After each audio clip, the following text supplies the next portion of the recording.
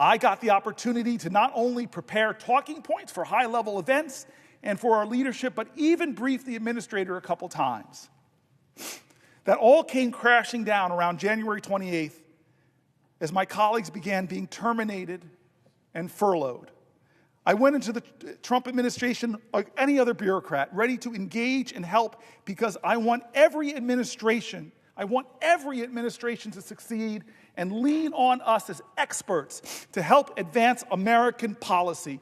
I worked with our team, and I briefed our political appointee director, who started on Inauguration Day, and hoped to see what I could do to continue building on the reform work I had been doing for a year at that point. Instead, everything quickly unraveled. Elon Musk called USAID a criminal organization that should die, he said. And the President of the United States deemed us radical left lunatics. I was terrified, afraid of what people might do when two of the most powerful men in the world were saying things like that. Our jobs were then in question, and the USAID offices were quickly closed, with our belongings still in them. We were left not knowing what our fate would be for weeks. As DOGE dismantled the USAID, I watched in horror as the programs shut down. The people we served suffered. And friends and colleagues from the agency and our partner organizations lost their livelihoods and their mission-driven careers. On March 14th, I was finally terminated. I've been heartbroken since, shifting between deep depressions and rage. Because of the sledgehammer approach that DOGE took, the entire foreign assistant architecture was broken. Organizations I would have gone on to work for are going bankrupt, cutting staff, and definitely not hiring. I spent 15 years building up this career that I loved beyond words. Every time I would leave my late father while he was dying in a hospital in 2012, he would tell me to go save the world. This wasn't just a career. It was a calling to serve. I have no idea what I will do next. In some ways, I feel lucky because I got married last May, God bless you, and am on my husband's health insurance, thank God. But he also works for the government, and he could be riffed with a moment's notice. I also have a supportive family who will help me if it really gets bad. But the uncertainty has probably been one of the most painful parts of all of this. Not knowing what will come next and just fearing it will be worse than the day before. All we wanted to do was serve. I want to say thank you to Julia Hurley from Bergen County, my home county in New Jersey. Thank you for your voice. Thank you for laying your pain plain and your anger, making it real in my heart as I know it's in yours. I stand for you today. Personal statement from Catherine Baker from Neptune, New Jersey. I have been furloughed from my job at USAID implementing partner since February 14th, 2025. I have 13 years experience supporting USAID contractors in business development and recruitment efforts, mostly in conflict and post-conflict settings. The following is how I got here today. I was born in Neptune and raised there until I went to college. My father is a lifelong Neptune resident whose Jersey roots date all the way back to the early 1700s. Wow. When my Scottish ancestors came here in search of religious freedom and economic opportunity to help build much of what is Gloucester and Mercer counties.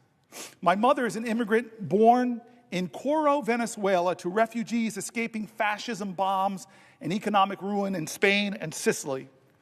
Every summer, my mom and I traveled to Venezuela to see her mother, my aunts and uncles, and countless cousins. Coro, the capital of Venezuela's state, responsible for most of oil refining, sits on the Caribbean coast and is about 15 minutes plane ride from Aruba, surrounded by sand dunes. Our family friends lived in homes with dirt floors, corrugated aluminum roofs, and a house out back and a hose out back you would use to shower while fending off the chickens that roamed freely. Coro is a city in constant drought. We would get water every other day, and you'd use a trash bin filled with water and a ladle to shower on your non-water days. Coro, as you could imagine, couldn't be more different from Neptune, New Jersey. I went to St. James Elementary and Red Bank Catholic High School in Red Bank from kindergarten through 12th grade. If 13 years of Catholic school teaches you anything, it's the importance of taking care of one another, especially those that are suffering from poverty, famine, and disease. I remember being given small cartons when we were tasked with filling with spare change so that we could ship them off to some faraway place where we were told stories of children just like us who were facing unimaginable hardships. I was so moved by the notion that a child, not so different from myself, didn't have enough to eat or had lost their parents in a conflict I couldn't begin to understand. My senior year at RBC, I took a class called Globalization and Social Justice. The class was taught by a longtime family friend, Mary Logan, herself a former nun. Miss Logan taught us about the Rwandan genocide and had us watch Hotel Rwanda as a class. She made sure we knew the reasons why this happened, understood how dehumanization and hatred can lead to mass torture and executions, and critiqued the international response to the genocide that led to nearly 1 million deaths in 100 days. That year, Miss Logan took us to Keene University to see Nick Kristof speak about Darfur and made sure we knew the signs of genocide when we saw it. How can we let this happen again, we asked her. I wore my Save Darfur green rubber bracelet and t-shirt everywhere I went. What could I, a kid living at the Jersey Shore, do to help? During this period of enlightenment led by Miss Logan, the Mary Knoll missionaries funded school in Kibera, Kenya, that we were supporting was threatened by electoral violence in December of 2007. We received letters from the nuns there. We were Miss Logan's personal friends. We received letters from nuns there who were Miss Logan's personal friends about how the fires nearly reached the school and the children who were already living in Africa's largest slum stood poised to lose the little they had, including their lives.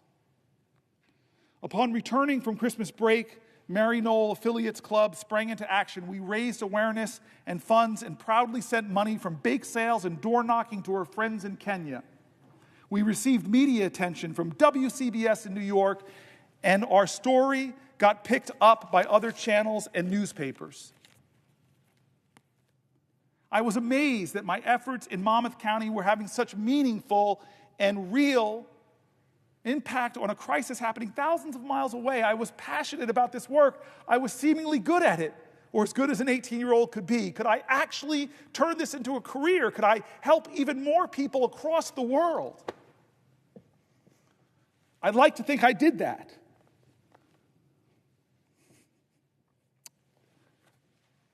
I'd like to think I did that. And I'm crying as I write this because I wonder if I ever will do it again.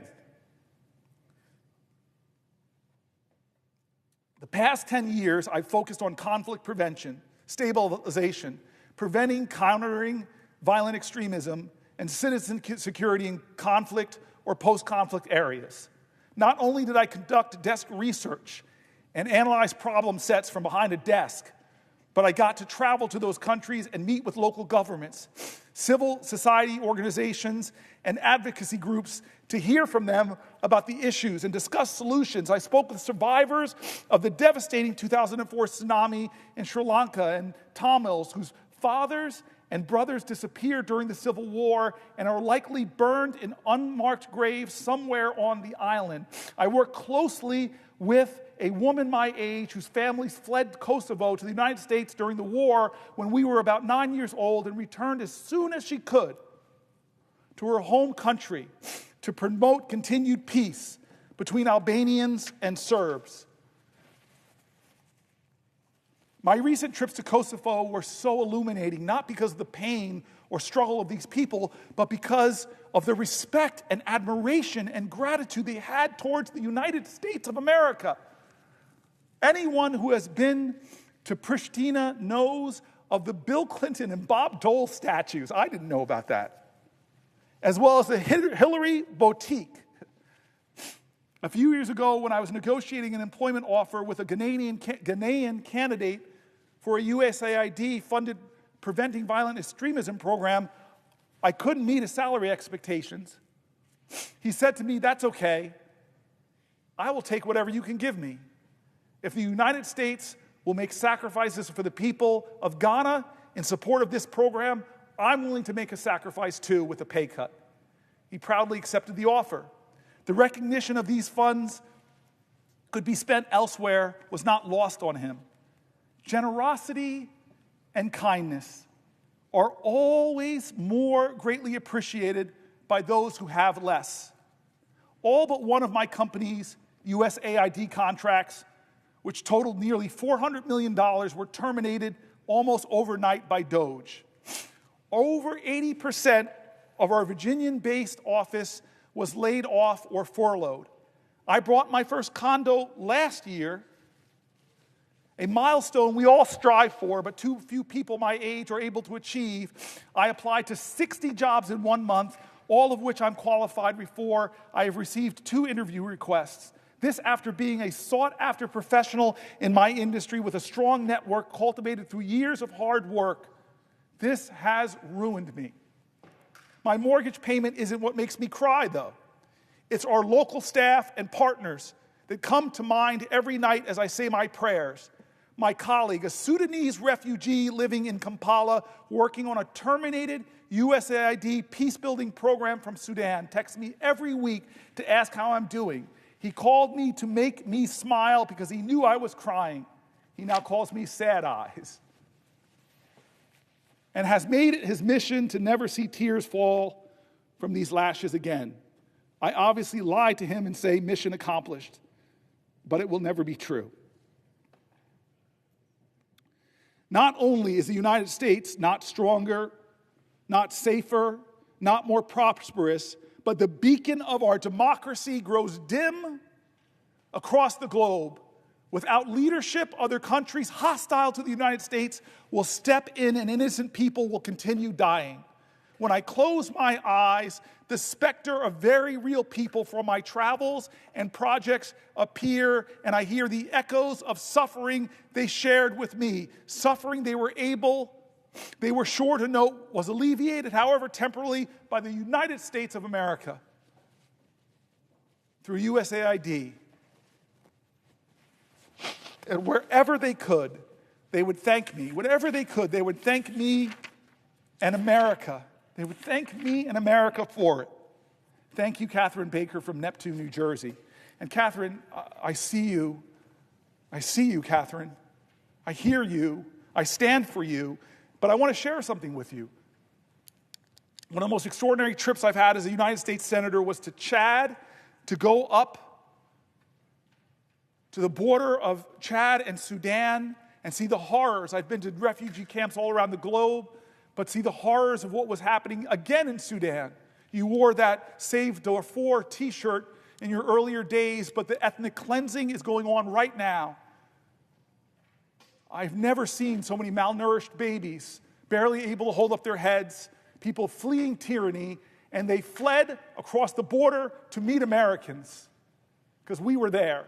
With less than 1% of the American budget, we were there, standing for our values, our highest ideals, our faith traditions, the understanding that when we are out there making the world safer, responding to crises, not only were people seeing the help they need, but they saw the light and the beacon of this democracy. And it pains me that Chris Coons comes down here and shares the headlines from today's newspaper that in Myanmar, in this horrific earthquake, the agency that used to respond to that tragedy, that human tragedy,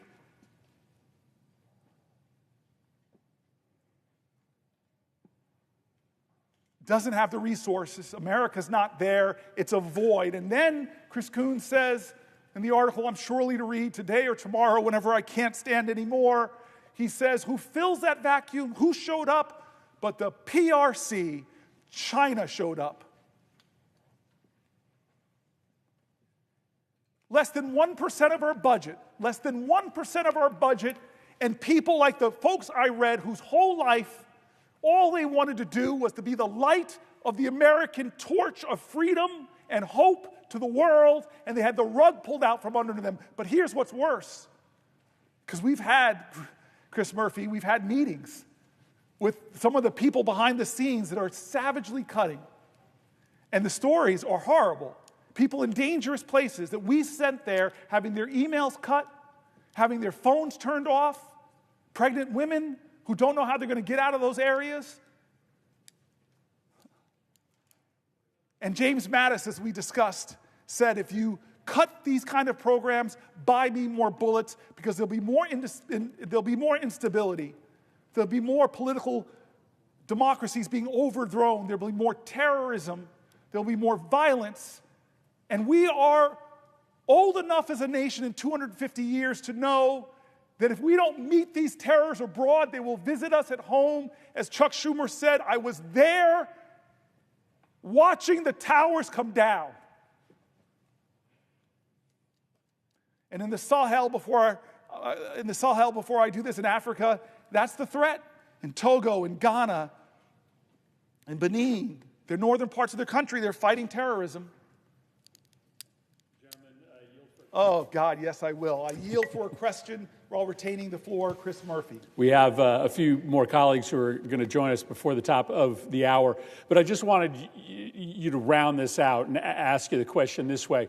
Often when we talk about the withdrawal of USAID from the world, the withdrawal of the United States from international bodies like the WHO, the beneficiary is China. But I think you were hinting, as you talked about the African continent, that the threat is much broader than that, because USAID is not just doing counter-China programming, it's also doing counter-extremism programming. In Lebanon, for instance, it's doing the primary work to push back against Hezbollah's political influence there. It's doing work to counter Russian influence around its periphery. And so isn't it the case, Senator Booker, that as USAID is pulled off the playing field for reasons we still don't understand, that it is all of our adversaries, state adversaries and non-state adversaries, who are tragically celebrating at this opening that we have given them to gain additional influence? Senator Murphy, that is correct. You've been one of the most articulate voices for this decision. I shouldn't even call it decision, this reckless trashing of USAID, this vilification of the proud men and women that stand in Ebola outbreak, that stand against terrorism, that stand against hardships and ethnic cleansing, that stand against malnutrition. You're so good at pointing out that those are American interests, and that not to do that makes this a more dangerous and unsafe world. A world where countries like ours want to lob missiles into Yemen, post facto of crises. So I hear you, Chris Murphy, and I answer your question with a simple understanding that what you're saying is right, and I'm going to tell you that I've got so many other to read, but we are way behind the schedule of where we wanted to be at this point. We're way behind at about 16 hours and 24 minutes. And so to obey my staff, as senators are told to do, I want to move quickly to just the housing issues. Oh, I'm sorry, unless, of course. So I want to move quickly to housing and start really with the theme of affordable housing. Again, we keep returning to the economy and how the Trump administration is making things worse in every area, especially for people struggling. And so let me be clear that for decades, under Democrat and Republican presidents, it's become increasingly difficult for working class Americans to afford a home. In recent years, this nationwide housing affordability crisis for so many Americans has nearly reached a breaking point. The crisis now impacts nearly all Americans, shared across all demographics, regardless of partisan identification, race, age, gender, education, or whether you own or rent your home. We in America are in a housing crisis.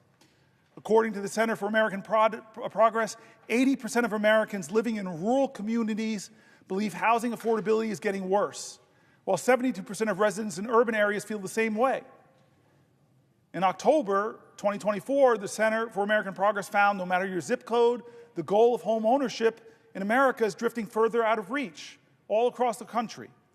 Over the past 2 decades, housing costs have dramatically outpaced income growth in the United States, increasing the rent burden, heightening barriers to home ownership. The Housing Price Index, a gauge of how selling prices for single-family homes have changed over time, was more than 50% higher in July 2024 than it was in July 2019. According to the Brookings Institution, the U.S. housing market was short 4.9 million housing units in 2023 relative to the mid-2000s. Decades of policy at the federal, state, and local level have all contributed to this reality. Let's not blame some rank partisanship. It's been decades in the making. There are far too homes in the United States, and there are far too homes being built in the United States. The cost of housing keeps rising. Rents continue to skyrocket. Median home prices are on the rise, which makes it harder and harder for families to make ends meet. The vast majority of young Americans are hard-pressed to save for the chance of one day having enough for a down payment to buy a home. Almost half of all renters in America struggle to pay their rent. Almost half of all renters are struggling to pay the rent, devoting more than 1/3 of their income to housing costs.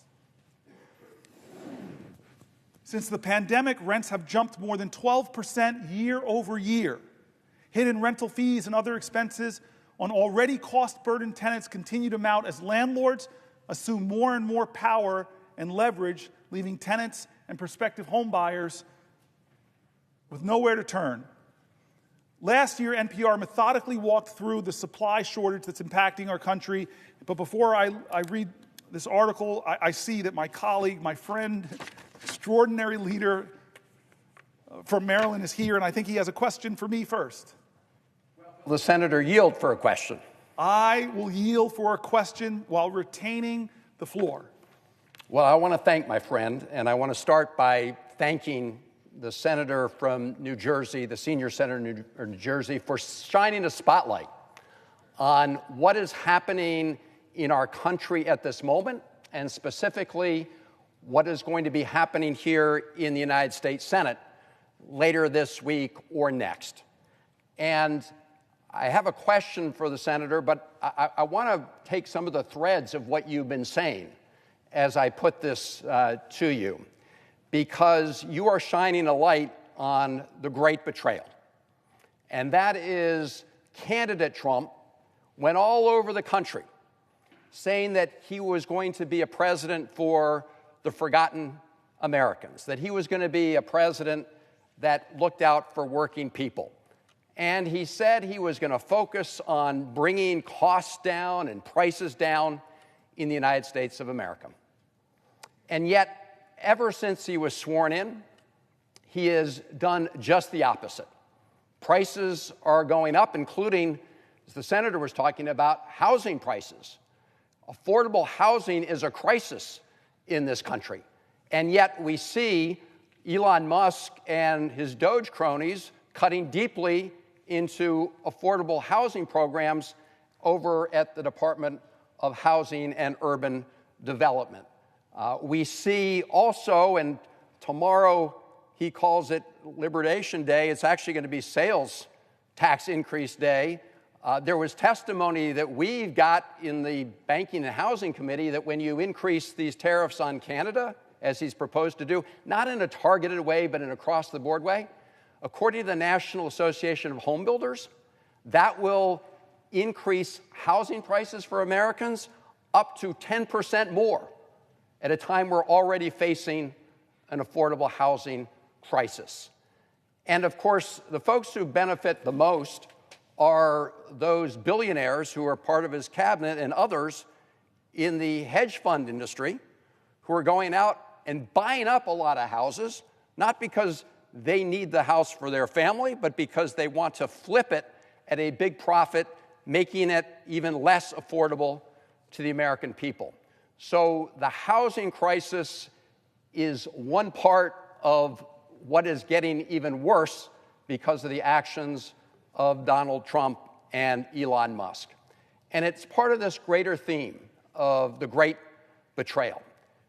And later this week, Republicans here in the Senate say they're planning to bring to the floor what we call a budget resolution, which is a framework that will be providing for very big tax cuts for the ultra-rich Americans, tax cuts for big corporations, some of which are offshoring all of their profits. Senator Wyden and I were on the floor just last week talking about how Pfizer has half of its sales revenues here in the United States, but books none of its profits here, and therefore by this scheme called round tripping, where you sort of push your money around the world, they lower their taxes, which means the American people get shortchanged.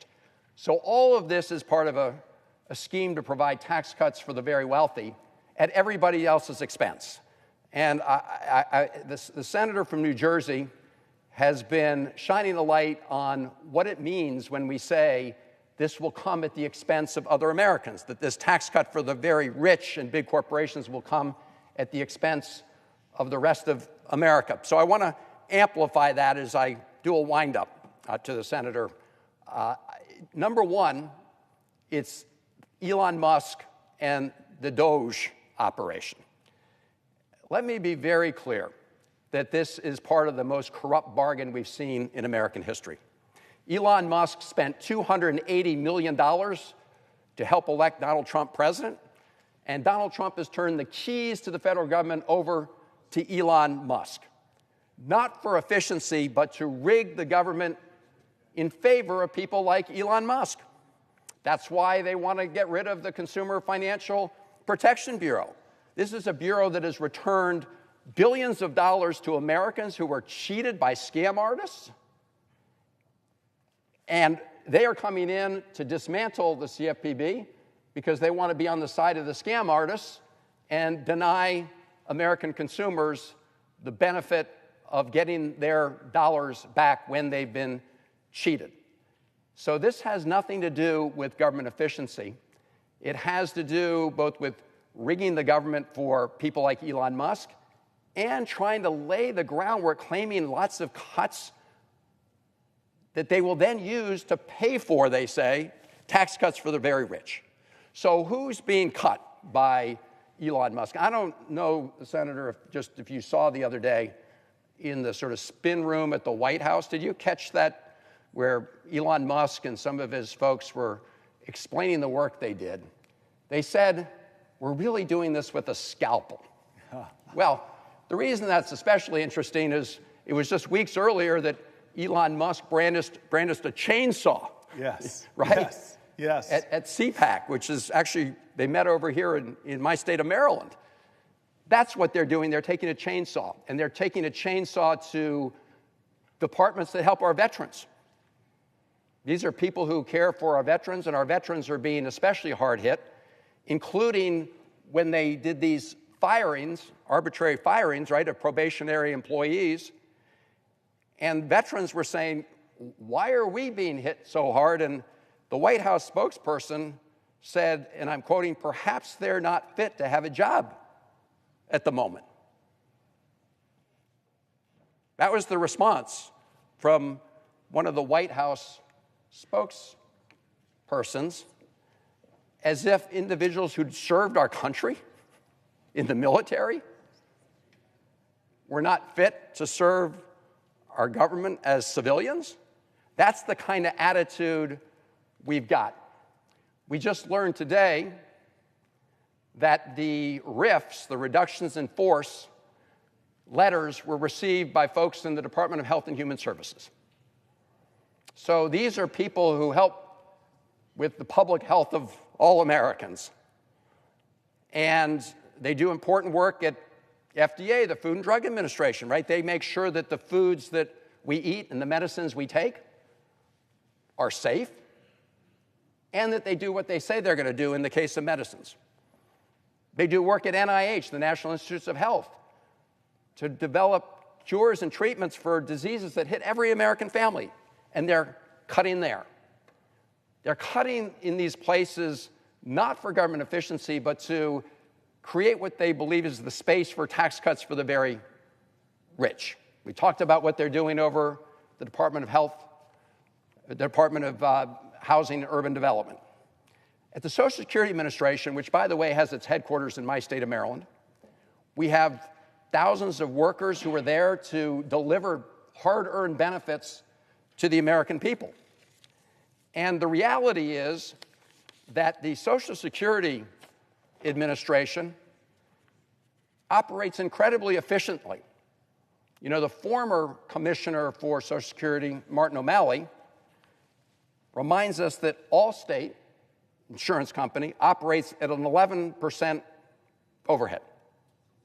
Liberty Mutual operates at a 23% overhead.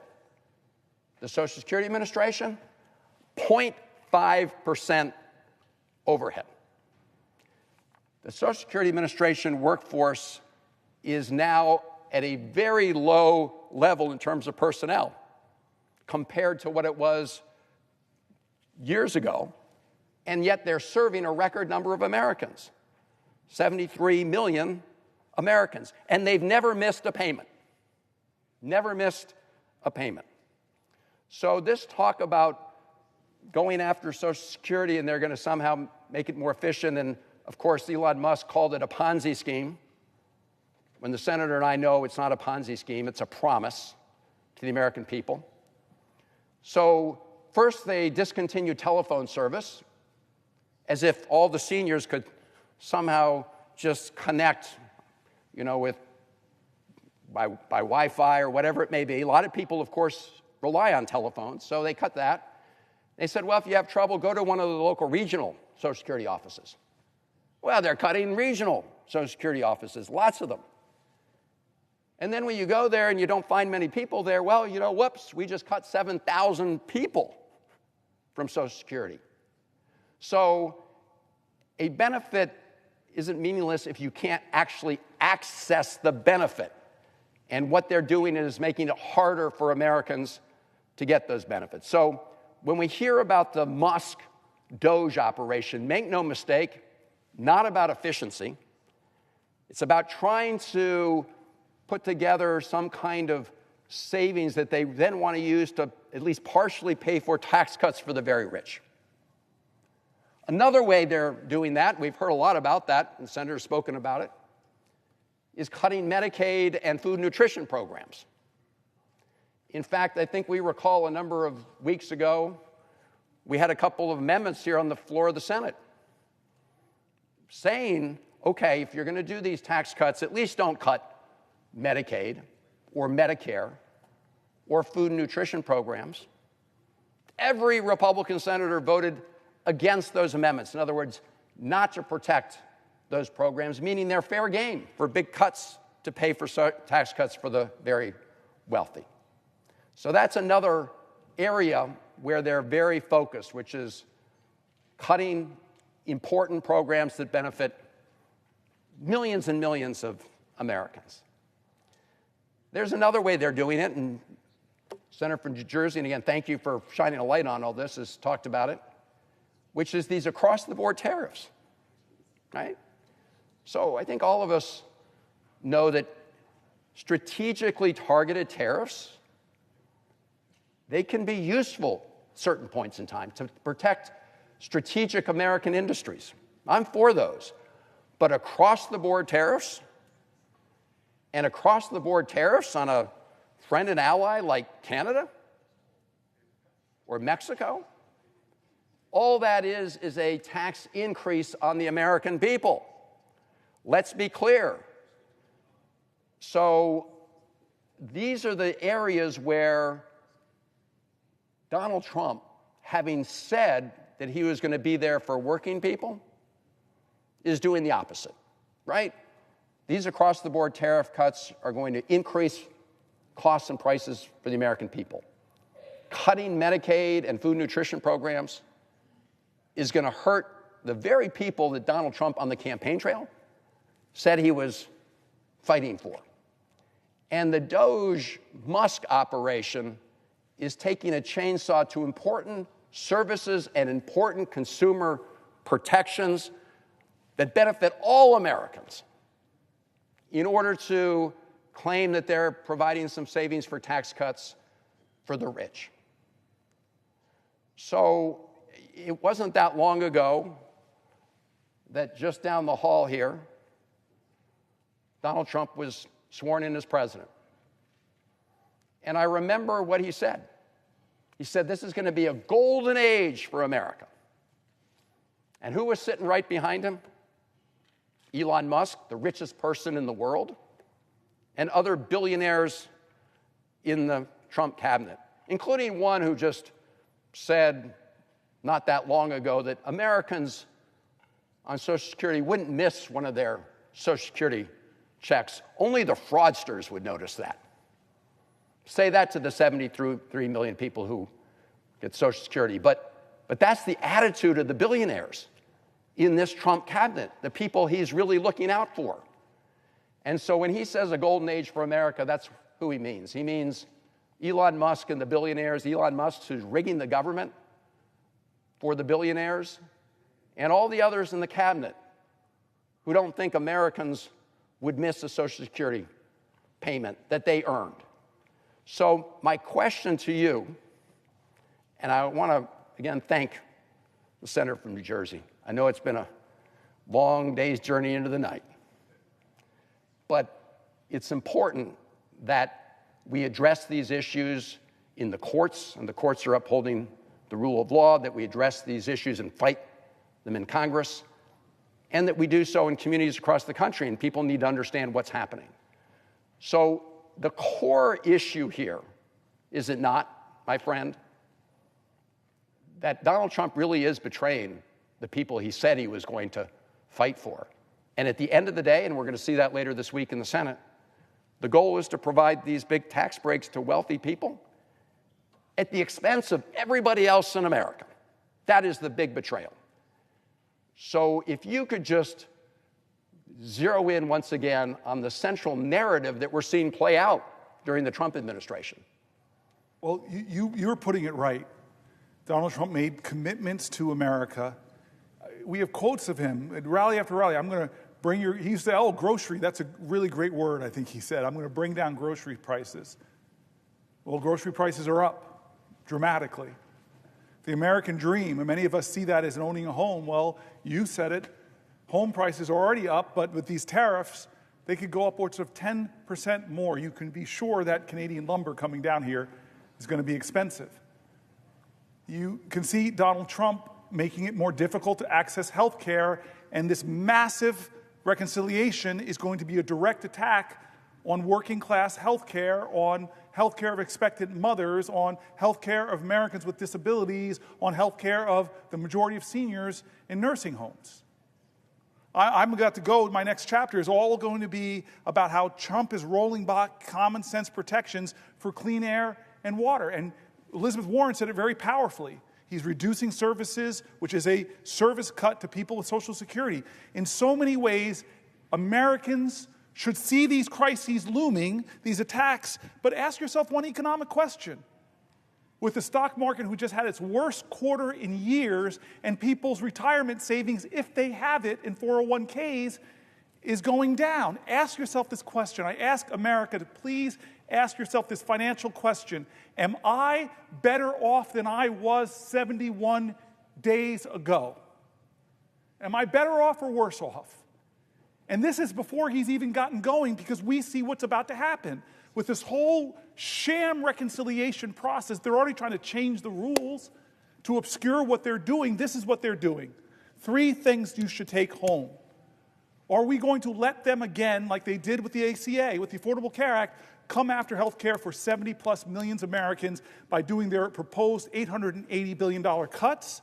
Or are we going to allow them to blow a hole so big in the trillions of dollars, they're going to push it out for over 10 years? Are they going to create such a deficit in our country that our children's children, they're stealing from our children's children and putting on a deficit that they're going to have to pay for? And number three, are they going to let them do all of that to renew tax cuts that the Congressional Budget Office at every independent agency says very clearly would add trillions, would give trillions of dollars of tax cuts that go disproportionately to the wealthiest in our nation? That's the addition. That's what we know.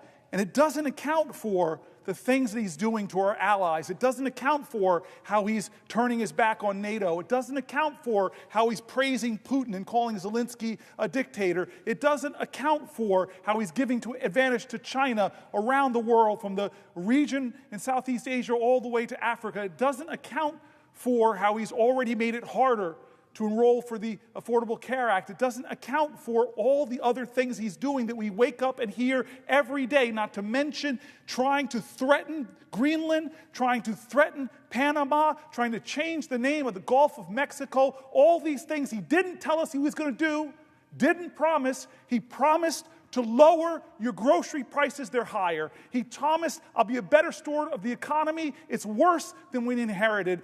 Over and over, he's breaking promises and doing outrageous things like disappearing people off of American streets, violating fundamental principles of this document, invoking the Alien Enemies Act from the 1700s that was last used to put Japanese Americans in internment camps. Do we see what's happening? How much is enough? That we have to stand and do something different, not just in this body, in America, because you know this.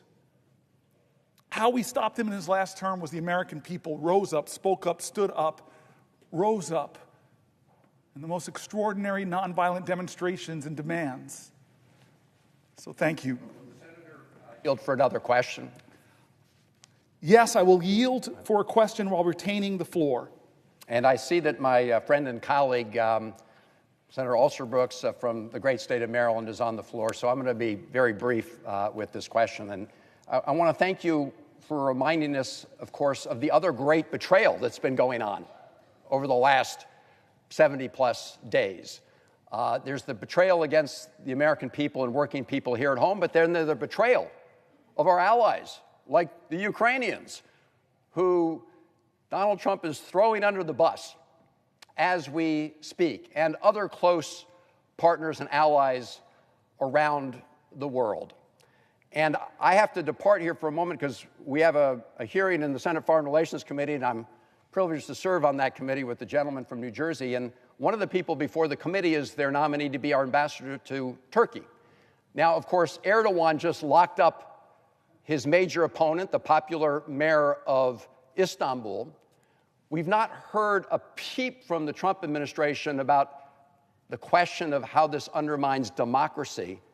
But I want to close on the point that you just raised. It's kind of hard for Donald Trump to complain about Erdogan disappearing people when right here in the United States of America, you had a Turkish student at Tufts disappeared by people who showed up without any identification, some with hoods on, and sent her apparently to Louisiana because she spoke out on an important issue of national concern. And the First Amendment is pretty clear.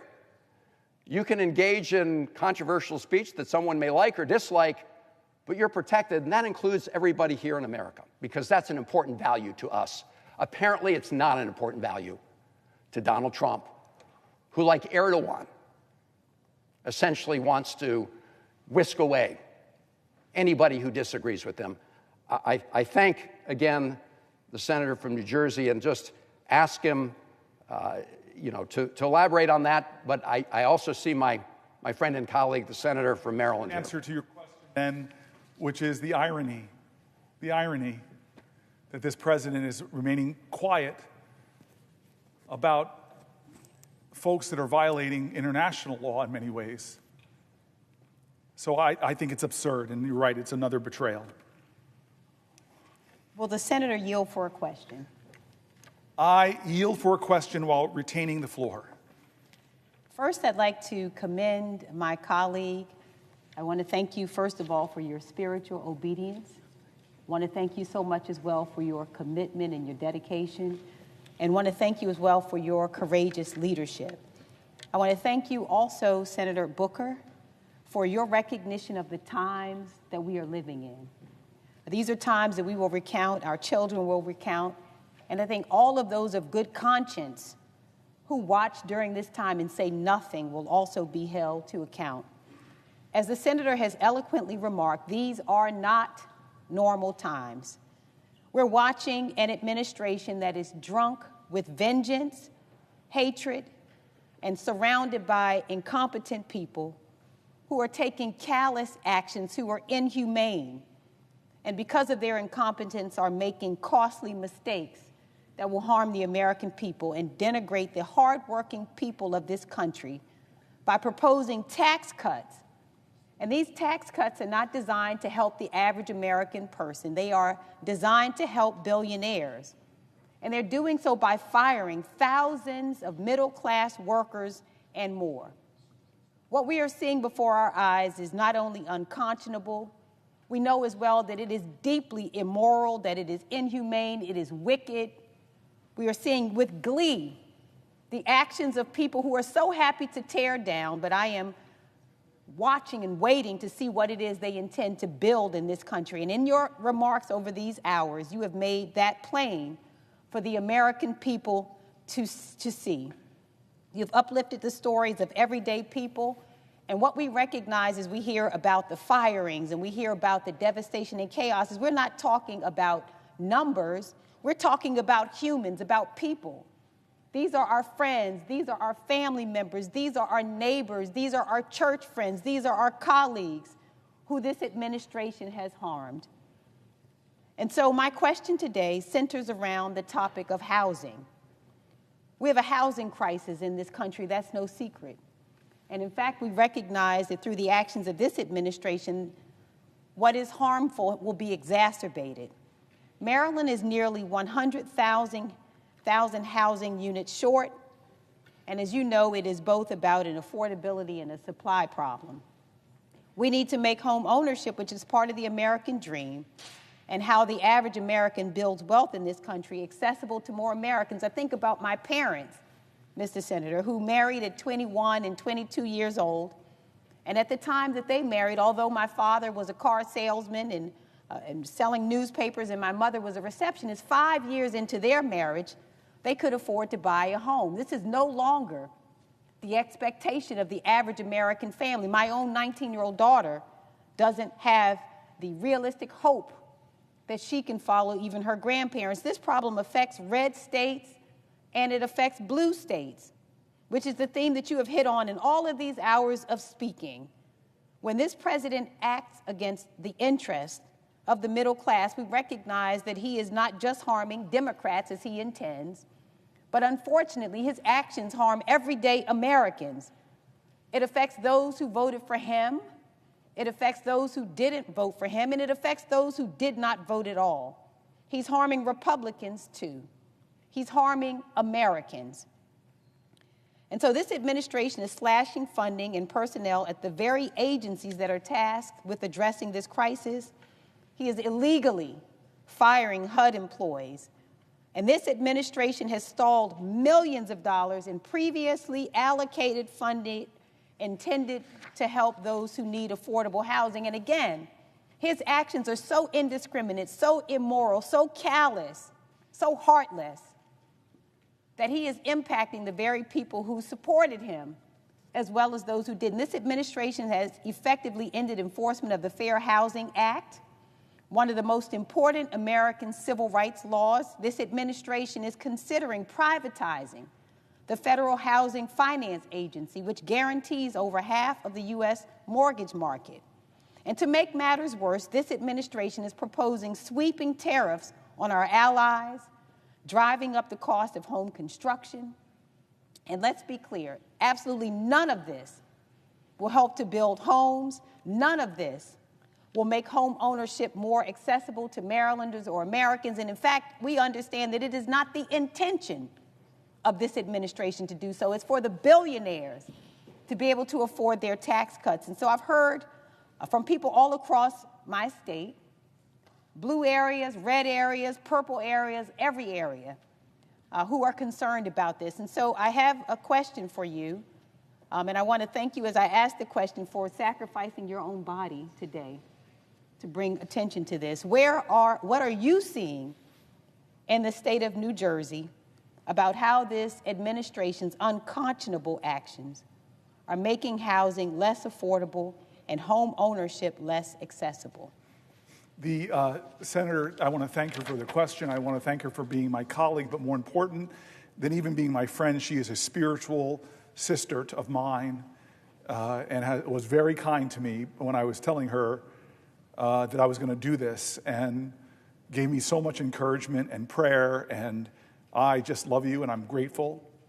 And you read the litany of things. I had a whole section, a whole binder that my staff told me to skip and go to this one, about all the things, going in deep and depth to all the things the Trump administration is doing to make housing more unaffordable, more inaccessible, more expensive, more discrimination in housing, which we know is still a problem, more challenges, more pain heaped upon rural areas, and more complications and problems for building affordable housing in all areas. It is so frustrating to me that this is a problem. We cannot lay the crisis of housing at one administration in the United States. We need to have bold visions and ideas to address this. I am so excited about this next generation of Americans that are rising up with bold visions. I want to give a shout out to Ezra Klein. His book is a must-read abundance.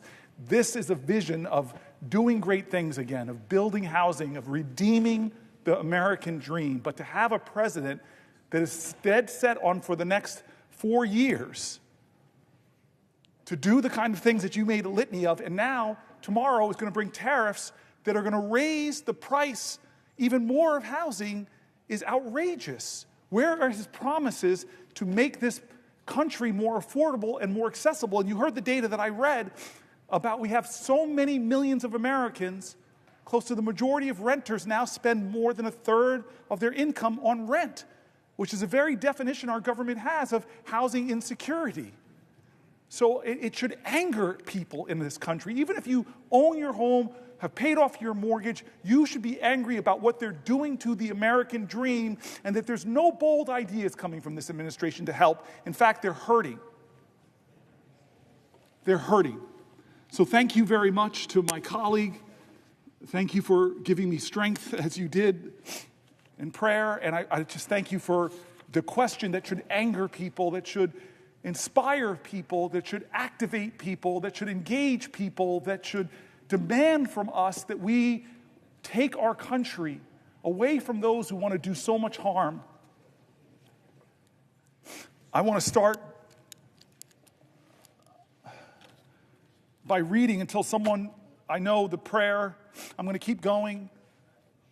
I want to talk about environmental protections and how this country is becoming less safe for people with emphysema or with asthma, because Donald Trump is rolling back common sense environmental protections, threatening our children's future and hurting our nation's economy.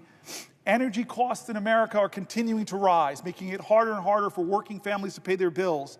And at a time that we should be investing in clean energy, this administration is canceling projects that would create more jobs for Americans and lower energy prices. He claims he supports an all-of-the-above strategy, but that's clearly not what we're seeing, and there's too much silence about it. All Americans, regardless of where you're born, we deserve safe drinking water, clean air, and an equal opportunity for a healthy and fulfilling life. President Trump promised America the cleanest air and the cleanest water, but on entering office, he immediately instructed the EPA, the Environmental Protection Agency, to cut a long list of common sense environmental protections. This administration is rolling back efforts to reduce emissions from power plants. He's letting polluters pollute our air more. That affects the health of Americans. It drives up aggravating the rates of asthma and emphysema, weakening rules that keep our rivers and our water systems clean as well. Pursuant to the order of February 29, 1960, the hour of 12 noon having arrived, the Senate having been in continuous session since yesterday, the Senate will suspend for a prayer by the Senate chaplain.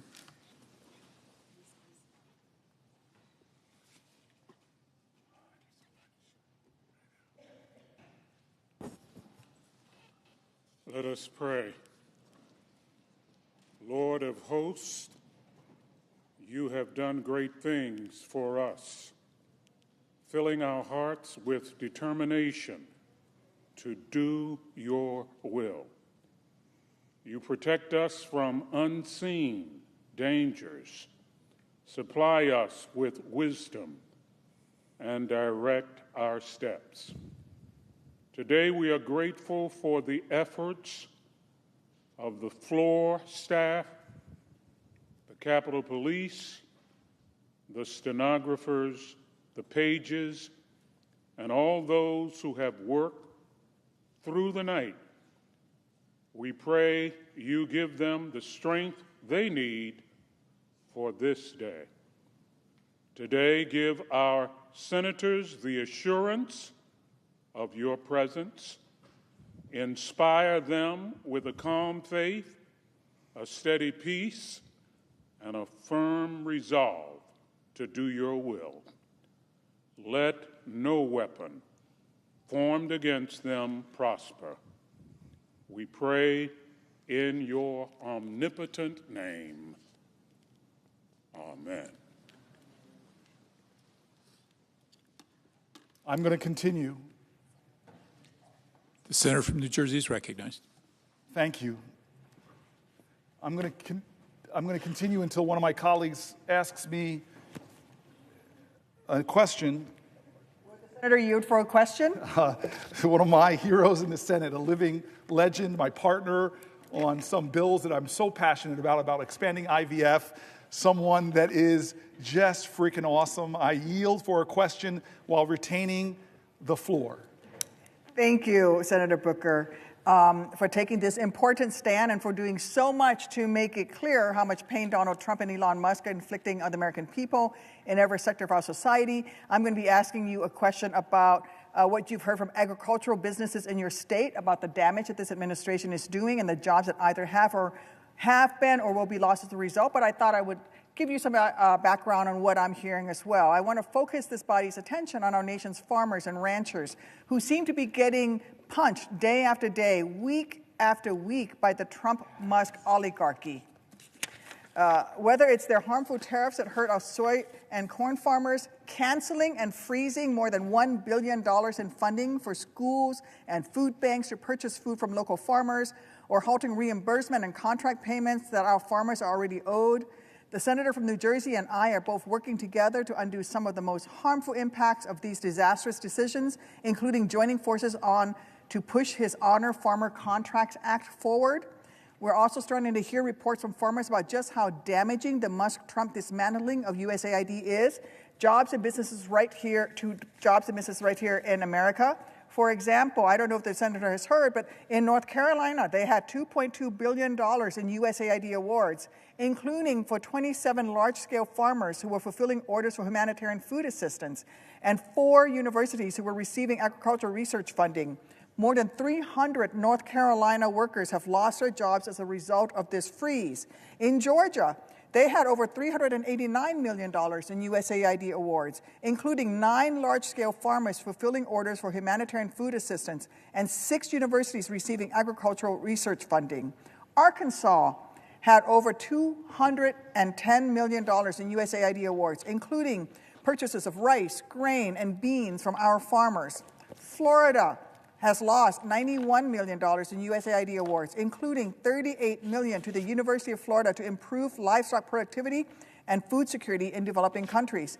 Texas lost over $48 million in USAID awards, including 9 large-scale farmers fulfilling orders for humanitarian food assistance and 8 universities receiving agricultural research funding. The list goes on and on. My neighbors in Iowa over time now have lost over $4 million in USDA food commodity sales. They have gained they had a total of over $149 million in purchases through USDA and other programs for USAID. Illinois has lost $245 million in aid in farm income that would go towards USAID and aid programs. I think that our farmers have been hit with body blow after body blow from this administration, an administration that in their first term and even in the second term promised that they would look out for America. But I have to say to my friend from New Jersey, I don't think that this administration has lived up to their promises to farmers. Remember that a nation that cannot feed itself, if we lose those family farms, if we lose our ag sector, we cannot lead the free world. We cannot feed ourselves. And frankly, farmers have been hit over and over again. These incoming tariffs are going to be disastrous for our farmers. I was just in South Central and Southern Illinois, just across the Mississippi River from Missouri, talking to our farmers in St. Clair County, Illinois. And you know what they tell me? They tell me that the tariffs are going to affect their products being sold overseas. Our top products in Illinois: corn, soybean, pork. We're also the largest grower of pumpkins. So if you get that Libby can of pumpkins at Halloween time and Christmas time and Thanksgiving, that's thanks to Illinois. If you ever want to come, I'll just take you out to the pumpkin fields. So it's the best pumpkins in the country. But frankly, they are being hurt over and over and over again. And so they're going to see the prices on their commodities affected. They can't sell their products overseas to the top countries that purchase their products.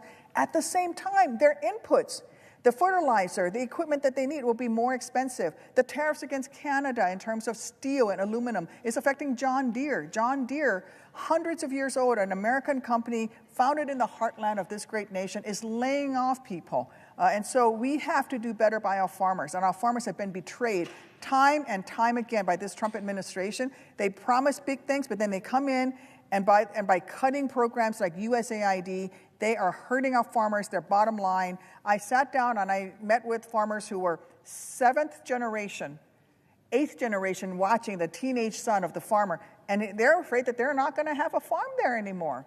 Their products, their margins are so tiny that they don't think they're going to make it.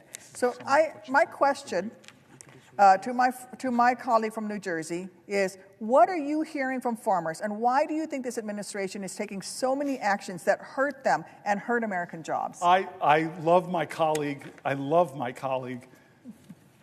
how she's been standing up quite figuratively time and time again on issues. She's really inspired me. I've told folks that on social media I have been celebrating, elevating, liking her content. Thank you. She is truly fierce and is a voice that gives me strength. And today she's asking me about one of my favorite subjects.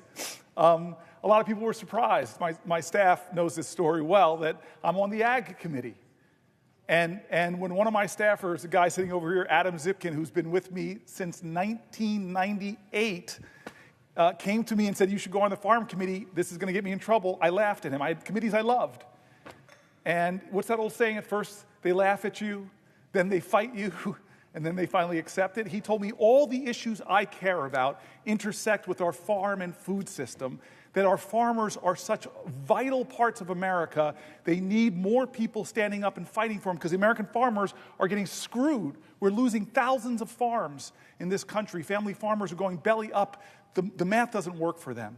And this president, as you've pointed out, oh gosh, President Trump is causing an unprecedented amount of chaos, instability, and harm for farmers. Farmers already deal with so much uncertainty from prices, weather, pests, and more. They should not have to deal with uncertainty that our government won't follow through, as you said, on contracts. On contracts. I've had farmers from New Jersey to Texas coming to my office about this president freezing contracts that we approved in a bipartisan manner, putting them in financial crisis. One of the first things that Trump and Musk did is freeze thousands of contracts and agreements that have been already made with our farmers. Farmers applied to grant programs and were selected on their merits. They made legally binding contracts, yet starting in late January, farmers found themselves not getting reimbursed, sometimes reading in the news that a particular grant was frozen, or sometimes no information at all, other than that they were not getting their payments processed. I yield for a question while retaining the floor. Thank you. I think the issue of contracts is especially important because so much of these cuts are claimed to be to cut waste in government spending.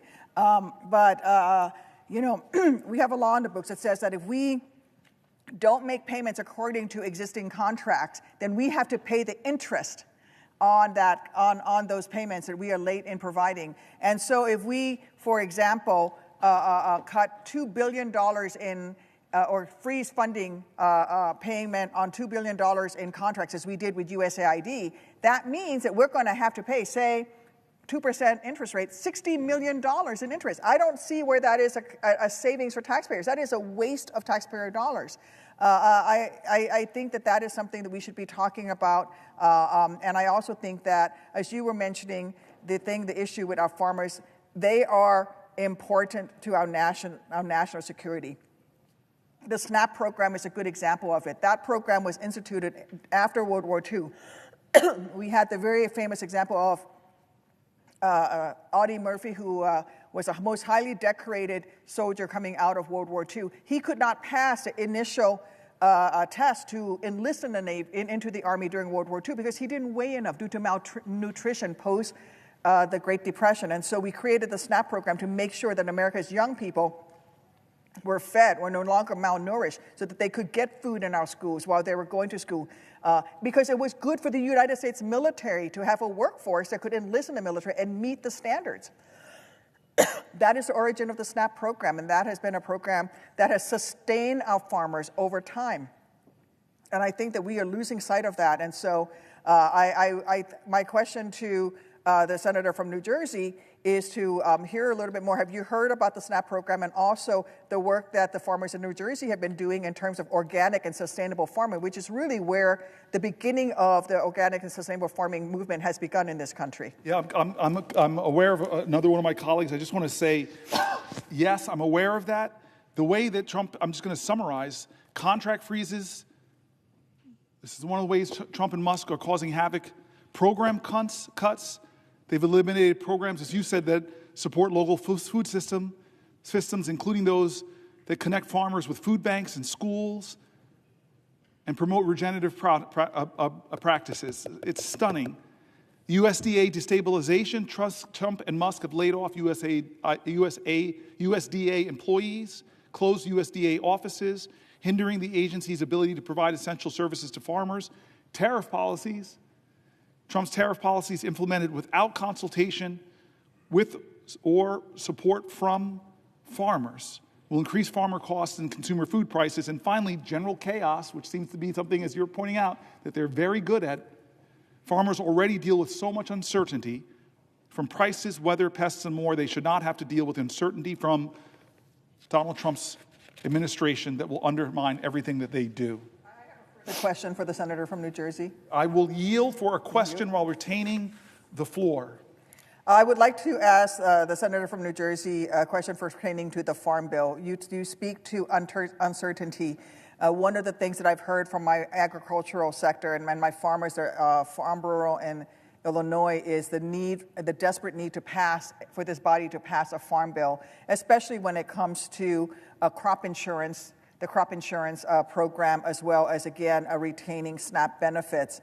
I do think that crop insurance is something that our farmers care deeply about. It is a tool that they use to make sure that they are able to survive when there are bad crop years, whether that is through disease, whether that is through drought or floods. Our farmers certainly, this is a program for them to sustain themselves and be able to look out for themselves. So it is a personal responsibility on the part of farmers. It is especially important for young farmers who are just starting out. Those margins are so tiny. And when you take away the commodity program and the USAID, when you take away SNAP program, and then you don't provide them with crop insurance, you're going to lose those family farms. And what's going to happen? Large agribusinesses are going to take over, and they don't have the well-being of the American people at their heart.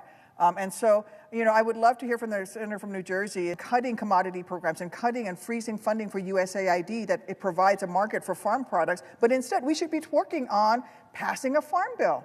Yeah, I love you for bringing these things to point. Because by the way, with Adam Zipkin, we did a farm tour, and we were in Southern Illinois meeting with Republican farmers. This is now before the pandemic. And you see that we have so much common cause as they're trying desperately to hold on to their farms.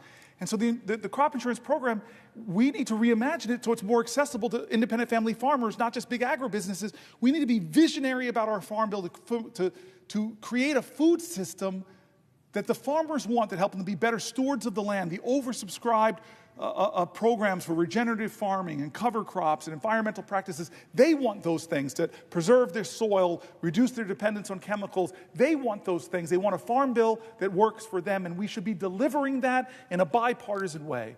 So you are right on point. But do you hear that from the White House? Not at all. Not at all.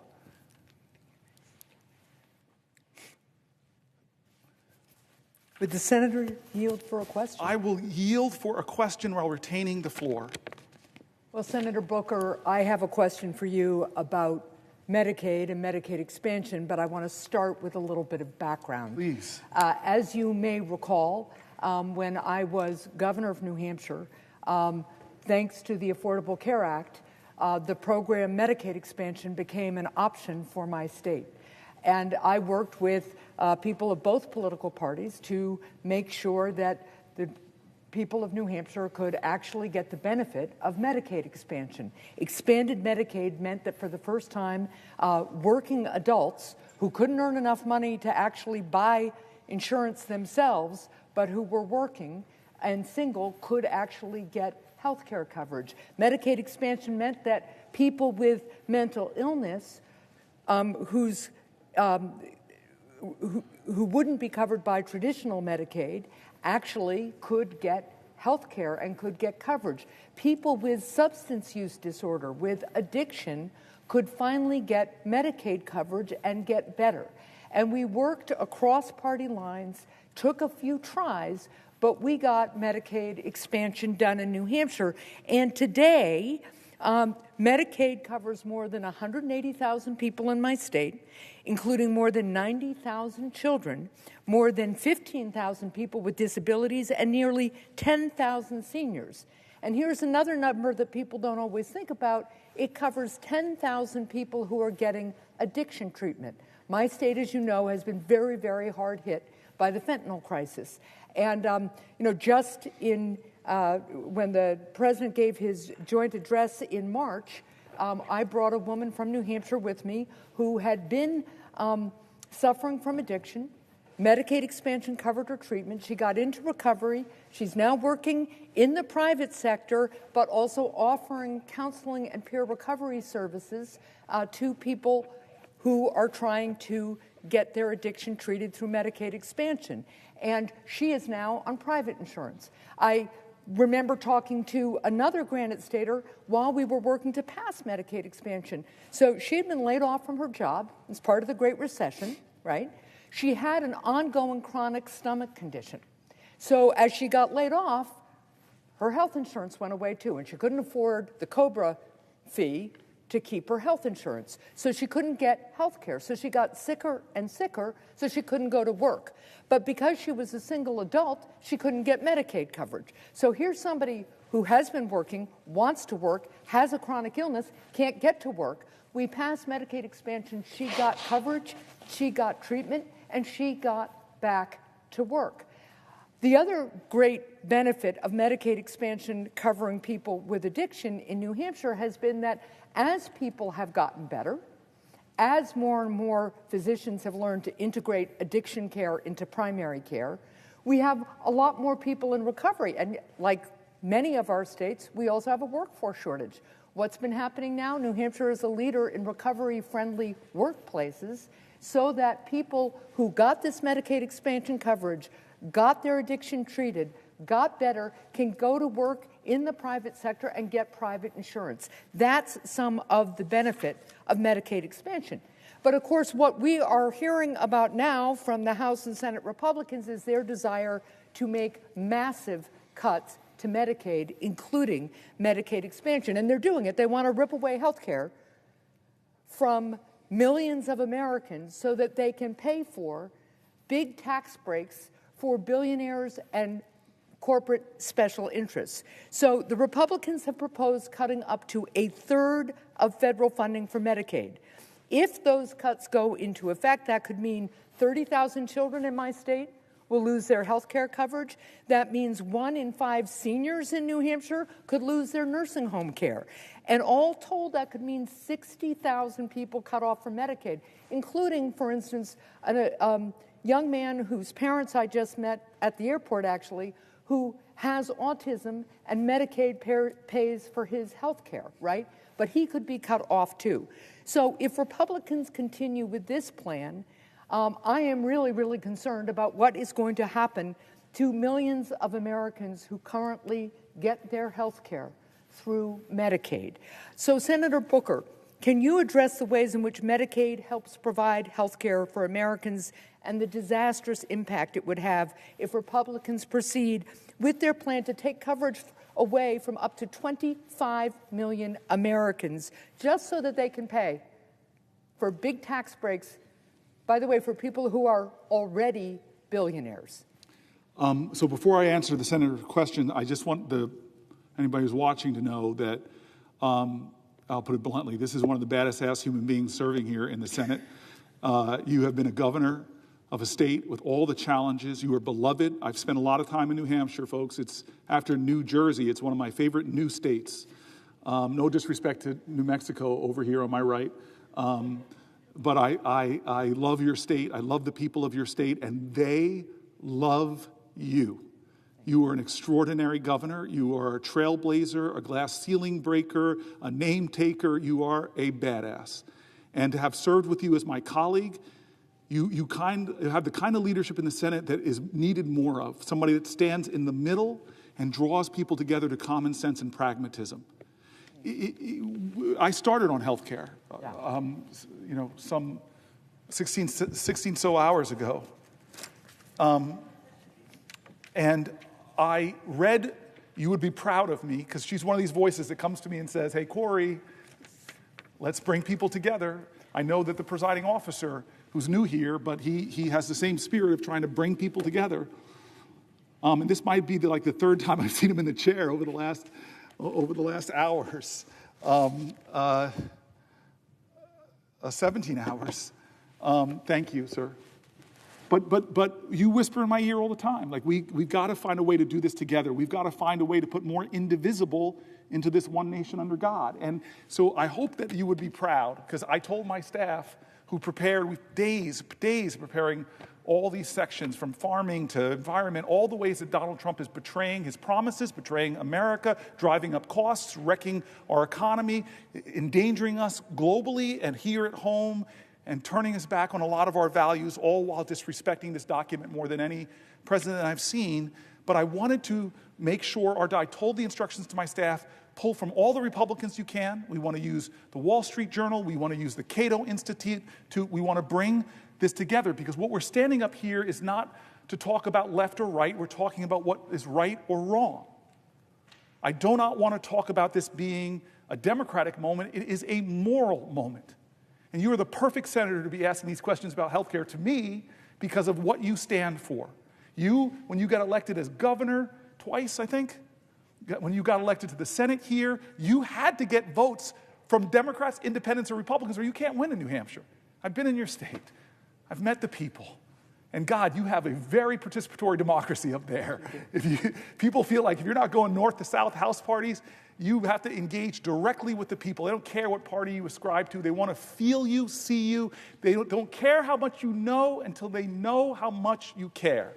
That's why I think you're such a badass leader. And so you would have been proud of me when I did the healthcare section, because I read from Republican governors and Democratic governors.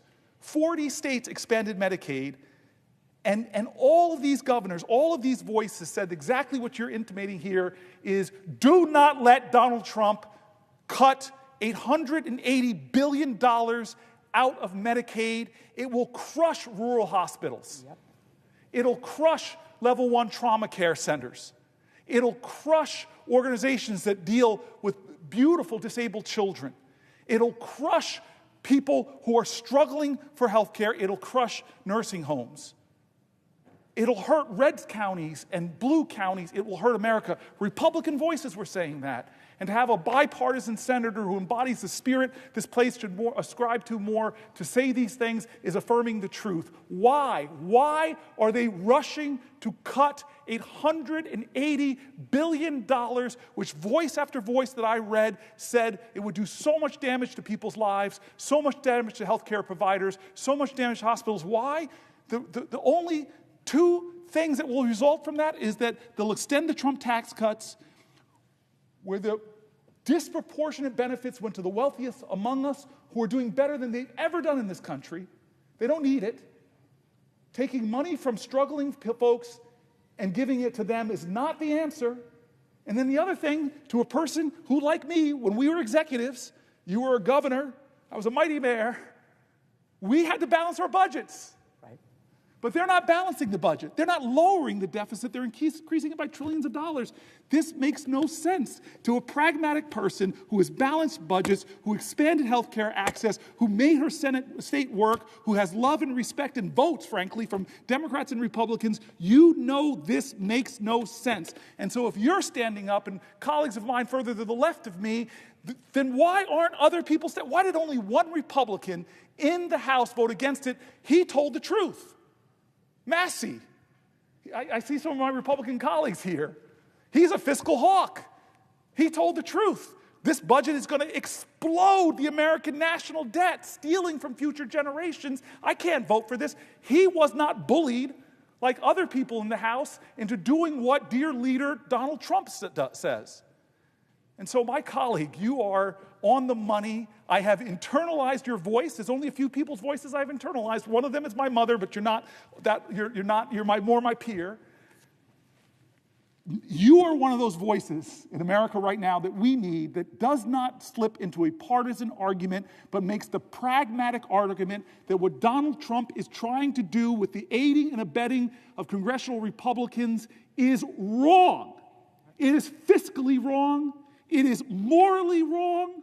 It will hurt Americans. It is not for the common welfare. It's not for the common defense. Read the start of the Constitution, please. I beg of you. We all swore to uphold it. How do our founders begin? We, the people of the United States, in order to form a more perfect union, establish justice, ensure domestic tranquility, provide for the common defense, promote the general welfare, and secure the best blessings of liberty to ourselves and our prosperity. Trillions of dollars of deficit doesn't secure the blessing of liberties. It endangers our country. The common welfare is this idea that everybody should have access to what makes us free. What makes us free is not having medical debt. What makes us free is not being chained to uncertainty and security that if someone in my family gets sick, I will not be afforded. Still, the majority, or close to the majority, of bankruptcies in the United States of America are people who can't afford their health care bills. We need to find better ways to expand access and not cut more people off. You know this, former governor. There are a number of states that have these things called triggers, automatic triggers, that if the funding for Medicaid reduces to covering 90% of the costs, what happens in those states? Boom. Medicare expansion goes offline. So if you don't even cut it $880 billion, maybe you say, we'll just do $250 billion of an axe. States are going to lose their expansion. People are going to suffer and get hurt. Why? You said it, you said it, you said it. You and I are the two people that want to see entrepreneurs make money. You and I want to see small business people thrive. We don't hate rich people. We think that's great. It's often, not always, Donald Trump, it's often a sign of people in America. using the ingenuity, applying it, and being successful. But you and I both know that the richest people in this country don't need more tax cuts. It is morally wrong. It is fiscally wrong. It is a wrong in the name of God and America. How could we be doing this to ourselves? Will the senator yield for another question? I can't call you one of the baddest ass people I've ever worked with and not yield to your questions, but I have to read the words. I yield for a question while retaining the floor. Well, thank you for yielding the question for a question while retaining the floor, and thank you for the very nice compliments. I do have a question for you about Social Security, and then I think another colleague of mine has additional questions. But look, as you know, you just talked about my wonderful state, New Hampshire. You also just talked about your mother, and I should just also let you know that my mother always made me memorize the preamble to the United States Constitution. So as I listened to you read it, I Shots thought, fired Mom, on the Senate floor. Where's the parliamentarian? I hope my mom is watching. Rule right 19 now. her. But here's my question, and just by way of background. As you know, New Hampshire's a small state. It's a very rural state. And recently, the Trump-Musk forces have announced that they want to close a Social Security office in Littleton, New Hampshire. Now, Littleton, New Hampshire, that Social Security office, which takes applications and provides technical assistance for people who need Social Security or need Medicare or who have questions about their current coverage, right? It is the northernmost office in New Hampshire. So they closed that office, and now my folks in the North Country, and there are about 334,000 people in New Hampshire with Social Security, right? My people in the North Country will have to drive as far as 100 miles to go to another New Hampshire Social Security office. And meanwhile, of course, they're laying off people from Social Security offices, and they're making it harder to get assistance via the telephone, which, as you know, many people who are on Social Security find the telephone the easiest way to make a connection, get technical assistance. So Elon Musk has called Social Security a Ponzi scheme. He says he wants to cut $700 billion from Social Security and Medicare. So my question to you, as we're looking at a administration that says that it wants to make things more efficient, but is actually laying people off, closing offices, making it harder for people to actually connect with the Social Security office. My concerns, of course, are that this is just going to delay claims, delay coverage, make it harder for people to get on Social Security because actually Trump and Musk want to cut Social Security. Trump said, of course, that he was going to protect it when he was running for office. But now he's letting Musk do his cuts. So, Senator Booker, can you speak to the ways in which seniors across the country count on Social Security benefits that they have paid into? Right? This is not charity. People pay into the Social Security system. They earn the benefit. And can you talk about the disastrous impacts if this administration takes benefits, Social Security, Medicare away from our seniors? Earlier, or last night, I had a whole chapter on Social Security outlining not just what you said, my colleague, my friend, but stories from seniors. And some of them really got to me. They were hard to read through. I have to say, I had prepped this by reading a lot of them, but somehow on the floor, when I read about the woman who had Parkinson's, when I read about the person taking care of their elderly parents, a spouse with dementia, children with special needs, and Social Security, it helps a lot of folks, but here's the craziness of the Trump attacks on the Social Security Administration.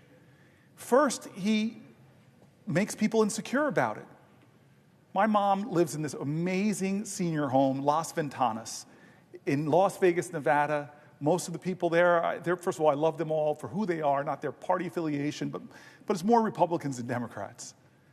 And the stories my mom tells me about just the worry that they or other people in their family have because of a Elon Musk calling it a Ponzi scheme, of Donald Trump talking about utter lies from the highest post in the land during a joint address, savaging Social Security with lies that everybody from conservative papers to Democratic papers to right-leaning, left-leaning papers have all called out lie, lie, lie, lie, lie. There are not millions of people receiving false payments.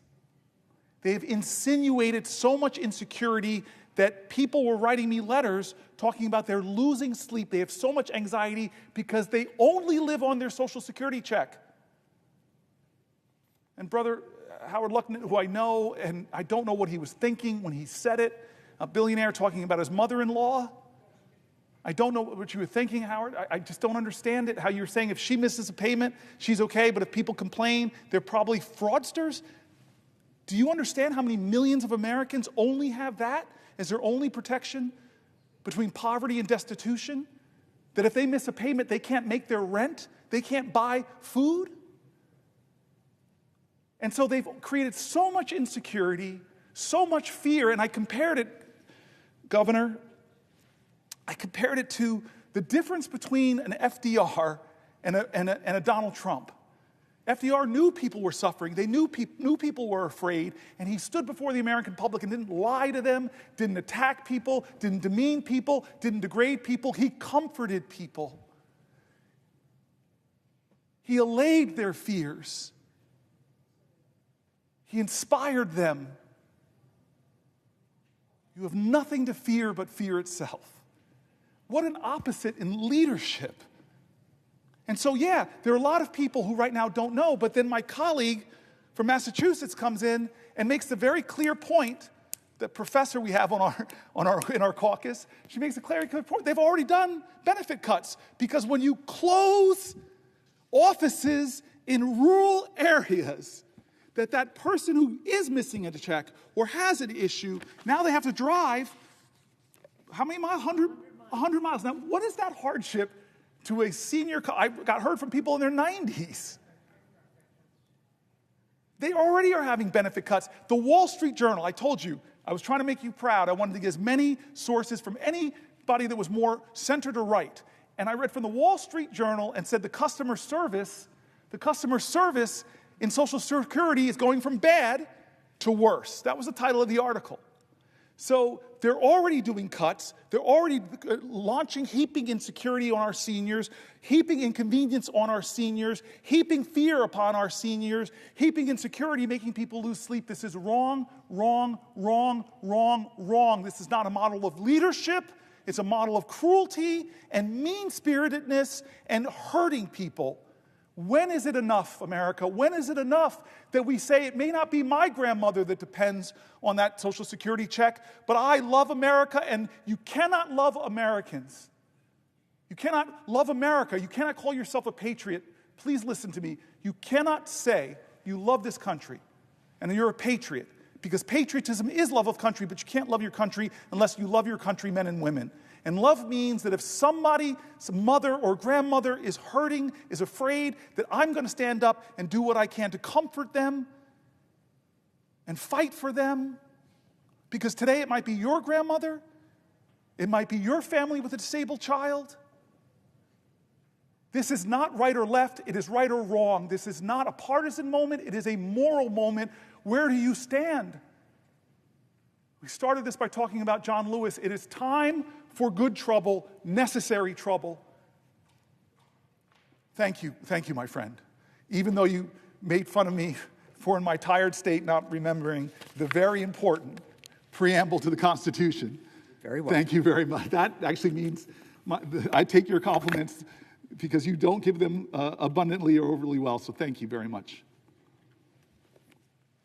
Senator, yield for a question.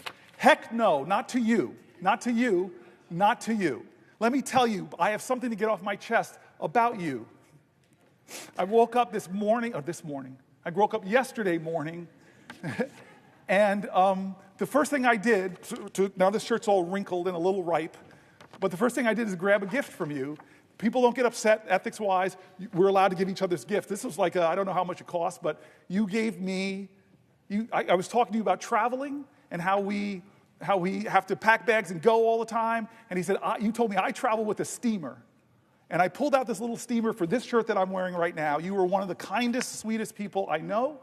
You're one of my closest friends here in the United States Senate. And I want to say something about you, because in this moment, if people are watching, I want people to go there. We had a conversation. You came to my office. It's always a sign of respect when you come to the senator's office.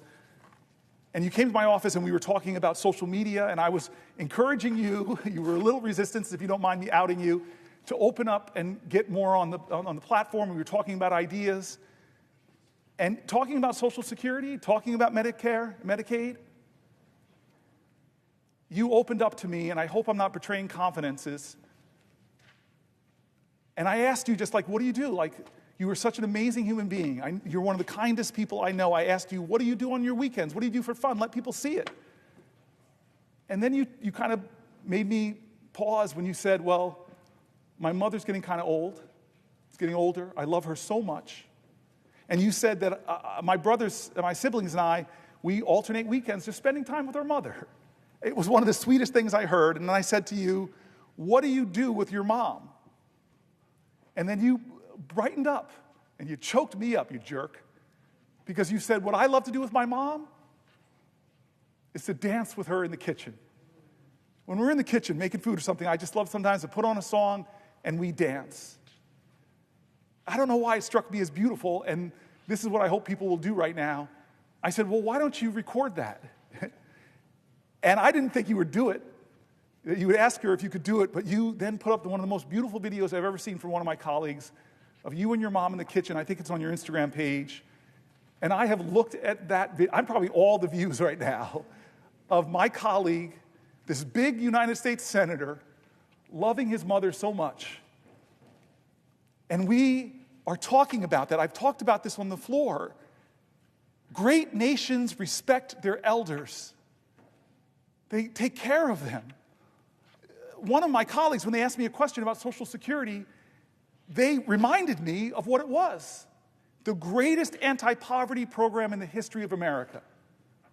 That Social Security rescued millions of Americans from being in poverty. It virtually ended poverty, although the checks now are becoming meager and meager as prices are going up. More people are getting lower and lower towards poverty, and people who live on those checks live very austerely. But you're just this amazing guy that turns your own lived experience into greater and greater urgencies to fight for the people of New Mexico. So I did not want to yield for a question, so getting that off my chest. You are my friend, you are my colleague, you are my brother, and more than you know it, you're my inspiration. So yes, I yield for a question while retaining the floor now. I feel like I have so much power here to yield to my colleagues who are often more eloquent. I'm like afraid of White House because he's one of the brainiest people in the Senate.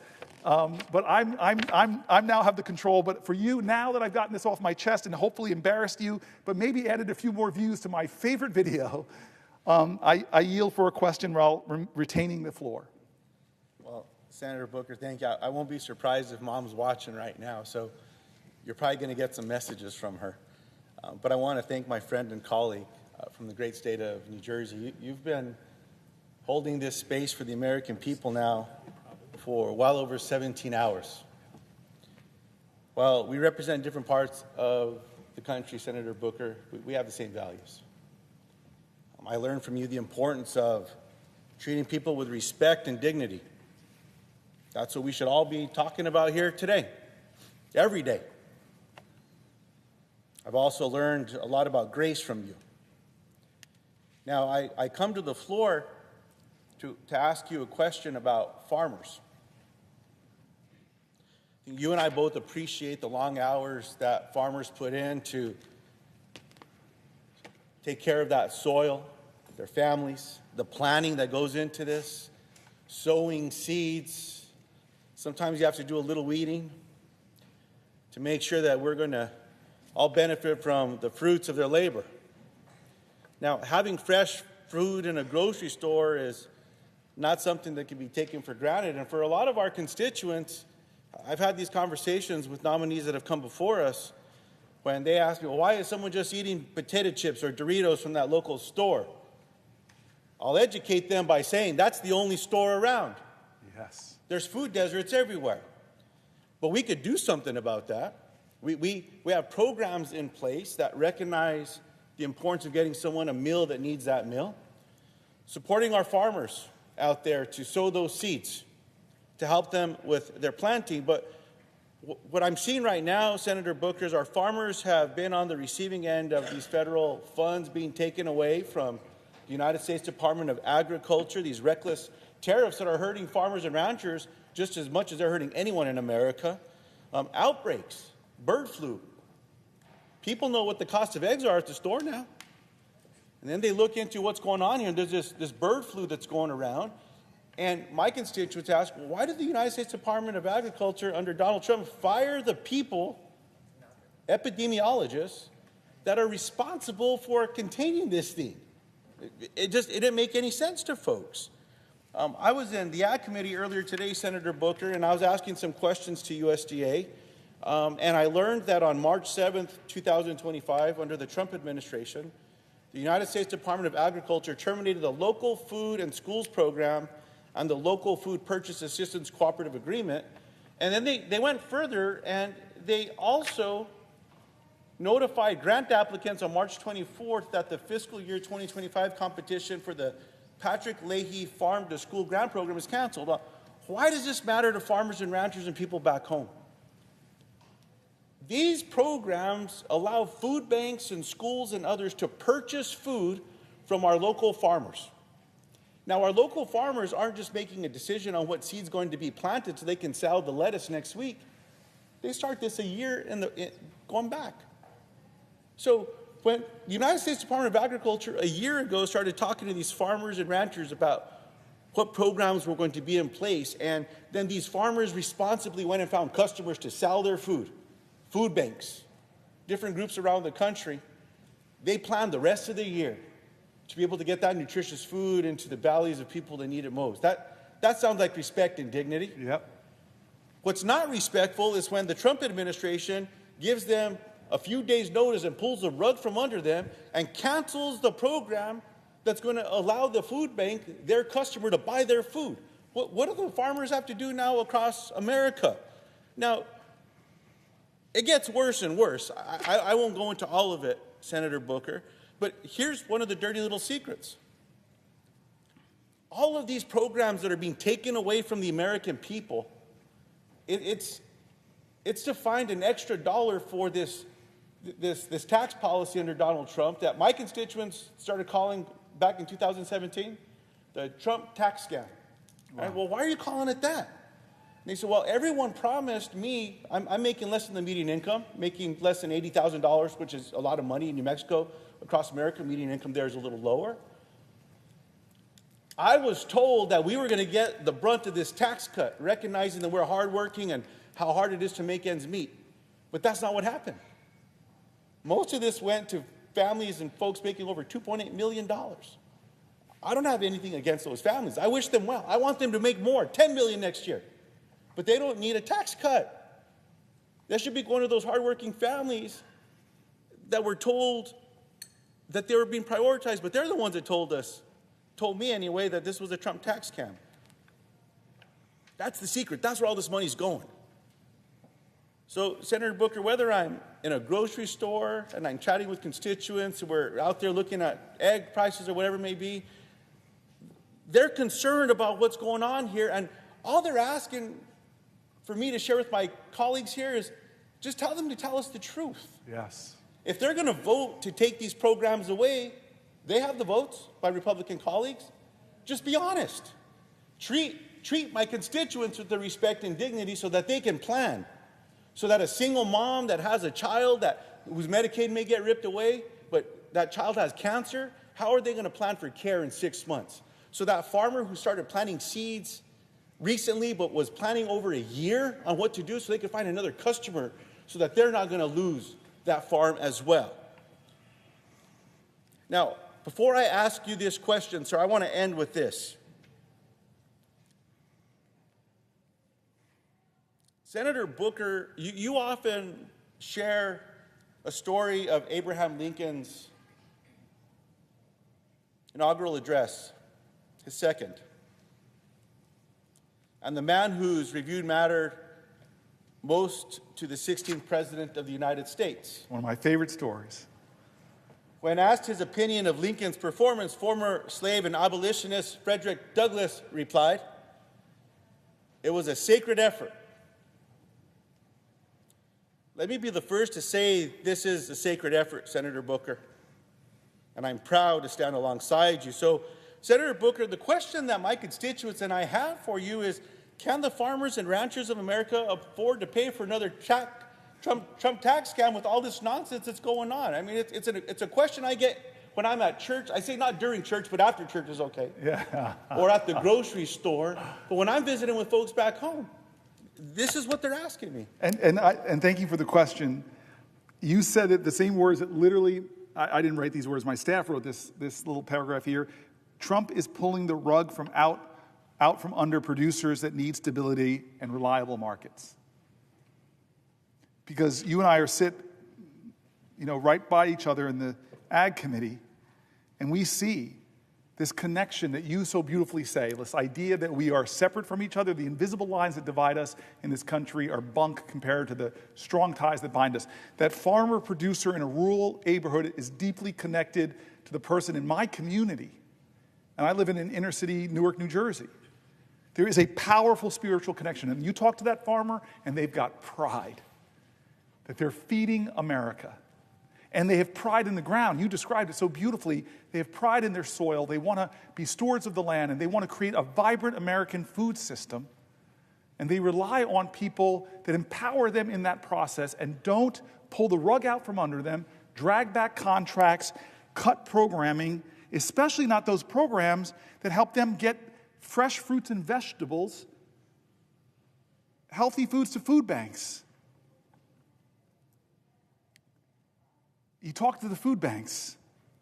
They'll attest that families, how grateful they are for that fresh fruits and vegetables. You said it right.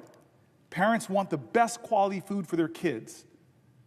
But this food system is killing them. And when I heard the new Secretary of HH&S talk about, hey, we need to get greater access to fresh, healthy foods. Food is medicine. Things I've been saying for years. And what do when they get in there? They cut the very programs that help our farmers and get fresh fruits and vegetables to kids to deal with chronic disease. How could you say out of one side of your mouth, Trump, oh, I'm going to let the Maha people go their way, and then the first thing you do is cut the programs that help kids get healthy, nutritious foods? It makes no sense. It makes no economic sense. It hurts our farmers. It hurts our farm workers. It hurts our end users. It's not fair, and I appreciate your question, sir. Thank you.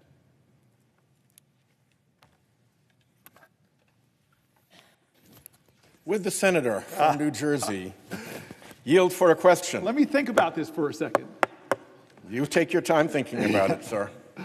I want to thank Senator Whitehouse. He's been a colleague and a friend for a long time, and he stands right there at that desk for very long speeches. I think I'm trying to go a long time. You go a consistency of times, and you've talked about the climate crisis. You've talked about the Supreme Court scams. You've not only educated members in this body on these issues, you've educated America. You are a YouTube star now, and I learn from you every time I hear you speak. So I'm a little worried right now, but I'm going to step out on faith and yield for a question while retaining the floor.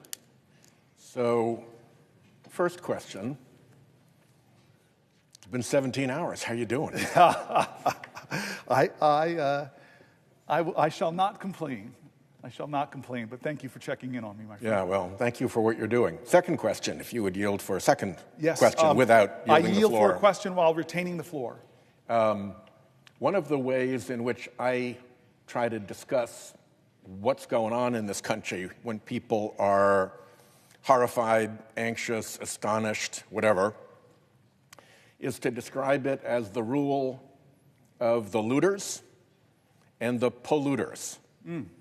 The looters are the creepy billionaires coming to government, trying to figure out how to get even more for themselves.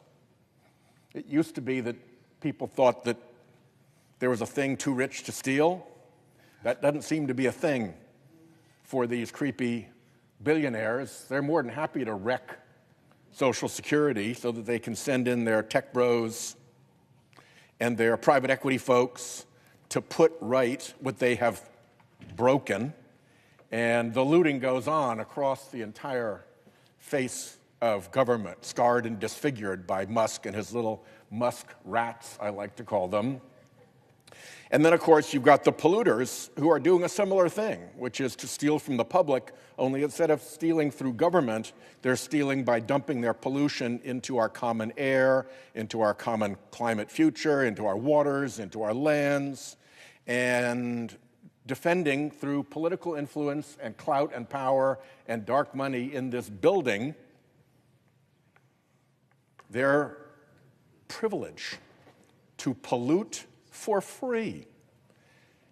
And the end point of both of those is regular Americans who are getting, to put it bluntly, pretty hosed, so that people on the other side of that, the creepy billionaires who are behind the climate denial scheme, who are out to wreck the American government so that it can't regulate their conduct or make them behave like honest bankers and investors or insurers or whatever, react for a moment, if you would, to that framing of our beautiful country now being subject to the really malevolent whims of the big looters and the big polluters.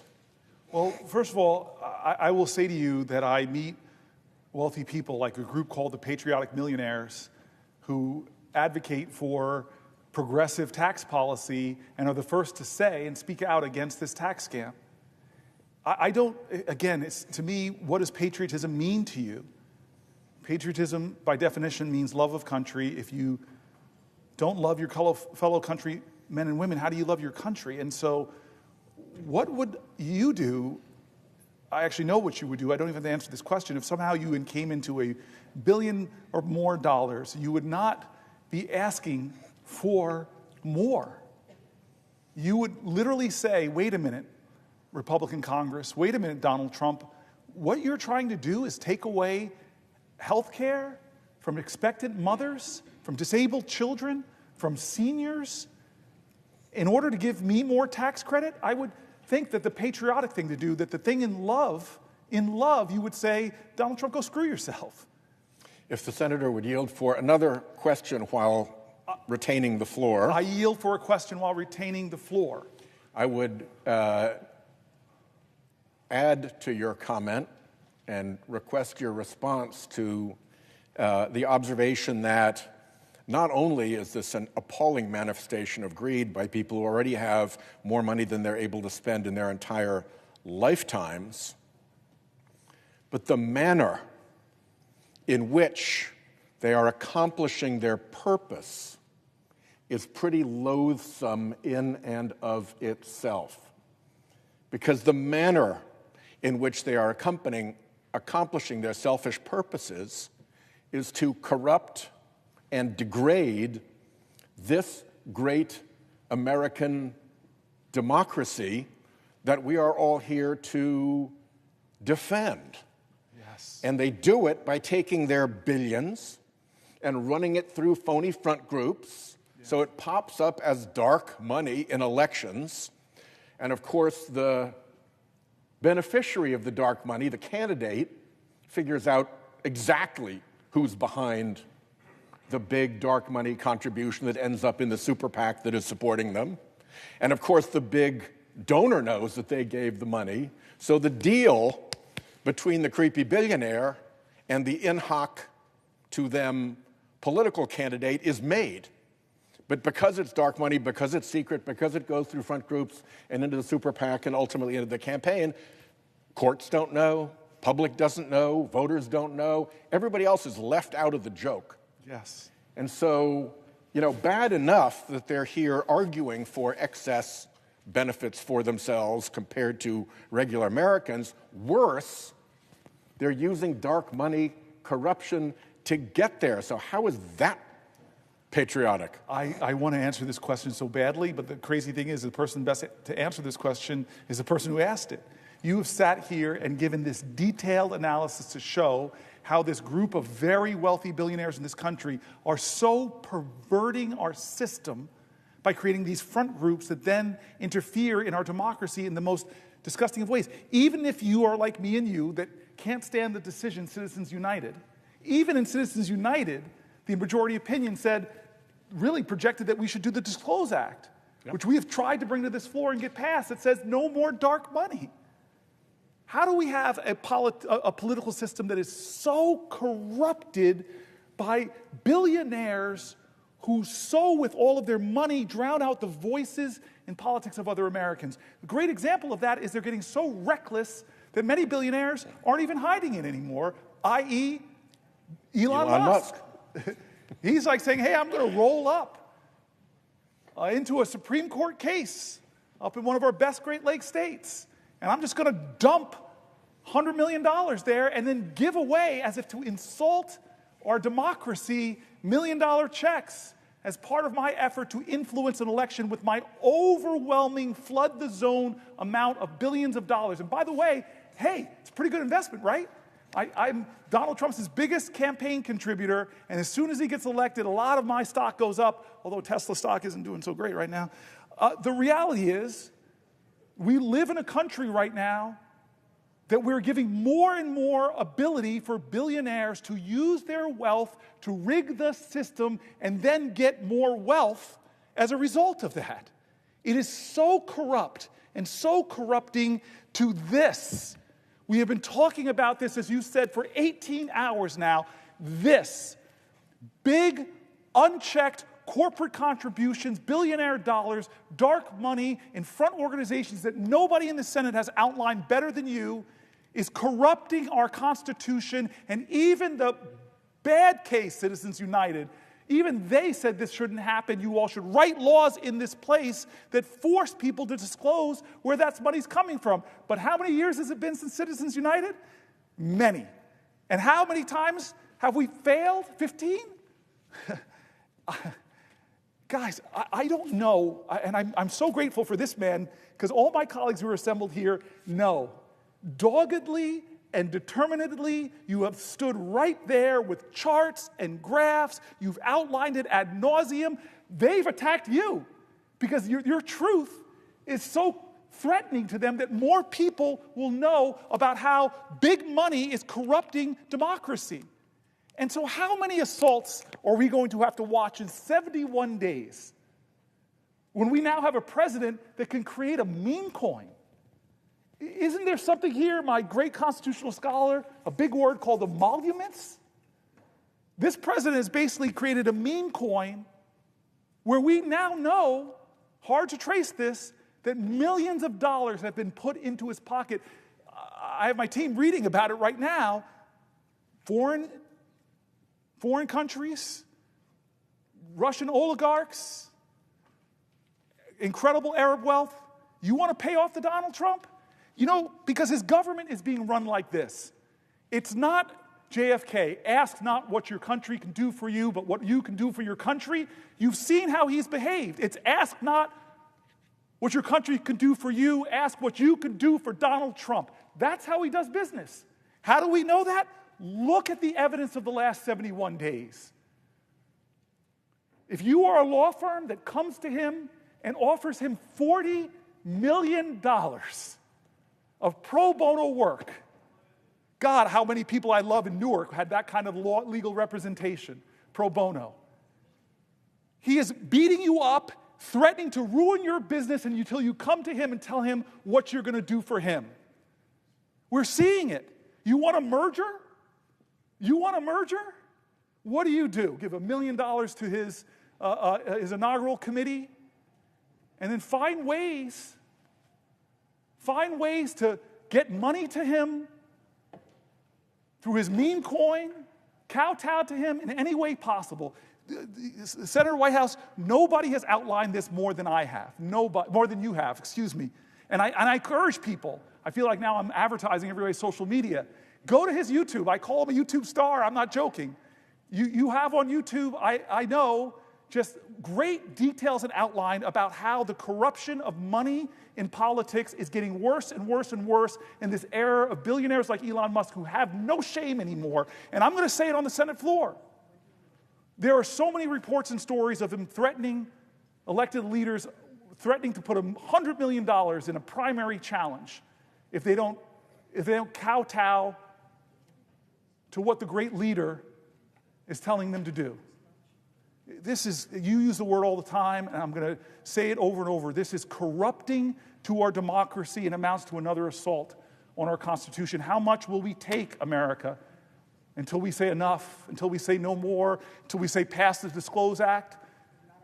Bring back the dark money, put light on it, shine the light of truth on this web of dark money lies. How long will we endure this? I hope that you and I are in the Senate when you no longer have to give that speech because we took action on the Senate floor to end this nightmare of billionaires trying to outsize influence in our democracy. Will the senator yield for a question? Not immediately. I just want to say to Patty Murray, thank you. You were a co-conspirator in my life of trying to cause good trouble. You are one of the most powerful people in the United States Senate, yet you have never lost your compassion and your care for people. You're like somebody else I talked about in the Senate, two of my favorite people who lives this ideal that I may be a United States Senator, I may be head of appropriations, I may be President pro tem of the Senate, but I will never lose my connection to the people I represent and to the convictions that brought me to this place. You are such an honorable soul, you're such a great American, and you've been such a dear friend to me, this Congress. I savor the times where you let me come to you're a lot more seniority than me. You've got a great hideaway with a view. One day, maybe. But I just want to say thank you, Patty Murray, for being so kind to me. And you're showing up right now gives me a lot of strength, puts more fuel in my tank. And so now I feel all this power. Now you will outrank me in every imaginable way here. And you're the head of our Democrat appropriations, so I'm obligated by the state of New Jersey to be very obsequious to you. I yield for a question while retaining the floor. Well, I thank the senator from New Jersey. Thank you for your kind words. And I would just say the country is so grateful for what you are doing right now because so many people are so frightened, worried, scared, and angry about what is happening to the basic values of this country that so many people have just thought would be there, that their kids would be able to go to school and get an education and not have to worry that the Department of Education was going to be gone and there wasn't a watchdog anymore or somebody to help them, or that the research at NIH was going to be dismantled. Perhaps they had a family member who was in the middle of some kind of scientific experiment that is now being dismantled. What happens to their hope? I hear from people on so many topics, seniors, who are waiting on hold for hours and then getting hung up on because there's nobody to answer the phone anymore. These are basic values that we have as a country, that we care for other human beings, and we're there as a country for them. And you are showing that fight today and inspiring so many people, and I will ask you a question in a minute, but I want to personally thank you for what you are doing today. It is so important. You are the voice of so many people today, and I so appreciate it. Now, I want to change the dynamic a little bit. I wanted to come today. You have talked about the impact in so many areas in our country, but I wanted to come and ask you about something really personal to me, and that is the impact on our veterans today. The senator may not know this, but when I came to the Senate many years ago, I asked to be on the Veterans Affairs Committee. I was the first woman ever to ask to be on the Veterans Committee. And the reason for me was very personal. As you may know, my dad was a World War II veteran, and my family relied on his VA care when he was diagnosed with multiple sclerosis. But I also, when I was in college during the Vietnam War, many of my friends and colleagues were on the streets demonstrating, and my heart was out to them, but I was thinking about those men and women my age who were going over to Vietnam and coming back and injured in many different ways. So I actually did my college internship. I asked to be at the Seattle VA. And I went to the Seattle VA during the Vietnam War and served on what was the psychiatric ward at the time. And I sat and worked with young men and women who were my age, in college age, who'd been sent there and came back with severe mental health impacts. Now, today we call that PTSD, but at the time we didn't know it. And I was looking at these men and women who volunteered to go over, or sometimes their number came up at the time, and came home and were going to be impacted the rest of their lives. And I learned firsthand what it means when somebody says, I will go for my country to fight for all of you, so that you have that America that you've been talking about here for you when you get home. And our promise to each and every one of them was, if you serve your country in the military, we will take care of you when you get home. That is a promise I hold near and dear to my heart, which is why I asked to be on the Veterans Committee when I first came here, first woman ever. And I will tell you, I've seen the impact time and time again. I go home and I hold town halls when I was newly here, and there'd be a lot of veterans who'd come and talk to me and tell me what's going on, what needed to be fixed. But always at that time, I will share with my colleagues, women never said anything. There were a few always in the back of the room, and it wasn't until the regular meeting was over and they'd come up quietly to me and say, I need to tell you what's happening to women veterans. I need to share with you sexual assault. I need to share with you that there's not the facilities. I go to the VA, and it's a men's-only kind of place. There's no OBGYNs. There's nobody to do mammographies. And I often don't feel comfortable sitting in that waiting room with a whole lot of people after I have had the experiences that I've had, and there's no place for women to go. So we've worked really hard to make sure the VA works for women. We've worked really hard to make sure the VA addresses the issues of today. The PACT Act that we worked so hard to make sure that men and women who were victims of a toxic exposure overseas got the services they need. I could speak for 2 hours here about all the things we've done. But then I see what this administration is doing to those men and women who we asked as a country to serve overseas or to here at home, in service of all of us and the promises we've made them. And I think, what are they doing? They're undermining the very value that all of us have given to Americans who serve above and beyond. So when I hear of 2,000 layoffs a few weeks ago, I go, wow, where's that coming from? Well, I know, because I'm getting the phone calls, like I'm sure you are, from a VA research who has been taken off the job, fired, unexplained, told he wasn't doing a good enough job somehow, doing research on basic things like prosthetics, or doing basic research on PTSD, or doing basic research on the kinds of things that our men and women who serve overseas are subjected to and need to come home and have the specialized service and resources that they need. Or I hear from veterans who can't get the services that they've been asked for. So now when we are hearing this administration is about to cut 80,000, you didn't hear me wrong, 80,000 more people from the VA, a vast majority themselves are veterans. I wanted to ask the senator, how does that hit you? How do you feel about that? I'm so grateful you brought this up. And especially all the work we had to do when I got elected 12, 13 years ago. One of the earliest things I did is meet with women and veterans in my state and heard these awful stories about how long it took to get gynecological care, the waits that they had to do, the indignities they had to endure. And I'm glad we've made so many strides, in part thanks to your leadership in New Jersey, with special dedicated facilities to our women veterans, with shortening those wait times, with prioritizing them. But you're now right. Their proposal is to cut 83,000 positions from the VA. And you know this, you said it, this just years ago, this governing body passed the PACT Act with overwhelming bipartisan support. It was signed by President Biden in August of 2022, the largest health care and benefit expansion in VA history. You were one of the leaders, increasing disability compensation and extending eligibility for VA care.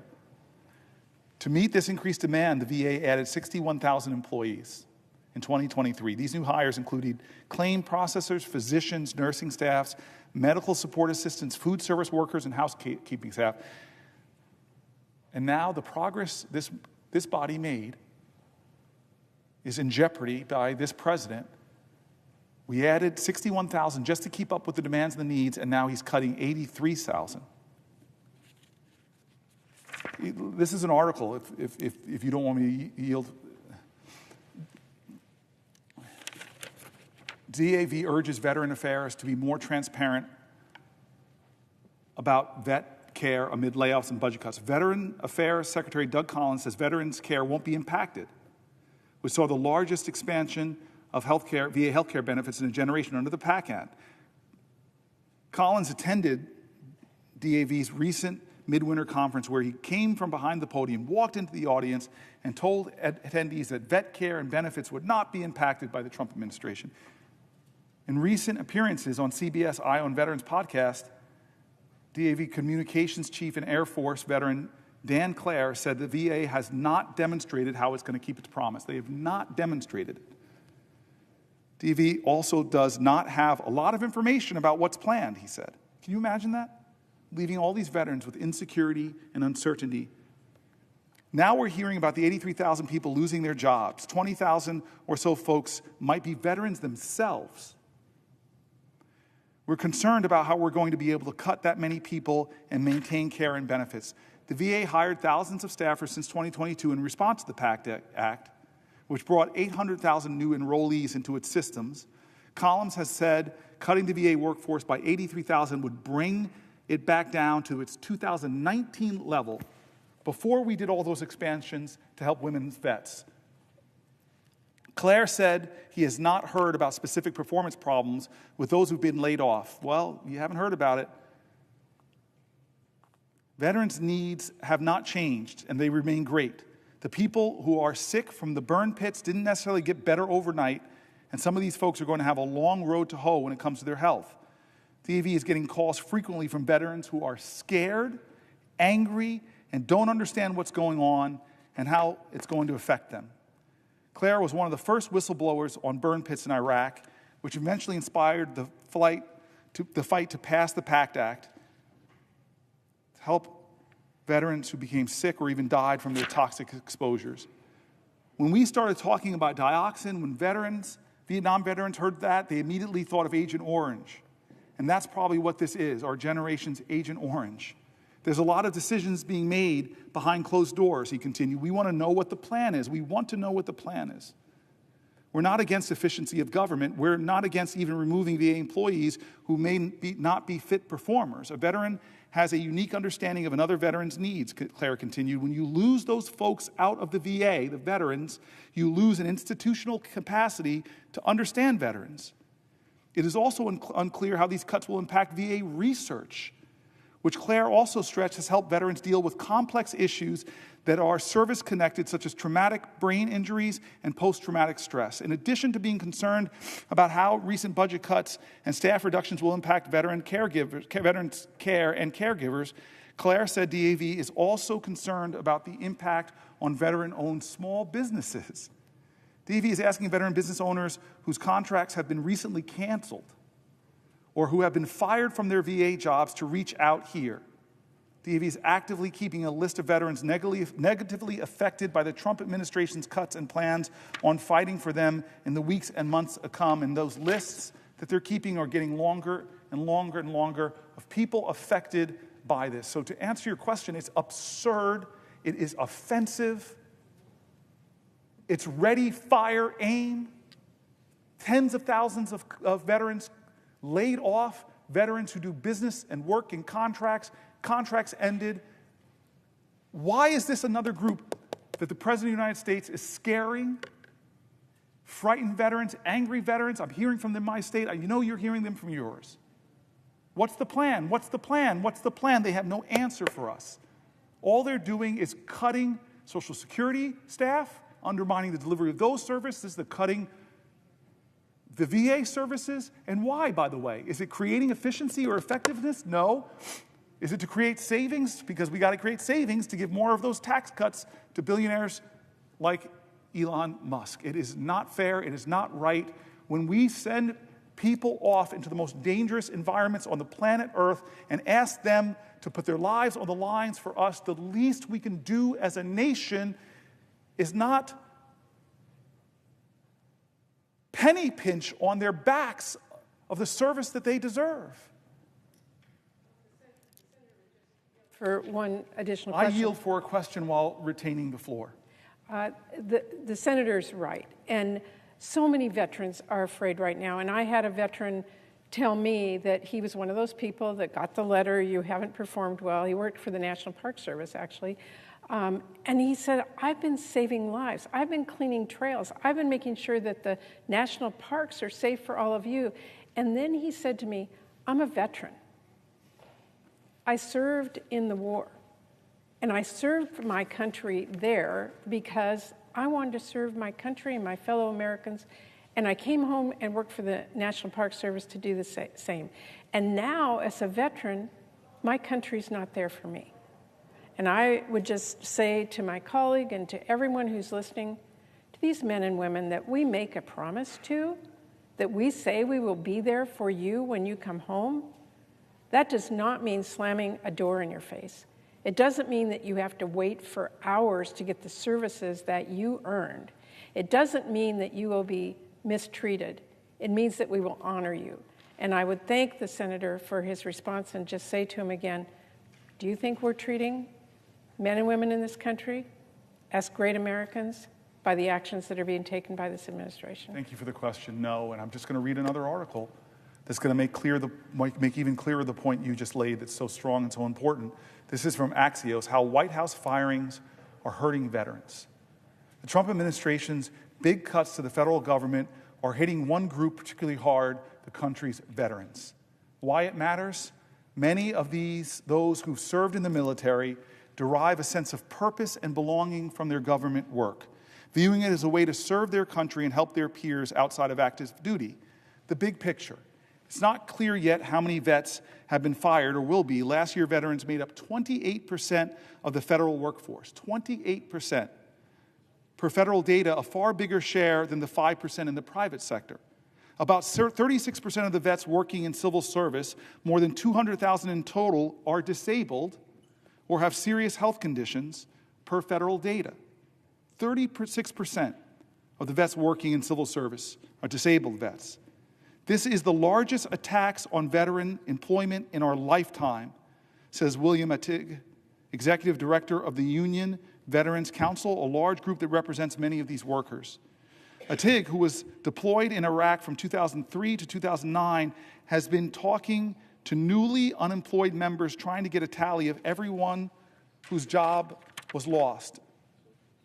Zoom in now. Some veterans still holding on to their jobs for now are waiting for the hammer to drop. We're being smeared as leeches, but I just want to serve my country and provide for my family, an employee at the Department of Defense who's a disabled veteran, and requested anonymity because he didn't want to put his job at risk. Talk about free speech. We're being smeared as leeches, says a disabled veteran who stood for us. And he was thrilled to land his job, he said a few months ago, but is anxiously waiting to see if he'll be one of the more than 5,000 workers at the Pentagon that the Pentagon said it would fire next week. Privately now, GOP lawmakers are growing uneasy with the cuts to veterans. I know this because I know the heart of so many of my Republican colleagues. Politico reports adding that vets have been disproportionately affected by firings, and again, GOP lawmakers are growing uneasy about it. The White House did not say how many veterans have been fired. At least one department, the Department of Interior, has rapidly carved out an exception for him. President Trump has consistently stood up for our brave men and women, delivering crucial reforms that improve VA health care, said White House spokesperson Anna Kelly in an email. There are a few reasons government work attracts vets. The federal government has a veterans preference. Put simply, when deciding among a group of qualified candidates, they're first in line. I think that's right. You'd have to jump through a lot of hoops to not hire a veteran, said a former official. With more veterans working in government, more feel welcome to work among people who understand them. Others are drawn to their retirement benefits. Years of military service counts towards your federal pension. Plus, though, many of these folks feel drawn to mission-driven employment. Most veterans feel like they're putting on another uniform when they go work and other federal agencies. These jobs are a crucial piece of the puzzle in most military life, he says, adding that it's also a key part of suicide prevention for this at-risk group. One of the most important things you can do for a veteran is help them with a job. How can we expect to maintain what is in America an all-volunteer force if we fail to show those folks willing to serve how we care for our service members when they come home?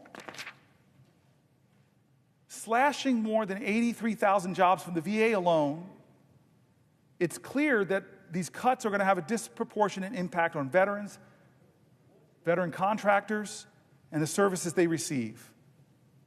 I'm angry about these cuts, but most of all, it should make all Americans feel a sense of sadness. We ask our veterans to sacrifice so much, and we all know, who know veterans, it's not just the veterans, it's also veteran families that make that sacrifice, that share in that service, that share in that commitment. And these veterans, some of the more talented, dedicated leaders I know, they're not doing it for the money. They're doing it because they're called to serve. You know how many people jumped into service after 9/11? Friends of mine rushed to join the military, to serve in Iraq and Afghanistan. And now they're home, many of them with invisible wounds, many of them with visible wounds. And the services they rely on for their health care, the services they rely on as lifelines, the services they rely on often that give them hope and opportunity, not compounding their trauma. This is now being attacked by a president who's not keeping his promises. He says he values veterans, but the facts are different. She devoted her life to serving the U.S., then DOJ targeted her. It has been 6 days since Joy Marver was locked out of her office at the U.S. Department of Veteran Affairs, 5 days since she checked herself into hospital for emergency psychiatric care, and 2 days since she sent a letter to her supervisors, "Please, I'm confused. Can you help me understand?" Now, she followed her wife into the storage room of their house outside of Minneapolis, searching for answers no one could give her. A half dozen bins held the remnants of 22 years spent in service to the U.S. government. First as a sergeant first class in Iraq, then as a disabled veteran, and finally as a VA support specialist in logistics. She devoted her career to a system that had always made sense to her, but now nobody seemed to know whether she had officially been laid off, or for how long, or even why. "Are you sure you never got an email?" asked her wife, Mickey Jo Carlson, 49. "How would I know?" asked Maver, 45. "They deleted my account." "Maybe it's because you were still probationary." "My boss said I was exempt," Marver said. "I was supposed to be essential." In the last few months, more than 30,000 people across the country were fired by President Trump's new initiative called the Department of Government Efficiency, a historic reduction of the federal workforce that has been all the more disruptive because of its chaotic execution. Entire agency divisions have been cut without explanation or mistakenly fired and then rapidly rehired, resulting in several lawsuits and mass confusion among civil workers. After a court ruled last week that many of the firings were illegal, the government began reinstating workers even as the Trump administration appealed the decision and promised more layoffs. The VA alone said it planned to cut about 80,000 more jobs this year, including tens of thousands of veterans. And for Marver, the shock of losing her job was eclipsed by the disorientation of being repeatedly dismissed and belittled by the government she served. She had watched on TV as Trump's billionaire advisor, Elon Musk, took to the stage at a political conference wielding a chainsaw to the beat of rock music, slicing apart the air with what he called his chainsaw for bureaucracy. She had listened to Trump's aides and allies deride federal employees for being lazy, parasitic, unaccountable, and essentially wasting taxpayer money in their quote-unquote fake jobs. In Marver's case, that job had meant helping to retrain soldiers for civilian work and coordinating veteran burials while earning a salary of $53,000 a year.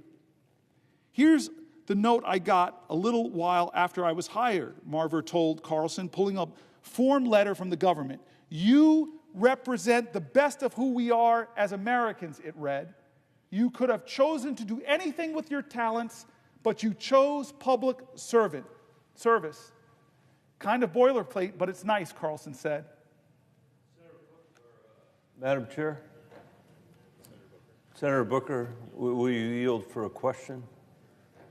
Before I yield, I just want to acknowledge my friend in the chair, and she's cracking a tight whip, so I appreciate you following the rules here. I got to read this now, and then I'm eager to get your question because you are one of the few people I knew before I got to the Senate. That is what I wanted to talk about. Well, I'm sorry. I didn't yield. I didn't yield for a question. I still you can't say anything, sir. Oh. The parliamentarian will jump all over you. I have the floor. So much power, it's going to my head. Senator, will you yield for a question? Oh, man.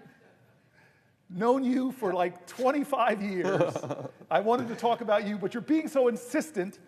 I'll reward your insistence and say I yield for a question while retaining the floor. And let me ask you, Senator Booker, I can't ask you now, through the chair, let me ask you directly.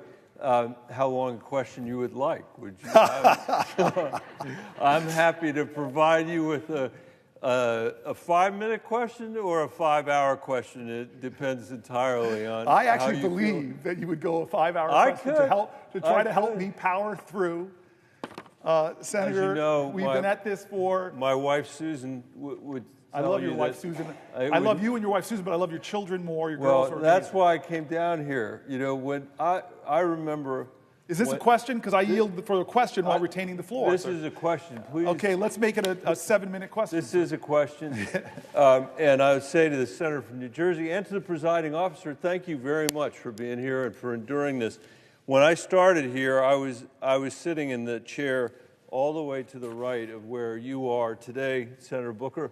And I can remember the day you walked in to be sworn in, you came through those doors right there, and I had a huge smile on my face because I knew when you were walking through those doors, when you were walking into this chamber, you would bring with you the kids that you used to work for in Newark, New Jersey. And the reason I knew that was that when you were working for the kids in Newark, New Jersey, as the mayor of Newark, New Jersey, I was working for the kids in Denver as the superintendent of the Denver Public Schools. And at that time in our country's history, we were engaged in a pretty profound effort to try to make better the schools in our respective communities. Not that everything was perfect, but we were trying to drive achievement for the kids in Newark and the kids in Denver, and we talked about it over many years. And here you walked into this chamber, a place where it would be easy to imagine has long had the habit of treating America's kids like they're someone else's kids, not like they're America's kids. I know that because if the kids in America were represented by the 100 desks that are in this Senate, roughly 9 of them would be graduating with a college degree in our country. 9 of these deaths. If we thought about the rates of literacy, the failure in our country to be able to teach people how to read or do mathematics, decade after decade after decade, the proficient students would consume just a few deaths in this place, and everybody else would not be able to do basic levels of reading and basic levels of math. And but here you were, somebody who understands that, and here you are, somebody who understands that. And one of the very first projects you and I worked on, and this is coming to my question, was the child tax credit. This was an effort to turn back 30 or 40 years of trickle-down economics that said that what we're going to do is cut taxes for the richest people in the country and just have it trickle down to everybody else. Some people don't know what that means, and let me just say what that actually means. For you to understand what that tax policy is, that tax policy that Donald Trump has pursued now twice, once when he was president before, and now again, you have to imagine that there is a mayor in Newark, or there is a mayor in Denver, or a mayor in San Diego, or in Miami, who is saying to the people that live in his community, I have an idea. I'm going to go out and borrow more money than we have ever borrowed before as a community. I'm going to go out and borrow a ton of money. And your constituent, my constituents, would say, wait a minute, Mayor, wait a minute, that makes me nervous. What are you borrowing all that money for? Because I'm worried about the fiscal condition of my city and my town. This conversation would happen in every city and every town in Colorado or New Jersey, whether they're Democratic or Republican mayors. You'd have to answer the question, what are you spending the money on? What are you going to borrow all this money for? Is it for our parks? No. Is it for our schools? No. Is it to give mental health services to kids who desperately need it? No.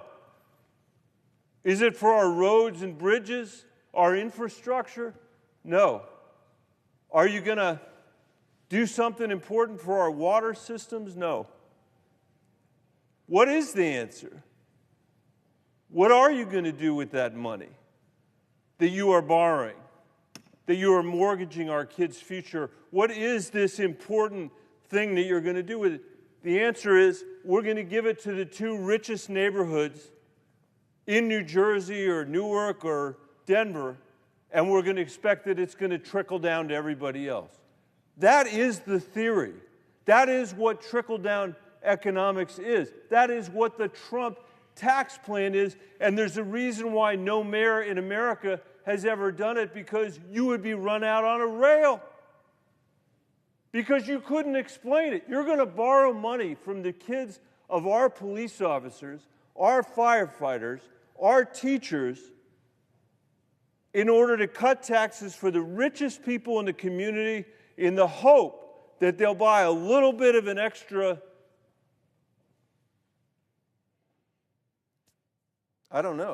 luxury, and that's going to somehow generate economic activity for everybody else. It is demonstrably true that that has never worked. And by the way, these tax cuts, I say the presiding officer and everybody else within the sound of my voice, have literally never, ever come close to paying for themselves. That is a complete lie.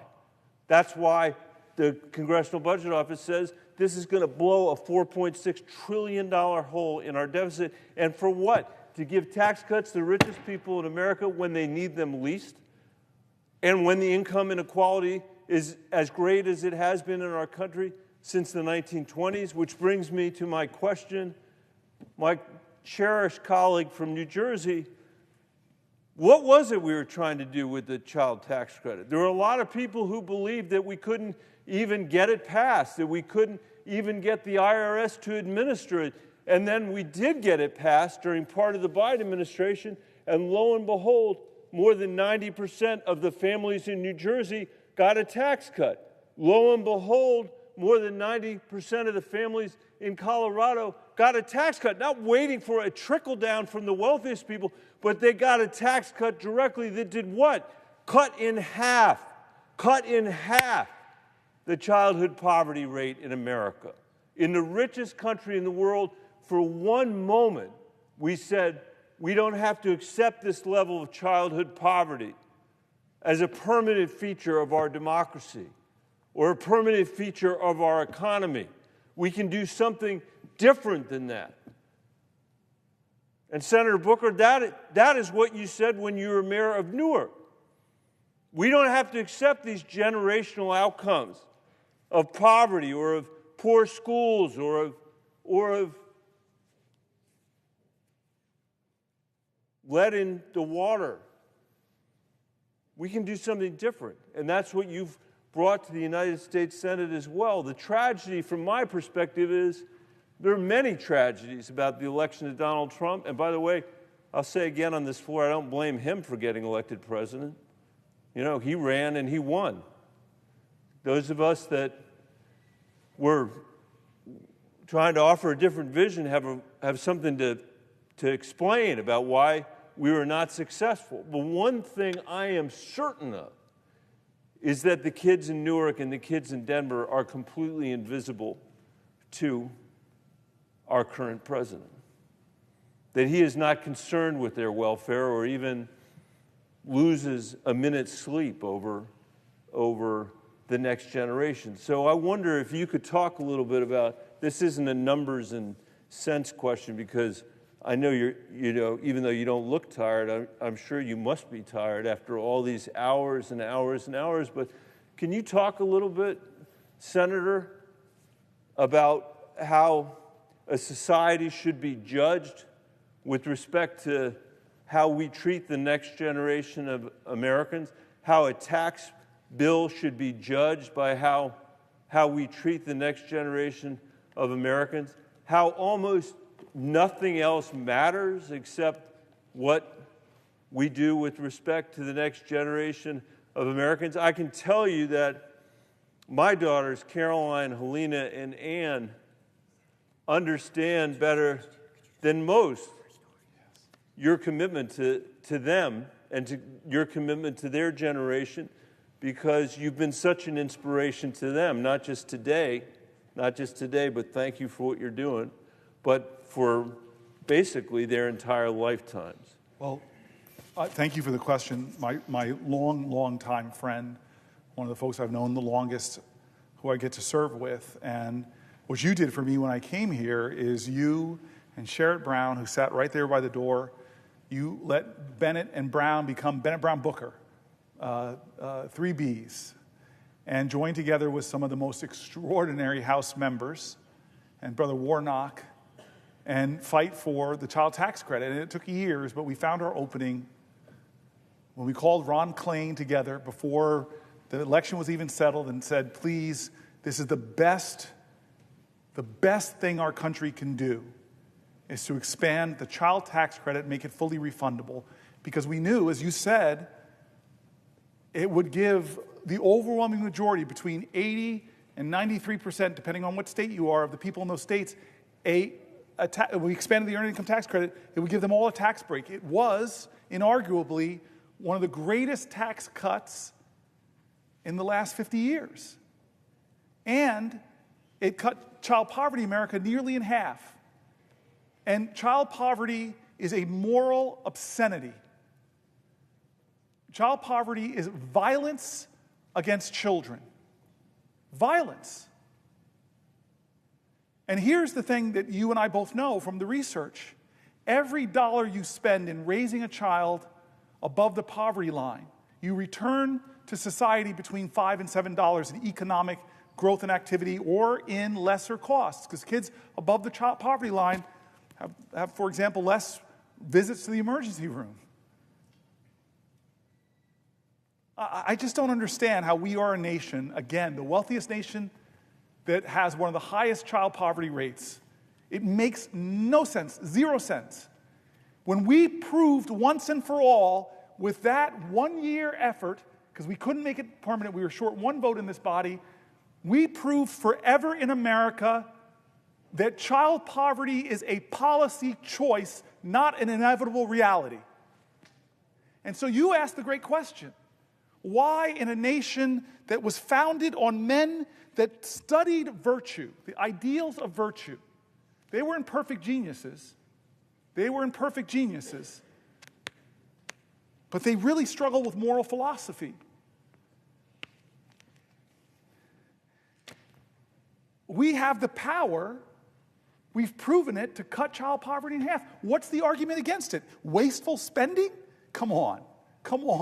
Giving trillions of dollars of tax cuts to the wealthiest in America, I'm sorry, it's wasteful spending, especially if it ends up blowing a hole. Those tax cuts don't pay for themselves. Trump won, tax cuts didn't. Renewing them won't. Doing the same thing over and over again and thinking you're going to get different results is the very definition of insanity. You are one of the most passionate. I remember a stem winder of a speech you gave in this body. You were so angry. I love it when it's Bennett Unchained. You were so angry when you started talking about the horrible policies of this nation that has eaten away The inheritance of children to come. Why you went off on the trillions of dollars spent on stupid foreign wars where our brave men and women fought for this country, but this country made bad mistakes in these long wars. You talked about the money we spent there, and you talked about the first time in American history.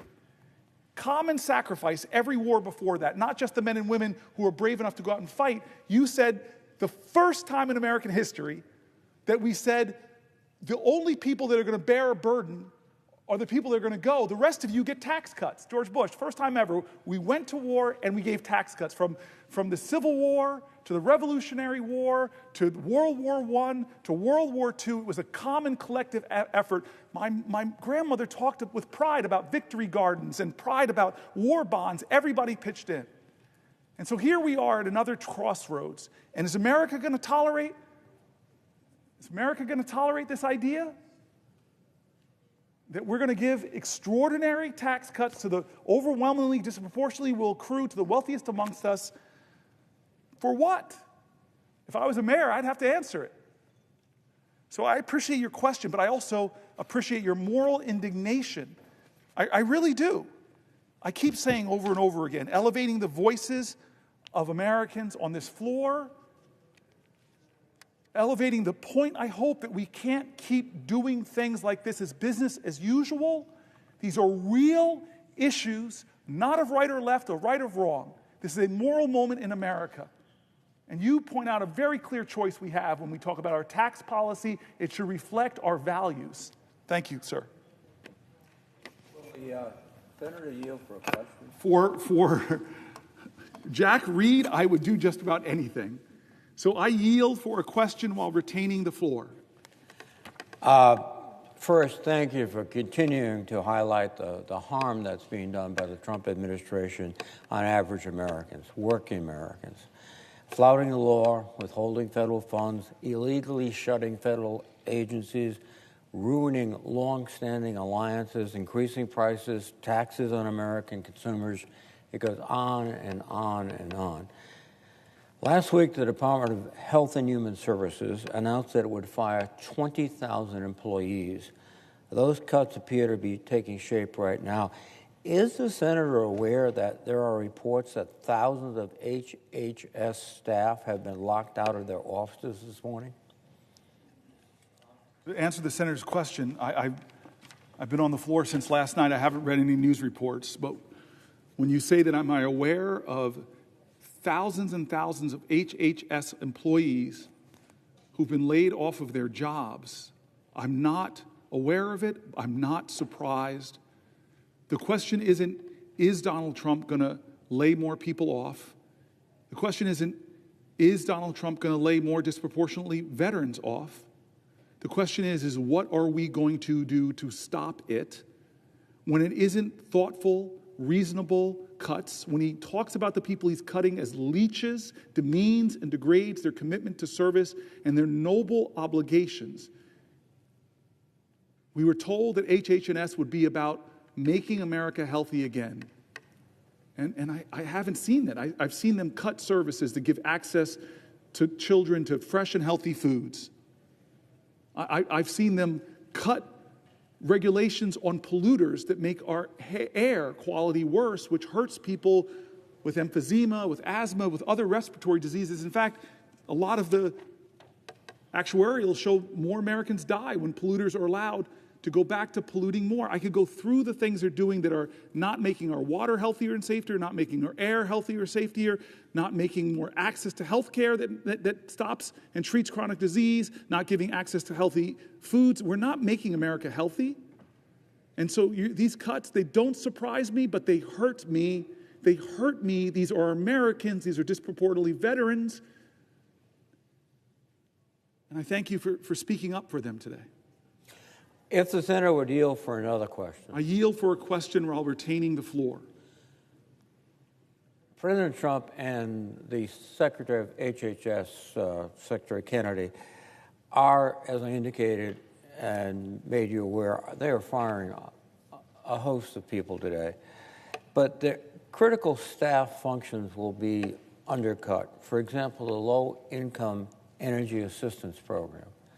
and the National Institute for Occupational Safety and Health. They focus on worker safety. LIHEAP, as you know, provides essential support to literally keep people warm in the winter and cool in the summer in our southern states. And with LIHEAP undercut like that, there will be effects. People will become unhealthy, in fact, possibly couldn't even pass away and perish. NIOSH, on the other, is an agency that looks after 164 million people in this country so they're safe. And we all know, we all remember back all those stories about the Gilded Age, which sometimes I think the administration wants to bring back, where children labored in shops, where garment workers were killed in fires because there was no way to get out. All the exits were sealed. The National Institute for Occupational Safety and Health prevents that. And work-related industries, injuries and illnesses cost our economy about $250 billion annually. So that will double, triple, quadruple. And we're seeing all sorts of reports about the National Center for Injury Prevention and Control at CDC. They do critical work. They're under the gun. We're seeing reports that the director of the FDA Center for Tobacco Products has been fired. We can see that President Trump and Secretary Kennedy would rather stand up for big tobacco than for young kids who get hooked on it and it ruins their health. These are just a few of the cuts. And I want you to, I know you're aware of these. I know you're focused on these. They're going to destroy years of progress. And basically, it's being shouldered by working Americans. You know, nobody who lives in Mar-a-Lago needs LIHEAP heating. Nobody who dines at Mar-a-Lago needs occupational health support. But the waiters do, and the grounds people do. So, Senator, just your comments and thoughts. I so appreciate the question from my friend. I really think empathy is a superpower, and you are Superman in that category. Because you're thinking about the people affected. We throw these acronyms down here, and they sound like government programs, but you meet with the people. I remember when I was starting out my political career in service in Newark, and I had this dear friend named Kim, and she was one of these people that worked trying to sign people up for LIHEAP. And the stories that would affect her of people that was a lifeline for them to have a little bit of resources to help them get their energy costs in a place where they could afford heat in the winter and some air in the summer. Stories of elders and vulnerable. I don't understand how we can be a nation with so much wealth and abundance and we haven't figured out a way to design a system where when you invest in the well-being of people, people thrive. Kids growing up in quality housing with great public schools, with clean air, without lead in their water, above the poverty line. You know what I love about young people in this country is their resiliency. I meet these beautiful children with light in their eyes, and all they need is a little fertile ground, and they go beyond our imagination in what they can achieve. And so here we are taking our national treasure, the resources being paid into our taxes are our national treasure, and what do we invest in, and what do we do with it? Well, we're running up more debt. We're not going to pay for these tax cuts that are overwhelmingly going to go to the wealthiest. But we're taking all these things that people rely on, from our veterans to our seniors to our disabled to expectant moms. We're just taking as much as we can to defer as much of this gross tax cuts that go disproportionately to the wealthy. And so again, I return to where I've been for closing in on 19 hours. I go back to what are we going to do about it? It can't be business as usual. There are too many things we've already covered that show that this is a moral moment in America. Where do we stand? It's time, as John Lewis, as I keep repeating, he says it's time to get into good trouble, necessary trouble, to redeem the soul of our nation. And when you're talking about, goes directly to the soul, what do we stand for? Who do we stand for? We should stand for each other. Thank you, sir. Will the senator from New Jersey yield for a question? To my dear friend, I yield for a question while retaining the floor, and I thank you for being here. I thank you for your leadership. I thank you for what you stand for, and I look forward to your question. Well, I so appreciate the senator from New Jersey trying to articulate the urgency of this moment. And I think that I know you've discussed many things in the last, I don't know how many hours it is, but it's been many, many hours. And, we just had a hearing this morning related to the markup of the Social Security nominee. And we're just trying to find out because a whistleblower said that he was involved in helping Doge. And we're here today trying to bring attention to the American public that people are trying to rearrange essential services, contractual obligations, things like Social Security or Medicaid or even Medicare, by basically saying, well, we have this efficiency strategy, when in reality, they're over there with numbers just trying to carve something out of the budget, billions of dollars out of Social Security efficiency, or billions and billions and billions of dollars out of Medicaid, which would really come right out of our hospitals who are saying they don't even think they could stay open. But this notion of Social Security, I don't know if you've heard that not only are they closing offices and cutting jobs, they're asking people to re-register. So my constituent, who they basically said was dead, was not dead. He wanted his Social Security. So not only did they not give him his check in January, they tried to claw back checks from the previous months out of his bank account. And even though this has got national press and attention, you would think that everybody on the other side would be like, no, that's not what we're trying to do. Even though the president in the State of the Union said all these people were getting Social Security checks, when my constituent is standing in line with less and less staff trying to get his Social Security, and guess what? They're still at it. As of last Friday, they were still at not giving him his Social Security. So what are we unleashing on America?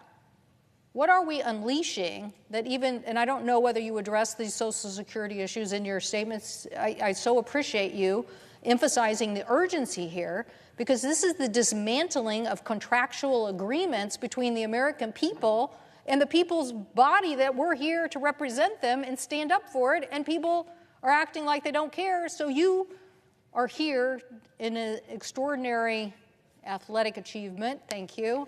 Makes your Stanford days look like nothing, right? You've achieved this great long effort to bring illumination to the American people that they're getting screwed over the fact that these cuts are not some efficient way to deliver better service, but in Social Security, they're undermining Social Security. So have you heard of these cases, the whistleblower issue and others, and do you believe that that's what we should be paying attention to, that before we get a vote on Mr.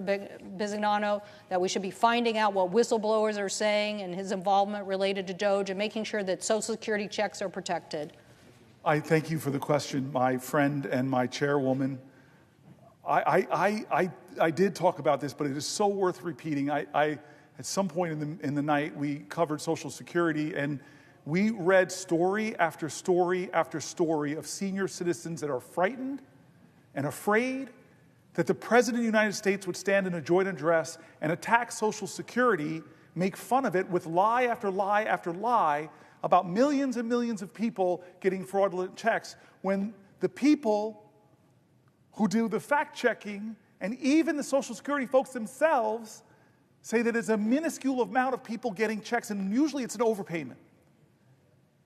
But that didn't stop there. Elon Musk called it a Ponzi scheme.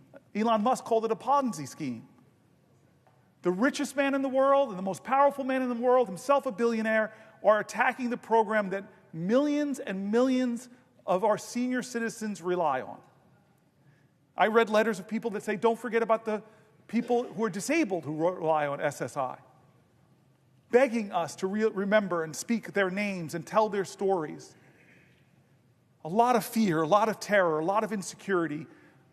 But we spoke about this on the floor, that their benefits are already being cut. What do I mean by that? Well, if you are cutting Social Security offices, as one of our colleagues said from New Hampshire, in a rural area, forcing people to have to drive 100 miles if they have a problem, they can't talk on the phone with the waits on the phones. I read an article from the Wall Street Journal, no left-wing mag, from the Wall Street Journal talking about how the customer service is going downhill because of the cuts that they're making, and now you're forcing seniors. We read letters from 85-year-olds, 90-year-olds, 93-year-old. They're going to drive 100 miles? I read letters from Social Security workers who now work in inadequate spaces with inadequate staff, unable to do their job that they love. They're not leeches. They're not people that should be demeaned or degraded by the most powerful people in our land. They are public servants who love their jobs and want to serve seniors, but now can't do it because they cut before they thought. Question, because I will yield for a question while retaining the floor. I thank the senator from New Jersey. The issue that I think is not being illuminated enough are the sheer numbers here. In my state of Washington, 1.4 million people on Social Security, 1.8 million people on Medicaid. So you're talking about a big federal relationship. Now, I know that some people in the I actually worked in the private sector. I could tell you one thing about the private sector. The bigger it gets, usually the more inefficient it gets. It just happens. Big organizations can be inefficient. So just because the federal government is the government doesn't mean that Social Security and Medicaid are fraught with fraud. In this case, my constituent's not even getting his check, and no one is responding. And you would think with all this commotion that Social Security would want to jump right on it and fix it, but they're not. And the question I have for the senator of New Jersey is, in my state, I have, as I said, nearly 1.8 million people who are on Medicaid, and the same problem is now where our colleagues are trying to say they're going to get $880 billion out of the energy and commerce budget of the House of Representatives, when in reality, like 90% of that money is Medicare or Medicaid, and if Medicare is supposedly off the table, then the majority of that is going to come from Medicaid. So in my state, I'm hearing from hospitals that means they could close. That means essential Medicaid services that are used even in our jails or for fentanyl treatment, or Medicaid that is used as a Obamacare expansion for health care, that so many literally red Republican states, Republican governors have said, we want that. The governor of Idaho, yes, we want that. That's an expansion of Medicaid, and it's successfully working at providing health care to millions of Americans. But now our colleagues are entertaining a notion that they could cut this system. They're not really making it clear. So again, the illumination of you showing the urgency is like a big flag that we're trying to show to the American people. This is not a drill. This is now. This is happening. The beginnings of it are happening. And now this debate that's going to ensue is going to be a massive cut into those programs unless the American people wake up. Now, are your states, and are you hearing this in New Jersey about the Medicaid cuts, the impacts on hospitals, on the delivery system, on essential services? I cannot emphasize to you strongly enough. We decided to start this whole thing at 7 p.m. last night with Medicaid. And we read story after story after story after story of people who are Medicaid beneficiaries, who are terrified, who are afraid, who didn't say if they cut $880 billion, if they diminish the cuts in any way to their services, they're holding together their lives in this fragile financial equilibrium that one little tug of a transportation service, one little tug of a home health care giver, it all crumbles. They're terrified and afraid. Some of the Americans are dealing with the greatest challenges, not of their own making. Some of them working full-time jobs and getting an injury. It costs extraordinary amounts of chaos to their lives. So yes, I read from the people who are recipients. I read from the people who run hospitals, from rural hospitals to urban hospitals to level 1 trauma centers, who all said that if they cut hundreds of billions of dollars, that it'll affect them. I did something really important. I read from Republican governors and Democratic governors, because I keep saying over and over, America, this is not right or left, it's right or wrong. It's not a partisan moment. It's an American moment. It's a moral moment. I read voices from Republicans specifically, Republican governors in Medicaid expansion states. They have this trigger. You know this, many states, that if the funding from the federal government ever dips below 90%, boom, Medicare expansion is over. Millions of people in financial crisis, in healthcare crisis. What is it going to take for us to say no? With such a firm voice, such a chorus of conviction, thousands, hundreds of thousands of Americans, red, white, and blue, every state saying, do not do this for no good reason but to give the majority of your tax cuts to billionaires like Elon Musk. It makes no sense. Who are we as a country? This is not normal times. This is not usual. We should be standing up, because I read the stories of Republicans who run hospitals, Republicans who are governors, who are all saying, don't do this, don't do this. Senator Padilla, I was teasing, I'm not yielding yet, Senator Padilla, I was teasing that man over there named Bennett, that he and I have known each other for years, but you and I have known each other longer. I knew the senator from Washington before I got here, mutual friends. So these are 3 people that were friends of mine before I met this institution. Had Coons here, I have all 4. You, though, I knew longer than Bennett and longer than the great senator from Washington and the chairwoman. We met in 1998, 99, around then. We were both city council people. And the dear friend, the beautiful man who introduced us, told me before we walked in your office that you were a rising star. You were a man of deep decency, that you were going to do extraordinary things in your career, and he did not overstate the fact. You're one of my close friends, and I definitely yield for a question while retaining the floor. Thank you, and let the record reflect that he said the exact things, same things, probably better things about you, and he was absolutely correct.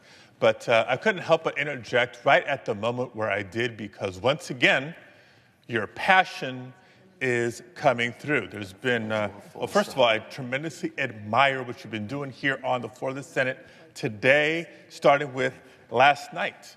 And as I've been watching off and on, there's these moments where your empathy and your sympathy and your care and concern is coming through. You can't help it. It's who you are. There's been other moments, as you've been talking about some of the key issues and dynamics of this current political climate that we're in, where your passion is coming through, and at times anger. I know it because I've seen it. I know it because we're getting calls in my office about this. I know it because if you monitor comments and commentary on social media about what my colleague is doing here on the Senate floor, some people have asked, why is he so angry? Why, I'd like to say here, right now, that Senator Booker has every right to be angry because of what's going on.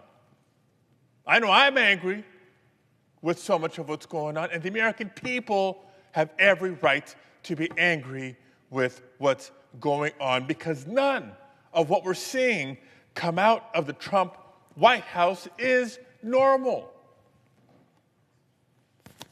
But every day, this approach of flooding the zone with more and more extreme actions runs the risk of making people grow numb to these attacks. And we certainly can't surrender to the feeling of just being overwhelmed by their tactics. And so I want to thank the senior senator from New Jersey for doing what he's doing to shake and awaken the conscience of our country. Now, as I listen to my colleague talk about the real dangers of the Trump administration, what it poses for our nation, I also reflect on what it means for our environment.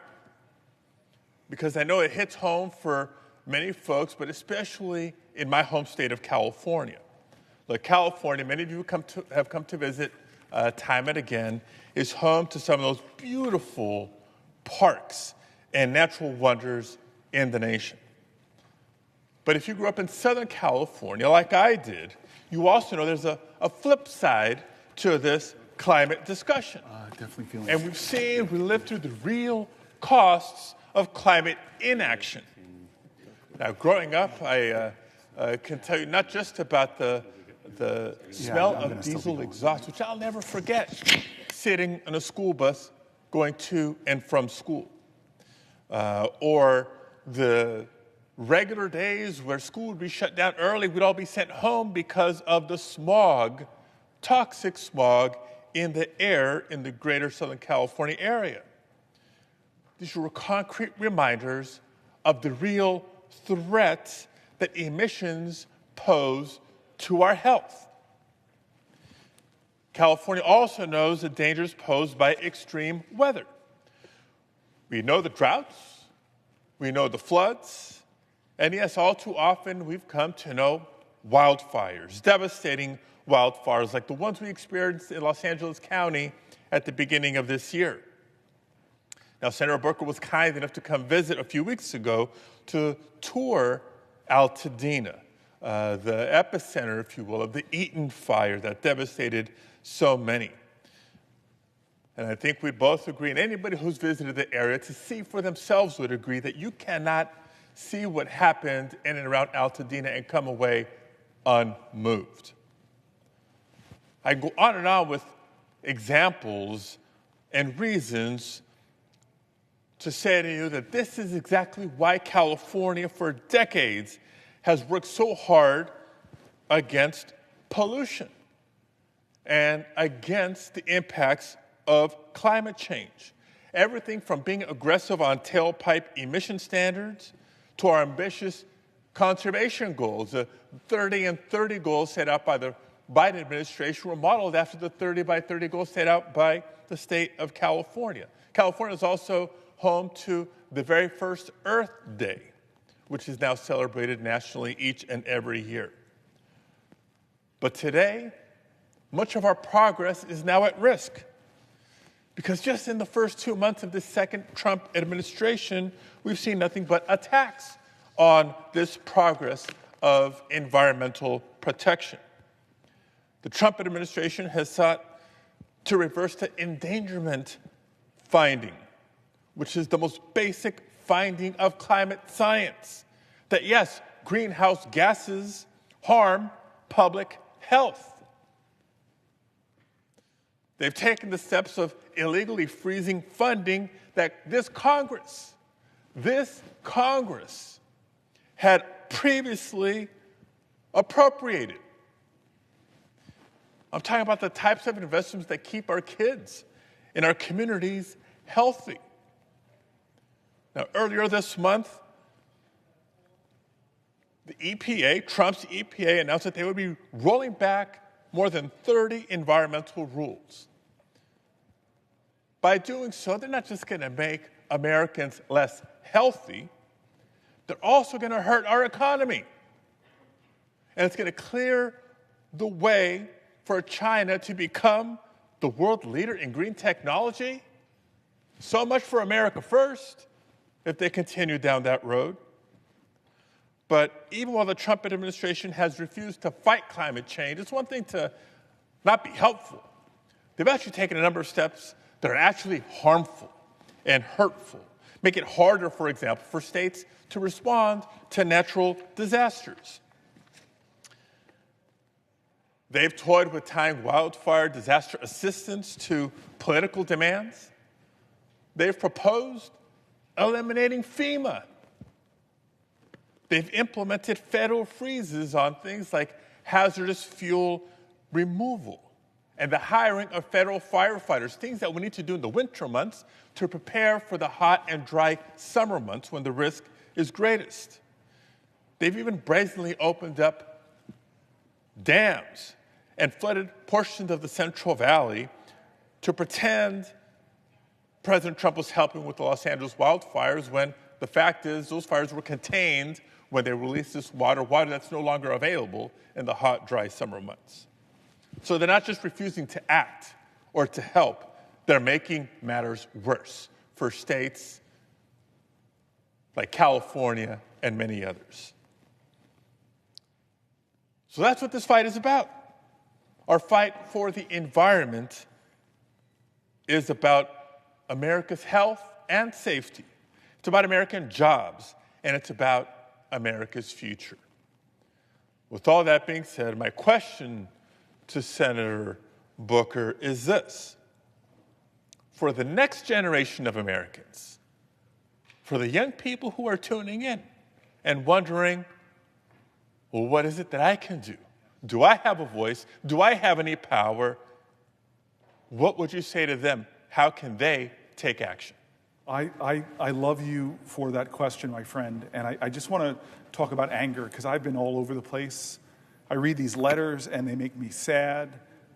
I read these letters, they make me angry. I read these letters, they make me embarrassed that we're a country where people have to rend their pride and beg for help because of the little teeny modicum of support they get from a service like Medicaid. But I've been saying over and over again, as I've tried to learn from my elders, if I've tried to learn from the heroes I revere, that I learned from my parents that anger is not a bad emotion. It's what you do with that emotion that's important. Does it consume you? Does it drive you to hate other people? Or do you allow it to fuel you? Because it was ferocious love that had ancestors of all of ours in this country make it through the insults, no Irish need apply, the injuries of Japanese internments. It's what do you do with those feelings? You're not defined by what happens to you. You're defined by how you choose to respond. So I tell people, anger, if you're not angry,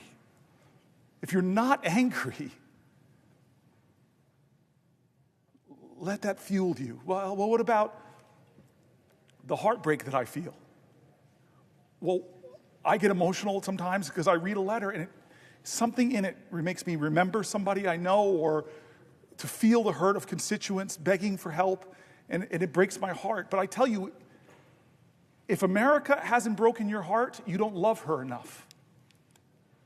Because there's so much heartbreak and fear and pain in a nation where people are seeing their economic hopes and dreams of maybe buying a home or having the money to help their kids with school or to meet their basic needs, where so many Americans are one flat tire, one $400 hit to their economy, and they're suddenly doing payday loans or having to struggle to find a way through. There's so much heartbreak in this country. Great love means you make yourself vulnerable to having that heartbreak. But the heart's this powerful tool that even when it's broken, it still beats. And what about people that are afraid? I get afraid sometimes. I think about this legislation. If it goes through, what's going to happen in my state? I know the hospitals. I know the recipients. But you're telling me, look at our history. Is there anybody in American history that you revere that didn't face extraordinarily fear? Because you cannot have great courage without great fear. Fear is a necessary precondition to courage. And so you ask me, my friend, what can people do? I want to remind people, as I've said before on this floor, to remember the truth that I heard before I came here, that change does not come from Washington, it comes to Washington by the people who demand it. I said this earlier. Do you think that we got suffrage in this country because a bunch of men on this Senate floor right here put their hands in and said, hey, fellas, on the count of three, women get the right of vote. Ready? 1, 2, 3, go. No, that's not how it happened. It happened because of Alice Paul. She was a young person from New Jersey. She broke with the course of human events. Alice Paul, one of my greatest heroes, you know what she did? She caused a heck of a lot of good trouble. Necessary trouble. She is the first American ever, young American in her early 20s, the first American ever to protest in front of the White House. She broke with the older, more mature suffrage organizations and went to the White House and did what she called a silent protest. She held up signs quoting President Woodrow Wilson's own words about freedom and equality and say, aren't they true for me? Like a great black woman would later say, ain't I a woman? Don't I deserve rights? You don't think she was afraid? Let me tell you how afraid she was. Hundreds came out to jeer her, blocking the street, and then they arrested her for obstructing public passage. And then what do with a strong, powerful woman? You say that she's crazy, and you throw her in an insane asylum. Before Gandhi, sitting in jail before Gandhi, Alice Paul, this young American from New Jersey, goes on a hunger strike. And they don't honor her hunger strike. They shove tubes down her throat, crack eggs into the tube, force-feeding her, and thank God for the First Amendment, which is under attack here in America. The freedom of the press, under attack here in America. Look at the dragging the journalist Jeffrey Goldberg right now for doing what? Getting the highest security officials in the land, just showing them the laws that they were breaking. A journalist covered what Alice Paul did. She gets out of jail. Because of public outrage, she goes back to protesting in front of the White House, and Woodrow Wilson, the President of the United States, finally comes out and joins her in supporting suffrage. You don't think she was afraid, angry, heartbroken, but she did something different. She chose a new and unusual pathway to show that this is not the America I believe in. The poetry of Langston Hughes. America never was America to me, but I swear this oath, America will be. The poetry of Langston Hughes. There's a dream in this land with its back against the wall. To save a dream for one, we must save the dream for all. It's what you do with those emotions that matters. Does it call you to greater service? Does it call you to greater sacrifice? Does it call you to greater love? And let me say one more thing. As we were speaking, I just wanted to bring this up. You know I love history. And this is one of my favorite letters, Alex, my colleague, Senator Padilla. It's one of my favorite letters in all of American history because an obscure, unknown American, obscure and unknown, would never have been known, writes a letter to a powerful, powerful man. This obscure American woman that nobody know or would have heard of, ever, if somebody didn't hear about her story and write a book. She would be gone like most of the great heroes in American history, that we don't know their names. It reminded me of the last healthcare debate when Donald Trump tried to take away the ACA, and how many amazing, heroic people who I don't remember their names, but rose up and say, no, no, no, that got three of my colleagues, McCain, Murkowski, and Collins, to change their vote on this floor and stop healthcare being stripped away from 20 million Americans. Well, here is what I mean. It's not the powerful people with titles and celebrity and offices and billions of dollars that have ever shaped this country. What shapes this nation is hard-working, determined Americans who say, I'm going to redeem the dream of America. I'm going to heal the soul of this country. I'm going to demand that we do better, that we rise higher, that we make change happen. What can you do? That you ask if you're a young person? I love this letter.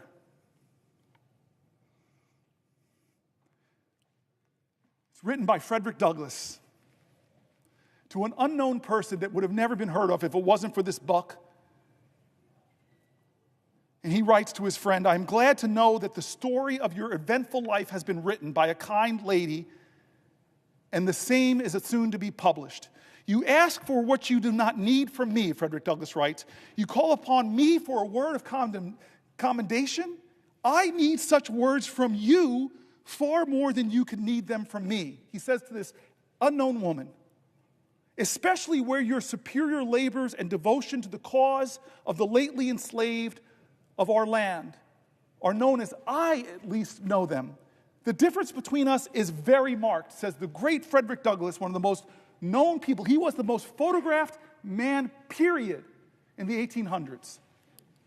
The difference between us is very marked, Frederick Douglass says. Most that I have done and suffered in the service of our cause has been in public, and I have received much encouragement at every step of the way. You, on the other hand, he says to this woman, you, on the other hand, have labored in private.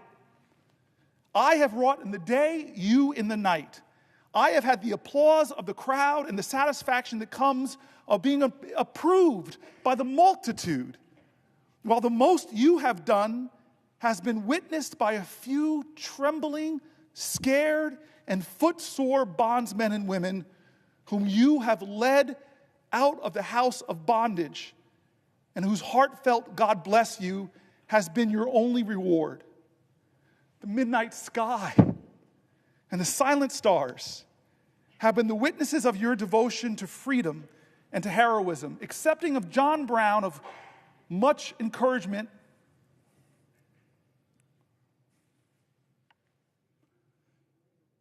Accepting of John Brown of sacred memory, I know of no one who has willingly encountered more perils and hardships to serve our enslaved people that you have. Much of what you have done would seem improbable to those who do not know you as I know you.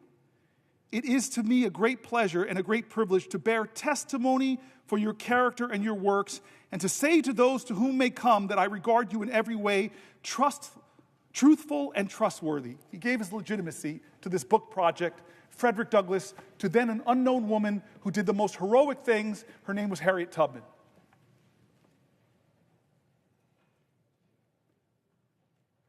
How did we get here, America, to this privileged place?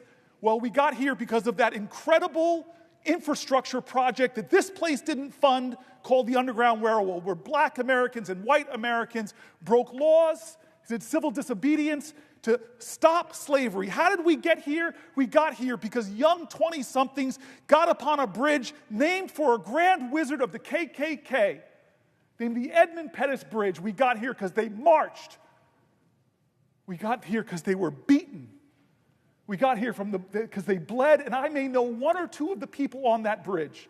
I may know one of the two of their names, but I am in this body because of them. How did we get here, America? We got here because of people whose names I don't know, who fought at Seneca Falls. How did we get here? Because of people whose names I don't know, who stood at Stonewall. We got here because of people's names I don't know, who were there at Selma. This is the answer to your question. This is an American moral moment. This is the question of where do we stand for health care? Where do we stand for Social Security? Where do we stand for VA benefits? Where do we stand for our American neighbor when the call and commandment of every faith in our land is to love your neighbor? What is the quality of our love, America? Now is the time to get angry, but let that anger fuel you. Now is your time to get scared for what's happening to your neighbors, and let that fear bring about your courage. Now is your time to stare at despair and say, you will not have the last word, because I'm going to stand up, and at least I can give one person hope in this country. Do better than me. Do better than we in this body. We are flawed and failed people.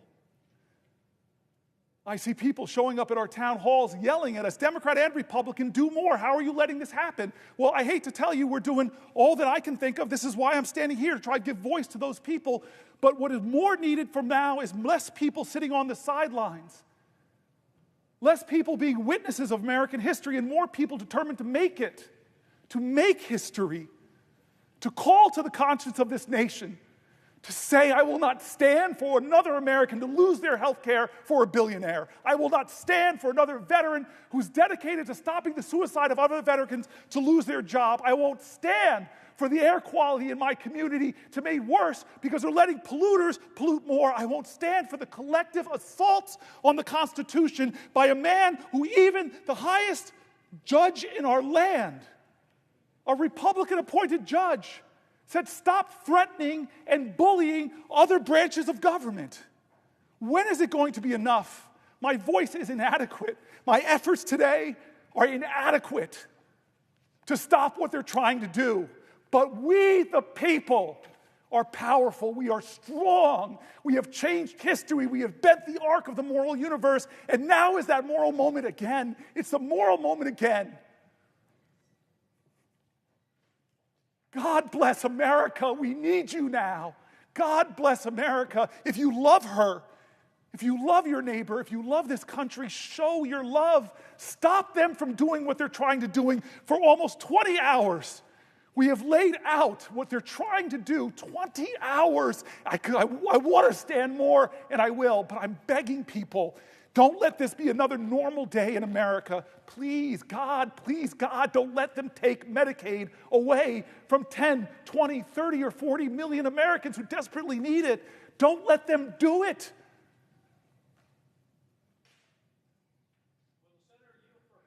I will yield to my dear friend who I owe an apology. At the last hours of your birthday, as I was preparing for this, I realized that we have a special bond. Before I yield, I want to tell this guy. The senator was discussing... Hold on. I yield, but I retain the right to the floor. So I yield, but I retain the right to the floor. I want to ask some questions about veterans in this country, but before I do so, you talked a lot about courage. Yes, sir. And how the world has been changed by people of courage. And I look down at my tie that I have on today. Yes. Which has the signers of the Declaration of Independence.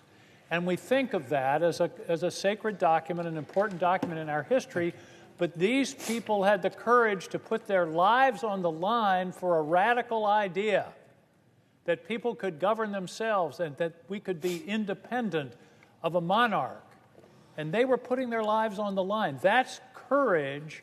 And I'm afraid we have people around here, Senator, who won't put their jobs on the line for the idea of America, for our Constitution, for the guarantees that are provided in the Constitution, for the First Amendment, for the structure of the Constitution, for the independence and separation of powers, which is what provides the protection, the essential protection for our freedoms. But let me ask a question about veterans. We had a hearing this morning in the Veterans Affairs Committee. We were hearing nominees. And I commented that here we are mostly voting on nominees in this extraordinary, historic time as if everything is normal. What I said in the committee this morning was, we're playing Nearer My God to Thee on the deck of the Titanic. And we're talking about all these nominees and all these votes that we're having and not talking about what's happening to our country. And in terms of veterans, here's what's happening. Number one, every time the guy with the chainsaw takes so much pleasure in firing people, if you hear about 1,000 people fired in this government, chances are over 300 of them are veterans. 30% of the federal workforce are veterans. In the VA, I suspect it's even a higher number. So what's happening in the Veterans Administration? The first thing that happened was a hiring freeze. And the hiring freeze affected everybody in the Veterans Administration until somebody said, well, wait a minute, what about doctors and nurses? What about direct care workers? And they said, oh, wait a minute, we didn't mean for that. And that's sort of symbolic of the way this thing is going, because they're not thinking. It's ready, fire, aim, time after time. And so you have a hiring freeze. Then they say, oh, well, wait a minute, there's this group we want to do. But then they leave the hiring freeze in place for the people that are working behind the scenes. I think the senator will agree that if nobody's there to answer the phone when a veteran calls to make a claim or make an appointment, that's a denial of benefits, just as if they've cut the benefits. Okay, so 2,400 people fired. And by the way, those people being fired are getting emails that say you're being fired for poor performance. There was no analysis of performance. There was no examination of how they were actually doing or what these people were contributing. It was random. It was people who were on probation. You know why? Because they're easier to fire under our laws. So We've got people being fired ostensibly for poor performance. Think of that as somebody who's put their life on the line for their country because they're a veteran, and then they go to work in public service for the Veterans Administration, and they're being told poor performance, when everybody knows that's a sham. So the next thing that happens is the Veterans Administration announces they're going to fire 83,000 people over the next 6 months. Now, they say, we're going to return to the size of the Veterans Administration it was in 2019. Number one, that's an arbitrary number. Why not 2020 or 2016? It's an arbitrary number. It's not based on any analysis or deep thought. Here's the problem, Senator, and I want you to be ready to respond to this. Here's the problem. There have been 7 major pieces of legislation benefiting veterans since 2019, the biggest of which, of course, is the PACT Act, the largest expansion of veterans benefit program in probably the last 30 or 40 years, and you need people to administer that program. And instead, they're firing people. And the Secretary of the Veterans Administration says, don't worry, it's not going to affect services at all.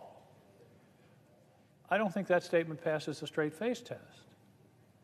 And then we have a statement from the VA that says, we've canceled 600 contracts, but they won't tell us what they are. I'm on the Veterans Affairs Committee. We don't know what they are. We don't know what the plan is for those 83,000 people that are going to be fired. And I guess my question is, what do you think of an organization that says to a veteran, thank you for your service, you're fired? Well, as we were talking earlier, the firings are adding up. It's going to be now about 80,000 people from the VA alone. A disproportionate number of them are veterans. And so that is a rollback in service. We already know that veterans in all of the government agencies represent about 24% of the government workers we're talking about that are getting fired. And these are veterans, as I read their stories, that just want to keep serving their country, from the national parks to serving their fellow veterans and helping them get health care. And we are seeing people that get exemplary reviews, and then they're fired as probational workers under the only way they can, according to the law, is to say that they're a bad federal worker. And then they get insult on top of it when the highest or the most powerful man in the world and the richest man in the world, Trump and Musk, come together and call the guy making $45,000 serving other veterans, they call him a leech. They call him a parasite. And so I hear what you're saying. Like, these are folks that I read their stories. They did things that few Americans would do. They went overseas and served in combat. We had one of our dear friends here who lost her legs in combat, but she stands taller than most all the people in this body. These are the people that are so ingrained in their bodies and minds and souls to serve America, to love America. This president calls somebody like John McCain a sucker. The guy who drafted dodged the draft.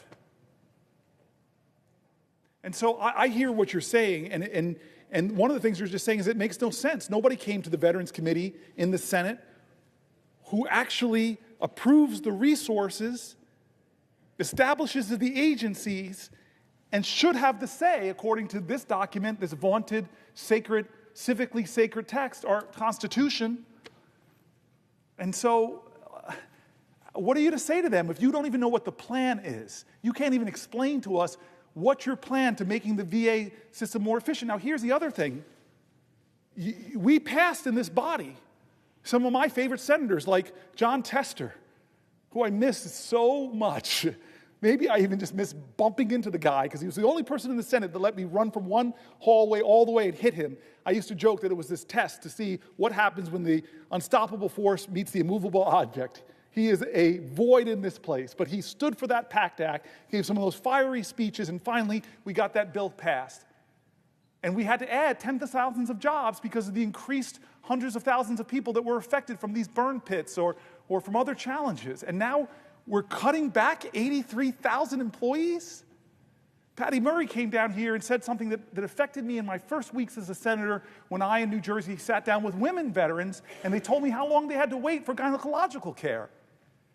And so what is this administration doing in its 83,000 cuts? They're going to improve services to our female veterans? I don't believe it. I don't believe it. Show me I'm wrong. Because we have an Article I duty, oversight, checks and balances. Are we doing that right now? One of the worst things I've seen happen in national security, and by the way, there are national security screw-ups on both parties. Nobody has a monopoly on this. Let's not be overly partisan here. But weeks ago, who are supposed to be the pros and set the example, our national security leadership was using a commercial app to communicate classified documents, and they had it on disappearing messages, so they're violating a law of the land called the Preserving Public Records Act. Now, I've heard from Republicans and Democrats this is outrageous, there should be an investigation. We should be asking common sense questions. Was this a pattern and practice of communication? How many other things that are classified have you been communicating about? There's a lot of really important questions that they should have to answer to. But where are the hearings, folks? I just wonder why this body is shrinking from the articulated duties that we all raised our hands and said we would defend and preserve this Constitution and what it says we should do, what it says our jobs should do. But you're a senator, I'm a senator, I can't tell you what the cut VA plan is. I can't tell you it. They haven't come in here and told us. Are we doing our job? I can't tell you, are we preserving and fighting for national security after one of the biggest national security scandals I've seen since I've been here?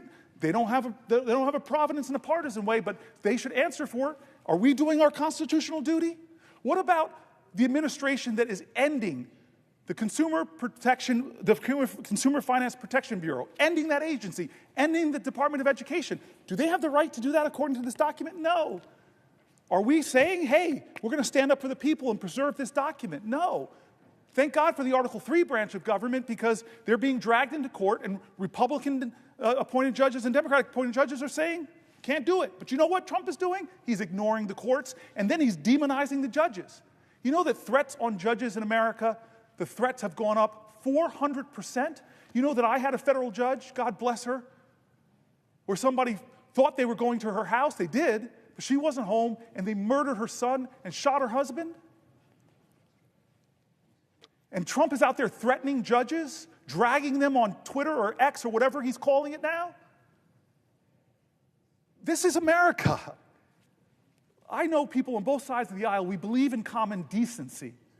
We believe in respect. We believe that the highest office in the land should represent the best of our values, not the worst, not a guy that we wouldn't even let babysit our kids. And so I don't know what's going on with veterans, but I'm not going to sit by and do nothing. That's why I'm standing here. That's why I read the voices of so many veterans. Let's elevate the voices of the Americans who are being hurt and harmed. Let's talk for them if they can't talk for themselves. Let's tell them that we see you, we love you, and that all of us, we're going to fight for you.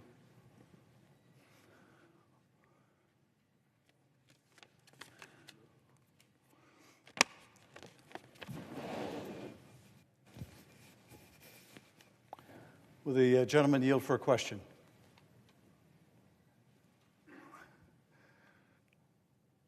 From you, my friend, who doubled the number of vegans in the Senate. I yield for a question while retaining the floor, and I thank you for being here. I thank you for being here. Senator Booker, I always knew you were a towering intellect and a phenomenal and passionate speaker and advocate, but I did not know your stamina until today. And I am delighted to join you on the floor and have this opportunity to engage in a dialogue with you. You can't engage in a dialogue. The parliamentarian is going to stare me down. You can ask me questions. I stand corrected. I'm happy not to engage in a dialogue with you, but to ask you a question. And I will yield for a question while retaining the floor. And let me ask the question this way. I was in the airport yesterday when someone handed me a note that said, "Please save our country. Please save our country." And I think the genesis of the note was her profound concern over the direction of this country, over the increasingly authoritarian direction of this country and what is happening to the rule of law in America. We look at institution after institution, and we see the guardrails of our democracy coming down. We see an assault on the rule of law unlike anything we have seen in modern history, maybe in the entire history of the United States of America. Each and every institution. And why? Because they can. Because they feel they can. So they're going after the colleges and universities. Right. They're going after the institutions of higher learning. This was an attack that was presaged by J.D. Vance years ago in a speech where he talked about the professors are the enemy. They have to go after the seat of learning. So they're going after the universities, and they're using an enormous cudgel. We'll cut off your funds. We'll cut off hundreds of millions in your funds if you do things, if you say things that we in the administration don't like. If you irritate the personal predilection of the president, you will have your funding cut. It is unlawful, it is illegal, and yet they're doing it because they can. They're going after major American law firms because these law firms had the audacity, the unmitigated temerity to hire lawyers or have lawyers who would take on causes inimical to the president's personal interests. So they're going after these firms and they're threatening the livelihood of these firms. We'll close the courthouse doors. We'll cut your clients off from contracts unless you kiss the ring. And of course, it's not just the firms or what they represent. It's everyone who is in need of a lawyer, who now needs to know that if they run afoul of the policy preferences of the administration, they may never get a lawyer. And why are they doing this to law firms? Because they can. And they're going after judges. They're calling for the impeachment of judges. The latest is Judge Boasberg in a case involving the administration grabbing a bunch of people, designating them as part of a Venezuelan gang, and without any due process, without any process at all, taking them to some maximum security prison in El Salvador. And in fact, it would appear doing so even against the court order when the judge said, turn those places around. Now, why are they encouraging the impeachment of a judge? Well, I impeached a judge here. I was a lead manager before there was an impeachment of Donald Trump, or two of them. I led an impeachment of a corrupt judge. It's the same standard of high crimes and misdemeanors. It is not a high crime or a misdemeanor to disagree in a case brought before a federal district court, to disagree with the flawed reasoning of the government. Why are they doing this to judges? Because they can. Because they can. They're going after the press. They're going after the press and saying, if you don't call the Gulf of Mexico the Gulf of America, we're going to prevent you from attending press events at the White House or on Air Force One. And why are they doing this to press? This party that claims to be against censorship, why are they doing this to the press? Because they can, and they will continue to do so as long as they believe that they can, until we, and not just we in this body, but we in this country, stand up to them and tell them, no, you can't. No, you can't. If the slogan years ago was, yes, we can, today it has to be, no, you can't. No, you can't. No, you can't trample the rights of the American people. No, you can't censor our speech. No, you can't bring the weight of the Justice Department down on the American people. No, you can't. Because we're going to stand together. We universities are not going to let you pick one of us off. We're going to band together. No, we're not going to let you go after the law firms. We're going to band together. No, we're not going to let you go after the press organizations. We're going to demand free speech. Until we come together, until we mobilize in a massive way together to say, no, you can't, no, you can't, they will continue to believe that, yes, they can violate the law with impunity. So my question Senator Booker, is how do we tell them, no, you can't, not with our country, no, you can't violate the law, violate our values, violate our interests. No, you can't. How do we tell the administration no? My friend and colleague, I'm hoping that we could figure out thousands of ignition points where Americans can stand up and do that, call to their fellow Americans to do more. I'm not upset at the folks that have been saying to Democratic senators and House members and me and challenging me. I've talked to so many of my constituents who've said, you've got to do more, and all of us have to interrogate ourselves. Because like I said at the very beginning of this, at 7 p.m. on Monday night, I said, we have to say to history where we stood when they were coming after our constitutional principles, where we stood when they were threatening judges to impeach them for making just decisions, where we stood when they were taking law firms and threatening their business unless they came and kowtowed to the big leader, where we stood when they were disappearing people from America with the due process that even Anton Scalia said they should have. Where were you when they came after the health care of the disabled, the health care of the children, the health care of the expectant mothers, the health care of seniors? Where were you when they attacked veterans, laying them off for no justifiable reason and attacking the VA services that they rely on? Where were you when we turned our back on Ukraine? Where were you when we turned our back on our alliances? Where were you when they took the economy down with tariffs? When they took the economy down by threatening it so consumer confidence drops? Where were you? How many things are going on before we answer the question, as it says in Hebrew, he ne ni. He ne ni. Behold, Lord, here I am. And so I confess that I have been imperfect. I confess that I've been inadequate to the moment. I confess that the Democratic Party has made terrible mistakes that have given lane to this demagogue. I confess we all must look in the mirror and say, we will do better. And it's not just defining ourselves what we're against.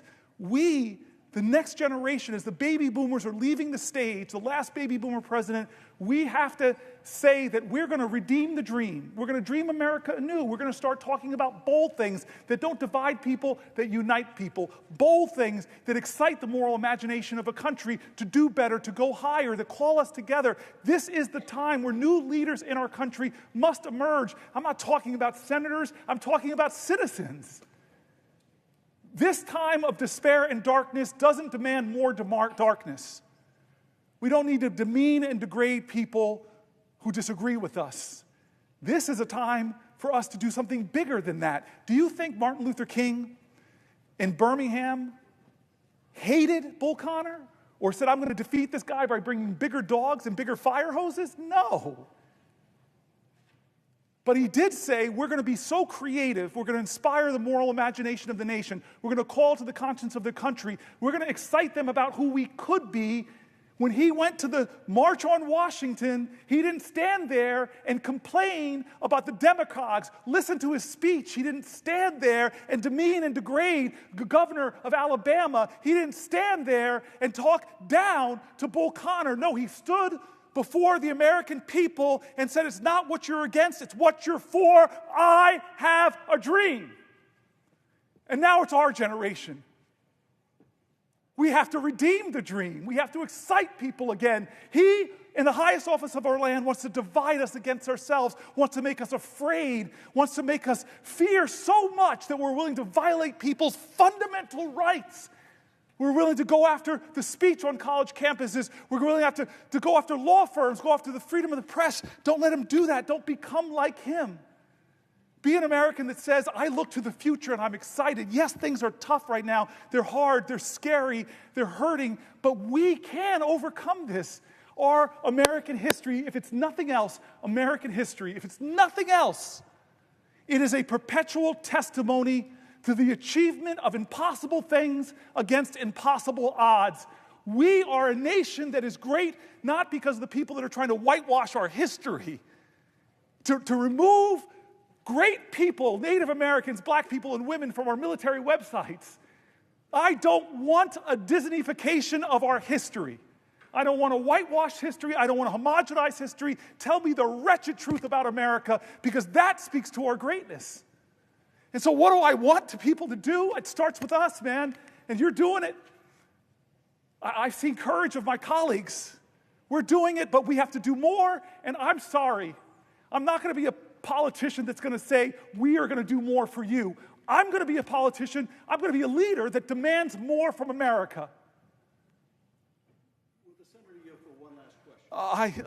I yield for a question while retaining the floor. Well, this gets to exactly, Senator Booker, your point. I'm optimistic about this country. Notwithstanding this deep, difficult, dark period we are in, I'm optimistic about this country, and I'm optimistic because of something that Alexis de Tocqueville might have said. There is some dispute about whether he actually said this. The mere fact that you can quote Alexis de Tocqueville, you got me, you have me. I would like to believe he said this.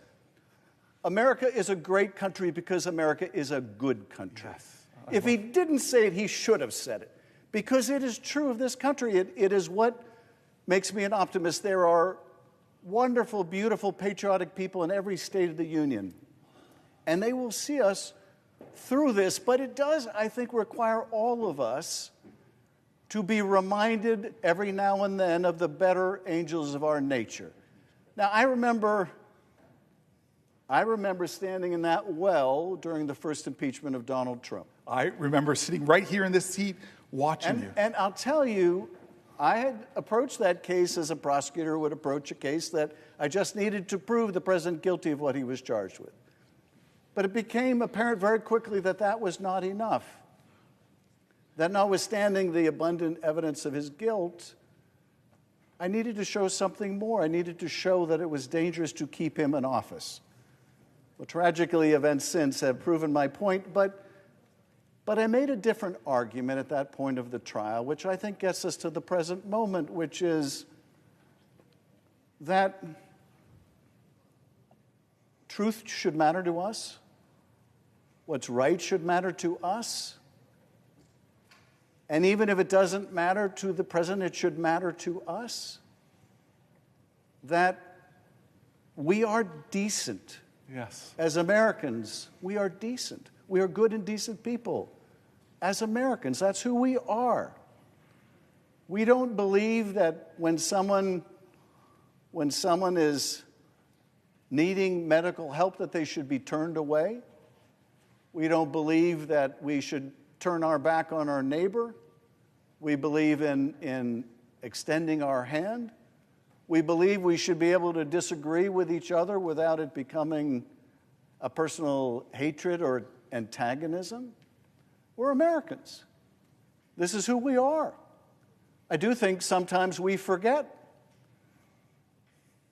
And we have to remind ourselves that, as Elijah Cummings used to say, we're better than this. Yes. We are better than this. Yes, I miss Elijah. And you remind us of this all the time, Senator Booker. You really do.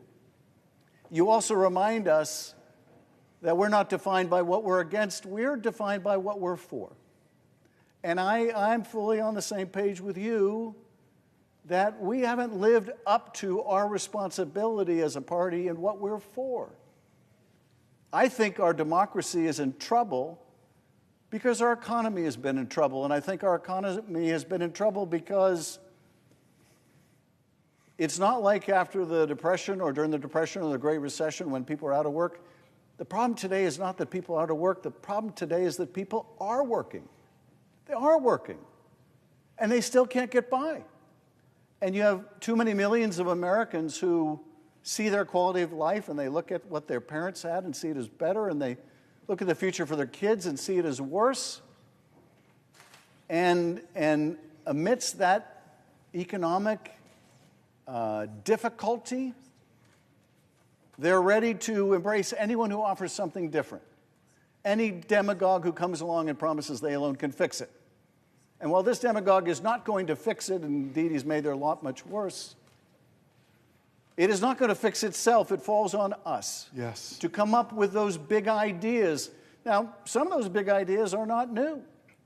Medicare for all, which I support, is a big idea that would expand health care access for millions of people and make sure parents can go to work and understand that if they get sick or their kid gets sick, that they will have access to health care. We haven't kept pace with changes in the nature of work, changes that are going to accelerate with artificial intelligence, changes which have meant that over the last several decades, as the country's become more productive, that productivity and prosperity has simply not been shared with the people who made it possible.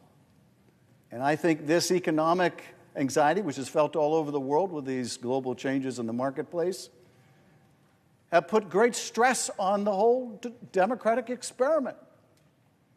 If democracy is not working for people, they will flirt with other models like authoritarianism, but we are here to tell folks that is not the direction we want to go in.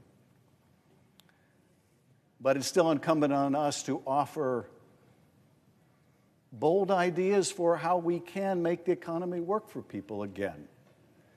But I do think that what has led people into such bitter antagonisms with each other has been a lot of this uncertainty, the feeling that they're only a car payment or a health problem away from failure. And it's up to us to address that. And so I join you, Senator Booker, in your optimism about the American people. I join you in the call on all of us, really in both parties, but if they're not going to do it, it falls on us to put forward the big, bold economic plans that will ensure that we can answer the central question of our time, which is if you're working hard in America, can you still earn a good living? Yes. We need to be able to answer that question, yes, you can. And right now, what we are seeing with this tax cut for billionaires and large corporations is just going to make the problem so much worse. But I want to thank you, Senator Booker, for your irrepressible optimism about the country which I share. I want to thank you for seizing the helm today and every day to put forward that positive vision for our country. And my question is, where do you find the energy, my friend? I don't know. I'm finding it from my colleagues right now. I'm finding it from my friends. I'm finding it from their heart and their commitment. And I'm finding it from the people whose names and stories we're reading. And I more than you know, I appreciate your friendship. I'm so happy you're my colleague now. And I believe that our future, our tomorrows, as bad as things seem, I still believe that our tomorrows are better than our yesterdays. Thank you. And I know you share that. Amen. Will the senator yield for a question? Before I yield to you, I just want you to know I love you, my friend, and thanks. We're doing some good things recently, you and I, trying to solve some big problems, and I appreciate that. So I yield for a question while retaining the floor. Thank you, Senator.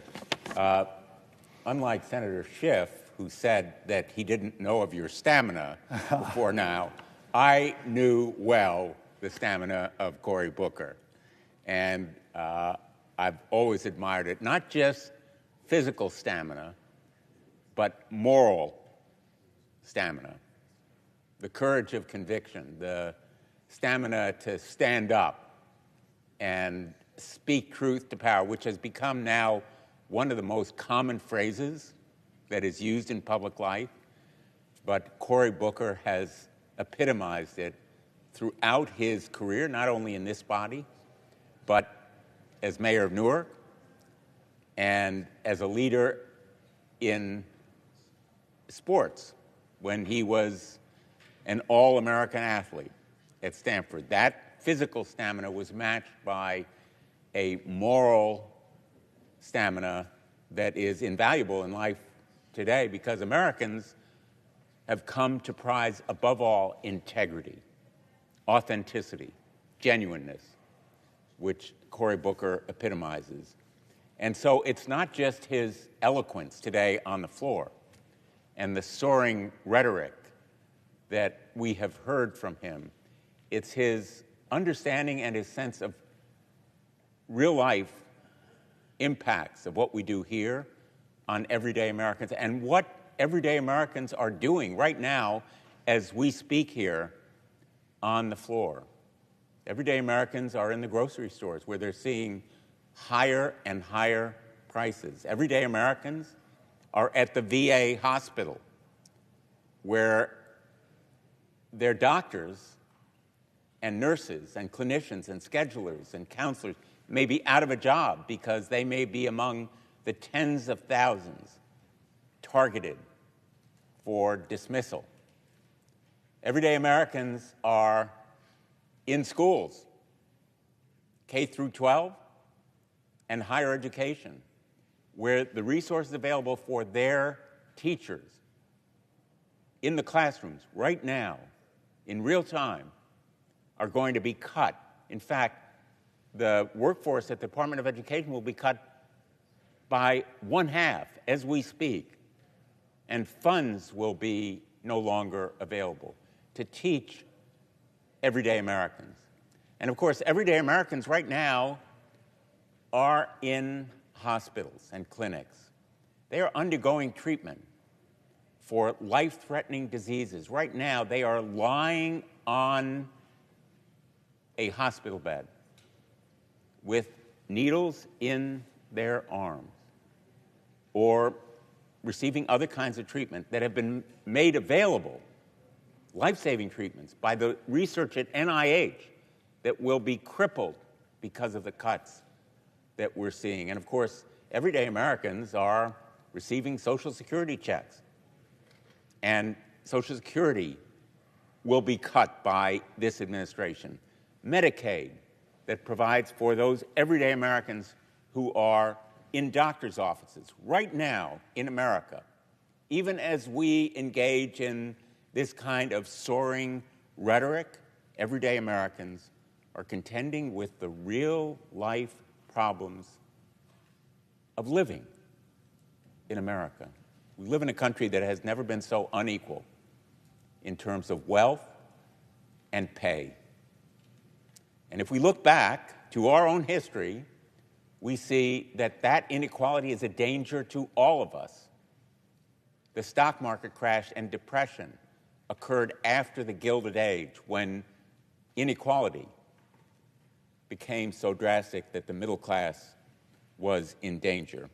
And of course, everyday Americans who are right now in the military are experiencing anger, disgust, fear, because the secrets about what they are doing, even as they engage in operations around the world, like those pilots who are going to bomb the Houthis, engaged in that top secret mission, have learned that the details of that mission, the time of their launch, the targets, the timing of their strikes, the weather, the identity of their targets, all were being discussed over a non-secure channel by a careless, reckless Secretary of Defense. And I don't need to go into the details of what was discussed, except to say our allies are reacting with that same disgust, anger, and fear. And they are having doubts about sharing intelligence with us. The Israelis are outraged by what they've seen. The intel communities of other countries are aghast and appalled. And we have yet to explore fully all of the potential ramifications, like what other conversations may have been on that unsecure kind of platform, who else knew about them, what the motives were. There needs to be a criminal investigation. I've called for it. And everyday Americans have a right to be fearful and angry, just as those pilots should be. and our allies and intelligence communities all around the world.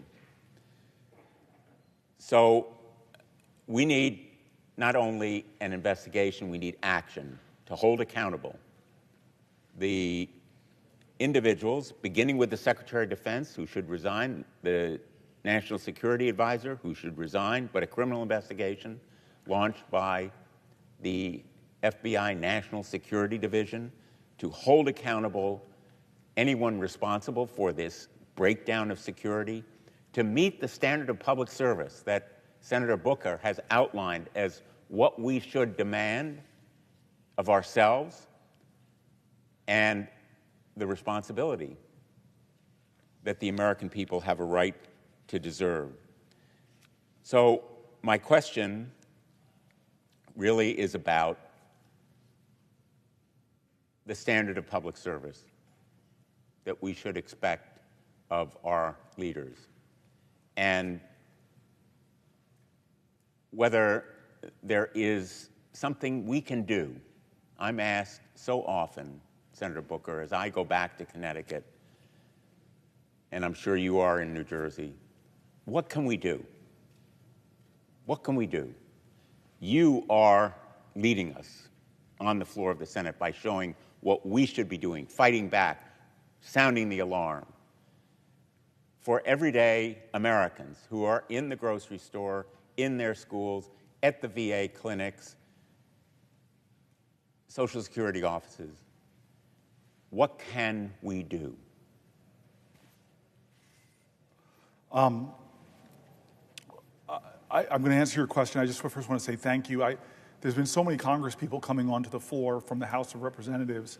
It reminds me of some other times where big things were happening and people would come to the floor, but this is a lot more, and I just want to express thank you for their kindness. I called the chairwoman of the CBC last night and then texted her, and the force of the CBC, which has been giving me spirit and strength for a long time, is really one of the best parts of my time here as a United States Senator, and the fact that they have come through constantly means a lot to me. I'm grateful that my cousin Pam has been here the entire time, just like Chris Murphy, the entire time in the gallery, and I'm so grateful for her. I love her, and she's sitting now next to my brother, and I'm just thankful for that. I want to answer your question because I get it all the time, and I'm not sure how to answer it all the time. I read letters, and it actually got me emotional in the middle of the night, where somebody would detail all their challenges. They would render personal information to me in letters about their struggles with health care, about their conditions, about their pain, about their hurt, just sending it out to their government official that they've never probably met, hoping that they might just listen to you and be activated by your voice. But then many of them ended the letter with that question: I am here to help you in any way. It really moves me because I believe in the deep decency of our country. And so I just want to try to answer that question more with me trying to think creatively about more that I can do as a leader. Because as I've said before, I think we as Democratic leaders have to start thinking more creatively, because obviously we don't control the Senate, we don't control the House, but we have positions that were given to us in trust by the people we represent. And moments like this require us to be more creative or more imaginative or just more persistent and dogged and determined. And I say that in front of some of my colleagues on this floor who I know personally like you, but also some of my CBC colleagues who are sitting over here to my right who have been my rock for almost 13 years. And I just know, before I turn to my left, to the woman who represents the most important person in my 55 years, my mom, I just want to say that the answer to that question has to be something, that I will do something more than I'm doing now. Because the cause is so great, the challenges are so real, that I will do something that I have not done before to try to help my neighbor in a time of moral crisis in our country. And that I may be afraid, my voice may shake, but I'm going to speak up more. I may be demoralized by what's happening, but I'm going to find a way to get out of bed and breathe and know that I can make myself feel a little bit better by helping another person. I don't know what it is, but we got to help each other now through this and know, I'm a person of faith, and it was said to me by a colleague, that know that weeping will endure through the night, but joy will come. I'm going to turn to my left because I always say that she's a senator, but she's had one of the hardest jobs in all of America, which is to be the president of a shul. I met her and I realized she could probably do anything. I know about that. Yes. I am not Jewish, but my name is Booker, so I always say I'm Mish Booker. So there's a formal way I have to do this. So I see you, I love you, and I'm wondering if you have something to ask me. Yeah, will the senator yield for a question? I yield for a question while retaining the floor. Well, Booker, we're a people of the book. People of the book. That is powerful, yes. There you go. It's very powerful. The book you believe in, the books you believe in, what you read. We've heard everyone quote the Bible, philosophers, great thinkers and leaders, and you are one of them. And it has been my privilege to sit here next to you on this desk for the last 6 years I've been here, the best seat in the Senate. You and I. And I'm gonna take care of your mother, who is my constituent. Yes. My constituent. Yes. So I have your precious mother in our hands. Who I suspect, like my cousin and my brother in the gallery, that my mom is watching. Yes. Well. From Las Vegas. Yes, and we appreciate what a good mother she was and how she raised you to be strong and to be smart and to be kind. And boy, oh boy, did she give you some damn stamina. I'll just tell you that, sir. We are in awe. But my question is, thank you, Mr. Booker. Thank you for what you're doing. Thank you for using your voice to stand up against Trump's administration reckless and extreme policies. And we've got a lot to talk about here. So I'm going to bring it back to Nevada. Yes. Because we got a lot of families in my state, and just like you, those letters, they're overwhelming, and they bring me to tears. The stops in the grocery store, and the airport, and the shopping mall, and the gas station, over and over again. People are worried. People are worried, and they want us to help, and they're wondering about this. People have talked to me about... Senator... Oops, thank you. Talk to me about how high costs at the grocery store are squeezing their budgets. They're concerned that the Trump tariffs, well, what are they going to do? Prices ain't going down. They are going to make prices go up instead of going down. President Trump declared tomorrow is Liberation Day. Liberation Day.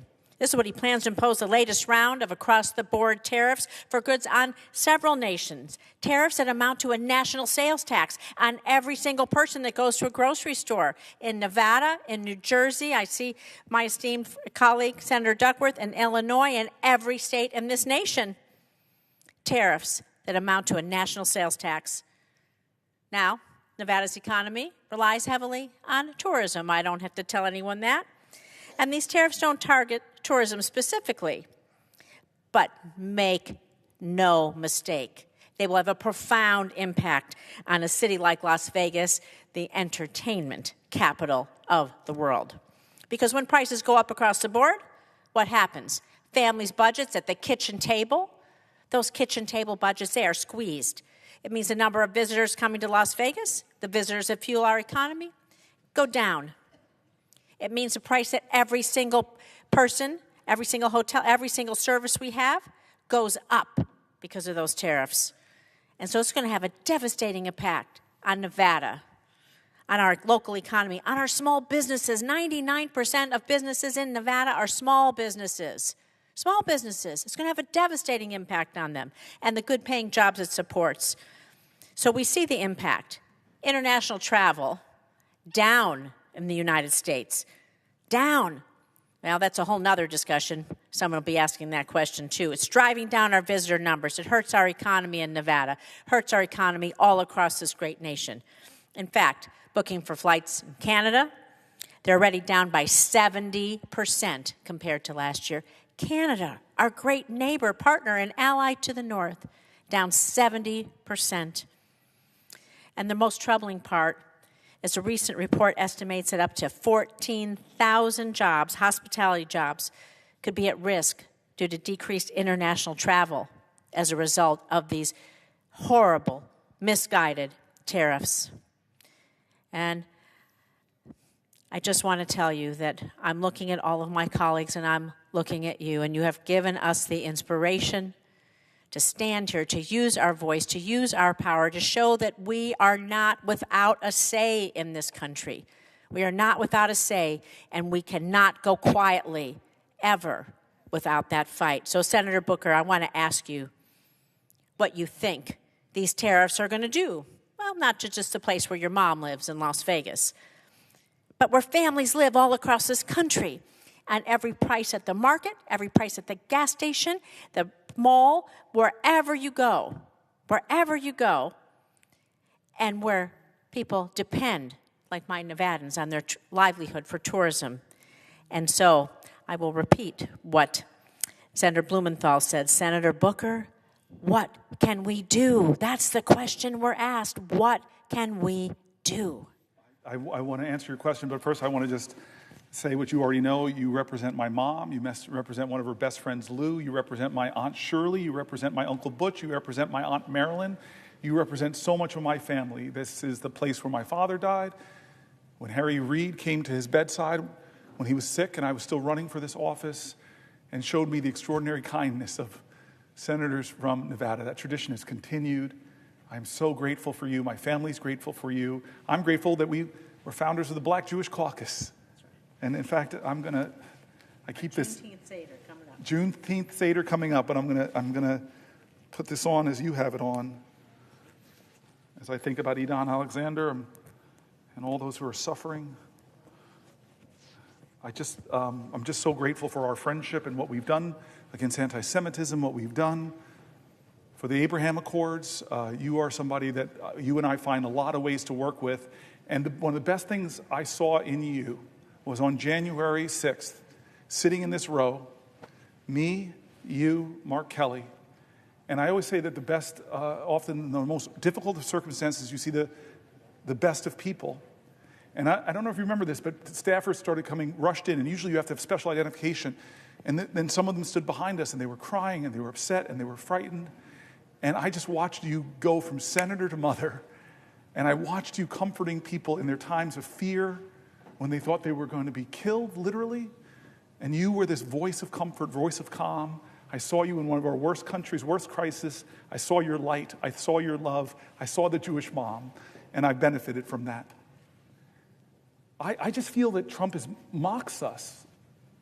What does his Liberation Day mean to the people that are shackled to debt? From medical debt, that are shackled with student debt, that can't afford the rising costs of groceries. What's his liberation mean? To people who are chained by fear right now, waiting with bated breath to see if the Medicaid programs they rely on are going to be cut. What does his liberation mean? To people who are literally in jails right now because they were disappeared from our streets. What does his liberation mean to people who can't afford homes because of his tariffs, who dreamed of a new car, but that's going to go up as well? I don't know what he means by liberation. I honestly don't. I wish he'd explain it to the American people. Who's liberated in this financial times? Who's liberated?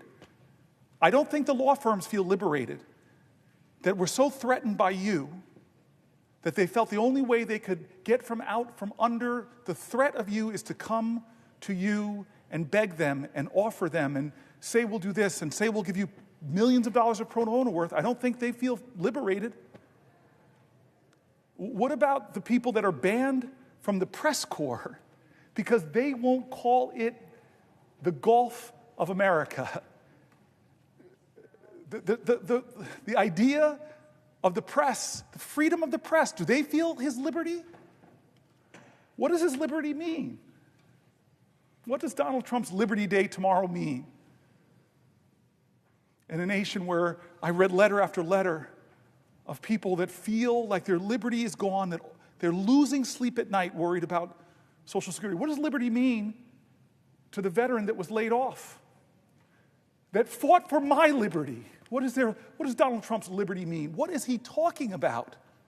What does his liberty mean to Canada, who fought next to us, who died next to Americans fighting for our causes? What does his liberty mean to them? I don't understand Donald Trump. I really don't. There are going to be PhD students writing about him for generations. He'll love that in heaven. He'll look down and say, I'm so happy people are talking about me. But I will tell you this. I love great presidents. I love that Lincoln said, with malice towards none, with charity towards all. But I hear Donald Trump say, with malice towards everybody that does not tell me how great I am. And charity, I don't know if he understands that. What it means to show sympathy and compassion and empathy and to help people whether they like you or not. I love great presidents. I love FDR. You have nothing to fear but fear itself. But the letter after letter, the word fear, the word terror, I was reading from voices from my state and across the country. It's as if Donald Trump is saying, be afraid of me, the big man with the power. Be afraid, be afraid, be afraid.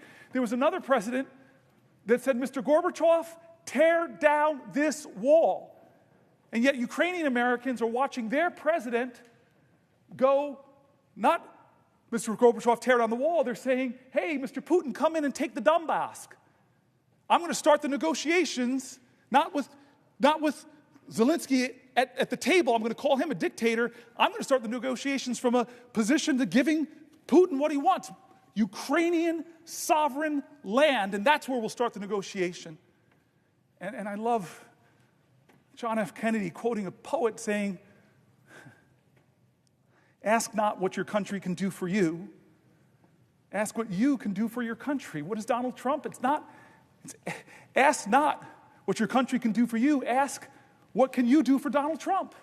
Because I will threaten you until you kowtow. I will threaten to run primaries against you if you don't fall in line and vote for things you know are wrong. I will terrorize your law firm unless you come to me and kiss my ring. I will make political your applications for your merger. I will drop cases against you. I will pardon you if, as he said in a recent pardon, he was a pro-Trump guy.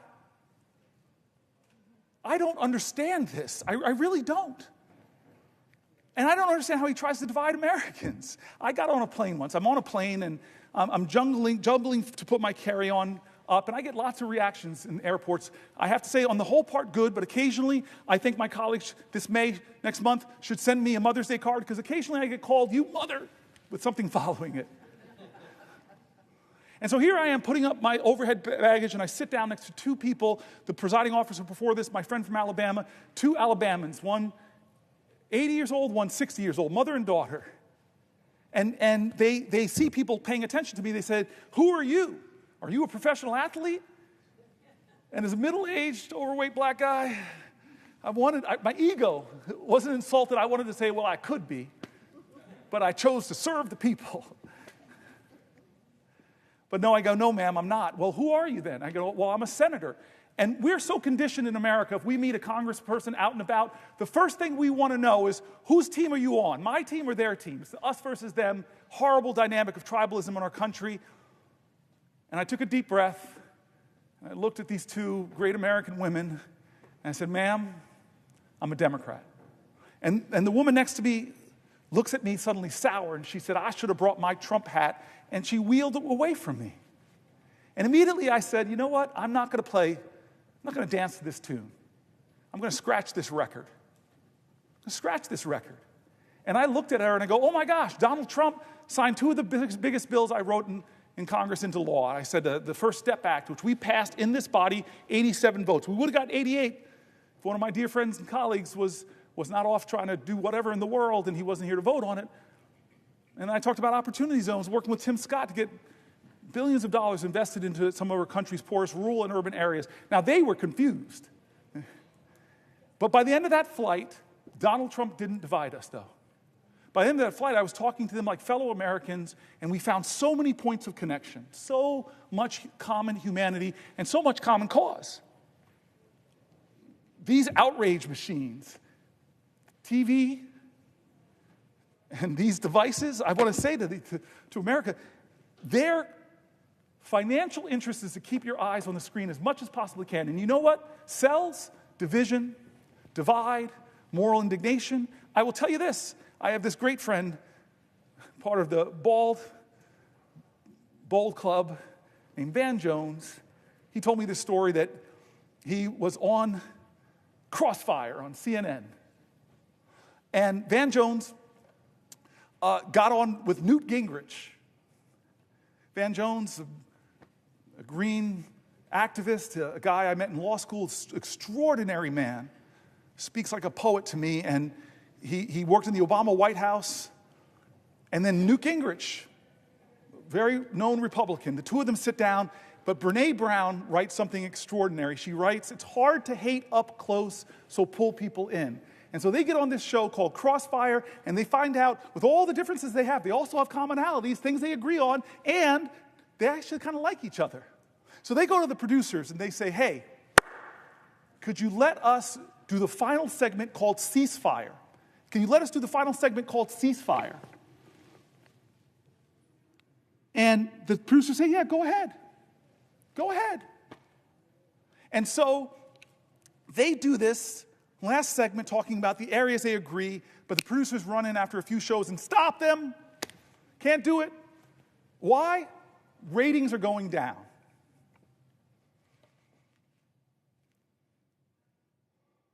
There are a lot of legitimate differences in places I'm going to stand my ground and fight for people's health care, for people's Social Security. I'm going to fight. But I'm never going to get into a position where anybody in this country can make me hate another American. Because this is the age where we have to figure out how to live up to those words up there, e pluribus unum. That's the call of our ancestors, to put more indivisible into this one nation under God. That's the challenge. And there's enough things that we agree on in America, and especially when we stop and talk about things like the child tax credit, most Americans are for that. Oh, gosh, well, I've been waiting for you, for crying out loud. Why didn't you interrupt me earlier? You were on a roll. Oh, you come were on. on a roll. And I was, Come on, Senator. Will you yield for a question? I yield for a question while retaining the floor. I don't know what kind of food you eat on that vegan diet of yours, but I need to figure out more of that vegan diet.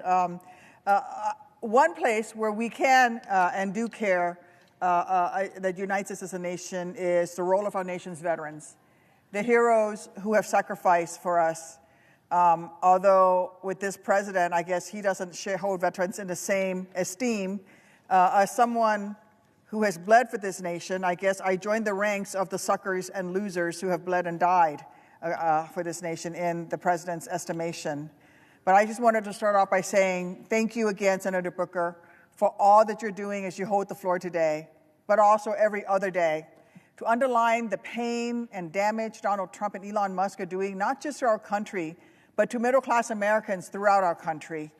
And tragically, that harm even extends to our nation's veterans who have sacrificed so much to protect this country and keep Americans safe, who should be shielded from this needless chaos and uncertainty. Senator Booker, I know you are well aware that this administration is firing more veterans than any other administration in modern history. It's been reported that this administration, in these first few months in office, has fired approximately 6,000 veterans from federal service across this country.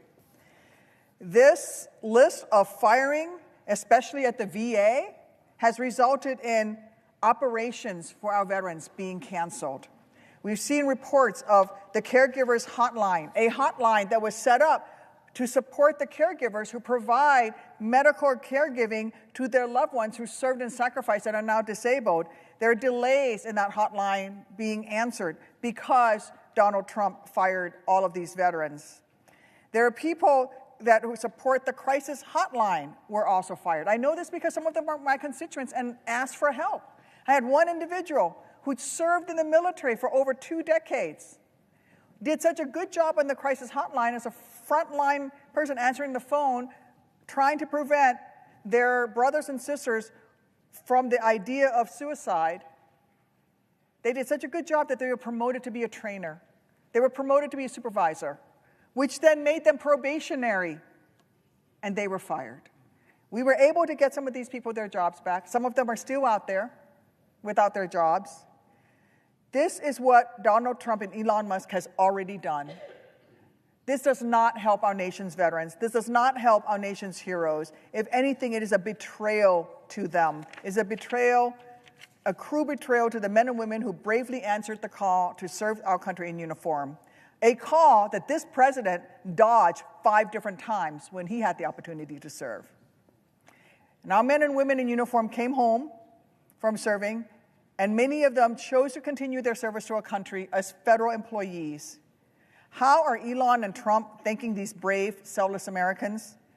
They're doing it by showing them the door and leaving them wondering how they'll be able to afford next week's groceries or next month's rent, forcing them to look for a new job. The senator from New Jersey and I are both working together to help our heroes get their jobs back, which is why I've introduced a Protect Veterans Jobs Act to reinstate all veterans who were wrongly fired from their federal jobs by Trump and Musk. It is a critical bill to help those who've already been fired, but according to recent reports, Trump and Musk are just getting started.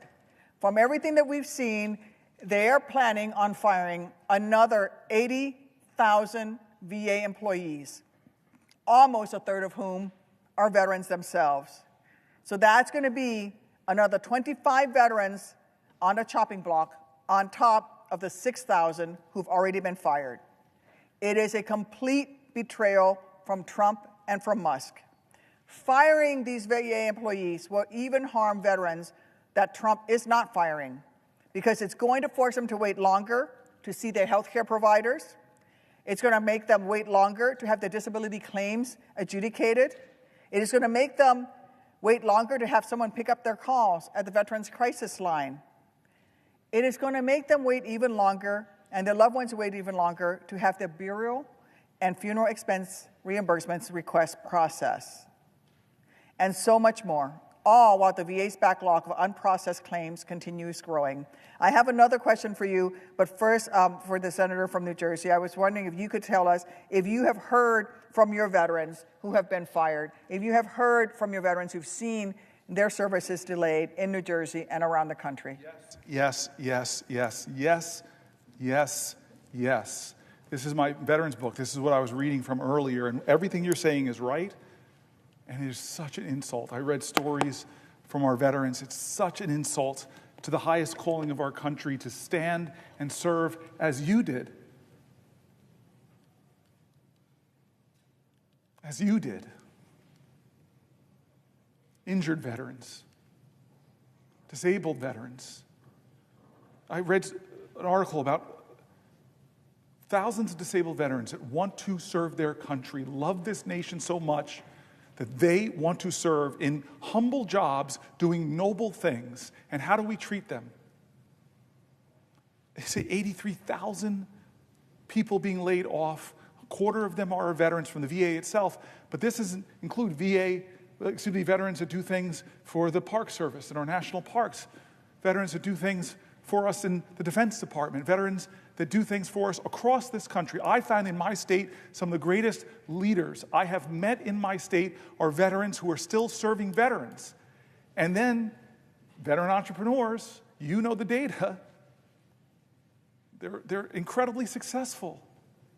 They create to our economy.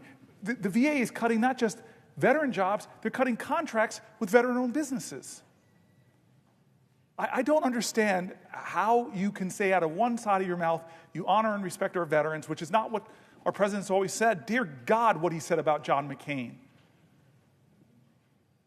I still remember John McCain is in a town hall with Barack Obama fighting fiercely to be the president of the United States, and somebody gets up and says that Barack Obama, as if it's an insult, it's not, is a Muslim or something, and he grabs the mic back and corrects her. One of his voters, he corrects her on national TV. This is wrong. He's a guy who loves his wife, Christian, loves his family. I mean, that is character and honor. Can you ever see that from our president now? And this is how wrong I was. And I want to admit, I've made mistakes. I've been wrong. I remember where I was when he said in his campaign that he's no hero, that people who are captured are not heroes. I said to the people that were with me, there goes his 15 minutes of fame. I thought that was the end of Trump. But somehow you could become president of the United States when you insult the veterans who serve. I want to read you, and I know you have another question, but can I read you? John Lewis and John McCain, the two Johns are coming up a lot in my 20 hours. But I want to read you this. I want to read this when you were here because I read this. And let me all tell you, this is John McCain writing, let me all tell you what I think about the Pledge of Allegiance, our flag, and our country.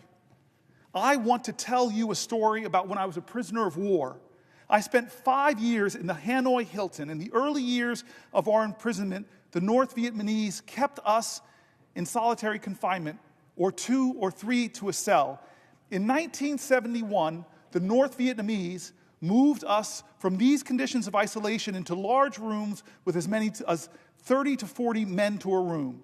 This was, as you can imagine, a wonderful change and was a direct result of the efforts of millions of Americans led by people like Nancy and Ronald Reagan on behalf of a few hundred POWs 10,000 miles from home. One of the men moved into my cell was Mike Christian. Mike came from a small town near Selma, Alabama. He didn't wear a pair of shoes until he was 13 years old.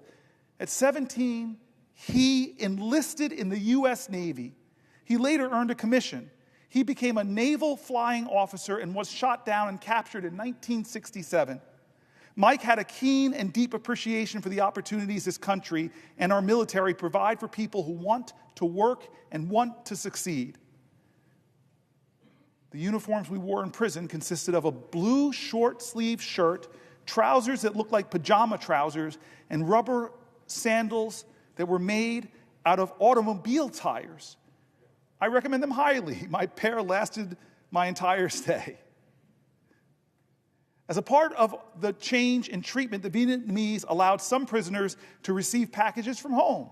And some of these packages were handkerchiefs, scarves, and other items of clothing. Mike got himself a piece of white cloth and a piece of red cloth and fashioned himself a bamboo needle.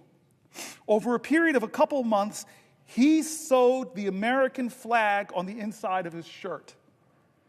Every afternoon before we had a bowl of soup, we would hang Mike's shirt on the wall of our cell and say the Pledge of Allegiance.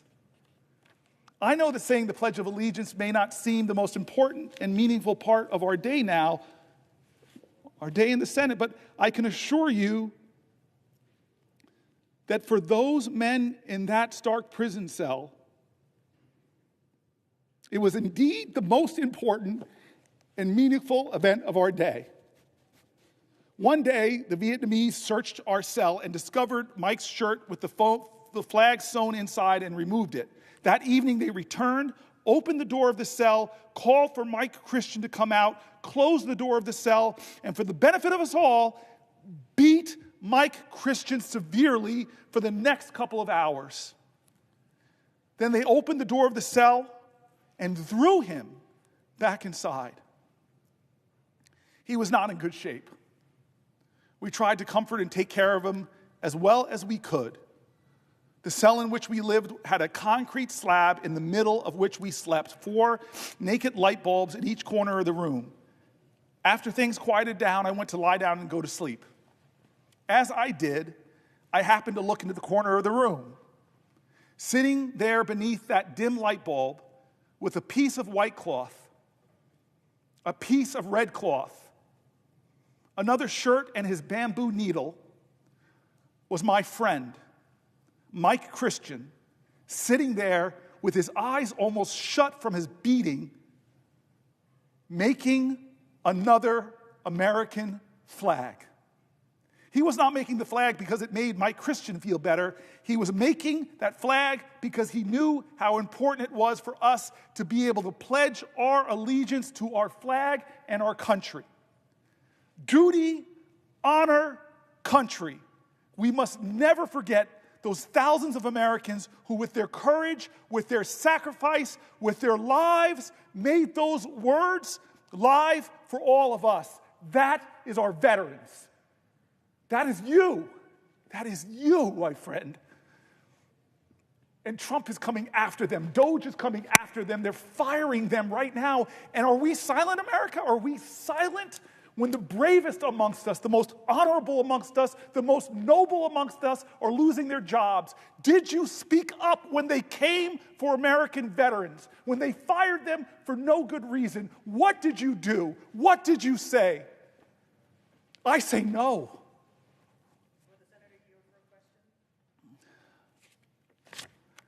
I yield for a question while retaining the floor. Thank you for what you've said. John McCain was a true hero. He said the same thing to me when I first met him. I do have a question for you, which will come later, but I thought I would tell you the story of how I met John McCain. I was recently wounded. Within weeks of being able to finally sit up for the first time, I was in physical therapy, and Senator McCain came and visited us. And the nurses and occupational therapists and physical therapists came running in and said, "Senator McCain, this is Captain Duckworth. She's a hero just like you," and said to me, "You're a hero like Senator McCain. You were both shot down." And Senator McCain looked at me and said in that voice of his, "Didn't take no hero to fly into a missile. The good pilots don't get shot down." And I knew then and there that I really liked him, because he was right. The real heroes were the buddies who carried me out of that field in Iraq. The real heroes are the sergeant in the rescue bird that carried me out and has to live with the post-traumatic stress. The real heroes are all the men and women who survived and came home and need the care that they have rightfully earned. The care that we're providing with them with the PACT Act, a bill that you supported, a bill that you spoke up for. Even while members, our colleagues across the aisle, many of them said it was too expensive. And at a time when we should be expanding the PACT Act, when we should be recognizing more of the illnesses and injuries that came out of service around burn pits and toxic substances, you have a president who is cutting the VA, who wants to cut those jobs, who want to go after our veterans' benefits, whom, just like Elon Musk has said, sees veterans as a people with their hands out. We don't have our hands out. We're simply asking for what this country promised us. Where were you, Mr. President? Where were you, Elon, when this country asked for someone to serve?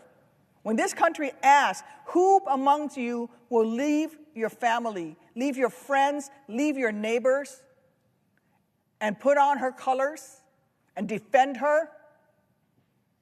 Not for your mom, not for your dad, not for your family members, but for strangers who will never know your name, who will never know your sacrifice. Who among you will do that?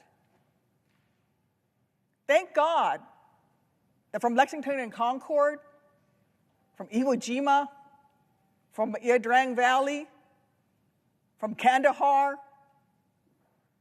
from Fallujah, there were Americans who stood up and said, I will. I will defend this great nation. I will wear her colors with pride. And all we have to do as a nation is live up to one tiny little percentage of that sacrifice that they made. Let them have the benefits that they've earned.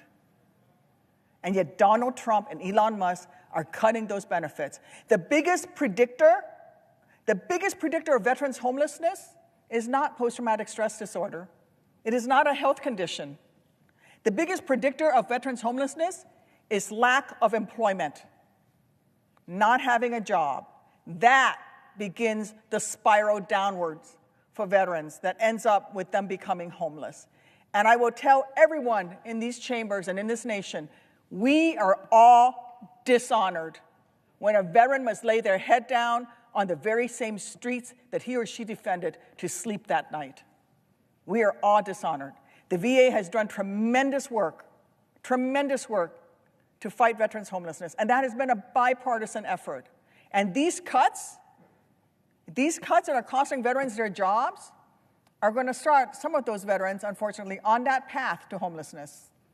These cuts are going to mean those veterans' homelessness programs that will prevent our veterans from becoming unhoused, those programs will not be able to take care of all the veterans of the demand. I'm already seeing it. I spent this past weekend in Missouri at the Cochrane VA Medical Center, hearing about the challenges that they're facing. They need to expand. They don't need to shrink.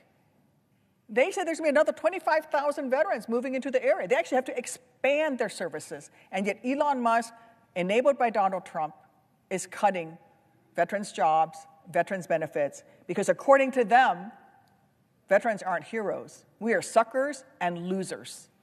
Well, I beg to differ. I beg to differ. I am sure that my colleague from New Jersey knows that firing 80,000 employees from the Department of Veterans Affairs wouldn't just cause longer delays for veterans. It will doom our VA's ability to process claims, that the influx of claims under the PACT Act, a law that is helping ensure veterans who were exposed to toxins while serving can get the care that they have earned, with more than 1 million claims already approved in a short time since it's become law. I can't think of a single good reason to hurt so many veterans. And I'll just ask the senator from New Jersey, can you think of any reasons? I'm very moved by your comments. I want to say that from John McCormick to Jack Reed, the Senate has a good number of people who serve this nation who answered the call. They should all get our honor and respect. Senator Blumenthal served, and he has a son, Navy SEAL. We should have a reverence for those people because a lot of them didn't make it back. A lot of people didn't make it back, and a lot of people who came home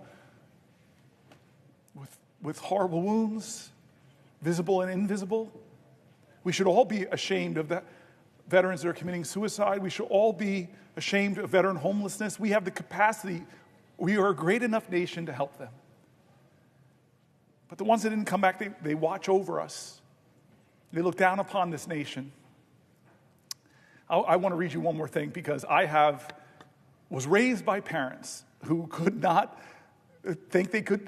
They really worried raising me in an affluent town in a beautiful home that I would not recognize how extraordinarily privileged I was. My dad used to say to me, "Boy, don't walk around this house like you hit a triple. You were born on third base." My dad would say things to me like, "Boy, don't sit at this table and not realize that you drink deeply from wells of freedom and liberty that you did not dig. You eat from banquet tables of blessings prepared for you by your ancestors. You must metabolize those blessings, not so that you could pay your ancestors back, but that you could pay it forward." My dad, when I got degrees from Stanford, Oxford, and Yale, said, "Boy, you got more degrees in the month of July, but you ain't hot." Life ain't about the degrees you get, it's about the service you give. And so McCormick and Reed and Tammy, I'm here because of people that died for this country, that stormed beaches in Normandy in this country. They were at Iwo Jima for this country. They liberated Nazi concentration camps for this country. They are buried. I've seen their burials. In Thailand, fields full of American soldiers who never made it home. Every time I see one of those, I get overcome with emotion. I can't think about when I look at their ages, 18, 19, 20, 21. And so let me read this, and I'm going to compose myself because you got me all emotional, Tammy. I thought you were my friend. This is a poem written by Billy Rose. You know it probably. It's called The Unknown Soldier. And just listen to the words and let them echo and see if we are living up to them, if our president lives up to them, the most powerful person in the world or the richest man in the world. Are they respecting? There's a graveyard near the White House where the unknown soldier lies. and the flowers there are splendid, with the tears from a mother's eyes. I stood there not long ago with roses for the brave, and I suddenly heard the voice speak out of the grave. I am the unknown soldier, the spirit voice began, and I think I have the right to ask some questions man to man. Are my buddies taken care of? Was their victory so sweet? Is that big reward you offered selling pencils on the street? Did they really win the freedom they battled to achieve? Do you still respect that croix de guerre above that empty sleeve? Does a gold star in the window now mean anything at all? I wonder how my old girl feels when she hears the bugle call. And that baby who sang, "Hello, Central, give me no man's land." Can they replace her daddy with a military band? I wonder if the profiteers have satisfied their greed.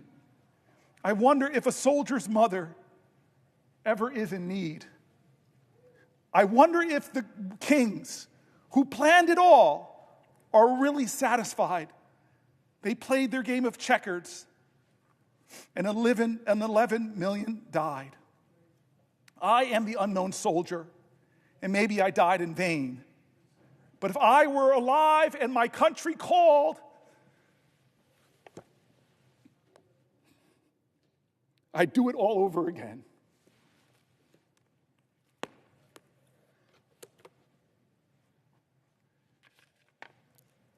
Thank you, Senator.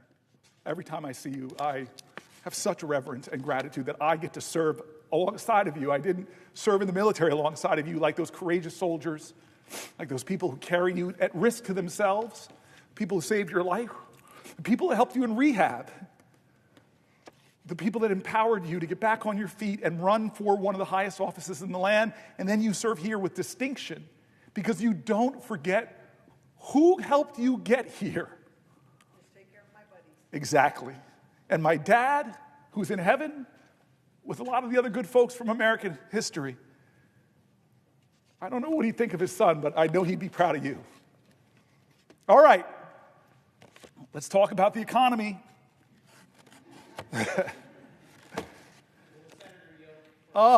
Christopher Coons. Will the senator yield for a question?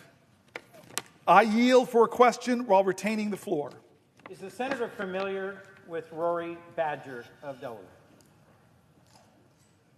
Is the senator familiar with my guest to the speech to a joint session of Congress delivered by President Trump just a few weeks ago? So every time I answer the question, we have to go through the same thing. I am slightly familiar, yes, because we talked about it, but I would be really happy if you asked me another question and filled in some gaps. If I might, I simply want to ask my colleagues. Then I yield for a question. If you want to ask me a question, I yield for a question while retaining the floor with the recognition that I have to do it because I'm standing between two Delawareans and I'm a little nervous. Jersey never wants to be between two Delawareans.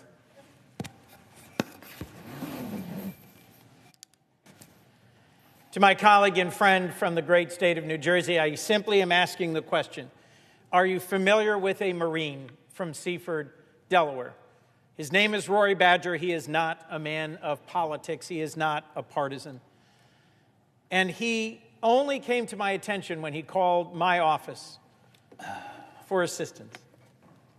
Rory Badger volunteered to serve our nation, was deployed to Afghanistan, and is a decorated combat veteran of the United States Marine Corps. Working through the impact of his service, he's returned to the United States and was engaged by Fish and Wildlife in Delaware and doing great work to promote conservation. With a young wife and a young son, Marine Badger reached for what was his dream job, to work for the U.S. Department of Agriculture Rural Conservation Service. All Rory wanted to do, he conveyed to me in a letter and then in person when he came to visit here.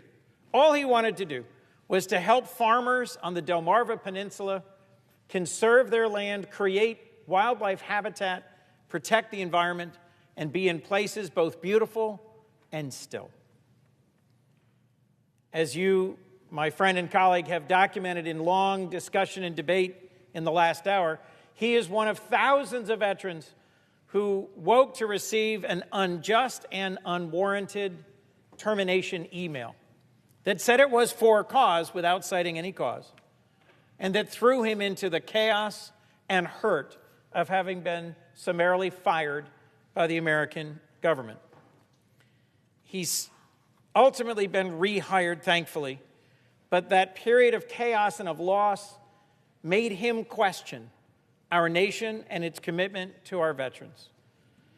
I will share with my colleague, had the opportunity to visit with our friend Senator McCain to the prison where he was imprisoned for 5.5 years, tortured repeatedly, and lived through the experiences you've just shared of fellow veterans risking their lives to do the most simple thing that we take for granted at the beginning of every day here, to pledge allegiance to our flag.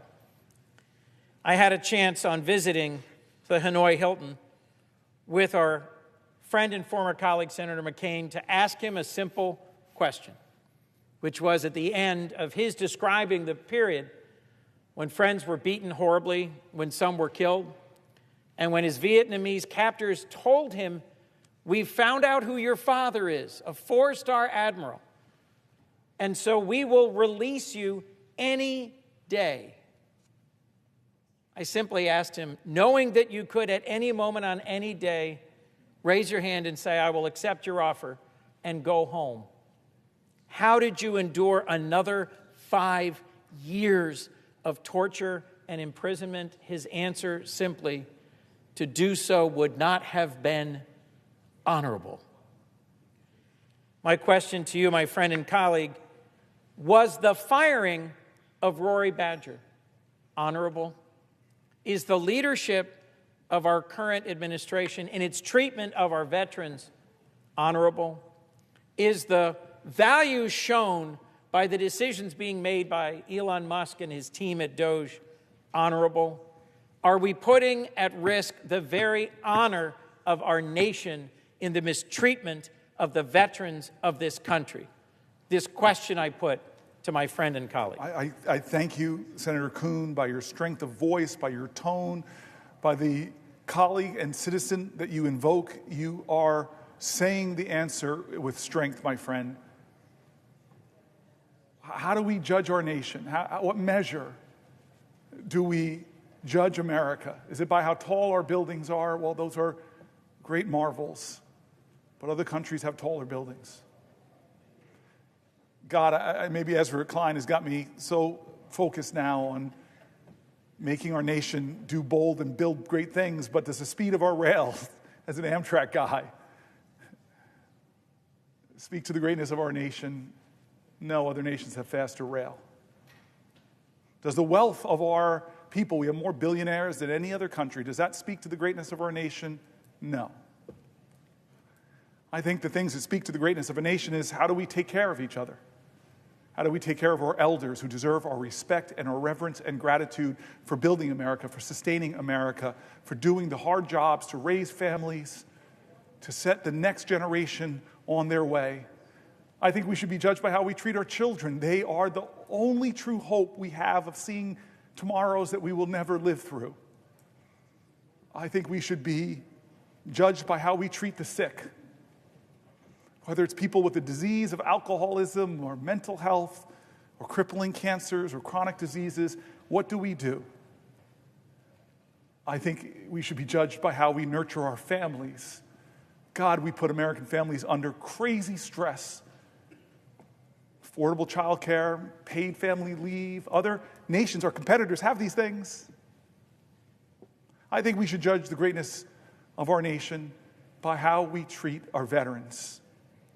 These honorable men and women, some of them who gave their last measure, the last measure of their devotion, on fields across the world, from Thailand to Gettysburg. They gave their lives. And those who came home, the America they experienced will speak to the truth of who we are. And so I'm in this place like you're in this place. We've been friends for a long time. I'm blaming you a little bit because you're one of those people I called and said, hey, I'm thinking about running for governor. I'm thinking about running for senator. You told me to come here, man. I'm joking. I love you for it. I'm honored and blessed that New Jersey sent me here. I know that you and I are working to, and let's talk like we talk when we're not on the floor of the Senate. We both are deeply devoted Christians. You told me one of my favorite stories in the Senate, which I won't tell right now. I've been asking you to tell that story. I hope you'll tell it, but it's just about how your parents, James Baldwin said, children are never good at listening to their elders, but they never fail to imitate them. You are a great reflection of the stories of your parents you told me. And you and I grapple with this faith of ours, which demands the most radical love. Radical love. What does the Bible say about immigrants? I mean, come on. What does the Bible say about the poor? What does the Bible say about the hated, the prostitute, the leper, the people who are looked down upon? What's the story of the prodigal son? What's Matthew 25 say about how we should live? Even as to the least of these, you did unto me. How many times does the Bible mention poverty? How many? 2,000. I'm abiding by it. I will not yield to you. But I knew you would know it, and I don't. 2,000 times it mentions poverty. And does it say we should scorn the poor? Does it say we should ignore the poor? No, it calls us to love our neighbor. No exceptions to that. Will the senator yield for a question? Thank you, man. I've been waiting for that question. The prayers of the righteous availeth much. You are a righteous man. I have a lot of work to do. So I yield for a question while retaining the floor.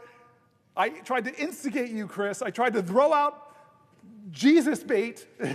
You have, sir. Good, thank God. I yield for a question about whatever you want to ask me for, but I'm retaining the floor. To my good friend and colleague, as we transition to comments about the economy, are you familiar with the very first time that Jesus stood in his home synagogue in Nazareth to preach? He read from the scroll a passage from, I believe, Isaiah 61, verse 1 to 2. This is recorded in Luke chapter 4, and it is a well-known passage. And I rely upon it to understand what was the ministry of Jesus centrally about. He says, "This is fulfilled in your hearing today. The Spirit of the Lord is upon me. He has anointed me to preach good news to the poor."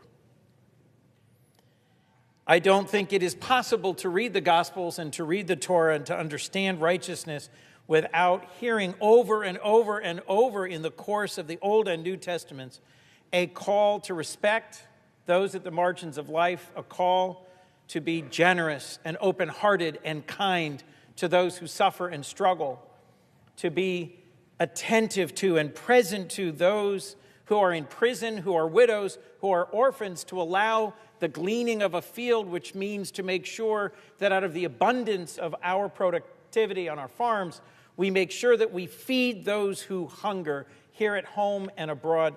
You cannot miss the central message, which is, as you have said, kindness to those on the margins, attentiveness to those in need, good news to the poor. And so in this season of Lent, I ask my friend and colleague whether he's aware of our president's intention to impose significant tariffs sometime today or tomorrow that may raise the costs for working families in our nation, that may make harder the lives of those who struggle to pay for their children's food and medicines and schooling, that instead of meeting his promise to make America affordable again, will almost certainly make America less affordable for those who are exactly those to whom we are called to give attention, kindness, and service. I ask my colleague and my friend, are you aware of President Trump's so-called Liberation Day that will impose, in fact, thousands of dollars of additional costs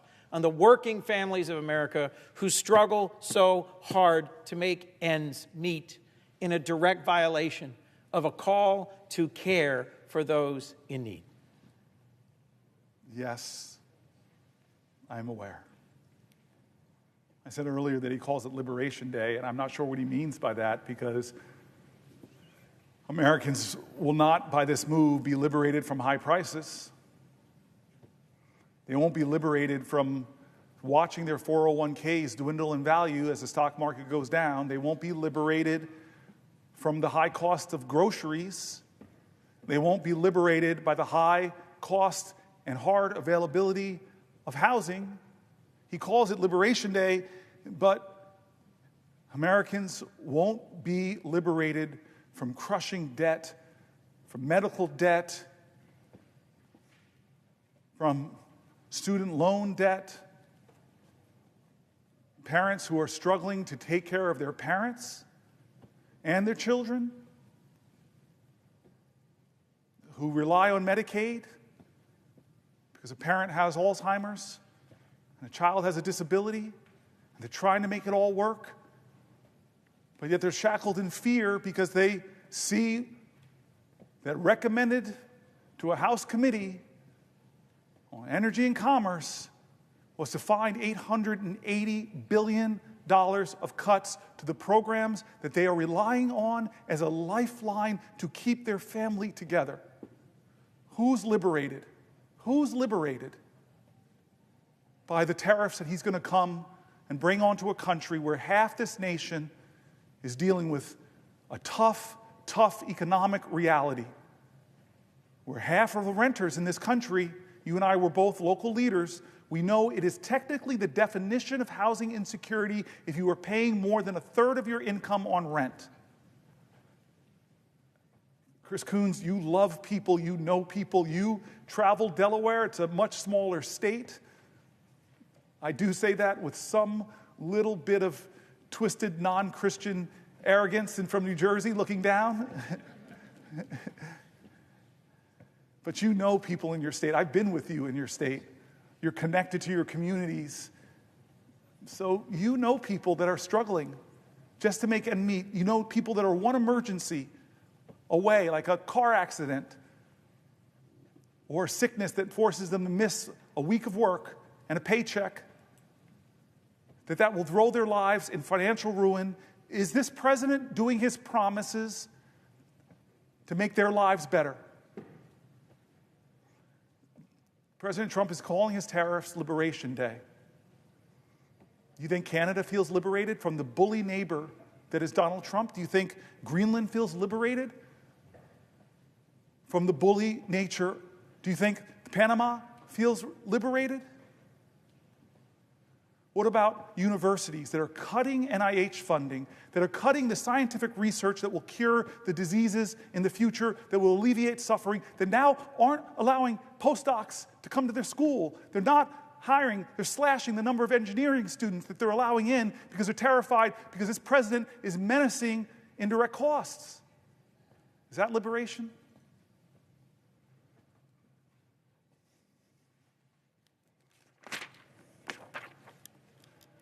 "71 days in, now 72 days,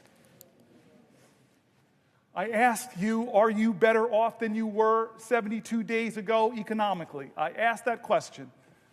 Ask it to your friends. Are they better off economically? Well, I don't see how they could be, because prices are up, stock market's down, the risk of recession is climbing, consumer confidence is in the gutter, 401k plans are losing value.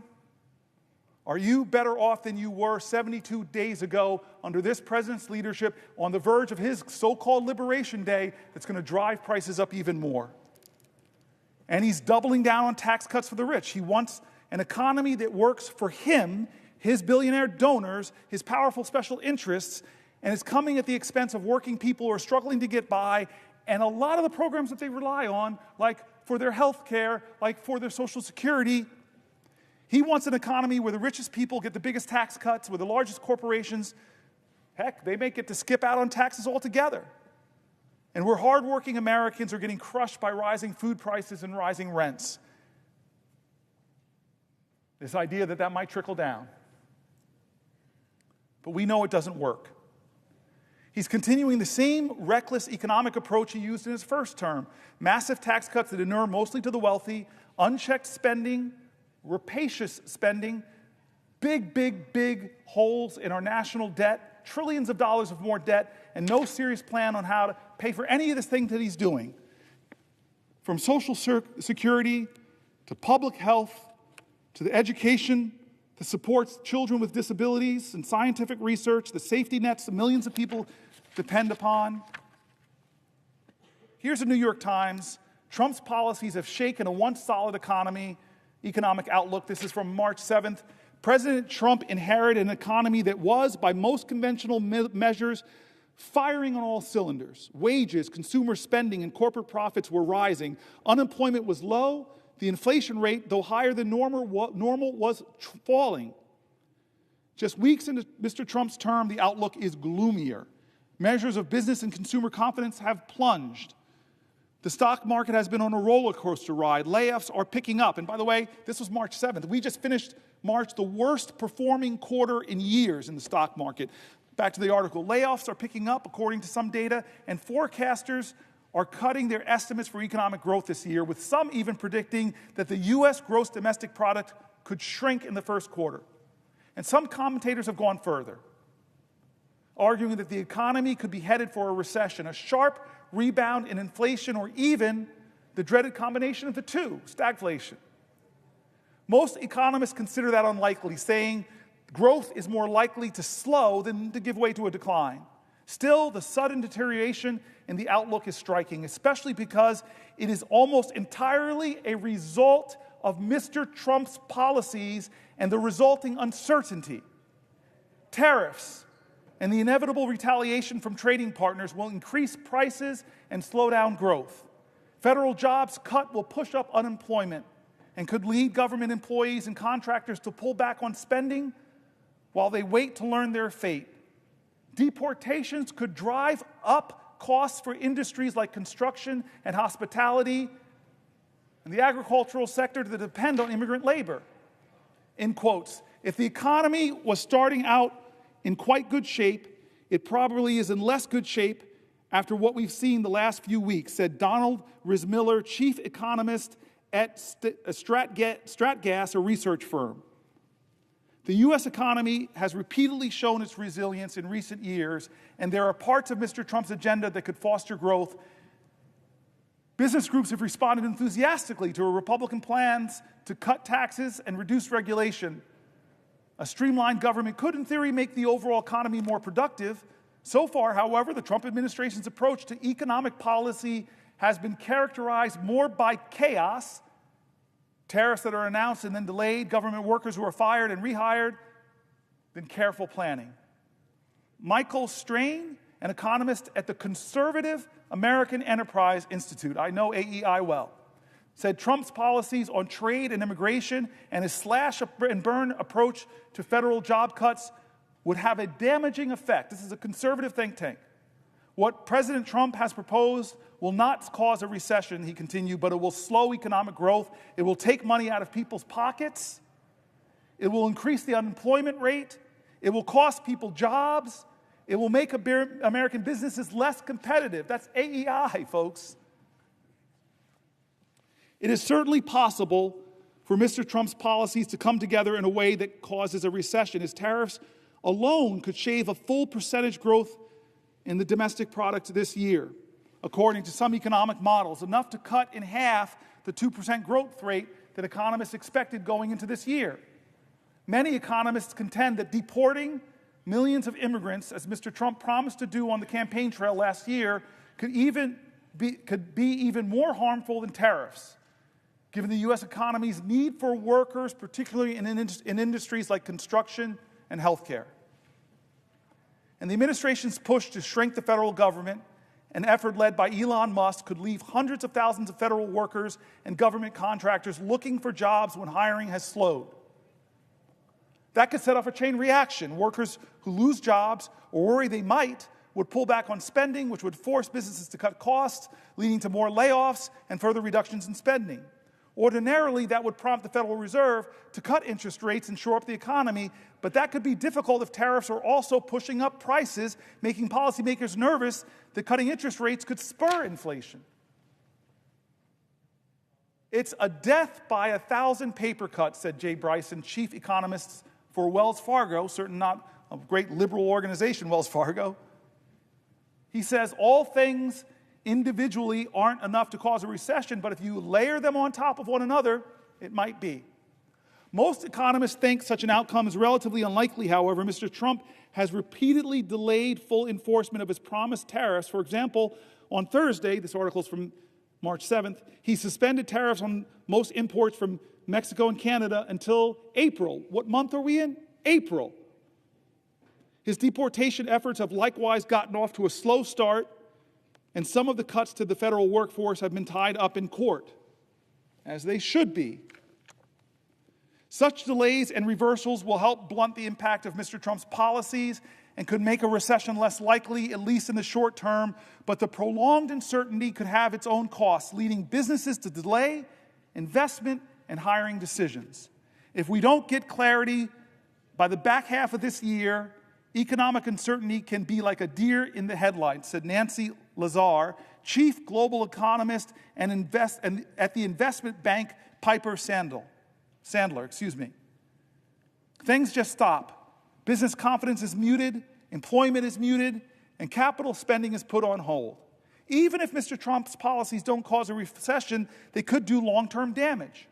Lower immigration will leave the country with a smaller labor force as a native-born population is aging. Trade barriers will be a relatively modest drag on growth while in place, a chronic condition rather than an acute one. It's less the economy is in a car wreck, and it's more like the economy has decided to start smoking a pack a day, said an economist at the Roosevelt Institute. In certain places and for certain groups, the consequences could be harder to ignore.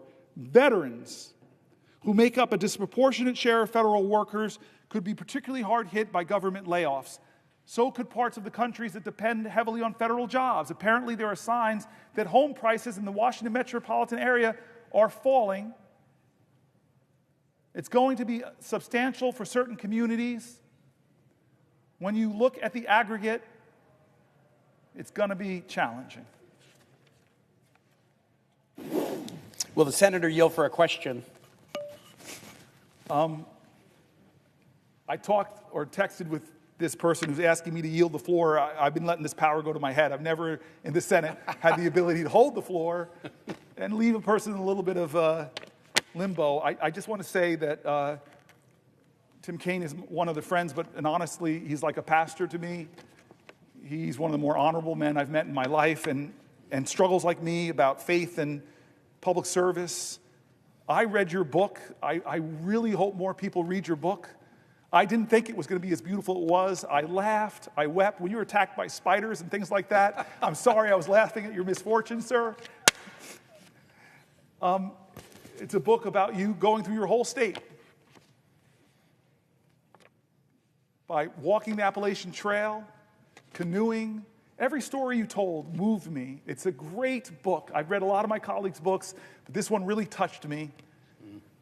You have this beautiful view of America, and I want people to read your book. I really want people to read your book. So if I should yield, I'll yield only if you'll tell people the name of your book and maybe tell something about it. This is extortion on the Senate floor. I'm going to hold on to the floor unless you agree to that. You can shake your head up and down if you agree. All right. Then, of course, to my dear friend and somebody that I probably wouldn't be standing here. We had some discussions about procedural opportunities and things like that. He had to make some concessions to me. I won't give details, but he's an honorable man, and in the crux before I came here, he really helped to clear the pathway for me to stand here now. I owe you a lot of my 12 years. You are like a big brother to me, and I yield for a question while retaining the floor. Well, thank you to my friend Senator Booker, and to all who are gathered to watch this very, very important vigil. And the question that I'm going to ask in slow motion to give you a chance to think of a response. God bless you. Is a question that was inspired by your colloquy with Senator Coons, where you guys were not a colloquy, that's not allowed. It was a question. You were discussion, where you were doing some Bible quoting back and forth. And as you know, I'm a big Bible reader. And the thing I thought about, and actually I've thought about it during your talk since last night, is this part of the Gospel of Matthew where he's challenging people that he thinks are hypocrites. And he says to them, you can discern the faces of the sky, but you can't discern the signs of the times. Wow. That's Matthew 16, 2 and 3. You can discern the faces of the sky, but you cannot discern the signs of the times. The way I view this vigil that you have been powerfully engaged upon is you are attempting to discern and explain the signs of the times to your colleagues and to our country, and that's very important that we do. And I'd like to ask you one question about the signs of the times economically to follow the discussion of what we're seeing. But then I want to ask you a question about the signs of the times more in the nature of our democracy. So to begin on the economy, you walked through how strong the economy was on the day this president was inaugurated. And 2 months later, the challenges of a volatile stock market, the challenges of rising prices, the challenges of declining consumer confidence, the challenges of predictions that there might be slow growth or even a recession. We will have a vote on the Senate floor tomorrow about Canadian tariffs based on a resolution that I've introduced that we will have a vote on. You talked at length about those tariffs and the effect that they have on Americans, as Mr. President and others. As I've traveled around my Commonwealth, my farmers and my small businesses, they've seen it before. They saw it in Trump term 1. They know how dangerous it will be. They don't want to pay more for groceries. They don't want to pay more for building supplies. Farmers don't want to pay more for fertilizer. My shipyards don't want to pay more for aluminum and steel. They were promised that they would pay less, not pay more. They don't want to be part of a campaign to demonize a nation that has been a friend of the United States and stood side by side with us in every war since the War of 1812. They don't want to be part of a juvenile assertion by this president that sovereign nation is the 51st state. They don't want to be part of a name-calling effort to call the prime minister of a sovereign nation governor. They're trying to read the signs of the times. Why is this administration that came in with such a strong economic hand doing so much so quickly to both hurt us economically, but also to tarnish a relationship that has stood the test of time with an ally? The president often says that his goal is America first. We would all agree as members of this body in America first, but we would all passionately disagree with America alone. What is America alone going to get us? What will we turn to? Who will we turn to when the allies that we've spent decades building relationships with now feel pushed aside? Yesterday, China announced that they were going to be working with Japan and Korea on a free trade zone, possibly to respond to U.S. tariffs. Other nations are having to engage in hedging behaviors because they thought we were friends, and now they doubt that reality anymore. And so as you look at the signs of these economic times, and then I'll get to a second question about the signs of the times in our democracy, how are we to understand this? And more importantly, how are we best to rectify it? How can we stand up for our families and reduce their burdens, not increase them? How can we stand shoulder to shoulder with linked arms with our allies to face off against adversaries? Reflect on the signs of the times and point us in the right direction. Please, question mark. I appreciate that. I'm going to try to keep it short, but I want to reminisce with you about something that, do you remember in Trump's first term that he used a national security waiver to put tariffs on Canada then. Yes. And my citizens really remember it because they suffered. Yes. But do you remember, we had a Foreign Relations Committee meeting, and a leader, I don't want to embarrass the leader, but a leader from Canada came, it was a woman, and she sat there. It was a bipartisan group together. You do remember this? Yes, I do. So she sat there, and then she started very slowly going back to the War of 1812 and marched through Canadian-American history. I confess I have a degree in history, but I didn't know all this history. But these amazing stories of Canadian sacrifice to stand next to Americans, to die next to Americans, to fight for America, to join our artists, our cultural communities, our arts, our agricultural communities, all the things we've done in hand to make both of our nations stronger and more prosperous. And then she looked at us and said, and then your president, in a sense, calls us a national security threat. And you all put tariffs on us. And I remember the quiet, the silence around that committee table. I felt like, whoa, this is such an ally, such a friend, such a consistent ally of us throughout the hardest, difficult times of history, never left our side. That her litany was so admirable. And then she looks at us, a national security waiver to put hardships on our economy, national security waiver to put tariffs on. And they hurt Americans, and they embarrassingly hurt our northern neighbor. But I thought that was bad enough. Mm-hmm. And now, what kind of bully are you? What kind of mean spirit? Do you look at your northern neighbor and say, I'm going to call you governor, not with the title you earned by the people that put you in that office? It is the worst kind of behavior, and nobody calls it out. Of our Republican colleagues, not enough of them call it out, I should say. So we are in, as I read in that article, in an economic crisis, and I question how long will we wait until more of us join in a chorus and saying enough is enough. I don't know the answers. I don't know how we can stop him, but I know we did in the first term. We pushed back on him successfully on his attempts to try to take health care away from tens of millions of Americans, and we can do it again, but more people have to do things differently. They have to do, like we've been talking all day, and I'll turn to my colleague again, as John Lewis called us, get in good trouble, necessary trouble, heal the soul of America. We have to do more and follow the examples of our forefathers and foremothers who never gave up, with conviction and determination, with an indefatigable spirit, unyielding grace. They continued time and time again, pushing back and bending the arc. It's our turn. What are we going to do? All of us have to answer that question. But I know part of the answer is we have to do more. Will the senator yield for another question? I yield for a question, but I will retain while retaining the floor. This is a question about the signs of the times in our democracy. We will celebrate 250 years of American democracy in 2026.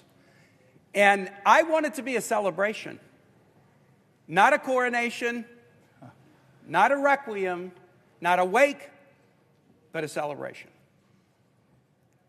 A week ago Sunday, 250 years ago, Patrick Henry stood on the floor of Henrico Parish, now known as St. John's Episcopal Church on Churchill in Richmond, at a moment of decision where people were challenged to understand the signs of the times, at a moment of tyranny.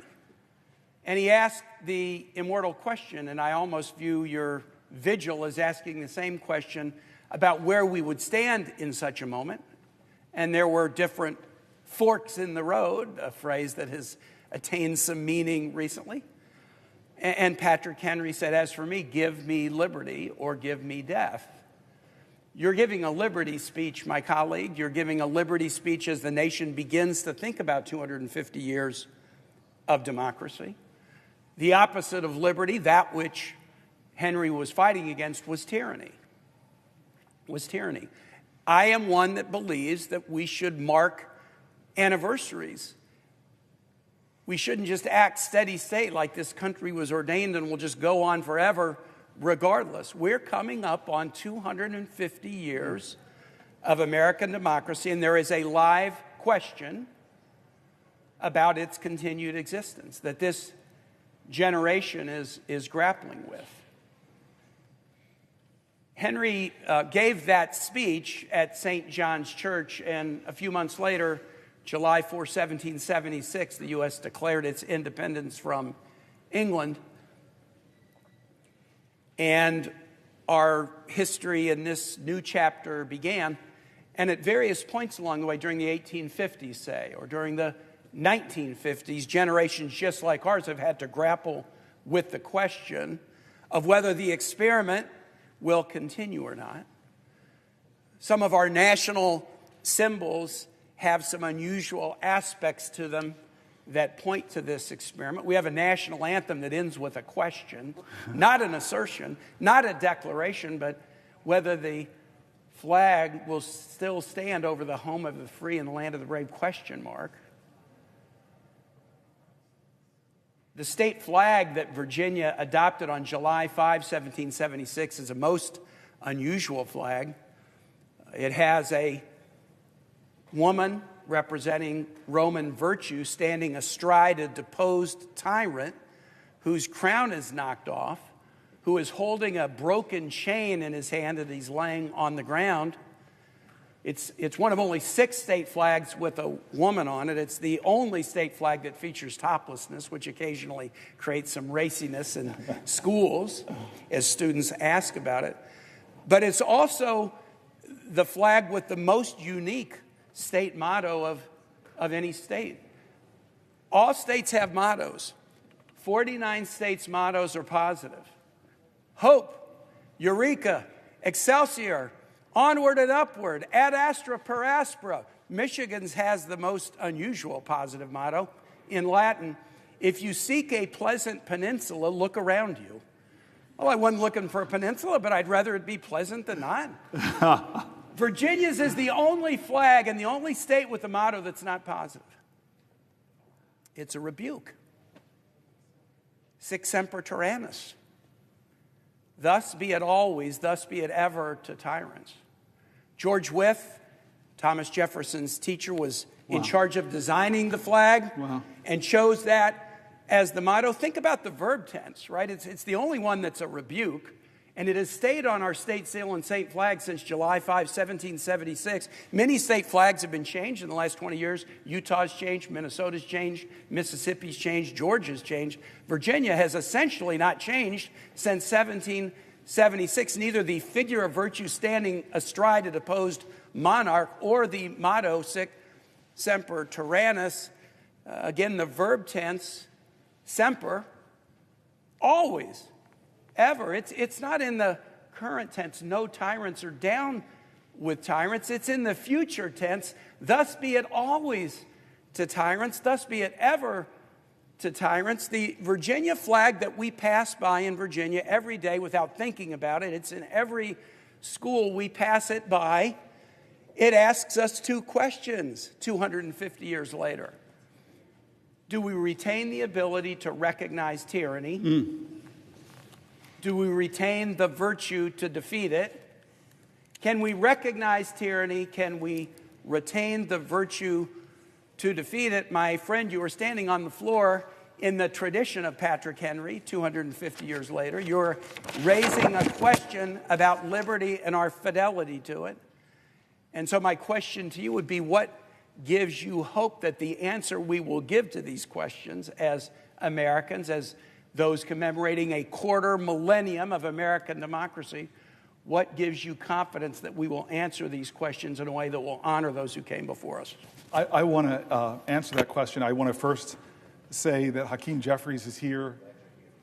And now I'm worried because 2 Brooklynites are shaking hands.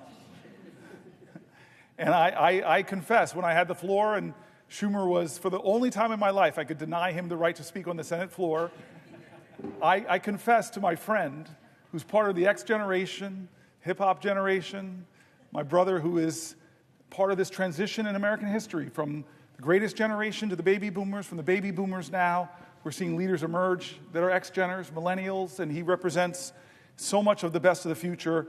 I want to, this question's so good, Okay, because you didn't honor your commitment to me and talk about your book. But I just want to say that I insulted Brooklyn for stealing my nets. I told the leader, I abused my power to retain the floor, and I told the leader that there's only one football team in New York, the Buffalo Bills. The other two are from New Jersey. I should have reminded the leader that the chairman of the board who sings New York, New York is actually from New Jersey. I could go on with this litany, but I do want to get back to your very serious question about tyranny. I think many of us have read books like On Tyranny, and we're doing a lot. We're reading articles of people are talking about the fears that they have about this document. And you and I have had serious conversations over the last 72 days of Donald Trump's presidency.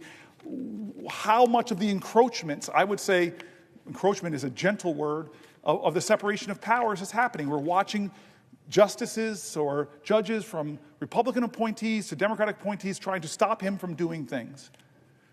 Which one of our great Bill of Rights amendments from freedom of the press? He is doing things to the press that, in my opinion, are bullying them, breaking with traditions that presidents have done in the past, trying to create press corps like Putin or Erdogan have, where they only let people in the room who will give obsequious supplications, often for the dear leader. What about the freedom of speech? You and I both know the reprehensible speech is protected. Disappearing people for what they said. Scalia talked very clearly about having rights even when you're in the country. One of the most conservative justices said, you have rights. We're seeing him invoke emergencies. You've been the leader in our caucus talking about the absurdity of these emergencies he's doing, and you've tried to rally this body to say, don't let this happen. You've talked to me about all of these things. So what is the limit of tyranny? Well, you and I, and we talked about this with your book. I'm trying to get back there. I told you once when Skip Gates did my history that he traced my history back to Virginia. I try to show you that I have more Virginia legitimacy because my roots go back to 1640 in your state. The Stampers came over, following down, then Henrietta Stamper, who my mom still talks about as a relative, John Stamper, and the chart that Skip Gates gave me, the only thing he could say about John Stamper, the mother of Henrietta Stamper, was slave woman. Born Henrietta Stamper, they called her on her documents mulatto, and Stamper fought for her ownership because it would later come out that that was his child. And these are the traditions in my family. It's really amazing what Skip Gates did, and showed me that I'm the direct descendant of slaves and slave owners. I'm the direct descendant of a Confederate soldier that was captured in retreat. I'm a direct descendant of Native Americans and people that fought in the Creek Wars to kill Native Americans. And this traditions in our country, I draw upon all of them. I'm proud of all, and they speak to us. They speak to the complicated history of America. But perhaps one of the best things I got about this complicated history was a visit to my office by, I don't know if I told the leader this. I'm sorry, I'm going to return to this question, but I think I know how busy the leader is. So I will, if the leader asks me a question, I will, if he asks if I'll yield for a question. Yes, will the senator yield for a question? I yield for a question while retaining the floor. Now, before I ask my question, what a tour de force. You are amazing. You have, it's not only the amount of time that you have spent here on the floor, what strength, but the brilliance of your indictment of this awful administration that is so destroying our democracy, that is taking so much away from working people in the middle class, and at the same time, all for tax cuts for the billionaires. You're amazing. We salute you. America salutes you. All eyes are on you. You're incredible. Now, here is my question that is related to what our Republican friends are trying to do to all the things that you were so opposed. So are you aware that while you were here on the floor today, Senate Republicans are declaring that using the current policy baseline is up to Lindsey Graham, not the parliamentarian? I believe that this is going nuclear, and it shows how hell-bent they are on giving tax breaks to the rich, even if it goes nuclear, even if it violates all the norms that they have had, even if it breaks all the promises they have made. Do you agree with me that this is just a move that is so against what the traditions of the Senate have been about, but not just the traditions of the Senate? Fairness, decency, ability to debate issues fairly. They're afraid to debate them. They're afraid to defend tax cuts for billionaires. They're afraid to admit they're taking away Medicaid from so many Americans. And so they come up with this nuclear option, showing that they don't care anymore about norms, about rules, and even about going nuclear, which the leader, the Republican leader, and all of them said, oh no, they're not going to do that. Well, now they say they're going to do it. What does the senator think? Does he agree with me that it's going nuclear? Does he agree with me that is a nasty, vicious, and self-seeking for the billionaires, which is what they're doing, way of proceeding? Chuck, I'm not 100% right now, and you just hit me with stunning news that I can't even think about how to respond right now. I'm stunned by that. I wish, if you want to ask me a question, it has to be a question. I wish you would explain it a little bit more, because what you're basically saying to me is that we're not going to go through the parliamentarian, that this is a gimmick that is going to be done to try to break really with the Byrd rule requirements of reconciliation. I'm using Senate speak, and I don't think we should use that. So what they're going to try to say is obscure the impact of the reconciliation. They're going to obscure this, the incredible tax cuts, the cost of trillions of dollars to our economy, blowing up our debt. So-called fiscal hawks are going to blow it up. I'm stunned by this news. So if asking the senator, the great Senator Booker, a question. I yield for a question while retaining the floor. Does he agree that this is just a blow to the people of America, and it shows that the people on the other side are only interested not in playing decent, not in playing fair, not in being honest with the American people, but taking money out of the pockets of working people and the middle class and putting it in the hands of billionaires? Is that something that this country should just countenance because it does so much harm to the country and does it not show what our colleagues are really like and what they're after? Yes, the answer to those questions is yes, but I just want to say it's the further breaking of the Senate in a severe way. It's breaking of the Senate. Every time you break the Senate like that, to do another big nuclear option thing, the next time around, when the pendulum swings, I've been here for 12 years, I've watched it swing back and forth, there's no going back now. Would the senator yield for another question? I yield for a question while retaining the floor. Does the senator remember that when this was done in the past, McConnell said they would regret it, and they'll regret it sooner than they think? Does the senator agree that that applies to the Republicans? They will regret it, and they will regret it sooner than they think. I hate to answer the question this way, but America will regret this day. American people will regret this day. All of us will regret this. All of us will. I hate to bring the senator bad news, but I'm asking him a question. Yes. And I needed his answer, given how eloquent he has been about what America should be and what America should not be. And so I yield the floor to the Senator. You cannot yield the floor because I have the floor, sir. Yes. I retain the floor. This is one of the few times in my life I'll ever get to tell Chuck Schumer what the rules are here. But I just want to get back to you, and maybe there's a better way to get to you by sharing a story I don't think I've ever told you. It was a few years ago with one of Biden's last State of the Union speeches, and we all had to vote on the floor about an hour before the speech, and then we would come back here and assemble to do this extraordinary walk through history.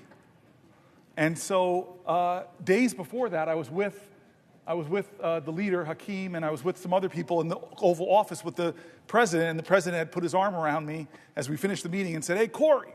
I'm like, "Yes, Mr. President. I got a big speech coming up." And I said, "I know, Mr. President." And he goes, "I'm going to go to Camp David and work on it." And I said, "Okay, Mr. President." He goes, "Can I call you if I need some help?" And I said, "Yeah, right, Mr. President. Sure." And that was it. The weekend he didn't call me for help with his speech. And we came here and did that vote an hour before. And then I like walking out that door. And many people know this. I like going, if I can, I go straight out the next doors onto the steps. I love those steps. Maybe because I watched Schoolhouse Rock as a kid, and that's where Mr. Bill, I'm just a Bill. And so I pause sometimes there and just feel this sense of gratitude, and the Supreme Court right in front of me, the Library of Congress, and stand in the right place to see the gold dome behind you. And as I'm standing there in that moment, an hour before we have to hustle back here, my phone rings. I answer my phone, and it begins with what I think is one of the top stupidest questions in America. You've gotten this question. I think you would agree with me. You're not the kind of guy that uses words like, "Hey, this is stupid," but this is stupid. The thing I heard, the stupid question, this is the White House operator. Will you hold for the President of the United States? Who says no to that question? And as one does when they get a call from the President of the United States.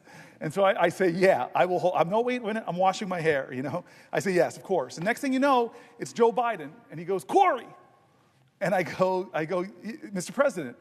He goes, I'm struggling with my speech.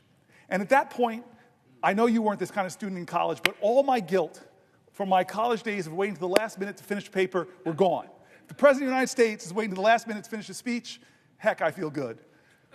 And so he goes, "Cory, can I read you a section of the speech?" And he read me a section of the speech where I have a lot of policy depth, and I couldn't believe it. The President of the United States, hour before a speech, rehearsing a part of the speech, and then he asks me that immortal question. You're a married man. You have to give me good advice on how to answer this question when your spouse looks at you and says, "How do I look?" You're torn between two things, right? Maybe to tell the truth or tell your spouse what they want to hear. Tell me what you answer with. You can't do it now because I have the floor.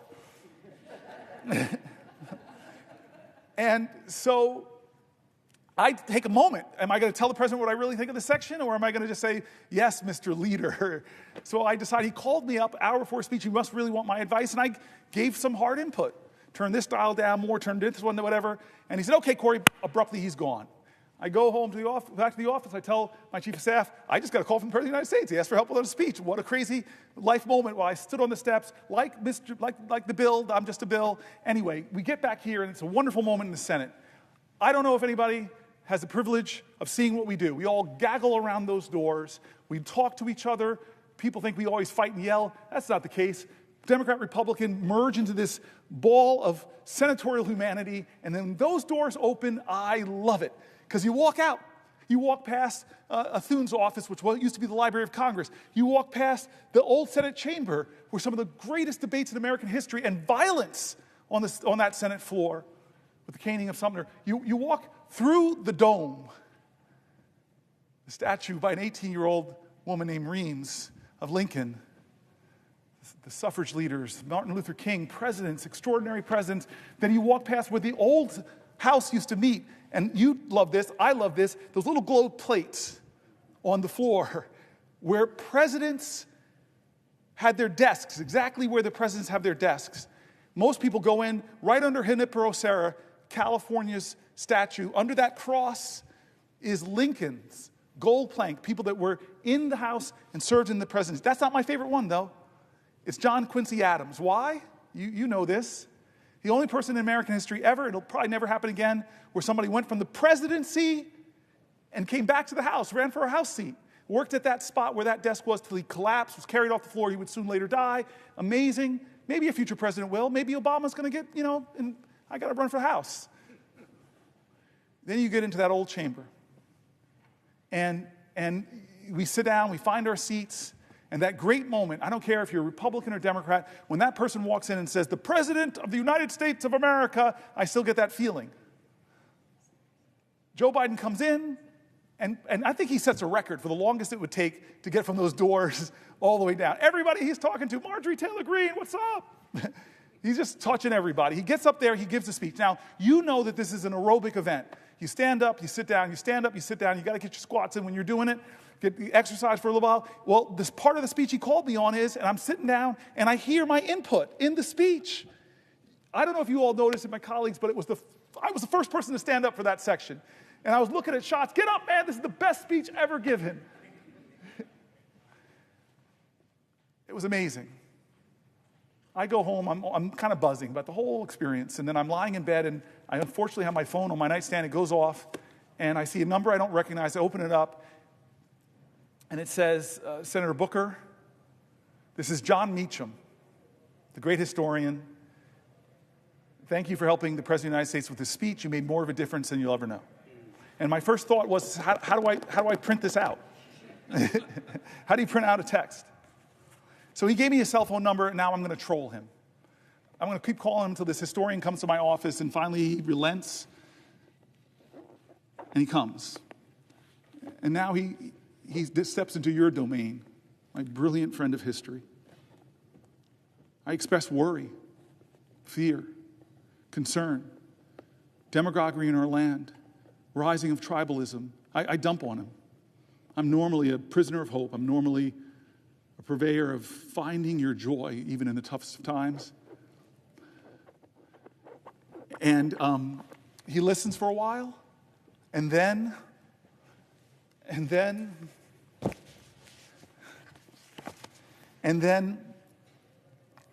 he looks at me and says, "Cory, there's nothing about this time that is unprecedented. It's all precedented. You want to talk about demagoguery?" And he goes through every generation of Americans having extraordinary demagogues. I read Margaret Chase Smith's incredible speech on this floor against the demagogue and the demagoguery within our own party. He talks about the number one radio show in all of America. The majority of Americans listen to his anti-Semitic screeds. Father Coughlin. He went through them all. And he said, you want to think worry? He said that there was an American general in the Depression. He said his name, I'm forgetting it now, I'm not at my best, and said that this guy was calling for a military takeover of our democracy. You want to talk about authoritarianism? He talked about a senator here on the left, Huey Long, who was calling for the people to storm the Capitol. He went through this all, and he said every single time Nazis in Manhattan at Madison Square Garden, I couldn't believe it. It was unbelievable. I wish people were there listening to this guy as he went through all these times when America was at a crossroads, when we came upon a moral moment. And he said, what happened, how we chose the right path, when people were trashing this document or treading on it or undermining it, when demagogues rose to the highest points of popularity in our land, how did we stop it? Well, he looked at me with some sympathy and said, not you guys, not a senator. It was that the better majority of American people said enough. They chose to define the soul of our country. He gave that phraseology to our president. And he said the soul of America is not the people in office, it is the everyday citizens who choose the better angels of their nature, who choose right over wrong, who recognize a moral moment and know that they have to stand up and bend the arc of the moral universe, or more importantly, steer the ship of our state out of the troubled waters into the clear, open sea. I rose here, and I've gotten into lots of questions with my colleagues, but I rose hoping to read more and more of the stories, as many Americans as I could. And during the night, my friend Chris Murphy and I read a lot of them. You know me well, my friend. You know the truth of all of us in this place. You know the truth of everybody. We're all mountain ranges. We all have peaks and we all have valleys. You, my friend, have seen my valleys, me at my worst. I've failed as a leader at times, or at least come up short from my own personal expectations. You've seen me at some of my better moments. I know we have obligations. I know people are right to be upset or demanding of us right now. Please help us. What are you doing in the face of people that might make it so that that we might not have elections, or might make it so that we do break things in this government that can never be fixed? As one of the speakers that came into our caucus, the people that wrote the book, How Democracies Die. Great nations, great civilizations, forget democracies, don't necessarily die from external threats. They die from internal corruption. Look, think of the Roman Empire. Think of the Soviet Empire, crumbled from its own corruption, failure to live up to its promises and ideals. We are at this moment. I am here to tell you, America, to tell my friends and colleagues, and anybody who cares to listen to a senator from New Jersey, that we are at that moment. We're past that moment. Every day things are happening. The 72 days of this administration, God, if there's not enough to upset you, to ignite you, to realize that maybe you and your family are not getting hurt, but other Americans are, our veterans are, our seniors are. We've told their stories here over these last 21 hours, 22 hours. We've told their stories. People are getting hurt. People are afraid. People are worried. And people I don't even agree with are getting disappeared. Law firms that I've known for my entire career, are being forced to kowtow to this president.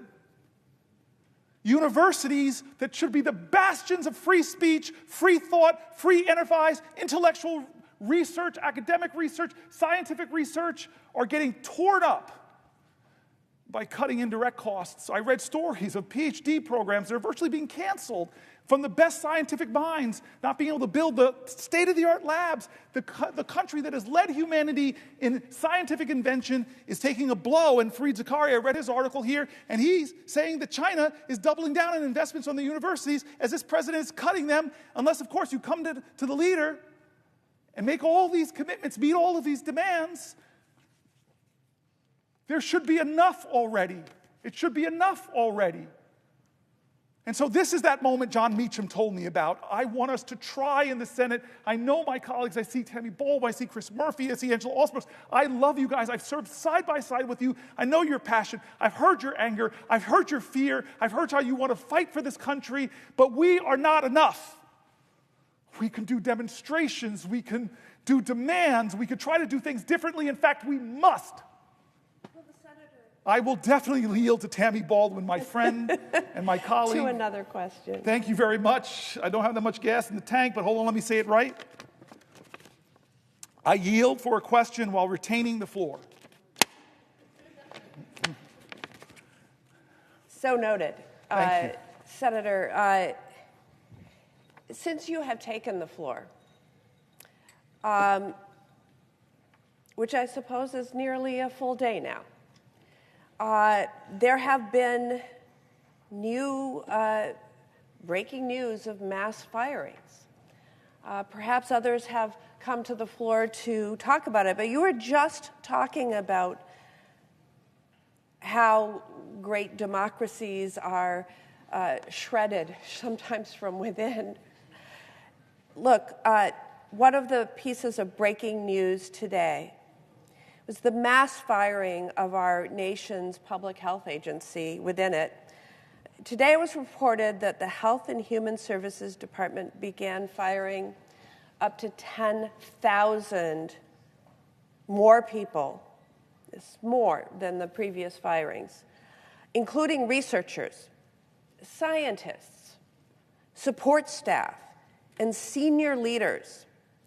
These are people who are doing work to keep our children safe from preventable illnesses and researchers who are searching for cures and treatments for diseases that plague our families, like cancer and diabetes and Alzheimer's. And look, we can all agree that government could be and should be more efficient. But here is where I disagree with the unelected Elon Musk and people like our president. People stopping the spread of measles. Yes. Researchers finding cures for Alzheimer's disease are not waste, fraud, or abuse. The slash and burn that is being led by Elon Musk's Doge will make Americans less healthy, less safe.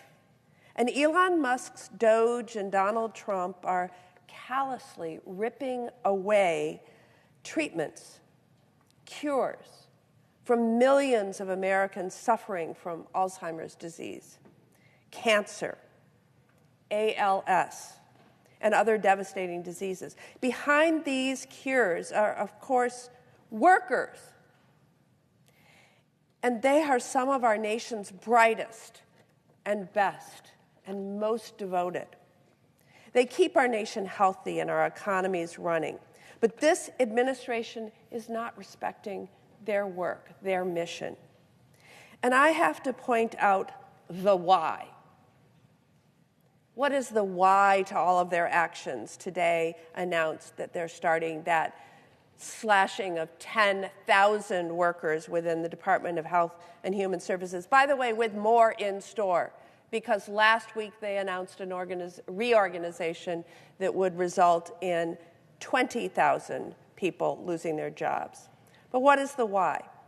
Ripping the rug out from under cancer and Alzheimer's disease and ALS patients is all in service of finding the money that Elon Musk and Donald Trump need to cut taxes for themselves and billionaires like them. And yes, big corporate tax breaks. They are cutting cancer cures for corporate tax breaks. Senator Booker, these cuts to health and human services are going to crush families in Wisconsin, whether it be people not having hope for a cure for a disease, or to the workers who are doing this groundbreaking research all across the United States who are going to be fired. In New Jersey, what will these firings mean for the people who you represent? I'm so grateful for the question, because that's what we said we were here about. We're here to try to elevate the voices of people affected by what they're doing to our government. And frankly, as they cut the Department of Education completely, or the Consumer Finance Protection Bureau, they're getting rid of agencies that were created by Congress, and many people are right to believe that can't be eliminated without congressional action.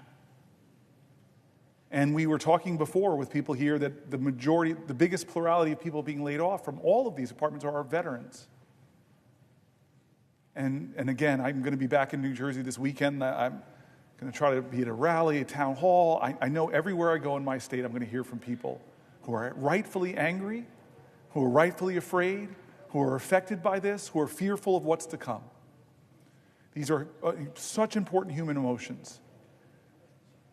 But the question then is going to be for all of us, and I know people will be questioning me, what are we going to do? What can I do? What are you going to do, Senator? And so I don't have a brilliant response. I don't have some prescient idea that we are going to be able to change the course of this, but I know we're going to fight. And I want to be honest with you. I wasn't sure we could stop Donald Trump when he tried to take down the ACA. I just wasn't sure. I really wasn't. I did not know how that would end. People gasped. Do you remember that in this room? I remember that. People gasped. We did not know. It was really, this room usually has very predictable actions. That's why I'm still standing here, because I didn't want the predictable. I didn't want business as usual to happen. It's rare that we have unpredictability on this floor. It's usually finely orchestrated. You and I both know this, but that day, no one expected that, or at least wasn't sure. It was drama. It was a moment. and we won. And I want to tell you this, I said this earlier, when I say we won, I don't think there's one senator here and the 99 others that convinced John McCain of his vote. I know who did, though, Arizonans who stood up, who spoke up, and demanded more from their leadership, not to hurt people, not to hurt folks who needed that health care, not to hurt folks with pre-existing conditions, not to hurt children. So I am one of these people who wants to learn from our history. I want to stand here today and tell you I'm going to do everything I can. I'm willing to go to some lengths. But I am inadequate. You are inadequate. We're senators with all of this power, but in this democracy, the power of the people is greater than the people in power. This is a moral moment that more Americans need to stand up and say enough is enough. I'm sorry. The civil rights movement wasn't won because of just a few black folks who stood up and were really articulate. No, they called to the conscience of this country, and the country responded. And it was a rainbow coalition that said, this ain't who we are in America.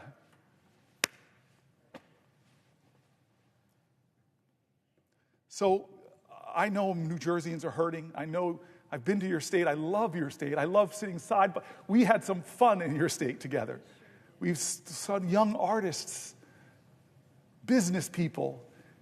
You are this person that says this word over and over again, more than any Republican or Democrat, buy American, and created so many jobs in your state. We were in some packed restaurant. People packed, not to see me as a special guest, but to listen to your story. You are a trailblazer too in this Senate. You are doing things that our founders did not expect, and you know that. And you want to stand up. I heard you in our caucus. I heard you in the Schumer's leadership meeting, standing up for people that are most marginalized, most looked down on, most talked about. I hear you, Tammy. Will the senator respond to another question? I won't respond to a question. I'm going to read this for the 75th time. I will yield for a question while retaining the floor. Thank you, Senator Booker. You just talked about your visit to Wisconsin. You've had many. But there was one that you're talking about that I remember really well and really fondly. I had the privilege of hosting you and showing you what our state had to offer. Yes. Something that I likely bragged about then, like I often do, is that the Badger State is known for making things. While I know you don't indulge in all of the things that we do make, because, of course, we have our iconic products like beer and brats and cheese, but we also build motorcycles and big industrial ships and engines that power our Navy and so much more. People will give a ship. That's right. Make one, too. Yes. Build them. And, of course, behind it all is our workers, as you were just talking about. And whether they are in a marsh harvesting cranberries, we're number one in cranberry production. We're in the top country. 5 in New Jersey. I know, but we're number one. Okay. Not that I'm competitive here. Or whether we're on a foundry floor or whether that worker is on an assembly line, workers are what make our economy go round. And so naturally, they are the ones we should be prioritizing in all of our policy. But that's not what this administration is doing. They are going to get a slap across the face when the administration slaps across the board tariffs and gets us into a trade war. Yes. And it's going to be these workers who pay the price. And Wisconsinites are really worried about what we're going to see this week. They worry about their businesses. You met so many of them when I hosted you. Their livelihoods, their communities. They're worried because we have all been here before. Wisconsin was one of the hardest hit states by retaliatory tariffs last time Donald Trump started a trade war. During Donald Trump's last trade war, American farmers lost $27 billion in export sales. And according to further records The state's economy lost more than $3 billion worth of product sales, product exports. And our manufacturing economy in Wisconsin, well, we lost about $26 billion in exports. And you know what? The exports that Wisconsin manufacturers make is supported by more than 460,000 jobs. And our agricultural economy is supported by 350,000 jobs. And so a trade war would be devastating to the workers of Wisconsin. And then the prices. People have been struggling with the high price of things in grocery stores, at gas stations. A number of our business leaders have spoken out about the impending tariffs. Ariens Company in Brillion, Wisconsin, which makes outdoor power equipment like snow blowers, told Reuters News that policy whiplash in this arena is making it difficult to plan, especially as price hikes are likely in the works. And Roden Echo Valley in West Bend told one of our media outlets, WTMJ4, that, and I quote, "I don't like this tariff business. It's going to be on the backs of farmers because we have to depend on the world to export our commodities." He highlighted the dependency of the dairy industry on global trade, noting that 15 to 20% of dairy products are exported. And if we lose, I quote again, 15% of our markets for dairy, it's going to be absolutely devastating. We've seen this before. Again, in service to a big tax break for billionaires and corporations. But to my esteemed colleague from New Jersey, thank you for visiting the state of Wisconsin. And I want to ask what the impact would be in New Jersey. What would President Trump's tariffs mean for the workers of the Garden State? I love that you focus it there because that's who President Trump made promises to in my state. That things are bad with this economy because it's not serving people who are working every day. Promised that he would make things better. I'll make grocery prices go down. He said that. And so people are expecting that's where he'd focus. They didn't think he'd focus on Greenland. Didn't think they'd focus on the Gulf of Mexico. Didn't think he'd focus on bullying Canada. Didn't think he'd focus on turning his back on Ukraine. Didn't think that he'd focus on gutting the Department of Education and ending it. This is not the reason why people voted for them. They did something that Reverend Warnock calls as a vote is a sort of prayer. He says it's like a civic prayer that I'm putting a prayer out there that you will be who I hope you can be. You will be a blessing to my life and not a burden. But you're talking about the burdens that he's bringing. This economy, under 72 days, has not gotten better for working Americans, and they don't even see the president trying to make it better. They see what he's doing to make it worse, and one of the things is going to be these tariffs, which are going to raise costs on working Americans. Then what Chuck Schumer said to me, it's sounding like it's going to just sail through a plan that's going to blow trillions of dollars of holes into our budget, give trillions of dollars of tax cuts to the wealthiest, and gut your Medicaid, and gut your services for your grandparents in nursing homes. People believed, people put their trust. I don't blame them. They're my fellow Americans. They wanted for them families, they wanted an America that was more affordable. They wanted America to be first prioritized. They wanted a safer America, stronger America, more prosperous America. I heard that. And so I know when I'm back home this weekend, I know that I'm going to encounter a lot of folks who are workers in my state who are getting hurt. They want better.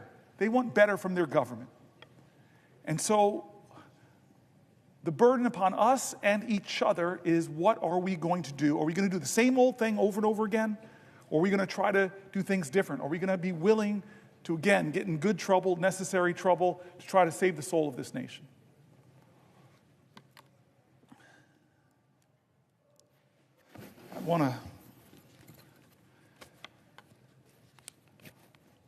I think my colleague, my dear sister, my prayer partner, my soul lifter, I thought I heard you say something? Yes. Will the senator yield for a question? Yes. I yield for a question while retaining the floor. Well, I first of all want to thank you so much again, Senator Booker, for your spiritual obedience. And I think it's necessary for me to say as well today to you, on behalf of so many of us who are watching right now, how extraordinarily proud we are of you. I would dare say that you are, in so many ways, our ancestors' dream. And how powerful it is for all of us who are watching to recognize that in this very chamber you are standing today, 67 years after this podium was used, for the 24 hours, that you have used the podium that was used to block the passage of the Civil Rights Act of 1957, and today you have taken over the podium, sacrificed your own comforts, you have suffered over 22 hours to stand here today to talk instead about the greatness of America, and to speak about it in such a way that reveals the love you feel for our country, and we thank you for that. This country needs right now bravery. It needs leaders who are unafraid to stand up and speak truth to power, to not hold back when calling out these callous and inhumane acts that are perpetrated by this president against the American people. And when I talk about the American people, we know who we're talking about, against our veterans, against our seniors, against our children from every corner of our country. And I want to talk specifically today about our children. Mahatma Gandhi noted that the true measure of any society can be found in how it treats its most vulnerable members. This president is failing America's children, and he's doing so by harming our education system. We remember as well very fondly when Nelson Mandela said, "Education is the most powerful weapon which you can use to change the world." And I think many of us recognize that that is exactly why we're seeing all of the attacks that we've seen on this system, because we recognize that education allows us to change the world. Last Friday, Secretary McCain shut yet another critical lifeline off to our states and our schools, canceling extensions that the department had previously granted to states to draw down their COVID relief money. States like Maryland originally got extensions to finish spending the remainder of these critical dollars on long-term projects, like teacher recruitment, tutoring, and other services for students. We know in particular Anne Arundel Public Schools brought Chromebooks for students with their funds, but Maryland still has a remaining ESSER balance of nearly $150 million. $150 million, that's on top of the millions that have already been clawed back, frozen, or withheld from the state by this administration. These are funds that districts like ours from all across the country were using for school construction projects and mental health supports for students. This administration is refusing to acknowledge the lasting effects of the pandemic on our nation's students, cruelly stripping educational opportunities from our students and leaving our states and our districts on the hook. So let me be clear that these are dollars that Congress authorized, dollars that have already been allocated, dollars that have already been earmarked by Maryland and our local districts for projects that will help all of our students. Our schools planned and committed these funds in good faith. In good faith. Our states have acted in good faith, and this administration is acting in bad faith, pulling the rug out from underneath them, blowing a hole in their education budgets. Our governor had this to say, and I quote, "The clawback of these previously committed funds would place an undue burden on our school systems and undermine our collective efforts to strengthen education across the state." And this is only the latest attack on public education by this administration, the latest attack on our schools and our students, the latest attack on our teachers, and we saw this administration attack HBCUs by freezing funds for the 1890 School Scholars Program, which provides tuition for students at our land-grant institutions. We saw this administration and Secretary McCain slash teacher training grants, which help prepare our educators to serve our communities. We saw this administration proposing to move the student loan program to the Small Business Administration, threatening students' access to aid and the promise of higher education. We saw this secretary and this administration lay off half of the staff at the Department of Education several weeks ago, firing over 1,300 staffers. And I want to talk for a minute about who the department fired. And by the way, these are people who are not incompetent. These are people who are not DEI. These are professionals, well-educated. The administration fired civil servants at the department's Office of Civil Rights and shuttered Office of Civil Rights regional offices, including the regional office that handles discrimination cases. And I want to make really clear, and I want the American people to hear this, that what decimating the Department of Education and the Office for Civil Rights means, it means that attorneys who intervene when schools ignore complaints from students who are repeatedly called racial slurs or who are subjected to hateful speech or imagery like swastikas on campus.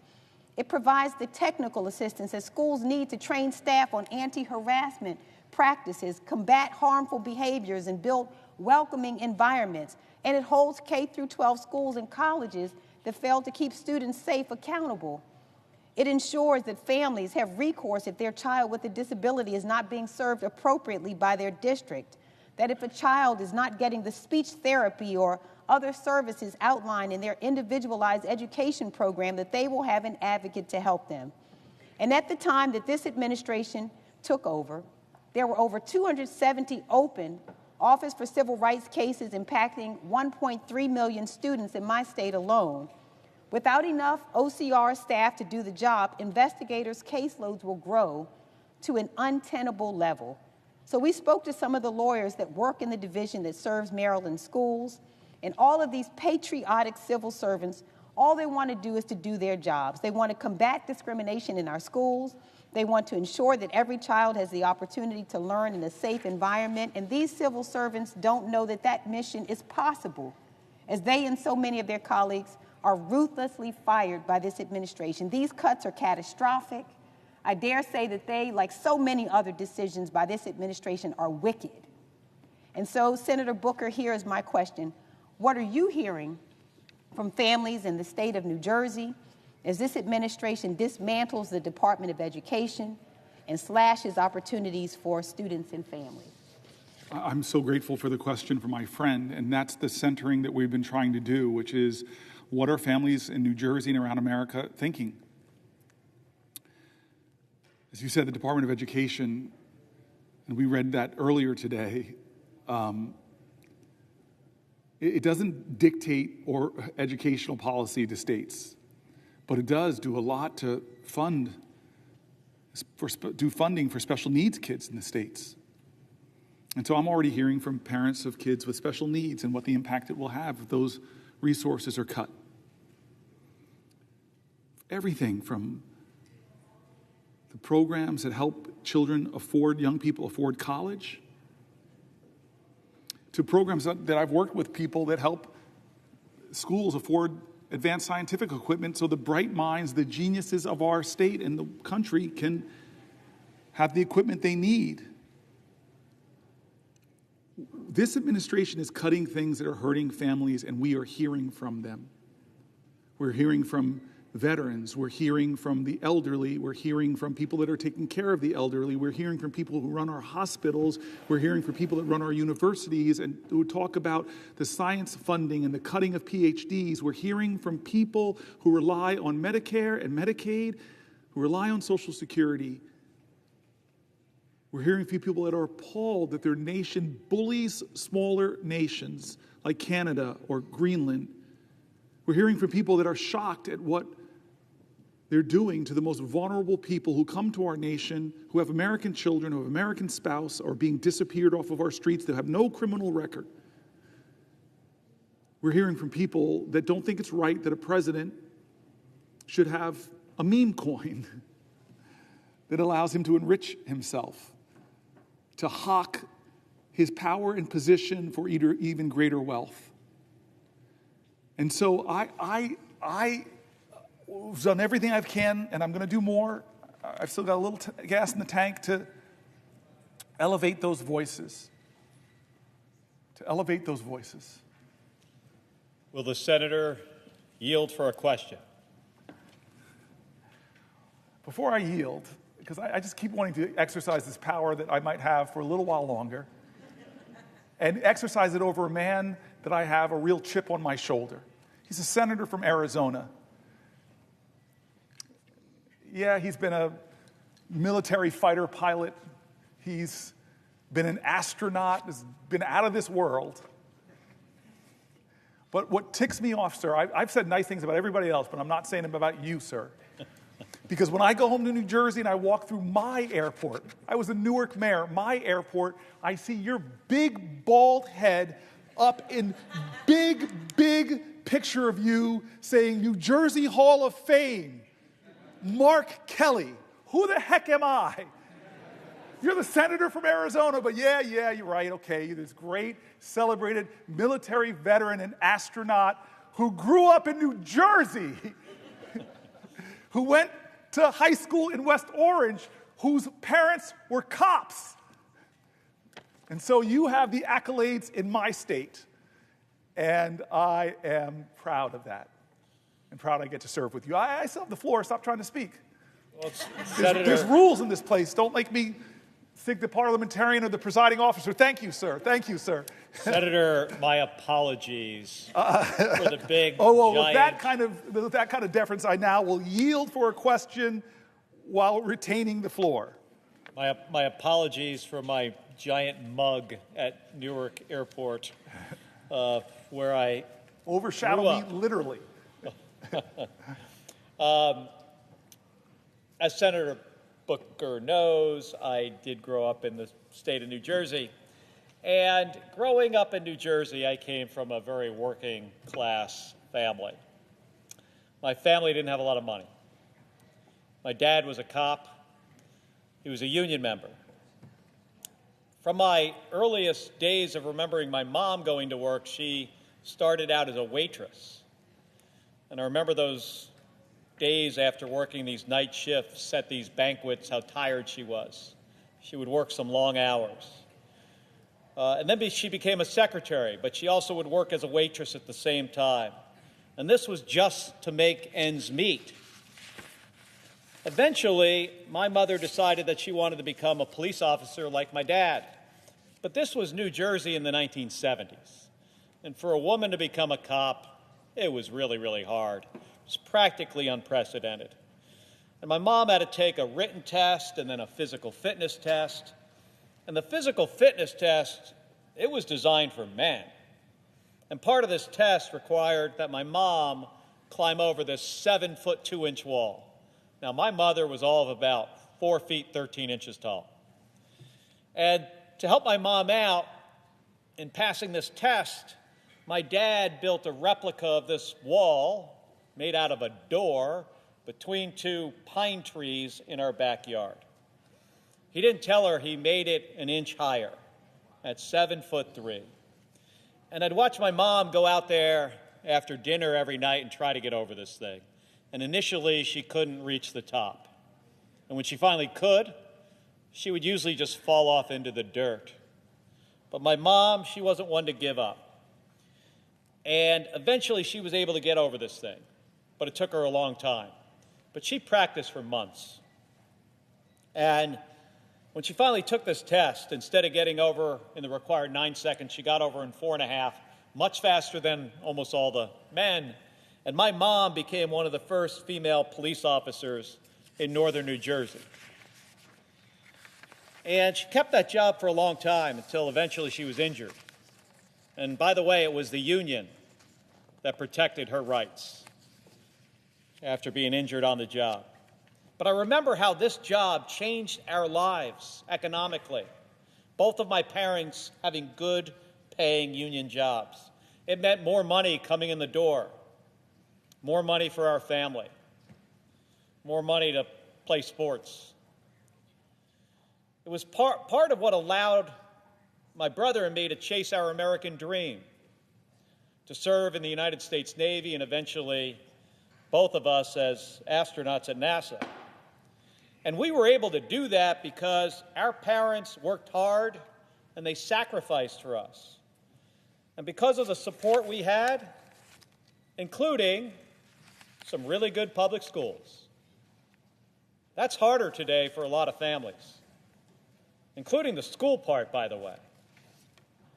I hear from so many folks in Arizona who feel like they're working harder and harder, and they just are not getting ahead. The cost of groceries and gas and housing, especially housing, makes these folks feel like they're just running in place. It shouldn't be that way. And Elon Musk and Donald Trump, they are making it worse. Trump's tariffs are going to jack up prices on nearly everything that families rely on: groceries, rent, cars, housing. They're even trying to do away with the Department of Education. Now, how is that going to help kids get a good education? And if they're successful, their plan to gut Medicaid in order to pay for a giant tax cut for rich people, it's going to be even tougher for hardworking Americans, hardworking New Jerseyans and Arizonans to get ahead and achieve their American dream. So as a fellow kid from New Jersey, man, I never expected that tax cuts for rich people would potentially kill the American dream of kids all over this country. But it could. And as a kid, you, Senator Booker, growing up in New Jersey, I'm interested to hear what was your American dream and why would these giant tax cuts make that kind of dream harder? I appreciate the New Jersey Hall of Fame member, the only one in the United States Senate, and I appreciate his question. I appreciate the service of his parents out there every day putting their heart and soul in serving the community in a dangerous job where you often see people at their worst. I said this earlier, James Baldwin said, children are never good at listening to their elders, but they never fail to imitate them. You are living up to the example your parents set in so many ways. And then you go and pull something off that really makes me jealous is you're one of the guys in the Senate that probably most married up. We're both Jersey boys. We both grew up there in grade schools and high schools. We both know those teachers that did so much for us. They coached sports. They taught us. I'm going back for a funeral for a great man in New Jersey named Ed Kohler this weekend, who was one of the greater influences in my life in high school. And you know how much people invested themselves. I remember learning Little League from a guy that would come back from working at a gas station, a parent of another kid. I still remember his big, thick hands teaching us how to hold the bat. And this guy's working a job at a gas station and rushes home to teach his kid Little League, but treated me, only black kid, like one of his own kids. Special communities, special heritage, a special culture that we share, this Jersey culture. We got the chip on our shoulders. We're tough. We're strong. We're proud. And a lot of New Jersey's watching. Thousands of letters and emails and phone calls from all over New Jersey. Andy, Kim, and I are hearing from so many people. And they're afraid, they're angry, they're worried. They don't understand why they're going after our Social Security programs, cutting benefits by cutting so many employees and cutting the service people get. They don't understand why they're seeing veterans being laid off from their government jobs. They don't understand why Social Security is being called a Ponzi scheme. The President of the United States is making up lies. They don't understand why veterans and Medicaid and Medicare, there's so many things that are making people worried, and I'm hearing their letters, and they're praying that we stop some of these things, like $880 billion worth of it. And the question is why? Why are we doing this? We're doing this, and they're saying it, is to extend or make permanent the Trump tax cuts. The overwhelming disproportionate benefit went to the wealthiest amongst us and the wealthy corporations. So Trump's economy in the first 72 days is pretty bad because of his reckless, chaotic behavior. Prices are up. Inflation is up. The stock market had its worst quarter in 2-3 years. Consumer confidence is down. And now we're going to see tariffs tomorrow, which are going to further drive up prices, create more chaos. Trump squandered the progress we were making on the economy. He tanked the market. He jacked up prices. Is it any surprise that Americans are feeling more pessimistic, as I said, with consumer confidence going down? And what's his first major legislative push? This is what we're talking about, my colleague, my friend, my fellow New Jerseyans. His first big legislative push in this body is not to help families. No plan to lower costs. That's what he said he would do. Is his first legislation coming here about lowering costs? No. Is it any relief for seniors? Is it some big idea like we did to lower prescription drug costs? No, that's not what he's doing. Is his first priority helping our veterans? No. What is his first priority? As I said, it's extending the 2017 Trump tax cuts, a multi-trillion-dollar giveaway that slashed corporate taxes and overwhelmingly benefited the wealthy and left the middle class with crumbs, relative crumbs. He and his allies promised that the benefits would trickle down to workers. That was what we heard. It would pay for itself, it was said. But in 2022, the Fed and the Joint Committee on Taxation confirmed the truth. 90% of workers, 90% of folk in our states saw no benefit. Now Trump and his GOP allies want to double down with even bigger tax cuts that would increase the deficit by over $4.5 trillion, the majority of which would go to the wealthiest people. Let me read what the Center on Budget and Policy Priorities and how they describe the plan. Here's a quote of their writings. Following a presidential campaign in which Donald Trump promised to improve the economic circumstances of working families, House Republicans are instead pushing to extend all expiring provisions of the costly 2017 tax law, which are heavily skewed to people with the highest incomes, and add new tax cuts on top of that. The Republican-controlled House passed a budget resolution on February 25th authorizing the $4.5 trillion in tax cuts through 2034 and called on committees to partially offset the cost with true $2 trillion in cuts. Are they cuts to the wealthiest? No. These cuts will inevitably hit programs such as Medicaid and SNAP, which help millions of families afford essential needs. Extending the inspiring tax cuts for individuals and large estates would double down on the flaws in the 2017 law by, one, giving benefits, the biggest benefits to the wealthy. Households with income in the top 5% who have incomes over $320,000 would receive roughly half of the benefits. So millionaires above that, billionaires, all together, they would receive roughly half of the benefits. Ballooning the deficit, along with the 2021 and 2023 tax cuts enacted under President Bush, the 2017 law, along with the 2001 and 2003 tax cuts enacted under President Bush, the 2017 law has severely eroded our nation's revenue base. The House budget would compound the damage, adding hundreds of billions of dollars to the deficit each and every year. Extending the 2017 tax cuts would cost $3.6 trillion through 2034. Failing to significantly boost economic growth, workers' earnings, and other benefits will not be seen. The trickle-down benefits that proponents claimed in the 2017 law that they said it would produce never materialized. And the law hasn't come close to paying for itself, as I heard on the Senate floor from my colleagues. They said, oh, this is going to pay for itself. Oh, this is going to pay for itself. Yet the House budget claims that extending the tax cuts would generate trillions in revenue, far more than any independent estimate.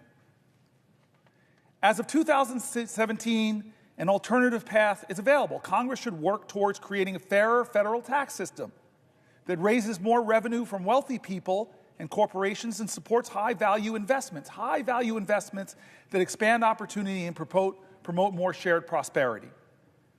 During the 2017 debate, Trump administration officials and prominent proponents claimed the tax law would yield broadly shared benefits by boosting economic growth.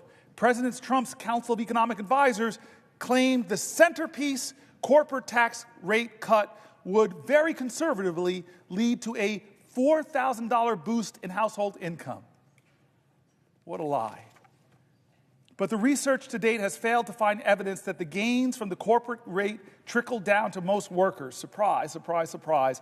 A study by economists from the Joint Committee on Taxation and the Federal Reserve Board found that workers below the 90th percentile of the firm's income scale, a group whose incomes were below roughly $114,000 in 2016, saw no change in earnings from the tax cut.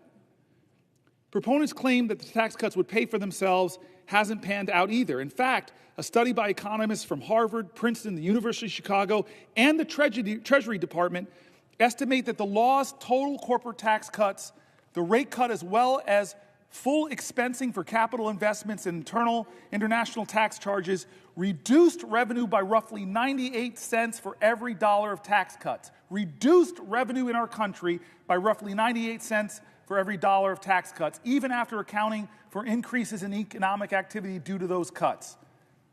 Similarly, proponents argued the law's 20% deduction for pass-through businesses, partnerships, S-corps, and sole proprietorships would boost investment and create jobs.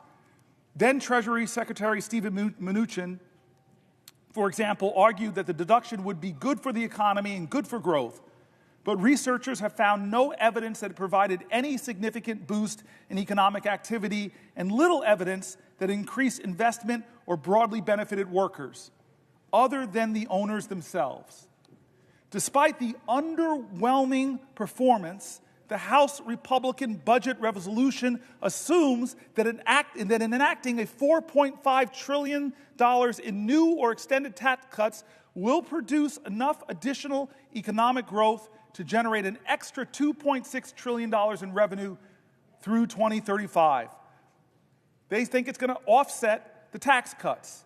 The Committee for a Responsible Federal Budget has derided this claim as fantasy math, noting that it is many times greater than even the most optimistic independent estimate. They lied to us, or at least just put out really expansive hope in the past, and none of it came true. Fool me once, shame on you. Fool the American people twice, well, we should not let it happen. This idea in this country that if you make the wealthiest more wealthy by giving them more tax cuts and deny services to our veterans, deny health care to our seniors, cut Social Security benefits, cut scientific research, cut programs that protect people's safety and security, that is going to somehow help our nation to prosper as a whole. You're kidding yourselves. We have the evidence. We have the analysis. And this is the crazy thing. As I heard from Chuck Schumer, the Republicans are now trying to hide the true cost of their billionaire tax cuts with accounting gimmicks. The New York Times interviewed budget experts from across the political spectrum to shed light on the Republicans' trickery. And this is the article I want to read. I know some people have questions. I want to read this article because Schumer shook me.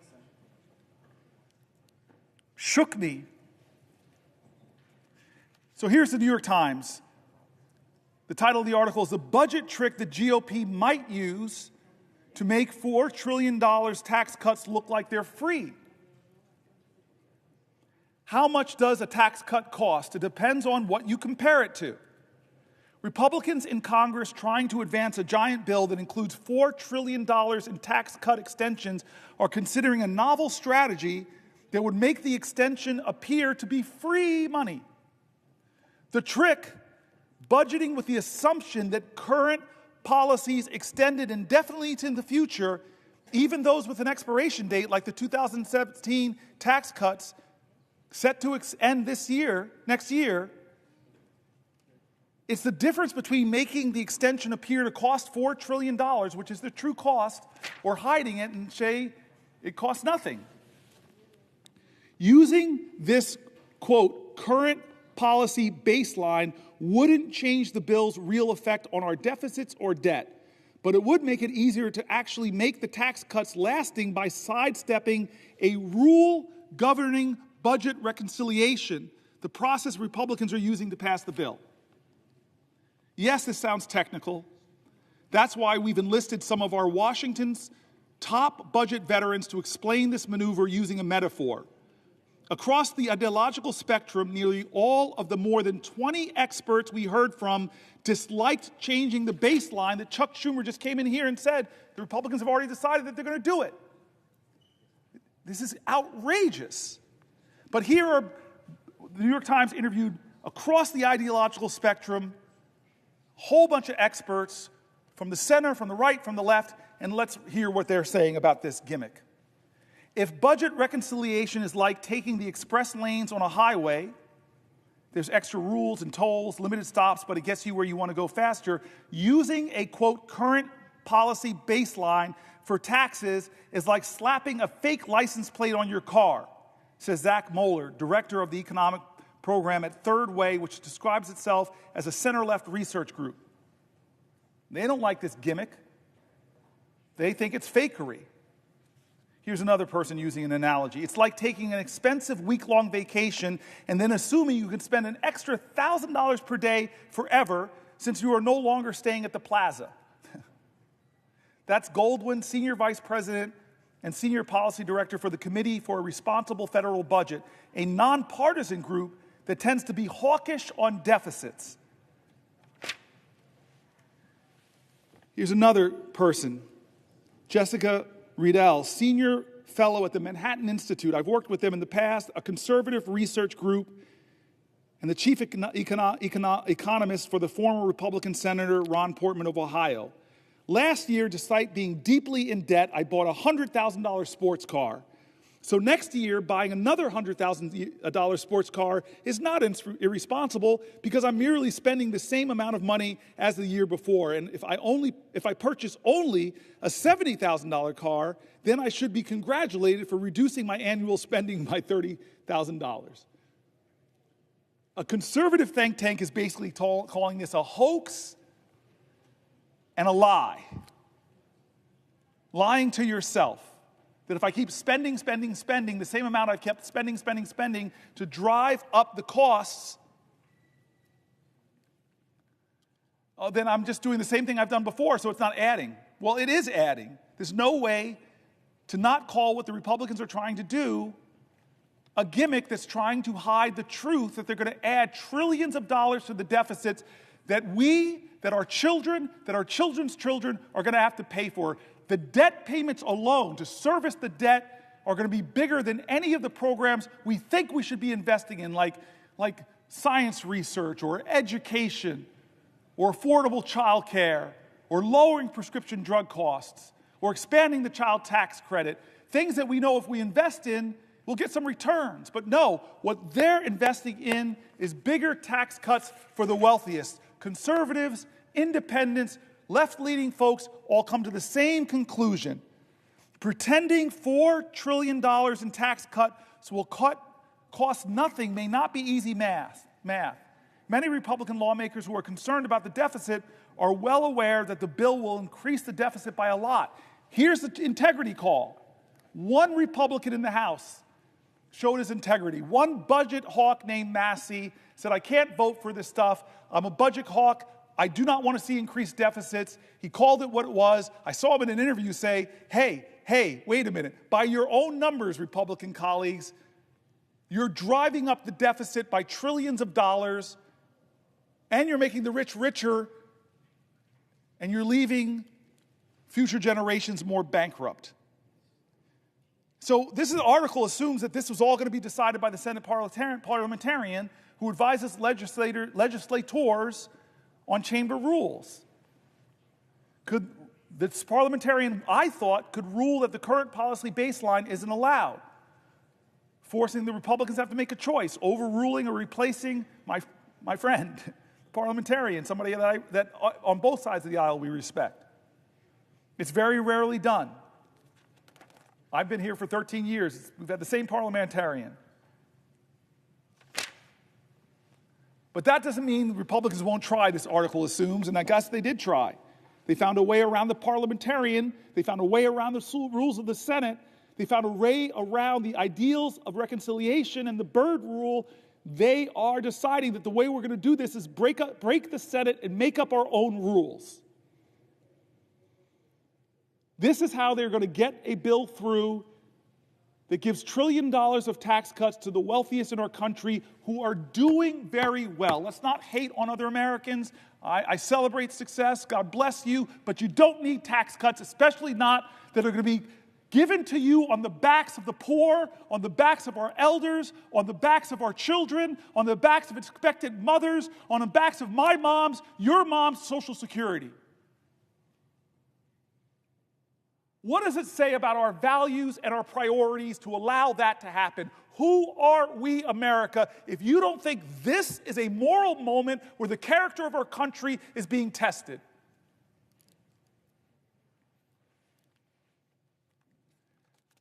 I tell you, the Senate has stopped crazy gimmicks like this before, but the persuasive power of Democratic senators probably won't be enough. We as a country, like these economists that are Republicans, that are Democrats, that are nonpartisan, who called out this budget gimmickry for what it is,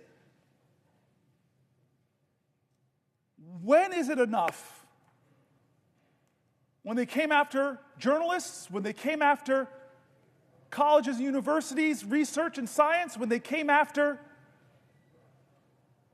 law firms who had the audacity to defend clients or to represent clients that were suing the president, who, God bless America, lost in civil courts, lost in criminal courts. When do you cross your line? We can't let this happen. It's not a right or left moment. It's a right or wrong moment. It's a moral moment in America. I've read Republican after Republican, from Republican governors to Republican mayor groups, from the Cato Institute to the Manhattan Institute to AEI, calling out this budget gimmickry for what it is, and the result will be the same: blowing up our federal deficit to stratospheric, almost unimaginable levels. This is wrong every way you look at it, and if your values are fiscal conservatism, then vote with your integrity and vote against that. If your values are a fiscal hawk and you hate deficits, well, vote against this bill because it violates you. Don't make up some fantasy that this is going to pay for itself. The 2017 tax cuts didn't. And you're going to extend them and say, well, it's going to happen this time. Oh, don't worry about it. It's going to happen this time. No, it's not.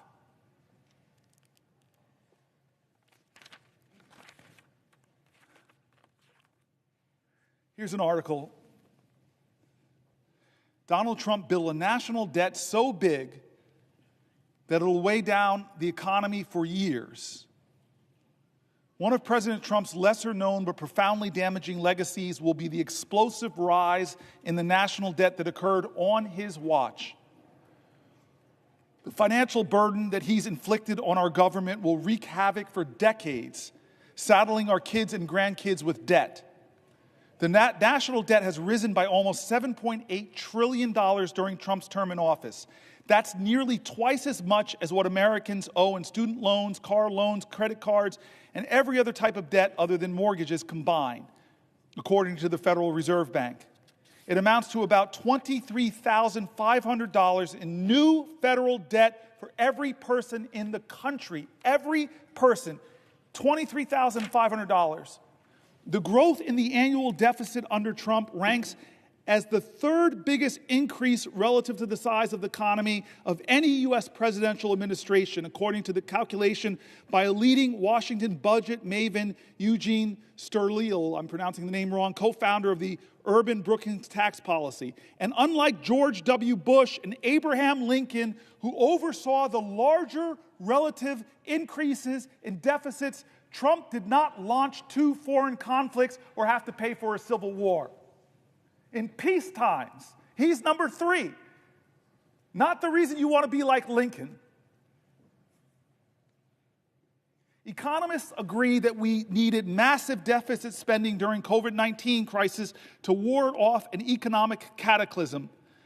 But federal finances under Trump had become dire even before the pandemic. That happened even though the economy was booming and unemployment was at historically low levels. By the Trump administration's own description, the pre-pandemic national debt level was already a crisis and, quote, a grave threat to our nation. The combination of Trump's 2017 tax cut and the lack of any serious spending restraint helped both the deficit and the debt soar. So when the once-in-a-lifetime viral disaster slammed our country and we threw more than $1 trillion into COVID-19-related stimulus, there was no longer any margin for error. Our national debt has reached immense levels relative to our economy, nearly as high as it was during the end of World War II. But unlike 75 years ago, the massive financial overhang from Medicare and Social Security will make it dramatically more difficult to dig ourselves out. Falling deeper into debt is the opposite of what Falling deeper into the red is the opposite of what Trump, the self-styled king of debt, said would happen if he became president. In a March 31st, 2016 interview with Bob Woodward and Robert Costa of the Washington Post, Trump said he could pay down the national debt, then about $19 trillion. This is President Trump's promise back then, over a period of 8 years, by renegotiating trade deals and spurring economic growth. God, this man breaks his promises over and over. After he took office, Trump predicted that economic growth created by his 2017 tax cut, combined with the proceeds from the tariffs he imposed in 2017 on a wide range of goods from numerous countries, would help eliminate the budget deficit and let the United States begin to pay down its debt. On July 17, 2018, he told Sean Hannity of Fox News, "We have $21 trillion in debt. When the 2017 tax cut really kicks in, we'll start paying off the debt like it's water." That's Trump on Fox News. Lying. 9 days later, he tweeted, quote, "Because of tariffs, we will be able to start paying down large amounts of the $21 trillion in debt that has been accumulated, much by the Obama administration." The guy can't help blaming Obama. That's not how it played out. Nothing he said came true.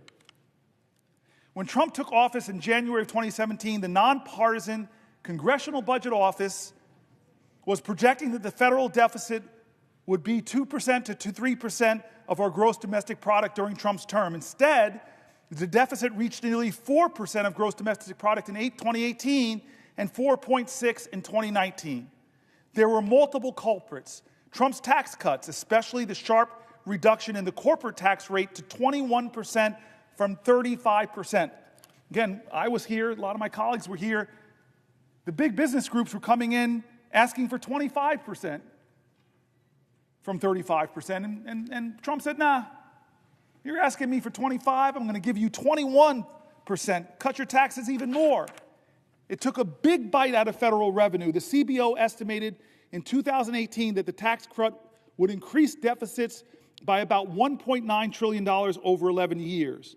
Meanwhile, Trump's claim, I wish the author wrote Trump's lie, but he says Trump's claim that increased revenue from the tariffs would help eliminate or at least reduce our national debt hasn't panned out. Surprise, surprise. In 2018, Trump's administration began hiking tariffs on aluminum, steel, and many other products, launching what became a global trade war with China, the European Union, and other countries. The tariffs did bring in additional revenue. In the fiscal year 2019, they netted about $71 billion, up about $36 billion from President Barack Obama's last year in office. But although $36 billion is a lot of money, it's less than 1/750th of the national debt. That's $36 billion could have covered a bit more than 3 weeks, just 3 weeks of the interest on the national debt. That is, had the Trump administration not unilaterally decided to send a chunk of the tariff revenue to farmers affected by his horrible trade wars. Businesses that struggled as a result of the tariffs also paid fewer taxes, offsetting some of their increased tariff revenue. By early 2019, national debt had climbed to $22 trillion. Trump's budget proposal for 2020 called it a grave threat to our economic and societal prosperity. He called his own damage that, and asserted that the U.S. was experiencing a national debt crisis. However, the same budget proposal included substantial growth in the national debt. By the end of 2019, the debt had risen in our country to $23.2 trillion, and more federal officials were sounding the alarm. Not since World War II have we seen deficits during times of low unemployment that are as large as those that we project, nor in the past century has it experienced large deficits for as long as we project, said the CBO. Weeks later, COVID-19 erupted and made the financial situation far worse. As of December 31st, 2020, about a month left or 3 weeks left in his term, the national debt had jumped to $27.75 trillion, up 39% from the $19.95 trillion when Trump was sworn in. He increased our deficit by 39%. The government ended its 2020 fiscal year with a portion of the national debt owed to investors, the metric favored by the CBO, at around 100% of GDP. The CBO had predicted less than a year earlier that it would take until 2030 to reach that approximate level of a debt, but not under Donald Trump, including the trillions owed to various governmental trust funds. Under his leadership, the total debt grew and grew and grew. It's now at about 130% of GDP. Where are the fiscal hawks? Normally, this is where you give Trump's versions of events, but we couldn't get anyone to give us Trump's side. Judd Deere, a White House spokesman, referred us to the Office of Management and Budget, which is a branch of the White House. OMB didn't respond to our requests. The Treasury directed us to comments made by the OMB director, Russell Vought, in October, in which he predicted that as the pandemic eases, the economic growth rebounds. The fiscal picture will improve, he said. The OMB blamed legislators for deficits when Trump submitted his proposed 2021 budget. Unfortunately, the Congress continues to reject any efforts to restrain spending. It ain't me, he's saying, it's them. Instead, they have greatly contributed to the continued ballooning of the federal deficits and debt, putting the nation's fiscal future at risk. Still, the deficit growth under Trump has been historic. The Tax Policy Center has said that a comparison of every American president using a metric called the primary deficit, they are saying Trump had the third biggest primary deficit growth, 5.2% of GDP. He's our biggest debt man.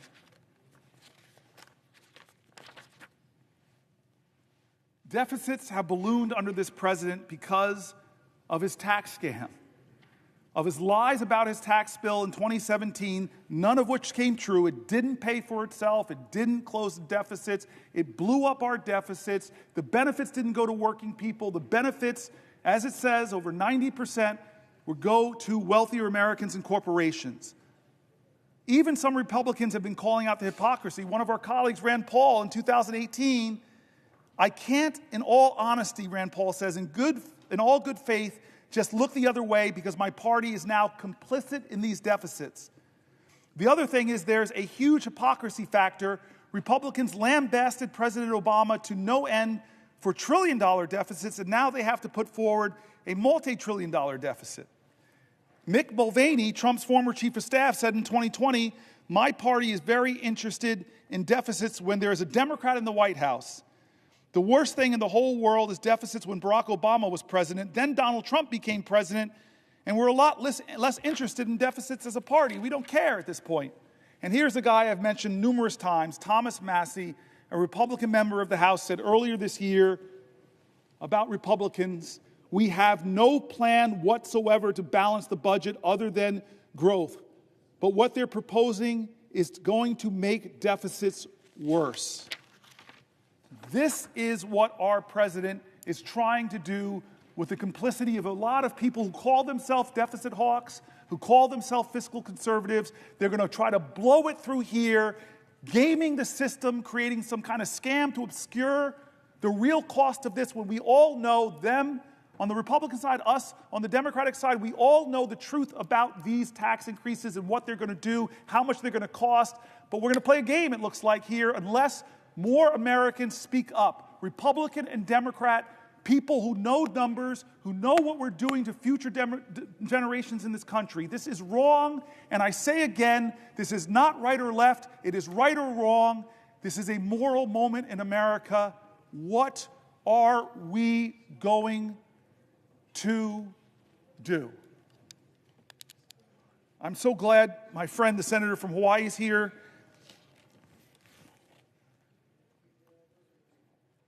I try to keep M&Ms in my desk occasionally if she wants to partake of New Jersey's state product.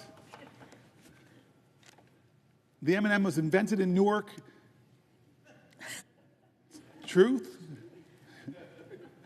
Get great trivia here. I'm waiting for the senator from Hawaii, my dear friend, to ask me a question, because I have the floor. Will the senator yield to a question? I will yield for a question while retaining the floor. Okay. I'm glad you mentioned M&Ms. Both of us are lawyers, and I remember I got through the studying for the bar exam by eating mounds and mounds of M&Ms. So I thank you, the senator from New Jersey, for continuing to provide me with M&Ms. I want to thank you, Senator Booker, for standing here for hours on end to push back, to fight against this administration's lawlessness. And in fact, a reporter asked me today, do you think this is a good use by Senator Booker of his time to be on the floor to do this? And I said, anytime any of us gets up and use our voices to counter, to fight against the lawlessness of this administration, it is a good use of our time. So thank you, Senator Booker, for yielding to me and for standing up to the American people. And is it making a difference? Millions of people are watching you, Senator Booker. Millions have watched and are watching you. It's making a difference. So I want to ask you a question about the lawlessness of this administration. As you yourself said last night, quote, "These are not normal times in our nation," end quote. In fact, these are the very words that I often use when I meet with anybody who comes to see me from Hawaii, individuals, organizations. I say, these are not normal times. So Donald Trump has made no secret of the fact that he fancies himself a king with total disregard for the rule of law. And from day one, he and his administration have taken one illegal action after another. On his first day in office, Donald Trump issued an executive order purporting to end birthright citizenship, a right protected in our Constitution for more than a century. Birthright citizenship.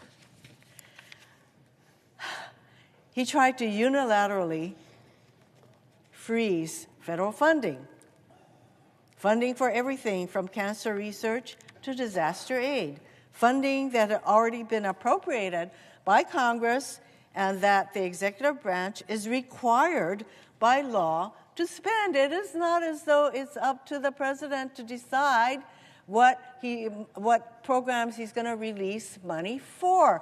Congress already made that determination.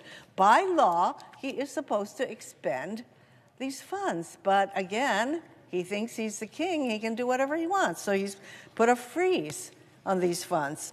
He's enabled Elon Musk, an unelected billionaire, the richest person in the world, whose only qualification is the more than $200 million he spent to get Trump elected, to run roughshod through our government. Together, they've attempted to shutter USAID and the Consumer Financial Protection Bureau, just for two examples. This Consumer Protection Bureau, which has returned more than $21 billion to consumers through its enforcement actions. $21 billion going to our consumers. And apparently King Trump can't stand that, and neither can Elon Musk. These are agencies that do critical work at home and abroad and represent just a minuscule part of the federal budget, but this doesn't stop either Trump or Musk from going after these programs.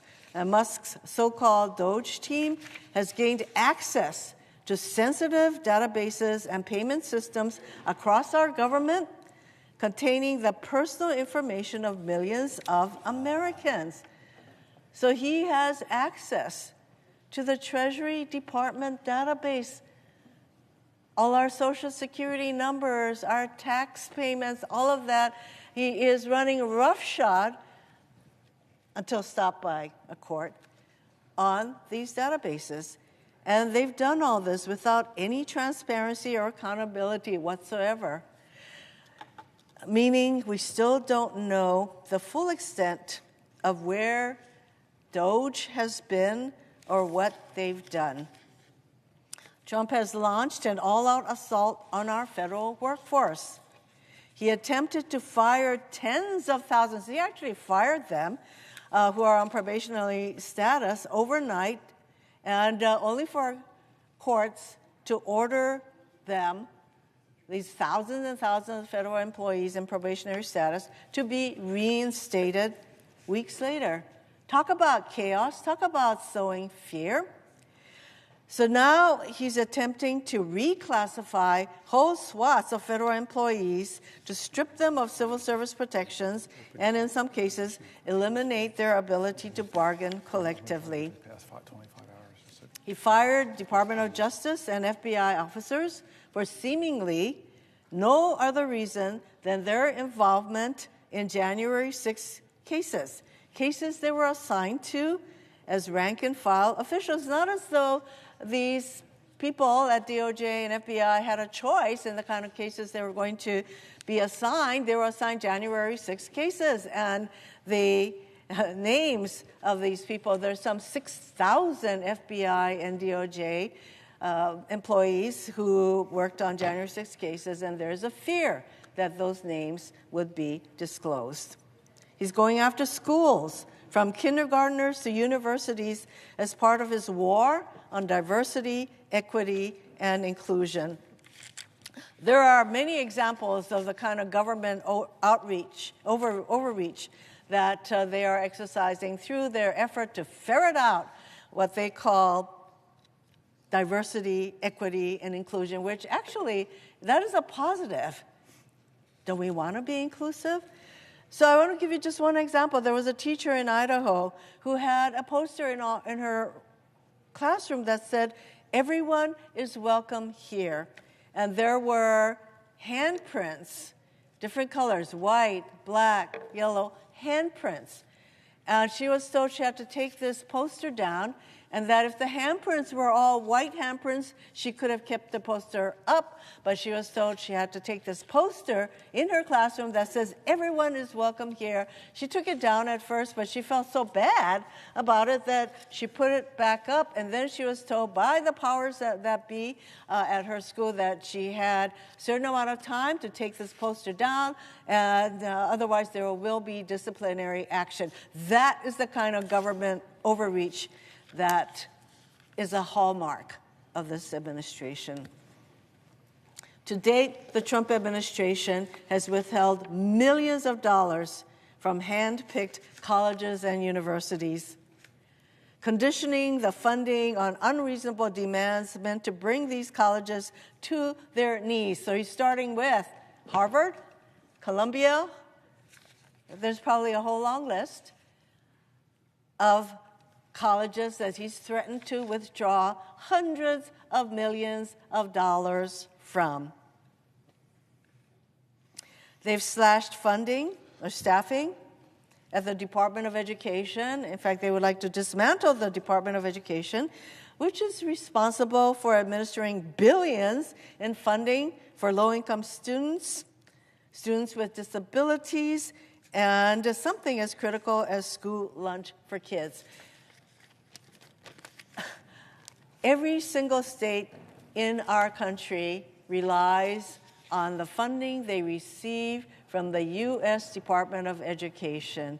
In Hawaii, we're talking about some $300 million in funding for our schools to help our kids with disabilities, to provide school lunches through the U.S. Department of Agriculture, the things that I mentioned. And as Senator Booker knows well, the list goes on and on. This administration continues to abuse its power, acting with total disregard for the rule of law. And we have turned to the courts to stop these illegal acts. And now Republicans are calling to impeach these judges who are applying the law, who are doing what they're supposed to be doing, and not just giving Trump whatever results he wants, but these judges are now deemed open to impeachment. It's clear Trump and his cronies will keep on doing whatever they want, regardless of the Constitution or the law. They are crippling government and sowing total chaos across our country while doing nothing to address the actual issues people care about. I know my colleague from New Jersey is just as concerned about lawlessness as I am. We both sit on the Judiciary Committee. We know how important adherence to the rule of law is. And in fact, I have said many times that it is the rule of law that separates the democracy from all other forms of government. And we now have a president who does not think that the rule of law applies to him. WTF comes to mind. So, Senator Booker, my question to you is, what are the consequences of this total lawlessness on our government, our country, and the American people? Thank you, Senator Hirono. I think I need somebody to say what WTF, and to come from you is particularly precious. And great, I'm grateful. And this rule of law is really important. It's part of this whole moment in American history that I keep calling a moral moment, something beyond the normal, where we shouldn't respond in a normal fashion.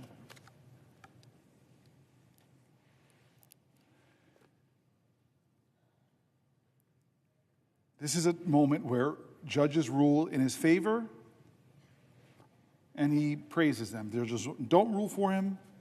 He drags them and threatens them, so much so that Chief Justice of the Supreme Court has to tell them to back up. When elected officials, speak up, many of them fear what the consequences would be for them or their reelection if they speak against him. Lawyers decline, possibly, to represent people because they're worried that this president has already showed that if you represent the wrong people or represent, God forbid, people against him, he's going to try to shut down your law firm in ways that are against the rules of law that this country believes in. Journalists and media organizations, they don't report in a way that he likes or confirm his arbitrary name changes of the Gulf of Mexico. There's a punishment that he dishes out to try to make them succumb to submission. State and local governments literally could get extorted for their funding if they don't carry out his demands. Schools and universities who are starving for dollars, trying to invest them in research and science that will propel humanity to new heights, well, they could get targeted by this president if you don't do what he says. It feels like his ultimate goal is to create a country where you cannot trust the outcome of elections that he loses, because he's going to tell you if he lost that election, it's the big lie. It's wrong. I won. I don't care what judge after judge, court after court says. I won. And if you don't believe me, if you don't say that the election I won, well, there will be consequences for that too. This is a president who, even as we've read, people on both sides of the aisle isn't respecting the Constitution, the separation of powers, isn't respecting the rights that we hold precious, isn't honoring what you call the rule of law. I want to go a little bit into this for a second. Let's talk about the separation of powers. There's many, many different cases right now. But we know that James Madison, the founding father who devised the basic framework of our Constitution, devoted some of the Federalist Papers to the ways the Constitution addresses the danger of concentrating too much power in one person or one branch of government. Written in 1788, Madison's words still have resonance today. This is what he wrote in Federalist 487. The accumulation of all powers, legislative, executive, and judiciary, in the same hands, whether of one, a few, or many, and whether hereditary, self-appointed, or elective, may justly be pronounced the very definition of tyranny. And so what is this president trying to do? He's trying to jam any court decision that's not in his favor, and either the judge is corrupt and should be impeached, or he's just going to deny the ruling or not follow it. Madison explained that the Constitution set up the executive, legislative, and judiciary branches to be separate and distinct and equal and bound together by checks and balances. Quote, "It is agreed on all sides that the powers properly belonging to one of the branches ought not to be directly and completely administered by either of the other branches. It is equally evident that none of them ought to possess directly or indirectly an overruling influence over the others in the administration of their executive respective powers." That's Federalist 48. I'm nerdy enough to have a favorite Federalist paper. I'm going to read from my favorite one, Federalist 51. In order to lay a due foundation for the separate and distinct exercise of the different powers of government essential to the preservation of liberty, it is evident that each department should have a will of its own, so constituted that each should have as little agency as possible in the appointment of the members of the others. But the great security against a gradual concentration of the several powers in the same department consists in giving to those who administer each department the necessary constitutional means to resist the encroachments of the others. To resist the encroachments of the others. We're not doing that in the Senate or in the House. It may, Federalist 51 continues, it may be a reflection on human nature that such devices should be necessary to control the abuses of government. And here's the quote, folks. Here's the quote from our founders. If men were angels, no government would be necessary. If angels were to govern men, neither external nor internal controls on government would be necessary. But our president is no angel.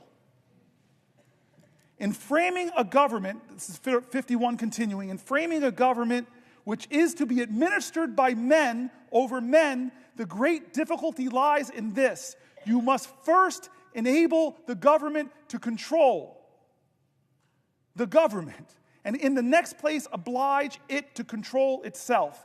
they are talking about at great length our founders and the separation of powers and the checks and balances of these institutions, and yet for 72 days of this administration has the Congress, Article 1, the People's House, the Senate, the deliberative body, have we once held this president to account?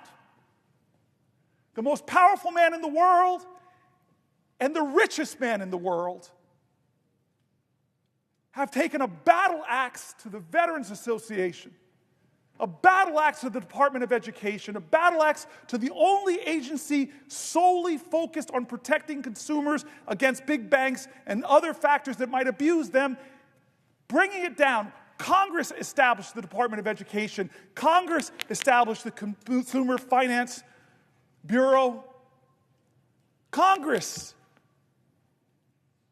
But the president doesn't care. He's going to push as hard as he can against the principles of our founders. And what will we do in this body? What will we do in the House of Representatives? Right now, the answer is nothing. Has Elon Musk, the unelected, un-Senate confirmed, billionaire #1 campaign contributor of Donald Trump, who has admitted he's made mistakes. Heck, his website, he keeps taking down the mistakes, keeps getting called out from them, fires people from the FAA, then begs them to come back, fires the people that protect us from nuclear accidents. Oh, wait, come back. Has we ever in the Senate or the House called him in for one oversight hearing to account for what he's doing, to address the fears of a nation? No. Separation of powers. Hey, we have hearings here all the time, but not Elon Musk. You know why? You know why I think why? Tell me I'm a conspiracy theorist. Because what Elon Musk is doing to some of my colleagues on the other side of the aisle is threatening them. Threatening to run primaries with what to me would be a quarter, but to him is $100 million. I'm going to drop $100 million against you in a primary if you step out of line. Or if you dare to say Hegseth is not qualified to be the Secretary of Defense, we're going to drag you through X. We're going to awaken a mob to threaten you. Our founders spoke so eloquently to protect against that kind of corruption, to protect against that kind of egregious tyrannical power that says, only I can save this country. Give me all power. Let me be the strong man.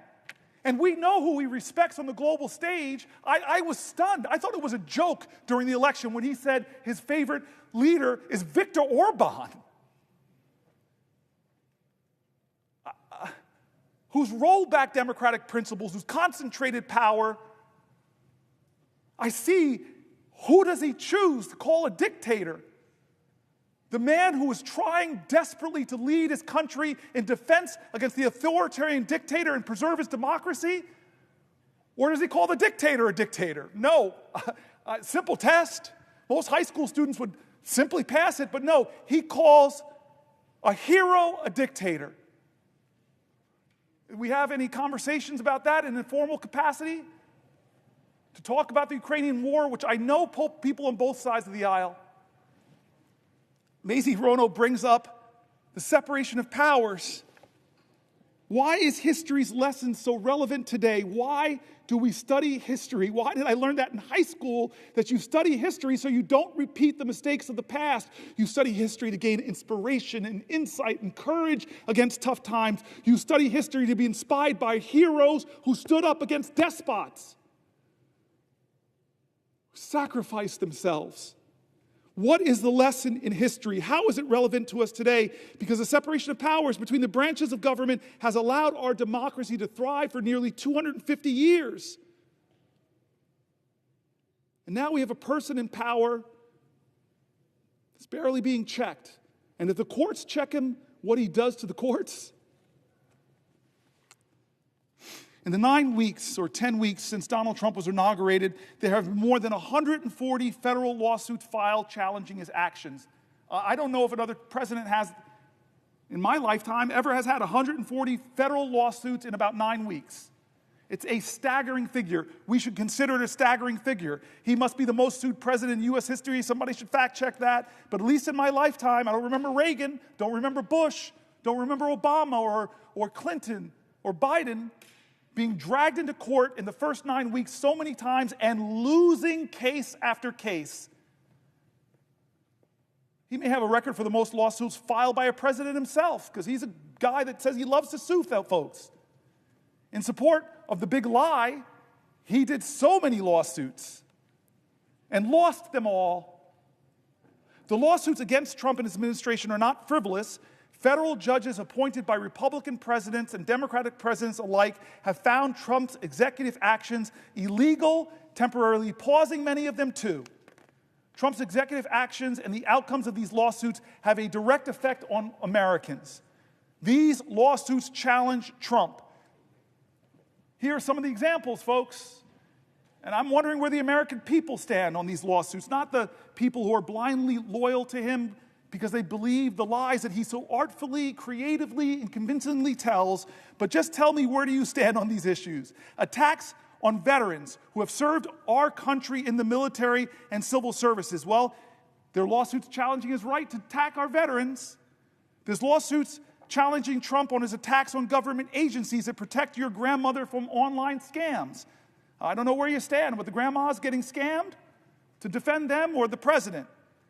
Lawsuits against Trump because of his attacks on lawful American citizens born in this country and guaranteed their citizenship under the U.S. Constitution. There are lawsuits against the president for withholding National Institute of Health funds to support studies of horrific diseases like Alzheimer's and disrupting life-saving medical research and ongoing clinical trials. Now, if you're a student of history, this is the problem often with lawsuits. Brown versus Board of Education, we celebrated as this wonderful case. It was. But was it obeyed? No, it wasn't. I have a picture of Ruby Bridges in my office because it wasn't obeyed. The court didn't declare this, and suddenly everybody said, hey, let black folk go to school with white folks. No, the president had to call in the National Guard to escort a little girl into a class. That's the problem with lawsuits, is you have a defiant executive leadership, they'll defy them. These, where you stand? Do you stand with veterans? Do you stand with your grandmothers against online scams? Do you stand with American citizens born in this country? Do you stand with withholding National Institute of Health funding? It's clearly that. We know the majority of Americans are with that. But people are having to bring him to court to fight on these issues. So many cases being done. So many cases I have here before me. So many cases. I could read them all, but you all know many of them. They're done in the press as he pushes, as Elon Musk push. They push the bounds of the authorities of the Constitution of the United States, and people are bringing lawsuits. But that is not enough. Martin Luther King didn't step down because of Thurgood Marshall's legal work. John Lewis didn't step down. Ella Baker didn't stop. Abraham Joshua Heschel didn't stop. The great Rabbi Joachim Prince didn't stop. The people of the United States of America, more powerful than courts, the people of the United States of America, more powerful than the Constitution. I just said something controversial, so let me defend myself. I believe in the people. I believe in the words of the great learned hand. He said the like of what I just said, so let me read somebody far greater, far more vaunted than this senator from New Jersey. Learned Hand serves as a federal judge from 1909 to 1951. He was nicknamed the 10th Justice of the Supreme Court for his many influential decisions. And he wrote this speech about our Constitution, about our liberties, about the tyrants in every generation who have tried to subvert our democracy. Some of them from this body, like the Red Scare that had so many Americans being unjustly fired, unjustly deported, unjustly jailed, that infringed on freedom of speech, freedom of expression. I'm sorry, every generation of Americans have seen demagogues rise to try to undermine what American stands for. And Learned Hand knew that. He had so much wisdom about our Constitution. We are gathered here to affirm a faith in a common purpose, a common conviction, a common devotion. Some of us have chosen America as the land of our adoption. The rest have come from those who did the same. For this reason, we have some right to consider ourselves a picked group, a group of those who had the courage to break from the past and brave the dangers and the loneliness of a strange land. What was the object that so nerved us, or those who went before us, to this choice? We sought liberty, freedom from oppression, freedom from want, freedom to be ourselves. This is what we sought. This we now believe that we are by way of winning. What do we mean when we say that first of all we seek liberty? I often wonder whether we do not rest our hopes too much upon constitutions, upon laws, and upon our courts. These are false hopes. Believe me, these are false hopes. Liberty lies in the hearts of men and women. When it dies there, no constitution, no law, no court can save it.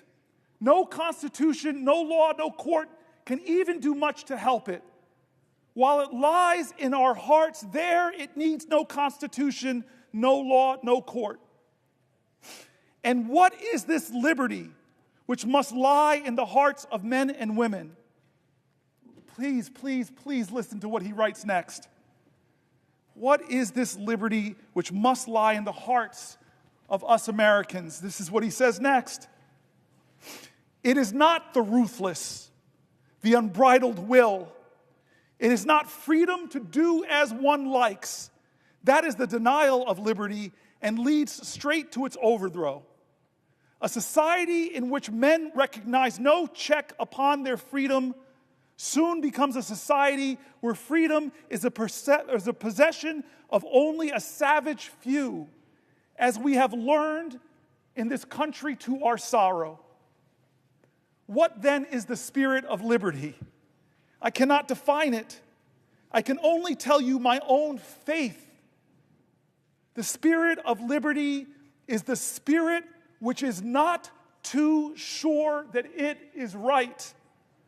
The spirit of liberty is the spirit which seeks to understand the minds of other men and women. The spirit of liberty is a spirit which weighs their interest alongside its own without bias. The spirit of liberty remembers that not even a sparrow falls to earth unheeded. The spirit of liberty is a spirit of him who, near 2,000 years ago, taught mankind that lesson it has never learned, but has never quite yet forgotten, that there may be a kingdom where the last shall be heard and considered side by side with the greatest. And now, in the spirit of that great America for which our young men are at this moment fighting and dying, in that spirit of a liberty and America, I ask you to rise and say with me the pledge of our faith in the glorious destiny of our beloved country. I now ask you to raise your hands and repeat after me this pledge. And he says, the Pledge of Allegiance.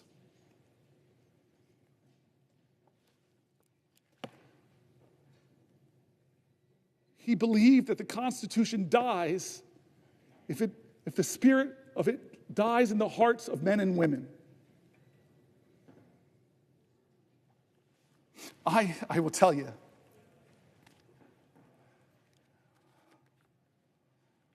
this Constitution has saved my life.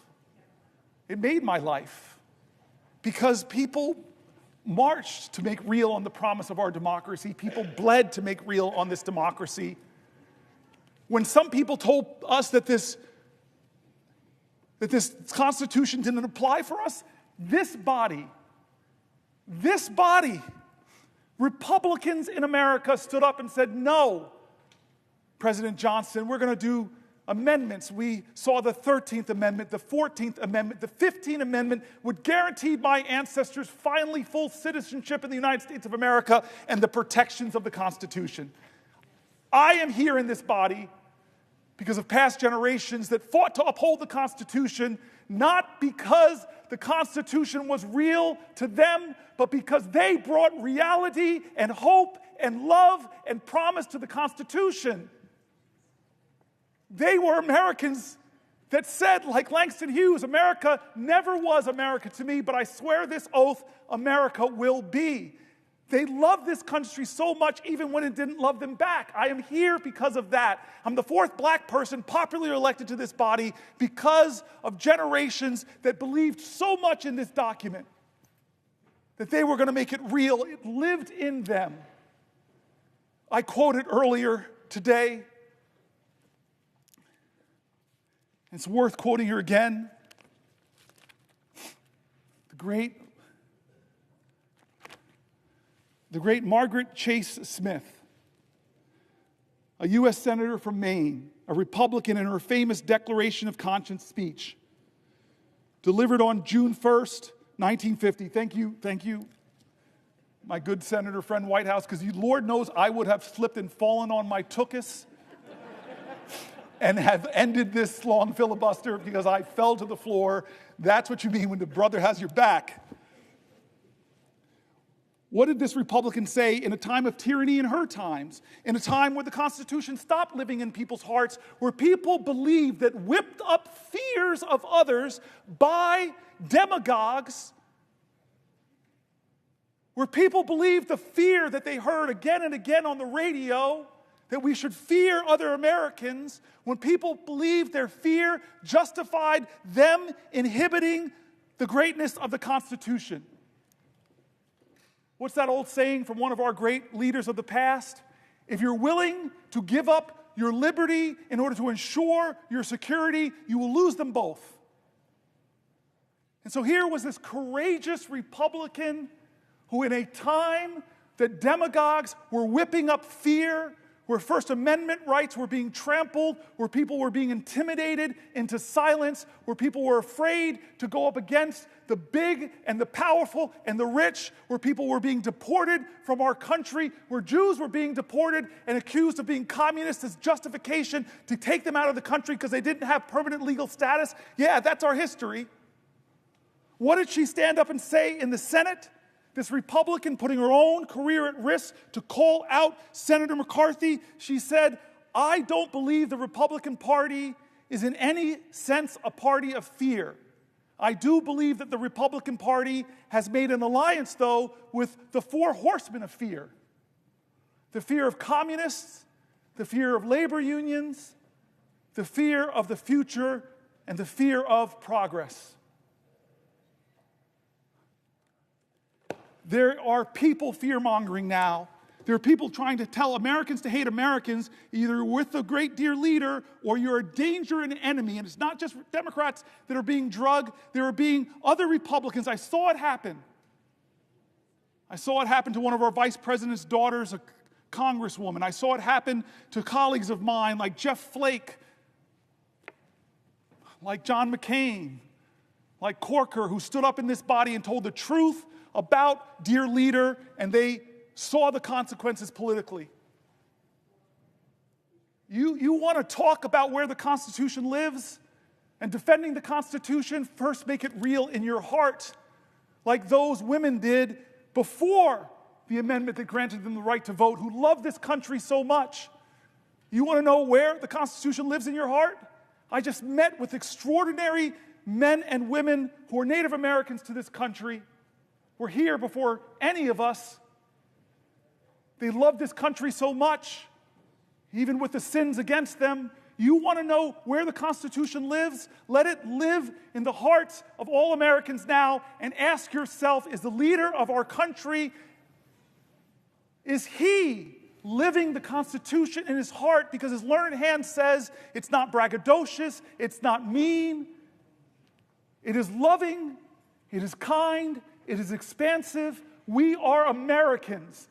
Our creed, above the presiding elder, says it all, e pluribus unum, trying to remind our country that despite racial difference, gender, besides Republican or Democrat, ethnics, you know all the lines that divide us are not nearly as strong as the ties that bind us. That's what e pluribus unum means. What about the pledge that Learned Hand read? Listen to the words. It says things. It says things in that pledge. It says that we are one nation under God, that we are indivisible, and we pledge ourselves to liberty and justice, not just to the people who agree with the president, but for all.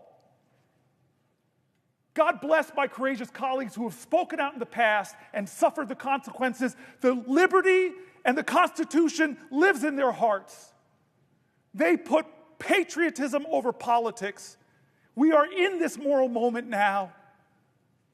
We are in this moral moment now. This is not right or left. Don't let them say this is a partisanship. It is not. It is not left or right. It is right or wrong. America, this is a moral moment. Does the Constitution live in your heart?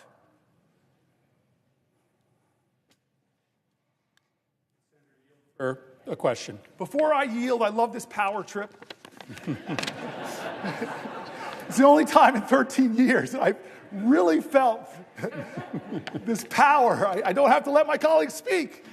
And I, first amongst us all, really love to speak.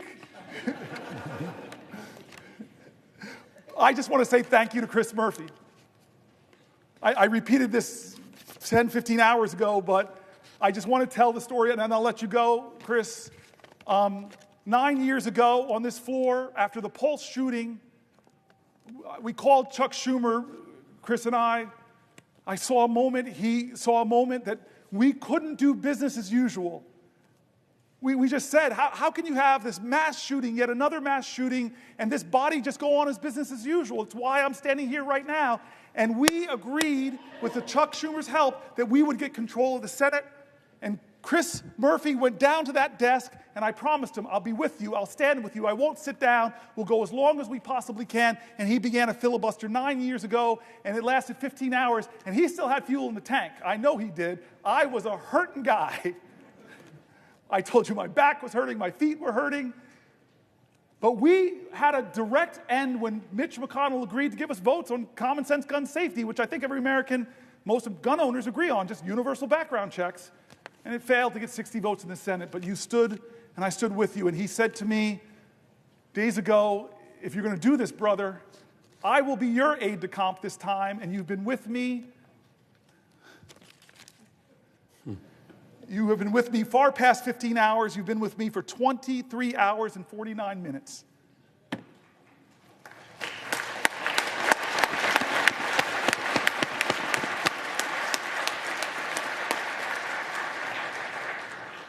Although my cousin Pam in the gallery, she's been here the same amount of time. All right, so I'm going to yield my power. It's not going to go to my head. This is why we need separation of powers, checks on men, because men are not angels. I yield for a question while retaining the floor. Senator Booker, it has been a wonder to be with you on the floor these last 24 hours.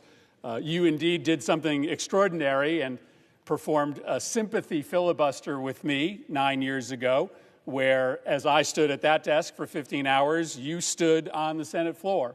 You didn't need to, but you did in solidarity. I have been with you for the last 24 hours, but I've sat for most of it. You've done the hard work. You are an extraordinary senator. You are an extraordinary American.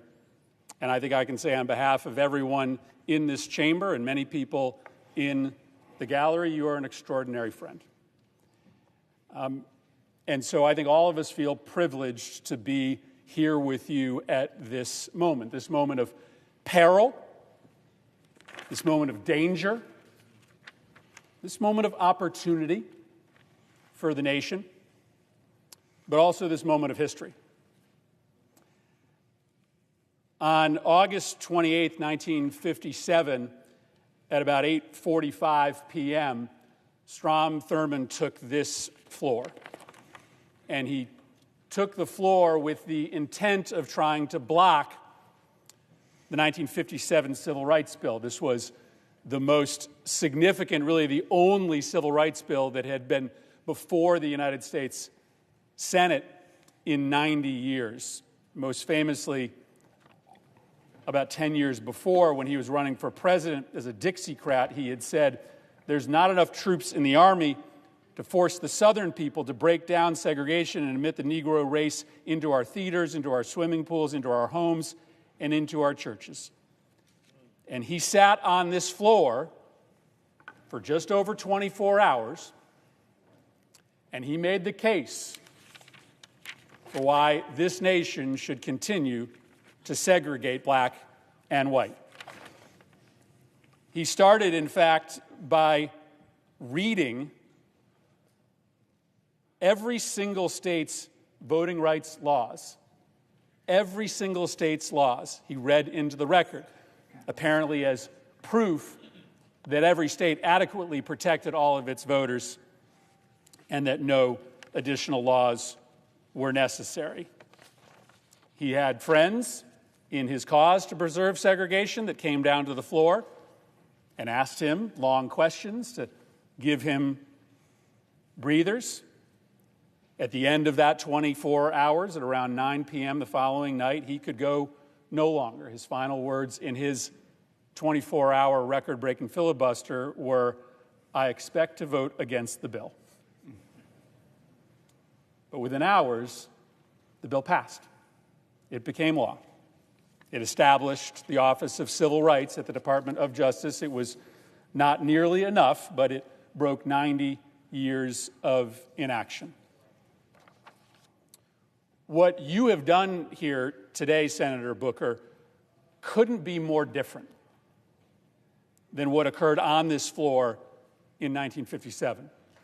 Strom Thurmond was standing in the way of inevitable progress towards equal political and economic rights for black Americans. It was inevitable only because the people of this nation were standing up at that moment, the beginning of the civil rights movement, to make clear that progress was inevitable. And I say that that moment is so different from this moment because today you are standing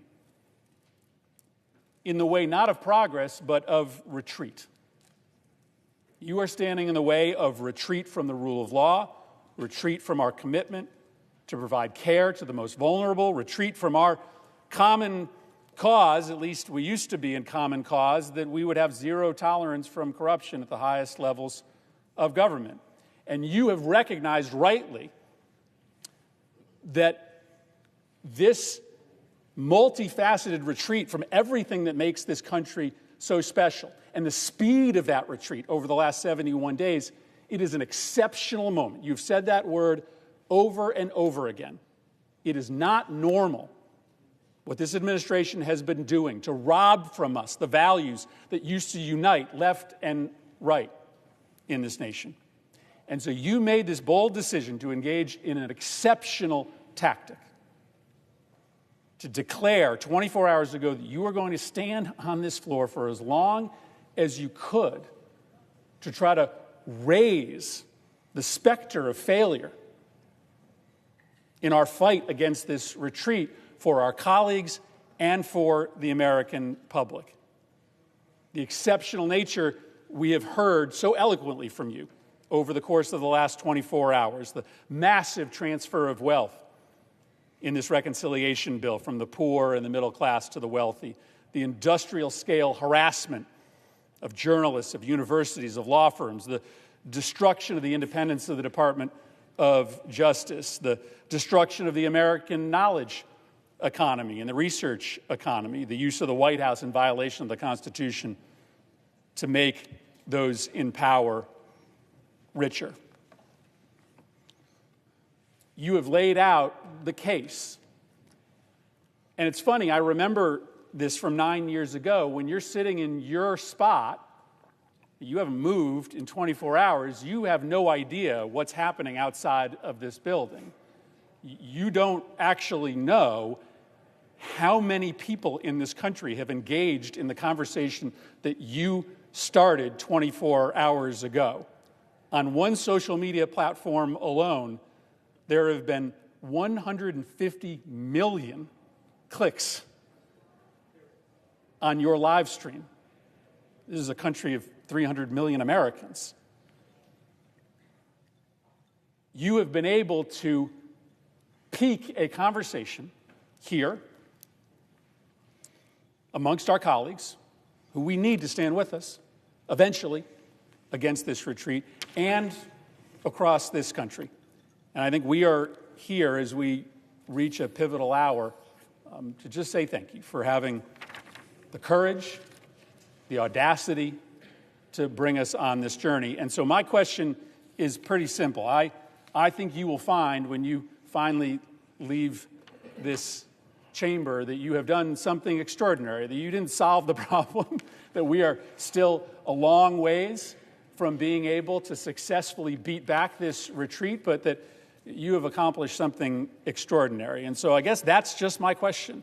When you set out with this idea, when this was starting to germinate in your mind, my question for you, Senator Booker, is what did you hope to accomplish? I thank my colleague and my friend again. He and I talked about this, that I was challenged by my own constituents to do something different, challenged by my own constituents to do something, challenged by my own constituents to take risks. My staff here, who should get a lot of credit for making it thus far, I'm not sitting down, but I'm mindful of what you said about Strom Thurmond. I'm mindful of that right now as I watch that clock tick for another 20 minutes.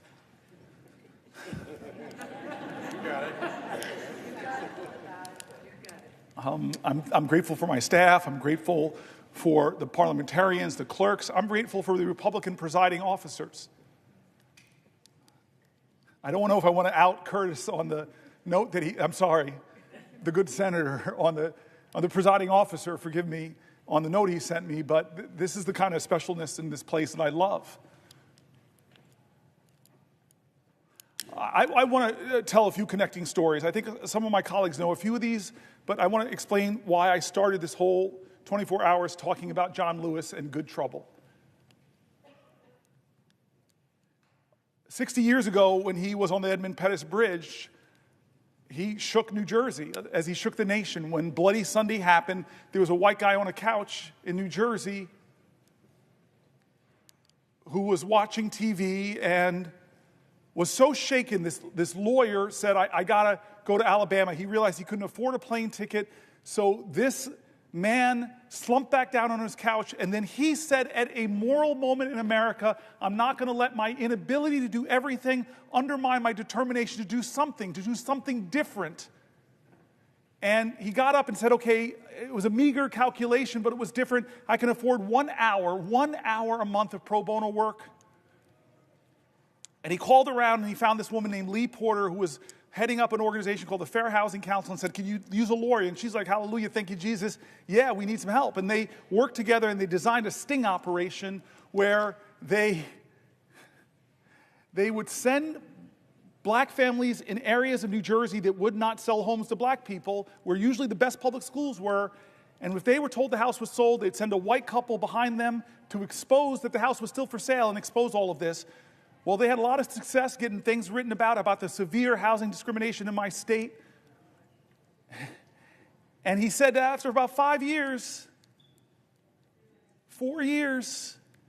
I got this case file of a black family trying to move to New Jersey, and they were frustrated because every time they look at homes in the places of the best public schools, which happened to be white communities, they said they couldn't find a home. So they did the sting operation. They sent the black couple in. They were told this incredible house was not for sale. They loved the house, so when the white couple went, they just threw in a bid to see if it would be accepted. The bid was accepted. Papers were drawn up on the day of the closing. The white couple did not show up. The black man did. Lawyer Marty Friedman marched in, confronted the real estate agent. You would think 1969, a year after the Fair Housing Act, that he would capitulate, but he didn't. This lawyer gets up so angry, this real estate agent gets up so angry, he punches the lawyer in the face and sings a Doberman Pinscher on the black guy. They get out of there shaken up, and they start writing letters back and forth. The good owners of the home found out what was going on. They were so aghast. They said, let us sell the house directly to the black family. The black family moved in. And 43 years later, the baby from that family became the 4th popularly elected black senator in our country, me. Now, I tell that story because I started with John Lewis 24 hours ago, and it was John Lewis and a bunch of marchers on a bridge that influenced the destiny of my life and my family's life. We're all interconnected. As King says, we're all caught in an inescapable network of mutuality, tied in that common garment of destiny. But I want to tell you the second time John Lewis shook up my life. I was mayor of the city of Newark, and I got called to be on a TV show. I got called by a guy named Skip Gates, who I love, admire, and he calls me and he jazzes me up. He fills my ego. He just flatters me. Hey, I got this show called Finding Your Roots, Cory Booker, and you're a rising star. You're this hot shot. We should feature you in this. And I'm like, oh, great. Oh, don't say that, Skip. But okay, yeah, of course. And then I said, okay, well, who are you going to pair me with? And I thought it was going to be another young hotshot, up-and-coming politician in America. No, he goes, I'm going to pair you with John Lewis. And my heart sank a little bit. Actually, maybe it was my ego that sank. My heart got excited because I know how these shows start. They start with biographies. And so imagine the show starting. John Lewis, hero of the civil rights movement, literally bled the southern soil red for freedom and justice. And then it goes to my biography. Cory Booker, riding his big wheel in suburban New Jersey. The show was unbelievable, mountain and boy. But I got to meet John Lewis. I got to tell him that story, that he changed my life, and I didn't even know it. On a bridge in Alabama, changed the course of events in New Jersey that led to me. Third take on John Lewis. My colleagues know I got here in a special election in 2013.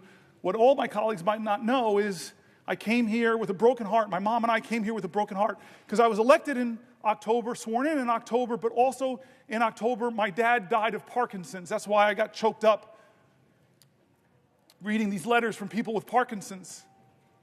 And so we came down here, we were grieving. My dad was not with us. My mom lost her husband of nearly 50 years, and I'm going to get sworn in. It's a big event, but my parents and my campaign decided, you know what we should do?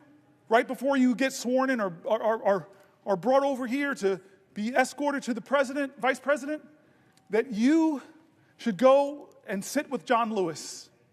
And so we went to John Lewis's office, and a lot of my colleagues from the CBC, a lot of my colleagues from the House, a lot of my colleagues like here who came over to the House know his office. You walk into his office, and it looks like a civil rights museum, except he's in all the pictures. And this is John Lewis. We who knew him, this was him.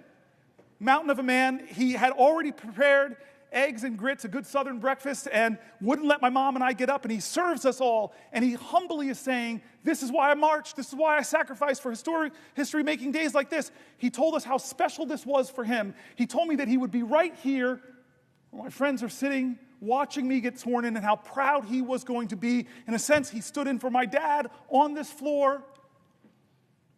And then, boom, I'm a senator.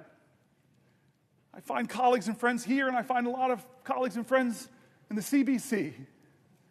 At that point, I was the only African American in our caucus and found so many friends, so many heroes that have gone up from the Senate now who looked at me, adopted me, helped me. Dick Durbin, you were amazing in those early months. And this is the next time I meet John Lewis for a moment that changed my life. Chris Murphy, Brian Schatz, remember this moment. It was during the 2017 healthcare debate, when I didn't know how we were going to stop that bill from passing and taking away 20 million health care from 20 million Americans. But John Lewis, hey, Cory, let's do something different. What you got in mind? And I said, well, John Lewis, I got this phone. It's very powerful. Let's do a Facebook Live. And so I opened it up, Facebook Live. We meet in between in the Capitol, and then he says, hey, where can we go to sit down for a place? And I love it, my favorite place to sit. I watch Schoolhouse Rock so much, it's right on the steps of the Capitol. Let's just sit there and talk. Chris Murphy, Brian Schatz, first people out to sit with us. And the time lapse is amazing. First 2-3 people, then 10 people, then 50 people, then hundreds of people. I have it all coming because of the moral magnetism of this man, John Lewis. And he talked to people that night who were looking for, what can I do? I'm just one person. And this guy who in his 20s, who was just one person and caused a heck of a lot of good trouble, he told them, don't lose faith, don't lose hope. Get angry, but let it fuel you. Be afraid, but know that's a necessary precondition to courage. He was amazing that night, and I know my colleagues remember that. And then there was the next time. Oh, Brother Warnock, you're going to love this one. The next time I was with John Lewis, Jimmy Carter had gotten a little sick. But then he got better and went back to teaching Sunday school, and I thought, this man is in his 90s. I need to go to Sunday school. And so who do I know? Because there's a waiting line. It's like people sleep out all night. I might have been a little selfish. How do I know I can get in? Call John Lewis.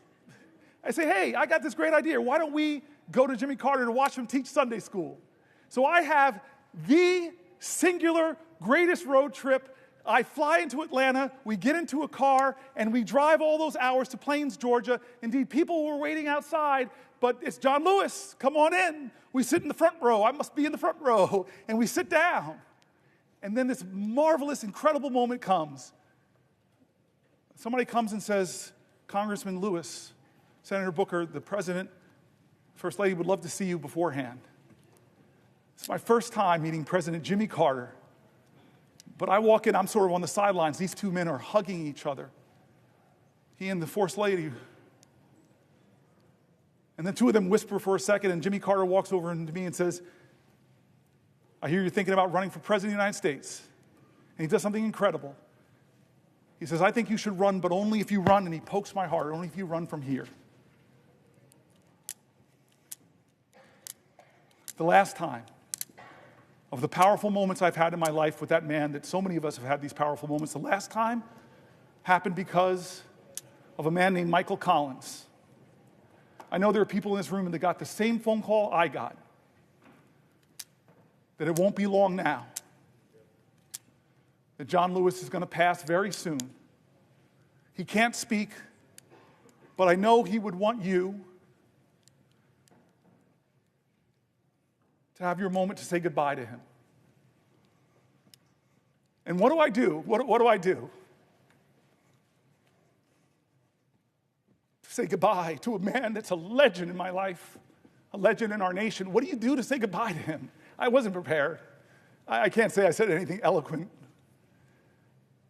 Michael Collins, God bless you, man. You put the phone by his ear and you just gave me my time to have a conversation with the man that would soon die. The man that changed my life, that helped my family get into a neighborhood that loved me and cherished me. God love Harrington Park.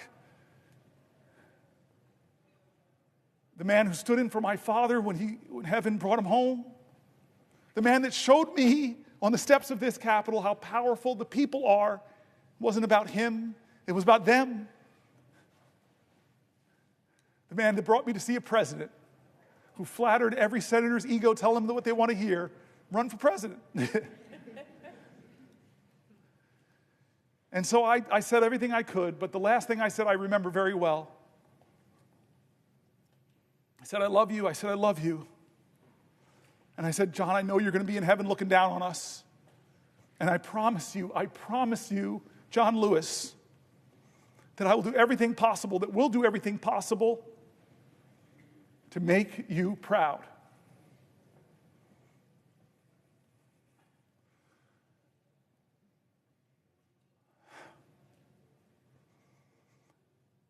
The civil rights generation is starting to be called home. Leaders are leaving us. We in the CBC have lost a lot of greats. And I can't remember forget the promise I made to John Lewis, with all that he gave me, with all that he gave his country, that I said we would make him proud. And so this is one of those moments that John Lewis, he would not be sitting still.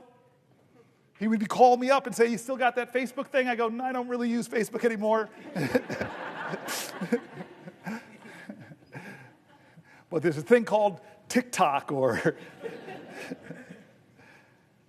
I don't know what John Lewis would say right now. I know what he said in 2017, but I'll be honest with you, I don't know what he would say.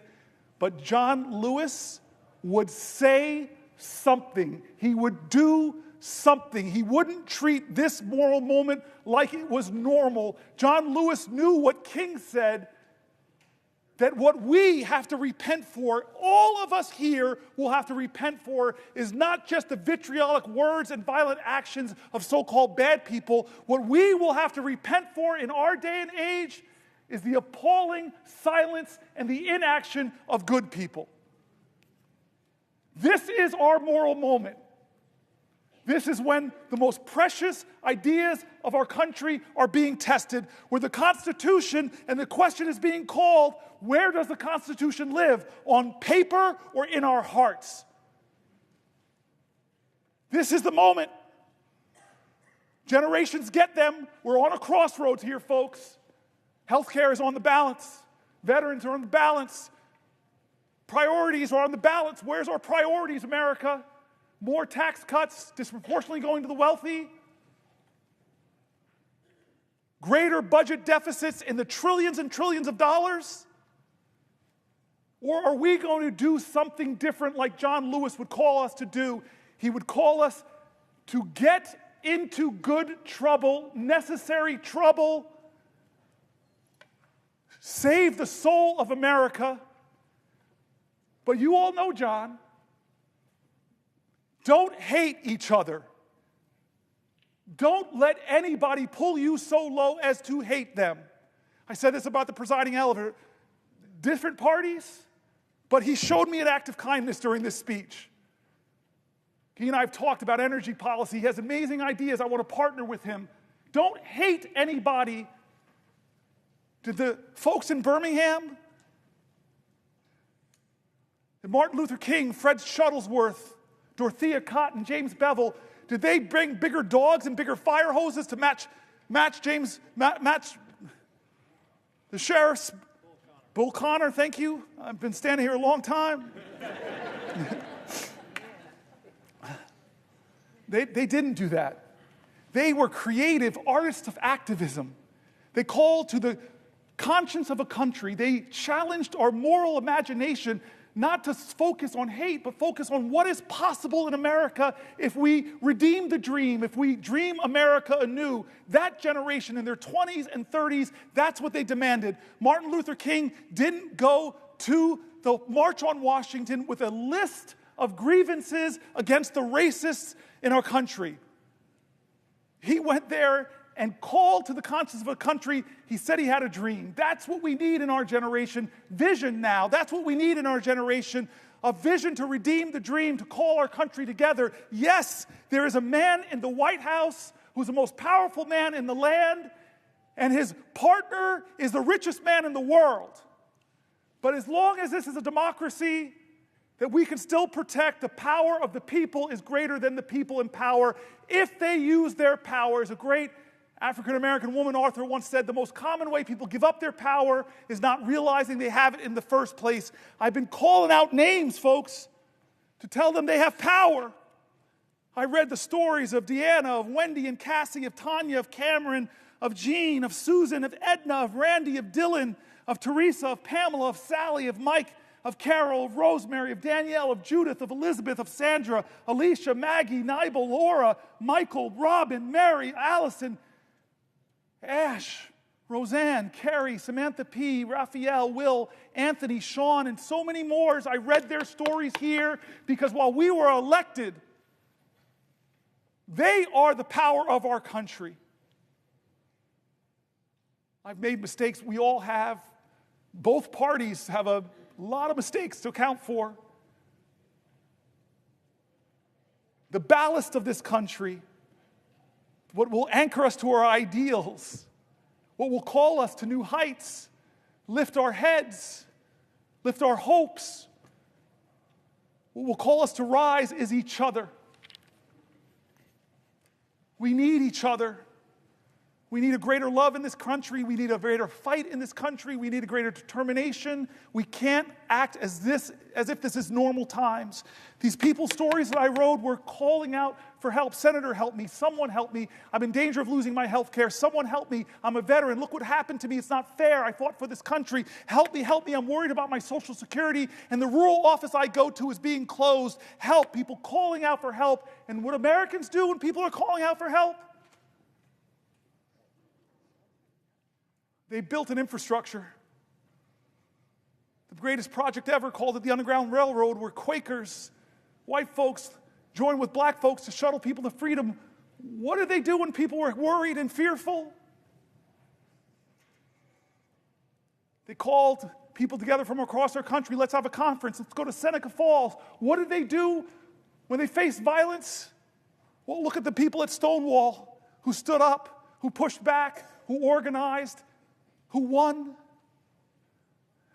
What do they do when the dogs are unleashed on us, the fire hose are unleashed on us? Look at what they did in Selma. I'm getting close to a record, folks, but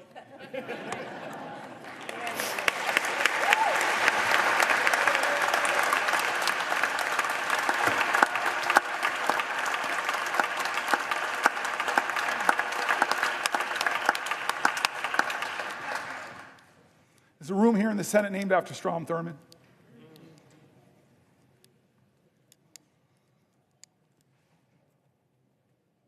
To hate him is wrong. And maybe my ego got too caught up that if I stood here, maybe, just maybe I could break this record of the man who tried to stop the rights upon which I stand. I'm not here, though, because of his speech. I'm here despite his speech. I'm here because as powerful as he was, the people were more powerful.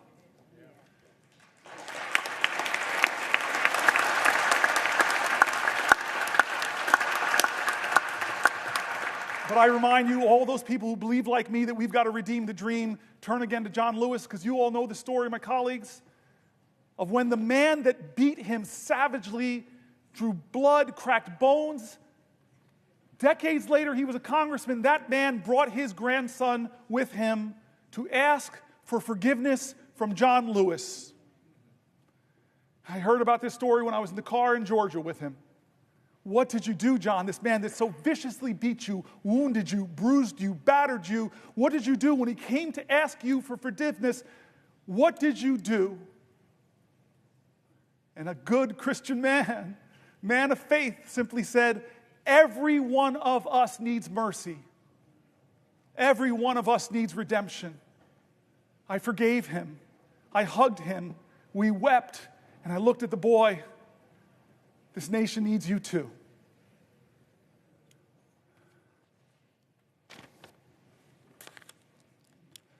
John? Would the senator yield for a question? Chuck Schumer, it's the only time in my life I can tell you no.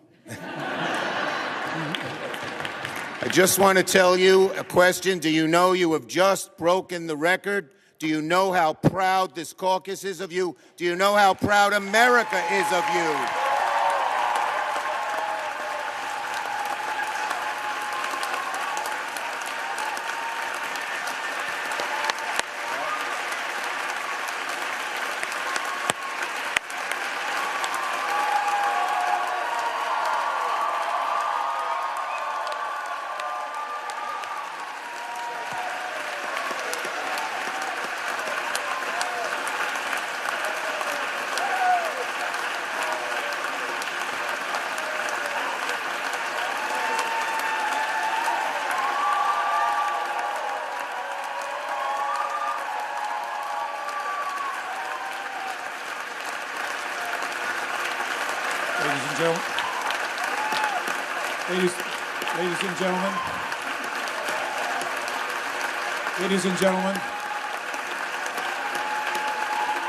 Ladies and gentlemen,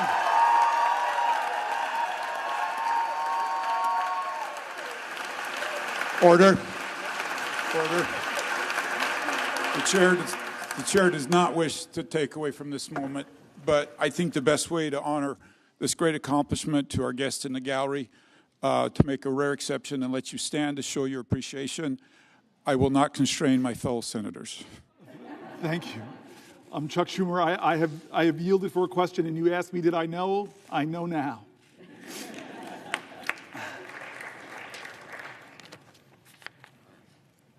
I want to not quite wrap this up yet. I don't want to wrap this up yet. My mom's senator. My mom's been watching. I know Catherine Cortez Masto has a podium in front of her. She can give me a rest. I'd like to go a little further if we can, just a little further. I love, and again, I know people are trying to train each other, and all of our media operations, they give the worst images of the people of the other party. But I want to tell you, one of the funny tweets my staff gave me is something Ted Cruz said. Is he's around 19, 20 hours, he said, maybe I should pull a fire alarm. He's going to break my record. I'm going to pause in a moment if she has a question for me to Catherine Cortez Masto, because she's my mother. But I do want to just say again, 2 points to make if I can. One is how grateful I am to my staff. When we decided to do this many days ago,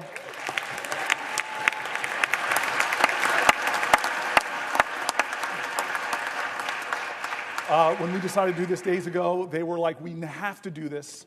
And we started preparing and working on this, and they did an extraordinary job. They were with me late nights, writing. I just feel guilty because they wrote about 10 books, and we didn't use all of them.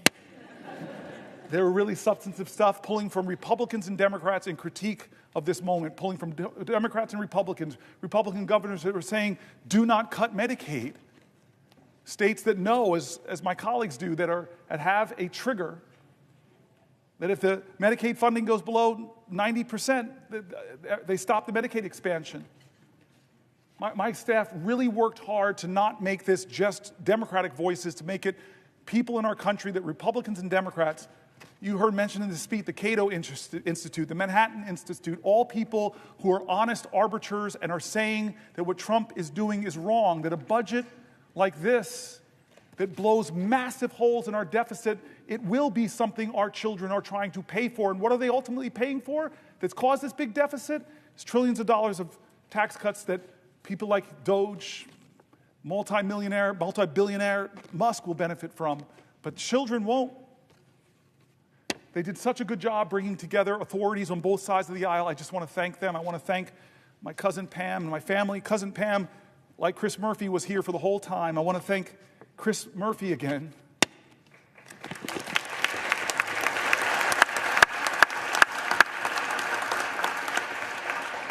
Who never stopped telling me we could do this, we can do this, we can do this, and said, I will stay with you. He's been with me on the floor. I hope you don't look as tired as I look, because you look beat, man. Do I look that bad? No. All right. I want to go a little bit past this, and then I'm gonna deal with some of the biological urgencies I'm feeling.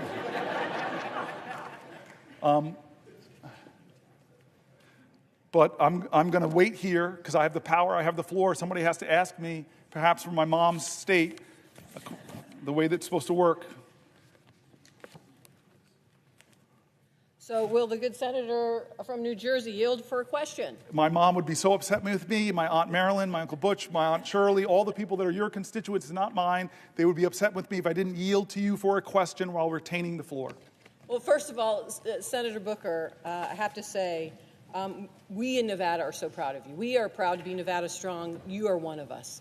You are definitely New Jersey, Nevada Strong, and so proud of what you have accomplished so far, and willing to stay here as long as it takes to help you get your message across. And I think that's the important moment. We are all here right now. So I want to pose a question to you, actually a couple of questions, but I want to start off and set the stage here, because you have been here now, for over 24 hours. You are missing some of the national news, things that are happening out there. But one of the things I want to point to that is happening that you may not be aware of, and you've touched on it a little earlier today, is this notion that we have now a president who is actually focused on billionaires and tax cuts for billionaires at the expense of the American public. And one of the things we have watched him do is cut funding for medical research. Now, what you may not know is just today I found out that HHS laid off the entire healthy aging branch of the CDC, just today. This office administers Alzheimer's disease programs. Yes. And it oversees the funding from the Bold Infrastructure for Alzheimer's Act, and it is a piece of legislation that I was so proud to partner with Susan Collins on. And she has fought for, and we have fought for, funding for it to support caregivers and their families. And Congress just reauthorized this funding. And now we have a president that has stopped the critical work that scientists are doing to try and cure Alzheimer's. And I bring this to your attention, Senator, because like you, and I think like all of us, there are personal moments in the work that we do. My personal moment is my grandmother, who I'm named after, died from Alzheimer's. And she died at a time in Las Vegas when there was not enough research, when there was not enough health care, when there were really not enough providers to understand what was going on.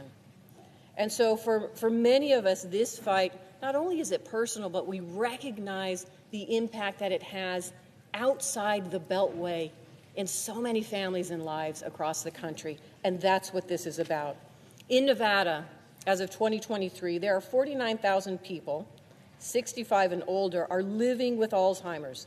And that's projected to reach 65,000 this year. Not only did we hear that HHS laid off the entire healthy aging branch of the CDC, but Donald Trump also recently terminated a $14,000 NIH research grant that had been supporting Alzheimer's research at the University of Nevada, Las Vegas. And he's continued to cut the grant for essential research for so many reasons. We've seen these funding cuts, we've seen mass layoffs, and the impoundment of grants that have already been approved by Congress. This is a violation of the rule of law, and you have been talking about that for the last couple of hours. President Trump is forgetting that this is personal. It is happening to so many families. So my question, Senator Booker, to you is, what do you think families and caregivers of those impacted by Alzheimer's, how they are feeling about what is happening right now? So this bothers me for two reasons, and the first you've already mentioned is this is the point of bipartisan work that we do.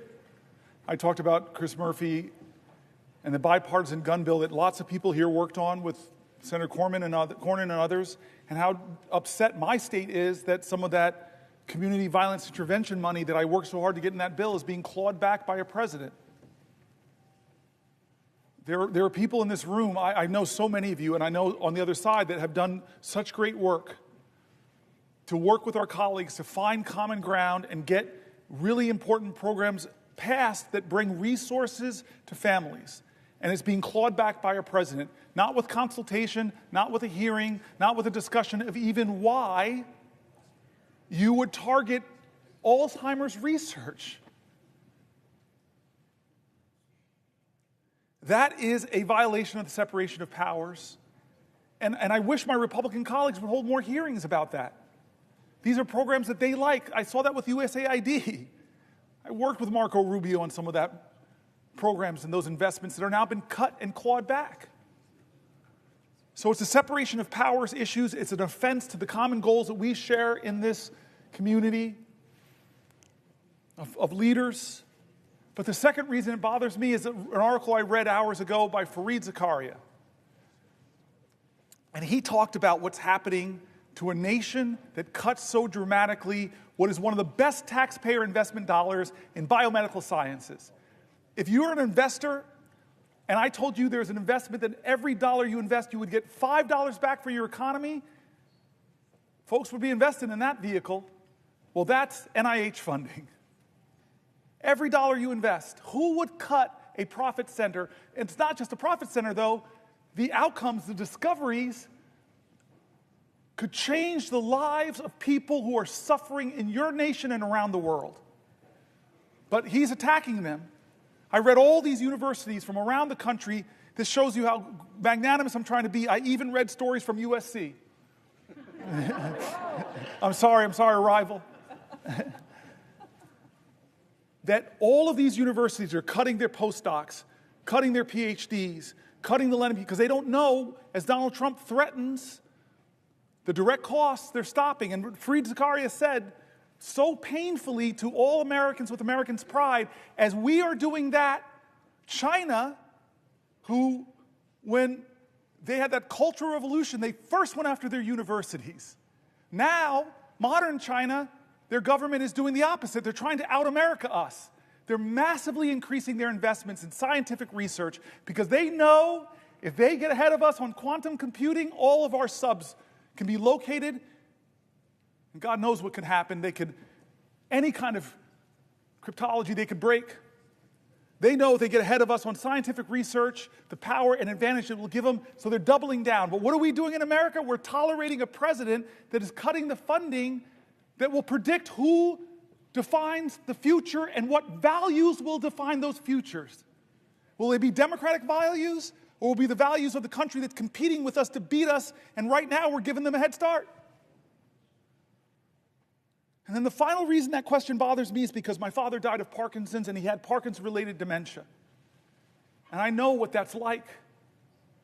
I know the pain families are enduring. I remember the time that my dad and my mom, we were in the movie theater, and my mother just shook my world. She was in Georgia. And so many people here in this room have had the same experience. We're in a movie theater, and my mom leans over to me and said, "You need to take your dad to the bathroom."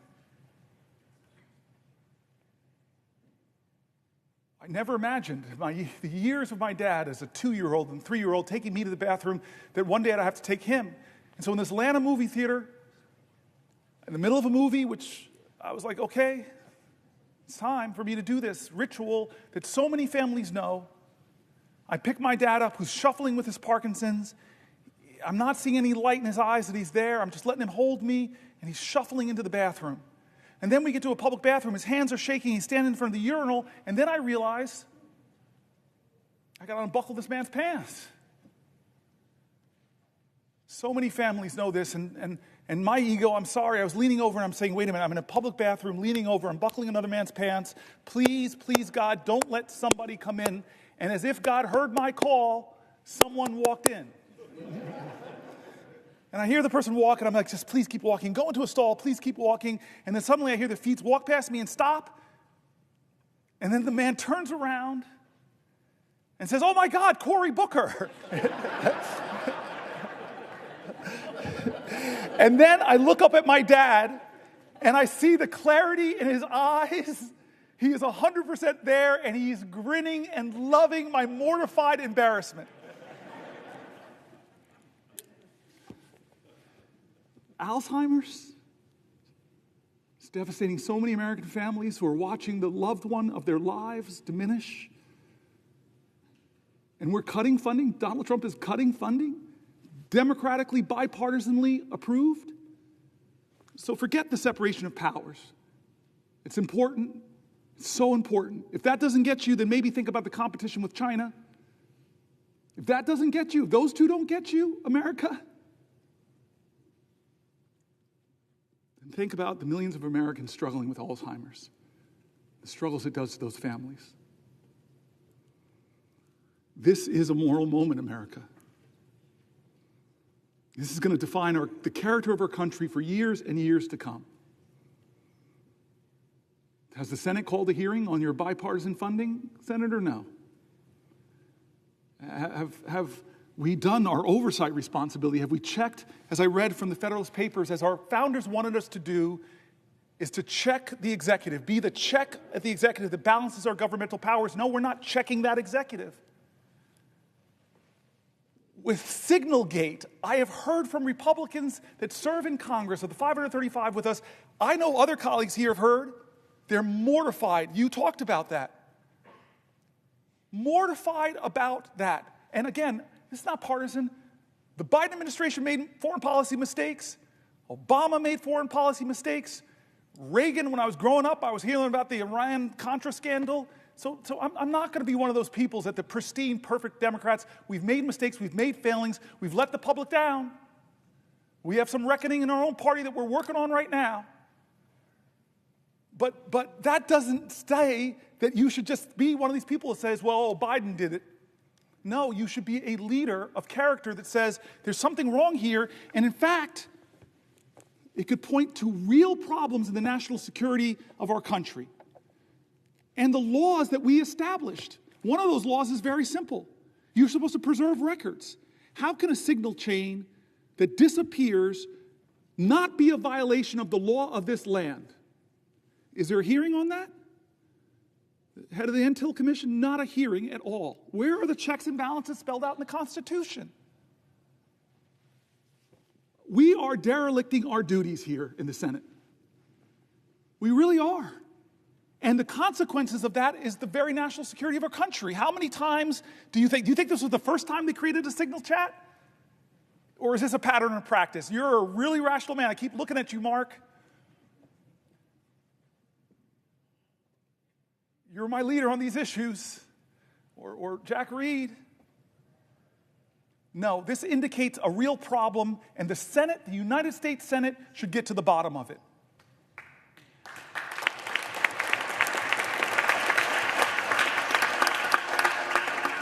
This is a moral moment. I keep saying it's a moral moment. Who are we going to be? What's going to define us? And it's time not for the typical tribalism. It's time for leaders to start standing up and saying, you know what? We can go a different way. We can imagine a different country. That's why I pointed out the new leader of the Democratic Party on the House side. We're a different generation. There's a rising generation of people. I've talked about my friend who wrote this great book, Abundance. There's a whole bunch of new ideas out there that are about the future, about the possibilities, about the hope, about the greatness of America, not the greatness that is braggadocious, not the greatness that says, I'm better than you, not the greatness that says, only I can fix things. That's not the America we want. We want America that says, we the people. An America that says, e pluribus unum.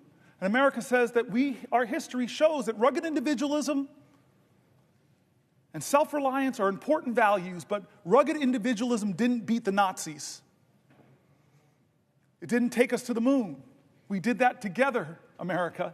We need bigger visions that can unite us beyond our narrow partisan divides to get a real mandate. And you know what a real mandate should be? It should be government efficiency. It really should be. God, I have heard from so many of my colleagues on this side of the aisle that have said, if they formed a commission of former executives in this body, I see you, Maggie Hassan, it was hard, but I had to cut 24% of my budget, 1 out of 4 employees. It was really hard, it caused a lot of pain, but we had to reduce my government. There are a lot of people here that are executives on both sides of the aisle that would have said, pick me, let's form the most exciting team possible. Because Jack Reed knows that the military of the United States of America could do things more efficiently. It's a little bit of waste over there because they haven't passed an audit. Where's Maria Cantwell? The Commerce Committee. So many ideas about how to create profit centers in the American government. You have talked to me about them. You're brilliant on some of these ideas. I look around here, but I can look to the other side of the aisle. The farmer sitting over there, the guy who's been so good to me, Chuck Grassley. I forced that man to hug me when we passed. I forced you to hug me, sir. I have pictures. Can't deny it. I don't know how you're going to get reelected now, sir. You hug this dude, black dude from New Jersey. You're so sweet to me still. We passed a big bipartisan bill because people like him, like the presiding officer, I've met with you, you still have big ideas. You still have big ideas that aren't partisan.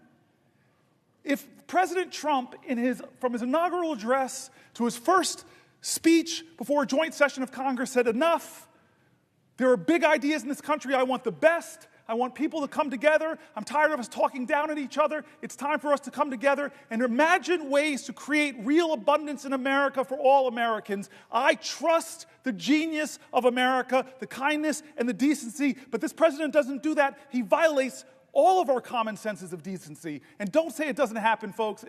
Don't say that. I listen to him. I listen to how he talks about people. We have a government now, as I said earlier, that isn't ask not what your country can do for you, but what you can do for your country. We have a country now where a president says, ask not what your country can do for you, ask what you can do for Donald Trump. And you're seeing who gets the special treatment. Some law firms are really threatened right now with being bankrupted by Donald Trump targeting them. Others have decided a different path. I'm not hating on them, but they said, we're going to go to Trump and we're going to offer him what he wants. We're going to give him tens of millions of dollars of free pro bono work. I wish they would bring some of that free pro bono work to Newark, New Jersey. A lot of people who need lawyers, folks in my city. What are the standards here of our government? You want a merger? Well, maybe you should put a lot of money in Donald Trump's meme coin. I read the document, there's something word called emoluments. And we sit by and act like, oh, no big deal. He's made millions and millions of dollars from who we don't know. We haven't held one hearing of oversight to know who is giving him millions of dollars to that meme coin. Is it the Turks? Is it the Saudis? Is it the Chinese? Is it the Russian oligarchs? Do we know? Should we know? Yes, America, stop falling into tribal lanes and closing your eyes to things that should not be normalized. Why are we normalizing these things? They're wrong. They're patently, on the face of it, is wrong. If you use signal to discuss a military attack, the time of the attack, the weapons that are going to be used, and you do it on a commercial app and decide to include a reporter, there should be accountability. Am I crazy?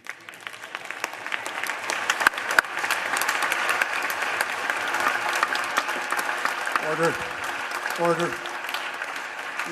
Ladies and gentlemen, let me just remind you, expressions of approval and disapproval are not permitted by the gallery. Thank you.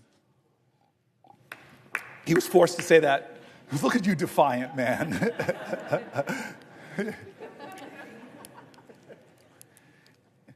The Senate and the House should be checks and balances on the President of the United States. The Senate and the House should not allow business as usual in this moment when the President is insisting that no one has the power to check and balance him. When a judge does it, when a judge decides on the soundness of his legal observations to have a ruling, and then the President of the United States doesn't appeal the ruling like most people kind of do, but starts to drag and insult and threaten that judge with impeachment. And some people, astonishing to me, in our government said, oh, that's right, we should impeach this guy.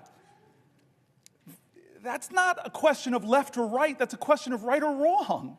We're normalizing this behavior. We're letting him do things that Republicans and Democrats should say together are wrong.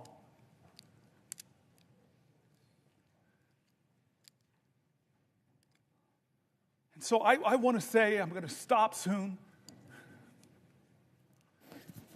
Well, for a question? Oh, yes.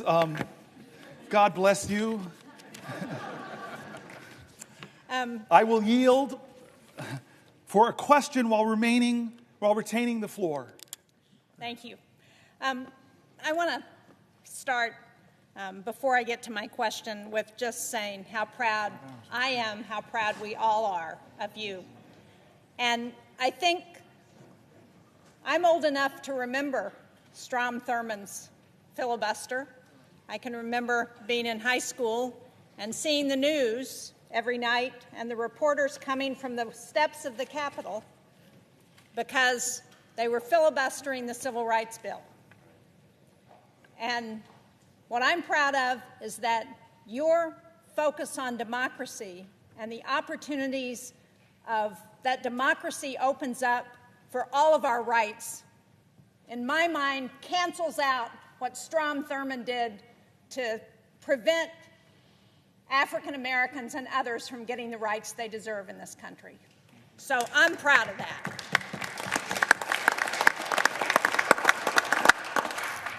But I really want to, you talked earlier this afternoon about the rule of law and the overreach of this administration. And as part of that, you went through a litany of agencies that Congress had established that this president is trying to take away. And I just wanted to point out that, and you mentioned this earlier, one of those agencies that Congress established is the U.S. Agency for International Development. And earlier today, we had a shadow hearing roundtable, the Democrats on the Foreign Relations Committee. It was on the dangerous consequences of funding cuts to U.S. global health programs. And I know that as ranking member on the subcommittee on Africa and global health policy, you would have really been interested in this. I'm glad you were here on the floor, but I wish you could have heard what we heard from the people who testified. We heard from Atul Gawande, who used to be the administrator of USAID, their global health program. We heard from Dan Schwartz, who is the Vice President of Management Sciences for Health, that's a contractor that works on global health programs. And we heard from Nick Enrich, who's the former Assistant Administrator for Global Health at USAID. And they started out by talking about what global health has accomplished through USAID. PEPFAR has saved more than 26 million lives. It's reversed the spread of HIV/AIDS. They've done malaria prevention and control for over 500 million people. They've eradicated smallpox and eliminated most of polio. They've reduced infant mortality by more than 59% since 1990. They've supported cholera, measles, and Ebola outbreak response. And one of the things Dr. Gawande pointed out is that they took the response to Ebola outbreak from 2 weeks. Many of us remember that during the Obama administration when Ebola was coming to the United States. They took that response from 2 weeks down to 24 to 48 hours to be in there to be responding to the Ebola epidemic. And what has this president done? What has Elon Musk and Doge done? They've gone in to USAID. They've cut the global health workforce from over 800 to about 60. They've taken the system that was designed to make programs more efficient, and they dismantled it.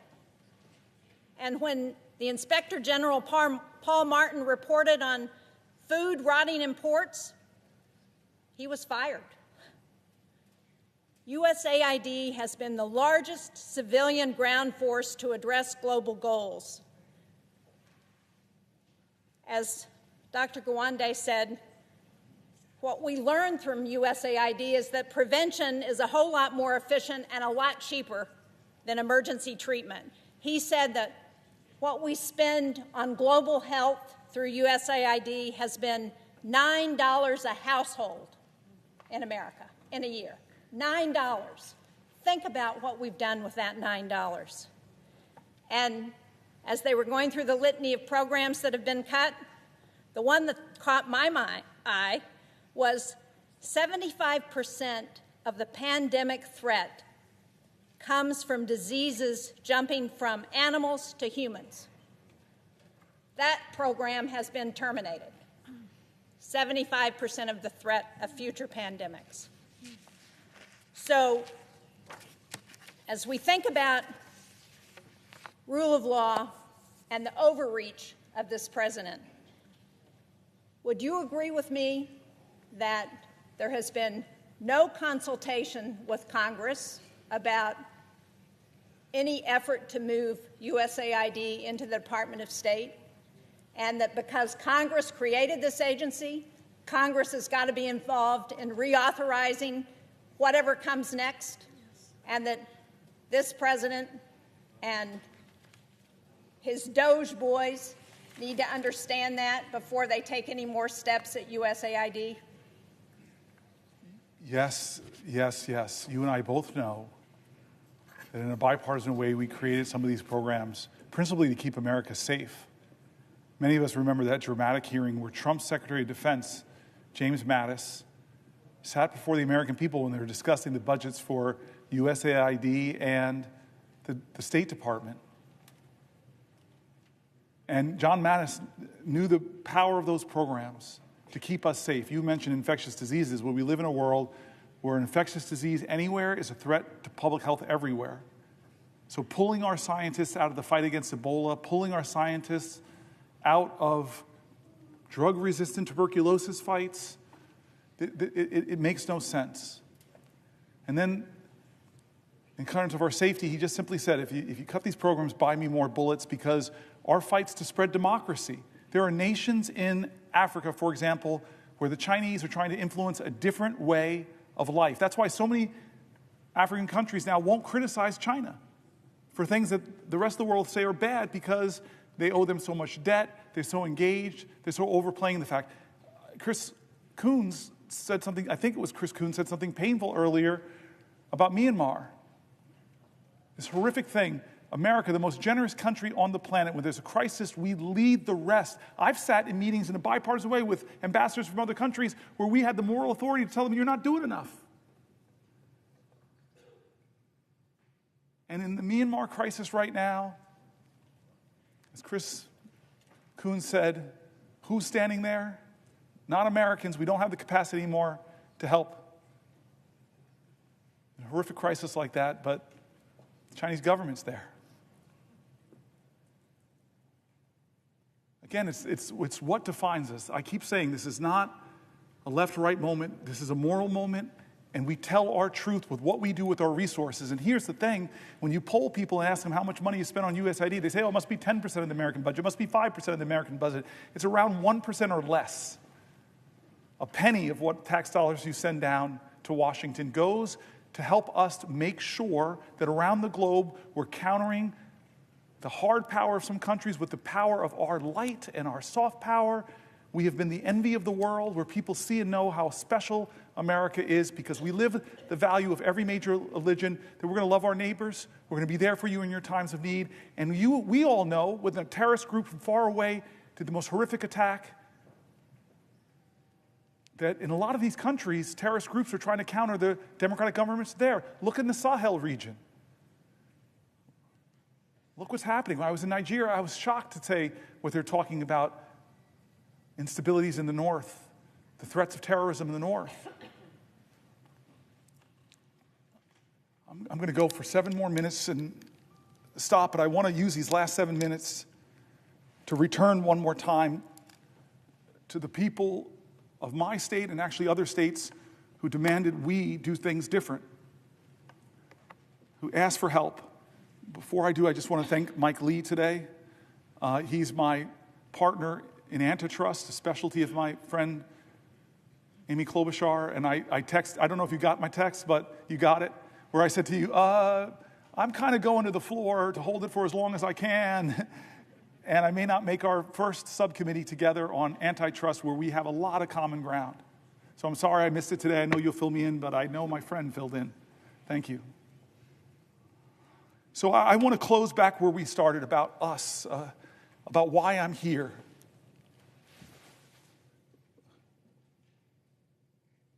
I believe that there is an urgent crisis in our country that we are not talking about. It's not a left-right crisis, it's a right-wrong crisis. It's a moral moment, and again, in America, that's going to define our character, about who we are and what we stand for.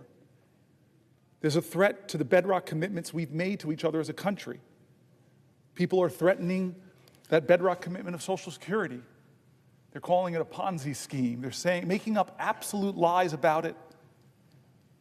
When I read American after American who said that that is their lifeline, they told stories that if they don't get their Social Security payment, or they get caught up because nobody's answering their calls, if the rural Social Security office, I read states, red and blue, where they're closing Social Security offices, if I now have to drive not 100 miles, but 150 miles at 93 years old, it doesn't quite make sense. One of my colleagues stood up here and said, that's already cutting benefits if you can't access the folks. I stood here because there's a threat to these bedrock commitments, the bedrock commitment we've made. in healthcare in this country. We won the defense of the Affordable Care Act, but my colleagues know when you start talking about Medicaid, that's not 20 plus million Americans. It's 70, 80, 90 million Americans. It's our elders in nursing homes. It's our children with disabilities. It's our moms giving birth that are still giving birth in the country with about the highest maternal mortality rates in the industrial world. It's a moral moment. Who do we stand for? Like Schumer shocked me when he said they're going to use some kind of budget gimmick to push this through. He shocked me, Chuck. I thought this was going to come down to the parliamentarian, but it doesn't sound like it. Now it's just going to get done. With the math, and I read from Manhattan Institute criticized it on the right. AEI criticized it on the right. They said, what are you doing? What are you doing, America? You're going to rake up trillions and trillions of dollars in debt that our children and our children's children are going to have to pay for, passing the bucks that will grow. Are you doing that to help people get more access to health care, more access to retirement security, more access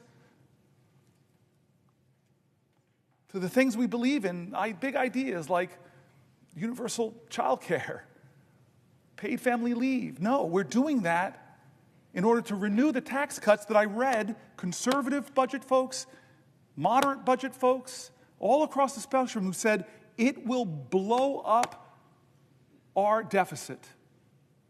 And the benefits of those tax cuts, not all, let's not use hyperbole, but most will go to the richest people in our country who I promise you, I celebrate people who've brought their ingenuity and their expertise and their grit and their tireless work who've built wealth in this country.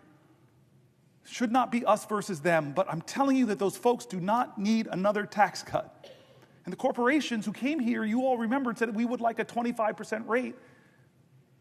The people I read said that when we kicked it to 21, not even what they were asking for from 35, it exploded. One of the main reasons it exploded our debt. And we read from conservative groups who just said all these promises that we would grow our way out of our deficit, they didn't materialize.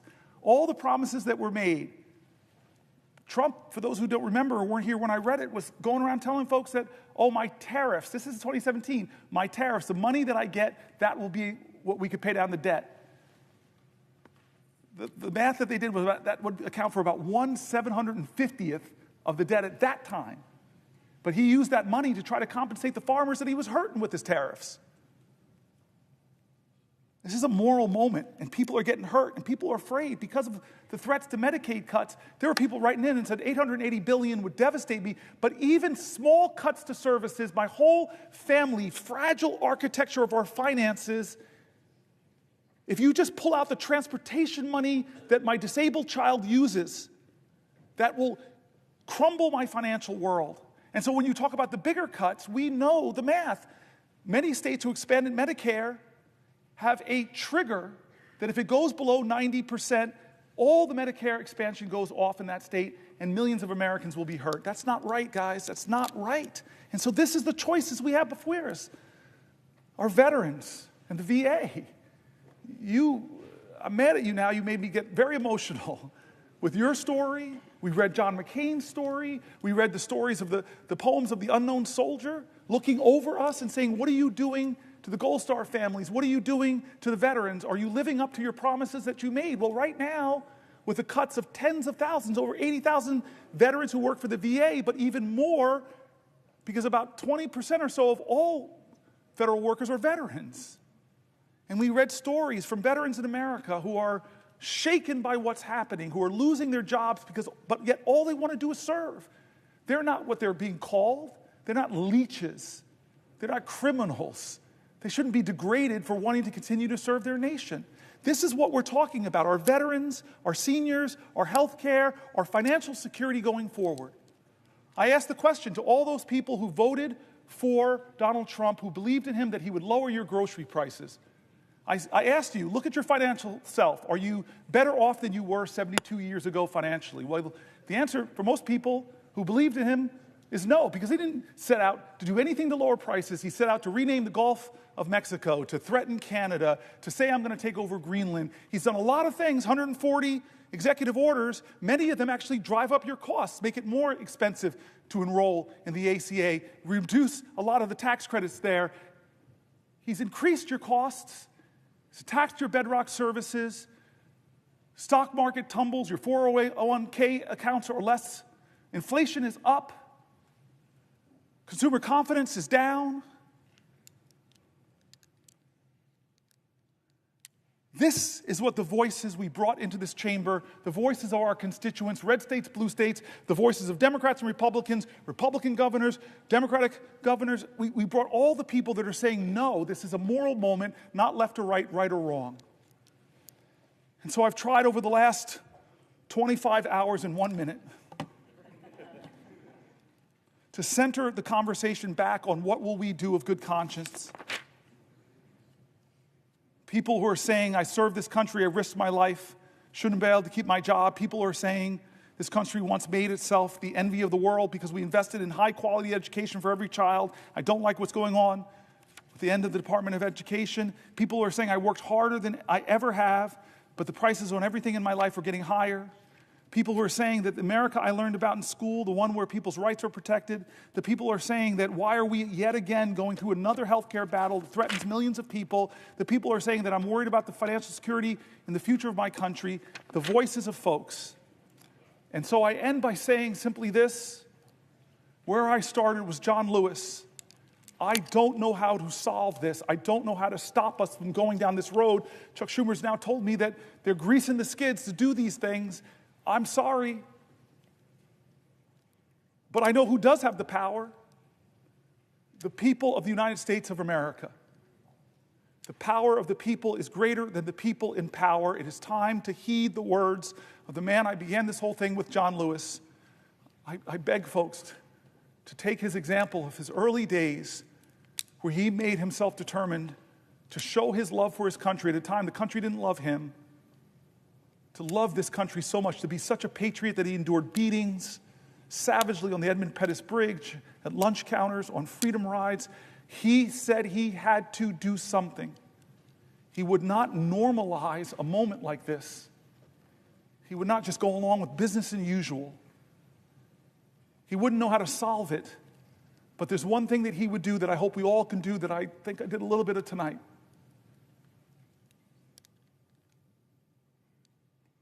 He said for us to go out and cause some good trouble, necessary trouble, to redeem the soul of our nation. I want you to redeem the dream. Let's be bold in America, not demean and degrade Americans, not divide us against each other.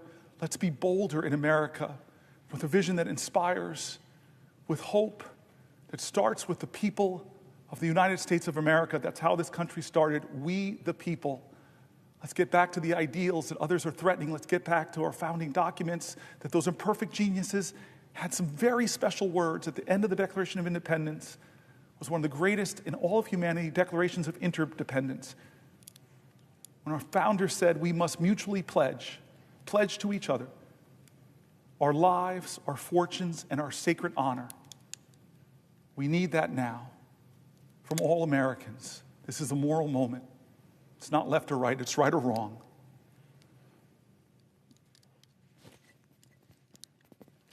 Let's get in good trouble. My friend, Madam President, I yield the floor.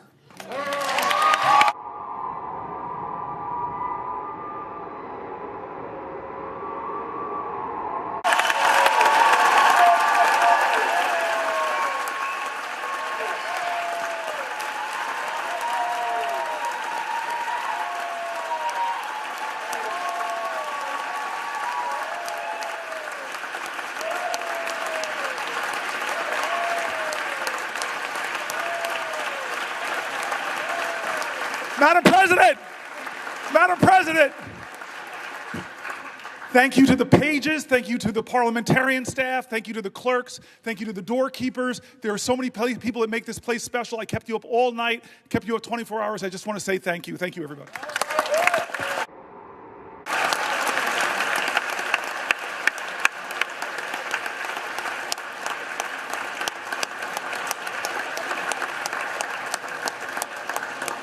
Madam President. Madam President. Senator from Idaho. Madam President, this next regular order of business, confirmation of Mr. Matthew Whitaker.